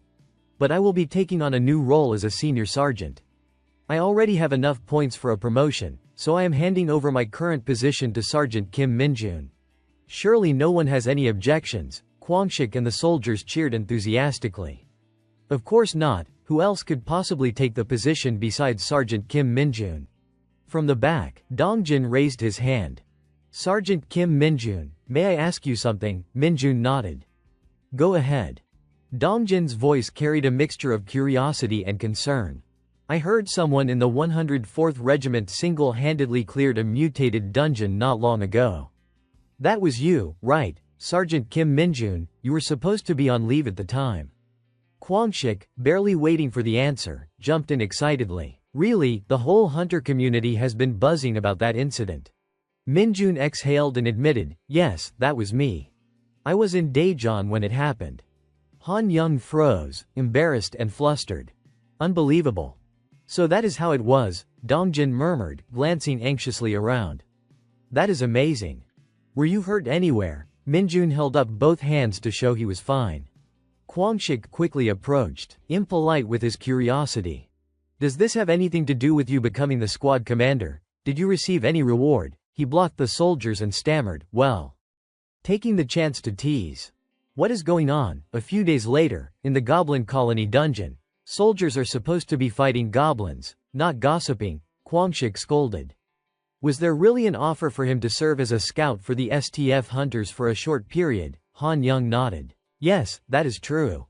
And he refused outright, even defeating a senior sergeant in a competitive duel. While killing goblins, Kwangshik questioned his comrades. I mean, these stories barely sound believable. Who would believe them besides our own army, anyway? The division commander appointed Sergeant Kim Minjun as our squad commander and even promised to help him become an officer within a year if he accumulated enough points. Han Young replied matter-of-factly, "Yeah." Sergeant Lee Sengho also agreed. "Do you know how he feels about those STF hunters?" Suddenly, a loud roar interrupted their conversation. A massive goblin stepped forward, its sharp fangs bared. This goblin was much larger than the others, striding toward the two of them, shouting so loudly that saliva sprayed through the air. Han Young and Kwangshik exchanged glances but said nothing, both frozen as they watched the goblin charge forward. From behind the two soldiers, the magical whip shot out, striking the goblin squarely in the eyes. The creature dropped its weapon, clutching its face in agony, screaming loudly. The whip continued to lash out decisively, forcing the goblin into a relentless cascade of wails, leaving Han Young and Kwangshik completely dumbfounded. Then Minjun stepped forward, fully revealing himself. He held the magical whip confidently, letting it sway in the wind as he assumed a ready stance, prepared to strike at a moment's notice. Kwangshik exclaimed in surprise, "Is that the personal equipment given to the sergeant by the division commander? It is incredible." Han Young nodded, scrutinizing it carefully. "Exactly. Even the regimental commander does not have personal gear like that. It is a true privilege." Minjun, exhilarated, swung the whip at the goblin, attacking with such precision and power that the creature was quickly overwhelmed and eliminated. Kwangshik frowned in confusion. "But why a whip?" Han Young quickly explained. Even though the division commander could have provided any weapon while observing the training, this was Sergeant Kim Minjun's choice. Having such privileges explains why the sergeant refused to serve as an STF hunter. It is rare for a sergeant to possess personal equipment, requiring a dozen official approvals just to make it happen. Meanwhile, Minjun was completely absorbed in excitement and fascination. The whip felt perfect, solid in his grip, well-balanced, every aspect flawless. This is on a completely different level from ordinary weapons. Plus, with this mana stone, I do not even need to channel demonic energy to enhance its power. He continued to swing the whip in a fluid, continuous attack. Other soldiers quickly turned their attention to Minjun, who smiled inwardly with satisfaction. A promotion within a year, with a comrade like this, I could achieve it even faster. Later, on Saturday in Cherwin, the enticing aroma of grilled meat wafted before him as Minjun sat upright, composed and unflinching. Sun Yun-so timidly asked, "Can we start eating?" Minjun sighed wearily. "Why are you asking me that?" Then he turned serious, as a father might. "Why are you having dinner with me?" The waiter approached, instead of her leaving, and cheerfully added, "Enjoy your meal." Sun Yun-so blushed, smiling shyly. "Thank you." She then proceeded to eat heartily. Minjun crossed his arms, eyes fixed on her, and she immediately stopped herself from putting food into her mouth.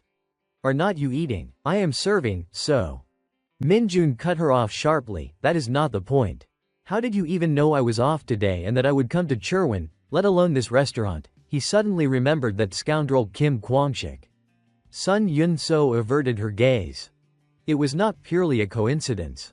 Minjun's expression darkened with anger. She sighed and confessed, "Sorry, I asked him to do it." "Do not be mad at him." Minjun's veins bulged with rage. "That is my decision. Besides, is not this situation already strange?" Sun Yun-so looked puzzled. "What do you mean? Did you ask something?" He leaned forward, bluntly asking, "Do you like me?" Her face immediately flushed, and she denied vehemently. "That is impossible. Why are you suddenly speaking to me so casually?" Minjun folded his arms, fixing her with a teasing, frog-like stare. "Why not? You could speak to me like this too. We are about the same age, right?" She was too flustered to reply coherently. "That is true. But it is not like I like you or anything. Do not get the wrong idea." Minjun pressed further. "Then why come here to eat with me? I am guessing you asked for time off when that tattletale told you I was out today." Sun Yun-so stammered, trying to find an excuse. "Yes, but there is another reason." He seized on the gap in her explanation. "What reason?" She turned her face, deliberately changing the subject. "The sealed dungeon at the training center." Minjun immediately perked up. "What?" Sun Yun-so began to explain further. The Red Boar Gate at the Community Welfare Support Center in Washian, and the pseudo-mutated dungeon not long ago. He frowned, suspicion creeping in. What are you talking about? She rubbed at her flushed face. Seems like wherever you go, something always happens. Just curious, wondering if anything would happen this time, Minjun said. Inside, Sun Yun-so wrestled with embarrassment and surprise. It felt strange to finally voice the question that had been nagging her. Silence fell between them, thick and awkward. She looked down at him, and suddenly Minjun broke into a bright, genuine smile.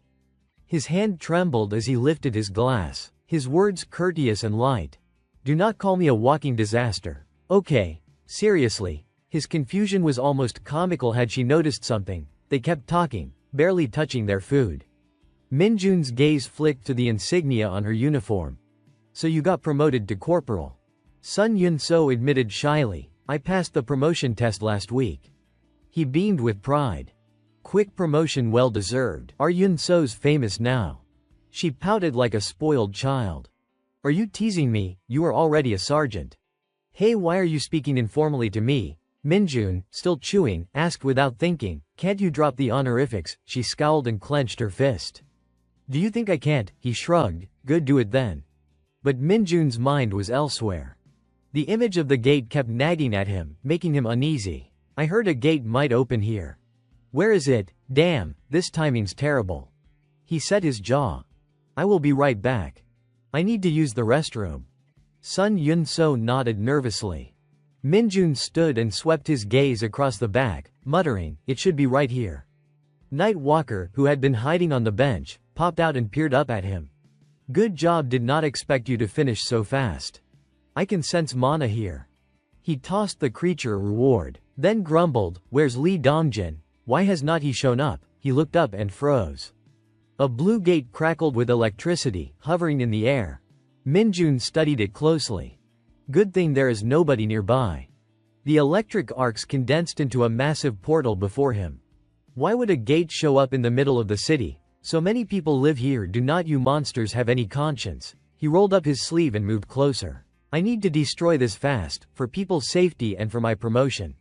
Before he could act, something large stepped out. It crawled through the portal. Minjun leaned in, curious and alert. Something's coming through, he muttered, phone already in hand as disaster alerts popped across the screen. He braced himself. If it is too strong, I will have to draw its attention away from civilians. The military's probably aware of the gate by now, just need to buy time. A claw emerged from the portal. Gradually, the blind devil pulled its massive form through and bellowed like a welcome to the world. Minjun steadied himself and assessed the creature. Okay then.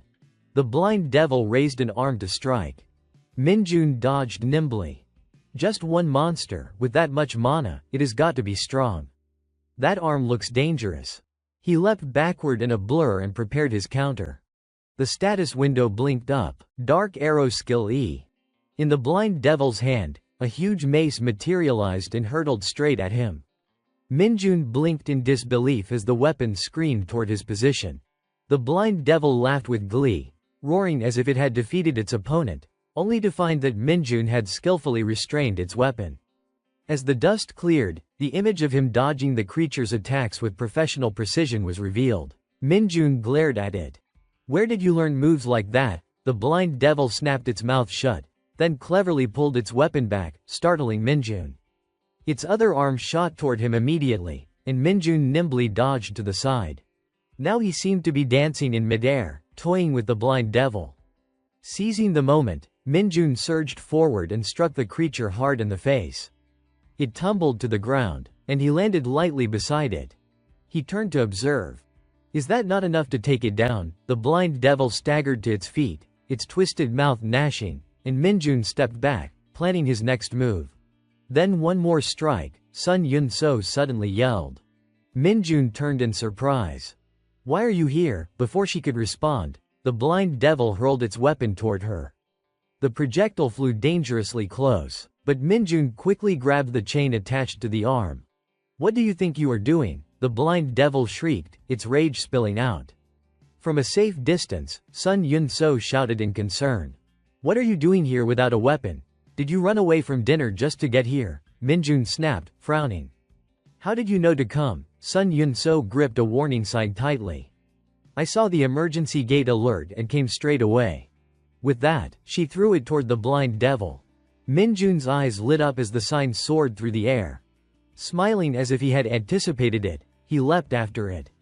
Using the sign as a weapon, he infused it with his internal energy and swung it overhead.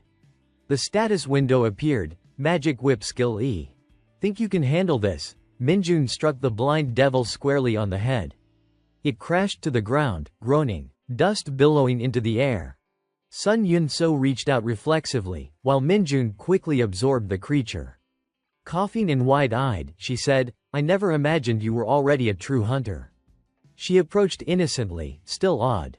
Facing such dangerous monsters, you handled it all by yourself, she asked. Minjun tilted his head, smiling nonchalantly. Well, I could have used a little help. Inwardly, he felt slightly irritated. If she had not shown up, he could have dealt with the monster even faster. Sun Yun-so moved closer to observe the supply devil. This gate seems unusual, does not it? A monster that can throw blades and even has chains. Strange for it to appear alone. Maybe it is abnormal. We need to discuss this later. Suddenly, another creature emerged from the gate's shadow. Sun Yun-so froze, terrified, while Minjun's eyes widened. A whole swarm of blind devils poured out, roaring violently. She recoiled in fear. 5 of them, Minjun, we need to retreat and regroup with the Hunter Corps once they arrive. He turned to her, smiling, and commanded, good call. You retreat first and regroup with the Hunter Corps. What, and you are going to face them alone? Are you crazy? The blind devils bellowed in succession as if taunting him. Minjun grinned, thrilled. Bring it on. Sun Yun-so froze. What? He shifted back, ready to strike, then lunged forward like a missile toward the swarm, screaming a battle cry. Meanwhile, in a place where 2 moons hung in the sky, a hooded stranger moved deep into the forest. The figure stopped after a while, standing before a massive boulder, chanting in an unfamiliar language. The stone split open to reveal a staircase, and the stranger descended quickly into a hidden underground chamber. Without hesitation, they walked to the far end, where countless fireflies glimmered. The figure paused, clasped their hands, and continued chanting. Slowly, the hood was removed, revealing a stunning red-haired girl. She looked around, her voice firm, wait for me.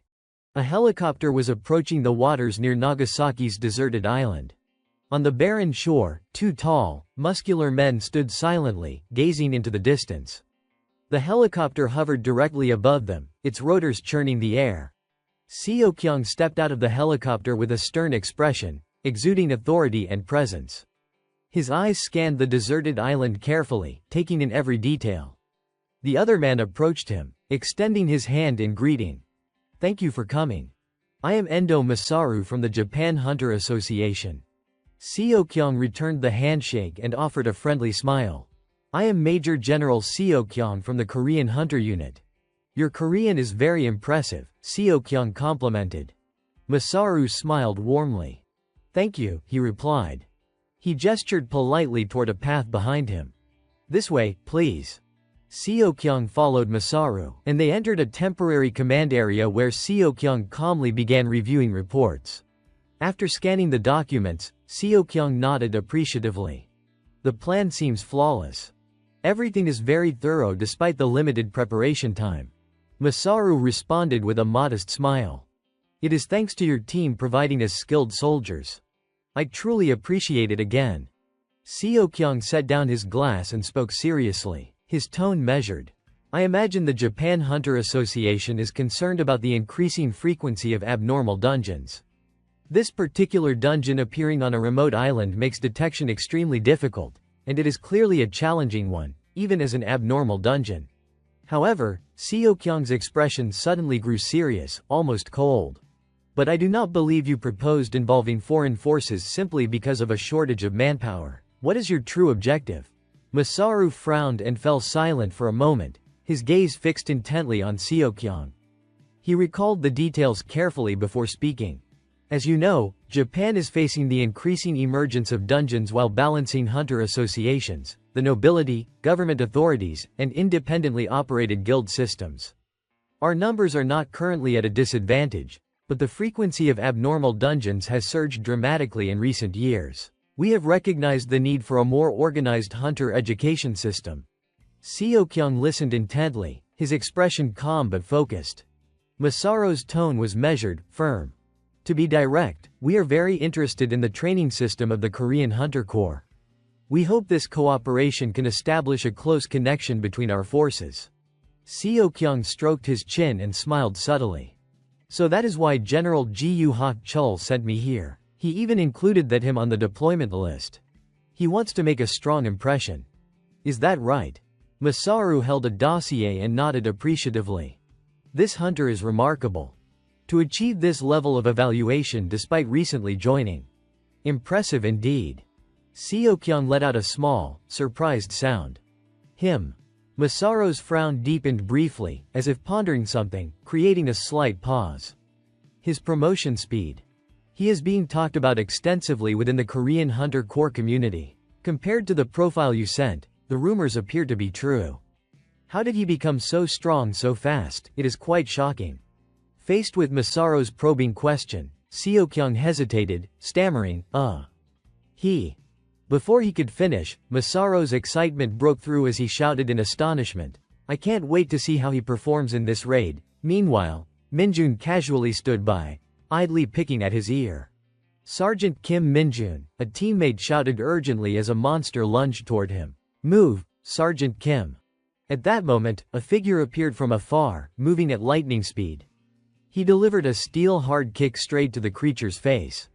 Just then, a young blonde swordsman rushed in to provide support, and together they executed a perfectly synchronized strike, every millimeter precise. The monster, staggered by the attack, stepped back slightly, clutching its face in pain but still radiating furious defiance. The masked man observing the scene frowned, muttering, "This one's tougher than I thought. Even you, Blondie, need to be cautious." Before he could finish, a woman confidently stepped forward from the rear. "I will handle this one." She drew the sword at her side, and the monster swung its staff in a frenzied counterattack. The woman's sharp gaze and exceptional observation skills allowed her to land several precise, memorable slashes. This hunter was Suzuki Mio from the Japan Hunter Association. With the skirmish over, a man approached, praising her incredible swordsmanship. "Is anyone hurt?" The two earlier men, Jen and Ken, both from the Japanese Danjo Guild, watched in admiration. Jen shook his head in awe at Suzuki Mio's performance. "Suzuki is a monster, truly." He teased, "You really do not want to join Danjo. You would be a core member for sure." Suzuki remained indifferent, passing by without acknowledgement. She walked straight to Minjun and inquired seriously, "Excuse me, are you unharmed?" Lifting her eyes with intense focus, she added, "It seems you were completely distracted. We can't allow anyone to get hurt or die, especially when we proposed this cooperative plan. If you are concerned, step back to the rear lines. More importantly, do not participate in the fight." Minjun met her gaze silently, his eyes dark and unreadable. After a moment of thought, he brightened, responding enthusiastically, "Understood." He also noted with admiration, "Her Korean is really good." Seeing his excitement, Suzuki's expression darkened with a heavy, somber weight. Meanwhile, Minjun's companion was Jaeon Hundo, lieutenant of the 104th Division Medical Team. After careful observation, he warned, "This one's much larger than the red dokubi we encountered in Korea. Japanese dungeons are not easy either." Before anyone could respond, Captain Kim Sang-duk's furious face appeared. "What the hell is this?" he shouted, grabbing Minjun by the collar in anger. "Are you trying to embarrass us?" "No, you're trying to embarrass our entire nation, are not you?" Minjun calmly shook his head. "Absolutely not." Still, Sang-duk berated him further. "I knew this would happen when that damned sergeant was sent here. I do not understand why the division commander favors someone like you." Seeing the tension, Sung Yun intervened.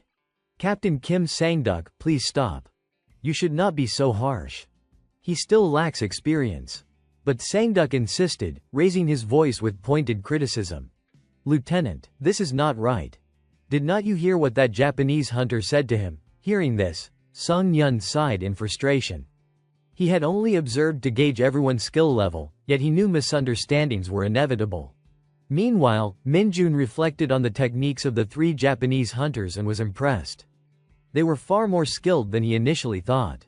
Suddenly, his gaze shifted, focusing intently on Suzuki Mio standing alone. Seeing Minjun distracted, Sangduk nudged him and reminded, "Stick together. I will be observing you closely." He nodded, replying in a tone of mild exasperation, "Yes, sir." Outwardly obedient, yet inwardly a hint of sarcasm stirred. What the hell is he talking about? He has not helped at all so far. Meanwhile, Suzuki Mio leaned back, exuding a mixture of fatigue and exasperation, while Jen and Ken nearby continued their lively chatter about something in high spirits.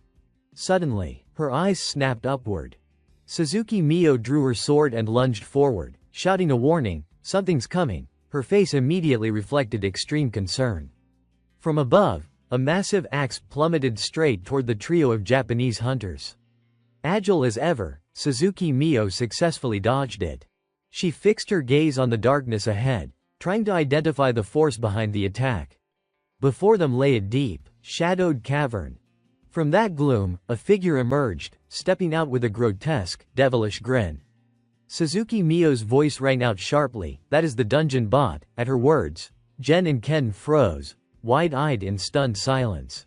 A flicker of unease crossed Minjun's expression as he quickly surveyed the surroundings. Suzuki Mio glanced at Ken to see what he was preparing, then turned back to issue instructions to Minjun's team. "I have shared positions with the other 5 squads. We need to hold them off until they arrive." At that moment, the monster charged forward. Despite the urgency, Suzuki Mio remained focused, urging, "Defend yourselves if necessary." Before she could finish, her eyes widened in sheer terror. The creature opened its jaw like a black hole of the cosmos, lunging directly at her. Seeing the danger, Jen and Ken rushed to support her. However, the monster effortlessly grabbed both of them by the legs, freezing them in place. With a brutal heave, it flung them aside. In this critical moment, Suzuki Mio swung her sword hard into the creature's flank. Yet to her horror, her sharp blade failed to even scratch its scales. The creature stood arrogantly, letting out a few mocking laughs. Sangduk's face darkened, his voice low and foreboding, "A mana sword." He stepped forward seriously. "This is a weapon designed to combat monsters, amplifying its power at the expense of the wielder's stamina." He drew his own sword, which immediately glowed with a mysterious blue aura. "The radiance you see is proof of its power. My sword is not like the ordinary equipment issued to soldiers." Minjun, witnessing this firsthand, was momentarily stunned. Without hesitation, Sangduk charged the monster with a grim expression, his tone sharp and commanding. "I am a mana sword trainer of the undefeated hunter squad of the 104th Division." He unleashed a divine technique, absorbing the creature's devastating strike. Behind him, Suzuki Mio readied her sword for a finishing blow, putting her full strength into the swing. Yet the monster easily evaded her attack. Recognizing the tense situation, she urgently commanded a retreat. Minjun, carrying both Jen and Ken, began moving back as well. Worried, Suzuki Mio implored, "I will hold them off, so please take Jen and Ken with you." She barely finished speaking before Minjun had already hoisted them both, retreating them to safety. Momentarily stunned, she watched in amazement. Minjun picked up a sword from the ground, his voice tinged with curiosity. "Retreat." He grasped the sword firmly, exuding quiet confidence. "We just need to kill that one, the bot." Suzuki Mio, alarmed, tried to intervene. "No, that is too reckless. We should regroup our forces and—" Before she could finish, Minjun smiled subtly, a glint of mischief in his eyes. "Like this," he murmured, and immediately unleashed a surge of unfamiliar, potent energy. Suzuki Mio's face reflected pure astonishment as she witnessed this new power. The monster sensed the danger emanating from it, unease flickering in its posture. Meanwhile, the sword in Minjun's hand continued to radiate an immense, overwhelming force, commanding caution from everything in its vicinity. The monster wasted no time, lunging forward and snatching the axe from the ground. Minjun watched the scene unfold and only smiled quietly to himself. He remained perfectly still, allowing the creature to rush at him with the axe. As the blade came perilously close to his face, The monster's expression twisted into a grotesque, self-satisfied grin. But beyond all expectation, Minjun swung his sword once and sent the creature flying high into the sky. Witnessing this astonishing feat, he could not help but exclaim in exhilaration. The monster ground its teeth in frustration while the sword in Minjun's hand continued to radiate immense energy. Suzuki Mio, observing the scene, widened her eyes in disbelief. Moments later, the sword began emanating an overwhelming mystical force. Unconscious energy surged out, striking at Suzuki Mio, catching her off guard. Even Sun Yun, nearby, was confused, inexplicably affected by this sudden, strange assault. Seeing the chaotic turn of events, Minjun let out a sheepish laugh. "Ah, sorry about that." Then he concentrated fully, summoning the sword's ultimate power. As the weapon's energy surged, he remained silent, waiting and fine-tuning his focus. The monster, sensing the looming threat, narrowed its eyes, wary of the incoming strike. At the perfect moment, Minjun lunged forward with a sinister grin. The creature fought back desperately, but the sword's overwhelming power gradually wore it down. After an intense clash, the energy dissipated and the sword shattered into pieces. The monster's hand was grotesquely deformed from the impact, no longer intact. It let out a scream of unbearable pain. Suzuki Mio froze in shock, eyes wide. Its mana is reduced. It can't withstand his aura. Minjun, staring thoughtfully at the broken sword, pondered silently. "I guess I should not have gone all out." "Do not worry," he murmured softly as the monster trembled, slowly rising to its feet. Minjun discarded the remnants of the sword and casually reassured, "It is fine." He then produced a brand new, strange weapon, a wicked smile playing across his lips. "We will just make up for it with the bot's rewards." Above, the sky was clear and bright, with fluffy clouds drifting lazily. A group of people sat resting in the heat, humming quietly. Jung Tae inhaled deeply, face filled with contentment. "When was the last time we got a break like this?" Taeguk, annoyed, complained incessantly. "It is all because of Sergeant Kim Minjun. He said no rank exempts anyone from work. Now we have to slave away in our final years. We would better rest while we still can." Jung Tae quickly covered his mouth to stop him, cautioning, "Watch your words." His face suddenly went pale, fear flickering across his features. "We have a traitor here." Kwangshik bristled, loudly defending himself. "I am innocent." He recalled past events and explained, "Ever since I was promoted to senior sergeant, he has been living with us instead of reporting to headquarters. What choice did I have? He became a monster, reaching sergeant rank just 1 month after his appointment. I had to follow his orders no matter what." Gritting his teeth, Kwangshik fumed, "Now he has even become deputy commander." Han Young sighed in agreement. "He is right, but thanks to him, the squad's atmosphere has improved. Everyone's skills have gotten better too." Taeguk stretched, yawning in exhaustion. "Whatever. I just hope he stays in Japan for a long time. Even better if he returns after I leave," he muttered. Just then, his eyes caught a familiar figure. Taeguk called out loudly, "Hey, Lee Dongjin!" The young man hurried over, Corporal Lee Dongjin. Upon his arrival, Taeguk and the others quickly bombarded him with questions. "You are just a corporal, why are you working so hard?" Taeguk probed further. "Any news on Sergeant Kim Minjun? He is the #1 traitor. You cried when you got promoted to corporal because of him, did not you?" Dongjin listened and became slightly flustered, stammering as he struggled to explain, It is not like that, but I did hear some news." He recalled a few events from earlier and recounted them carefully. "I heard that they completed the dungeon raid yesterday after Sergeant Kim Minjun defeated the bot. I am not sure exactly what happened, but I heard he took down the bot all by himself." Upon hearing this, everyone was shocked into silence. "What? All by himself? Seriously, is that true? So he is coming back today?" Dongjin gave a wry smile and clarified, "The raid ended much earlier than expected. They all got some rest. He will spend a day in Japan relaxing and return tomorrow." Hanyung's eyes widened in horror. "What? Rest, in Japan?" Taeguk was equally stunned. "Just 1 day, give him a year off." Jung Tae, however, responded calmly, a faint smile on his face. "Must be nice. The weather there is really beautiful." Kwangshik frowned, a serious and straightforward look crossing his face. Really, I wonder what he is doing. Han Young smirked wickedly. Who knows, he is always training his game powers. I can't predict what he will do. Maybe he will clear a dungeon in Japan while he is at it. The group burst into laughter at the absurdity. But their joy was suddenly cut short as the sunlight dimmed, and everyone's expressions turned grim. Meanwhile, Minjun was walking alone under the dark, overcast sky, a subtle, satisfied smile hidden on his face. Li Bongjiu appeared, eager, calling out, "Sir Kim Minjun." Seeing him, Minjun returned a welcoming smile. "Here." Without hesitation, Li Bongjiu replied, "Yes, sir. I found the nearest source of demonic energy as you commanded." Minjun's face lit up with a satisfied expression. "Good. I can't waste any time after coming all this way." Li Bongjiu added, "By the way, you said I could not do anything. Who is this guy anyway?"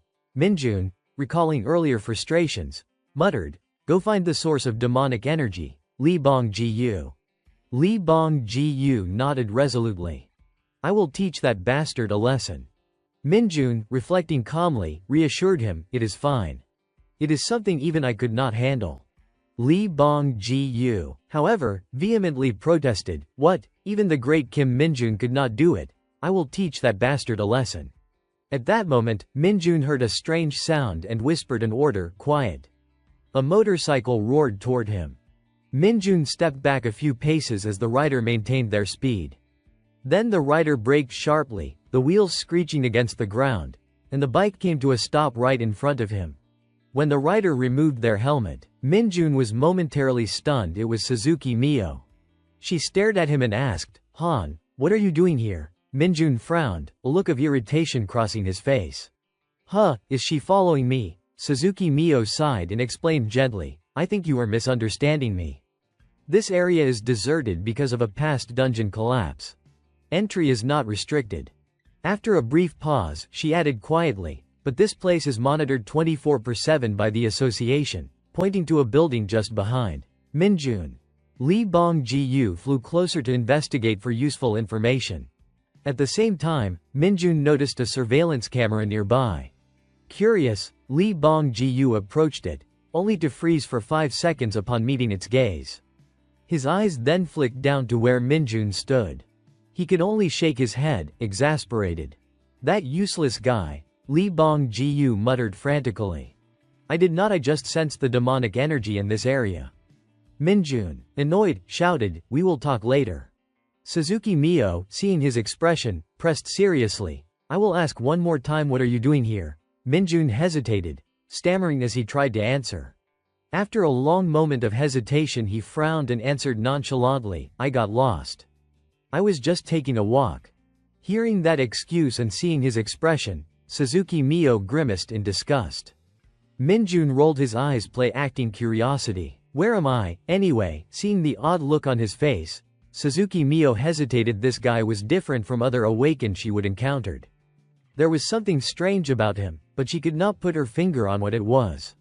"That is why I came here, though it was not really necessary," he said. Just then a cutting gust of wind appeared from nowhere. Suzuki Mio's senses, sharp as they were, prickled with the foreboding that something bad was coming. Sure enough, a violent, savage monster materialized out of nowhere. Suzuki Mio reflexively drew her sword, ready to take it down. Standing outside, Minjun recalled what Li Bongjiu had once told him, "Trust me, Master Kim Minjun." He smiled and nodded to himself, thinking Li Bongjiu had been right. Suzuki Mio stepped forward to fight but shouted over her shoulder to Minjun, "Get out of here, and avoid the underground passages. A part of it is corrupted, your mind might be affected," she warned. He heard that and brightened with enthusiasm. "So that is the spot. Thanks." She added more urgently, "If you lose consciousness for too long, it could kill you. Avoid the sub-levels at all costs." No sooner had she said that than Minjun was already sprinting off in a panicked hurry. She turned back to face the monster, sword raised, staring it down. How did a thing like this show up here? If a gate opened, our surveillance would not have missed it. Unless that gate has been here all along and only now revealed itself. Determined, she launched herself at the creature. Suzuki Miyo's boots sank into the ground as she gathered momentum and charged with everything she had. She bit down on her lower lip and fought with every second she could carve out. The beast took the full brunt of her assault. A flicker of fear crossed its eyes. It tried to flee, and she chased it down to finish the job. Then, to her astonishment and horror, the monster did something she could not believe. It bent over and presented its rump to her in a taunting gesture. She froze and blurted, "What the hell?" Meanwhile, Minjun stood before an abandoned house. The nearby surveillance camera started glitching from a strange energy. The other camera soon broke down, too. He lounged there at ease, having already used his dark arrow skill, and dozens of warning placards were plastered around him. He nonchalantly kicked them aside. A strange smile tugged at his mouth as his demonic energy spilled outward. Standing amid the ruins, he threw his head back and laughed loudly. "Holy crap! This place is even better than I thought, thick with demonic energy." The system window flashed a string of important notifications for him. After reading them all, he walked forward, genuinely impressed. Nice. The system displayed information about Kim Minjun as the founder of a cult and listed his strength stats. Absorbing the data, he smirked. "With all this bulk, I can finally catch up to Lee Bong-ji-yu. I just hope he managed to escape. Maybe he will die if he is caught," he added, almost as an afterthought. Suzuki Miyo, meanwhile, had been tracking the fleeing monster and suddenly slowed, then stopped. Her movements became a careful, quiet stalking. At the precise moment she reached her mark, she lunged and drove her sword straight through a nearby rock. Behind the rock, Lee Bong-ji-yu was trembling, huddled and covering his mouth, crying softly in fear. Suzuki Miyo, relying on her observational instincts, sensed something amiss behind the rock. She quickly drew her sword back from the stone. Hearing the movement, Lee Bong-ji-yu peeked through a small gap in the rock. Seeing no immediate threat, he cautiously stood up, still bewildered. At that moment, Suzuki Miyo swung her sword, shattering the rock into pieces. When she finally saw who was hiding behind it, she was momentarily stunned. Before her stood a fragile, trembling Lee Bong-ji-yu, overtaken by fear. Seeing him so pitiful, Suzuki Miyo's guard softened.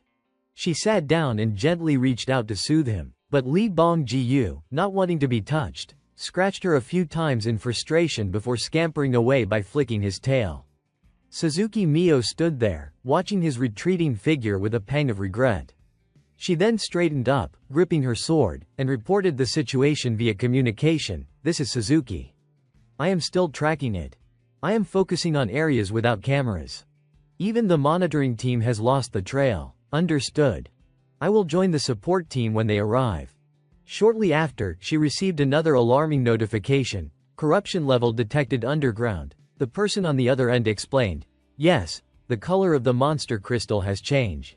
You know how the color deepens when corrupted material is present in a dungeon, right? It is faded back to its original color. We are baffled if it is not a device issue. The corrupted material might have been cleared." "Anything else unusual?" Suzuki Miyo continued scanning and reported back. "No, I do not see anything out of the ordinary." Satisfied, the man nodded. "Then we will report it as a device malfunction. We will send a team to investigate. There is no way all that corrupted material would disappear at once." Suzuki Miyo, however, remained deeply skeptical, surveying her surroundings carefully. Her gaze drifted to the light above, and she hesitated. Could it be? The scene shifted to an airport staging area. The team was fully assembled, standing in neat formation. Jaeon Hundo stepped forward, representing everyone, to shake hands and bid farewell to Masaru. In the formation, Sangduk angrily turned to Minjun. "Are you planning to compensate me for my sword?" Suddenly, Minjun noticed something surprising in the distance. He saw Suzuki Miyo slowly approaching and felt a flicker of curiosity. Why was she here? As she reached him, Minjun inwardly groaned. "What, seriously, go play somewhere else." She stood before him, her expression serious as she asked, "Did you enjoy your little walk?" He glanced at her and answered reluctantly, "Yes, quite nice. Thank you." Hearing that, Suzuki Miyo's face twisted in disgust. "If so, do you know anything about one of the underground entrances being destroyed? All nearby monitoring devices were damaged, so we had no idea what might have happened down there." Pressing further, she asked, "Did you notice anything suspicious along the way?" Minjun cast a casual glance and stammered, "I do not know. I was too focused on my walk." Suzuki Mio could only sigh, powerless to argue. After a moment, she offered a polite smile, "Goodbye, then. Glad you returned safely." "Goodbye," he replied. She turned and departed. Sangduk, curious about their relationship, watched her go. She had not gone far when she called out, "Lieutenant Kim Minjun." After a brief pause, she smiled warmly, "Until we meet again." The scene then shifted to a dark night over a gloomy forest. High in the trees, a shadowy figure was trapped among the branches. It appeared to be Li Bong Jiyu, accompanied by the night walker.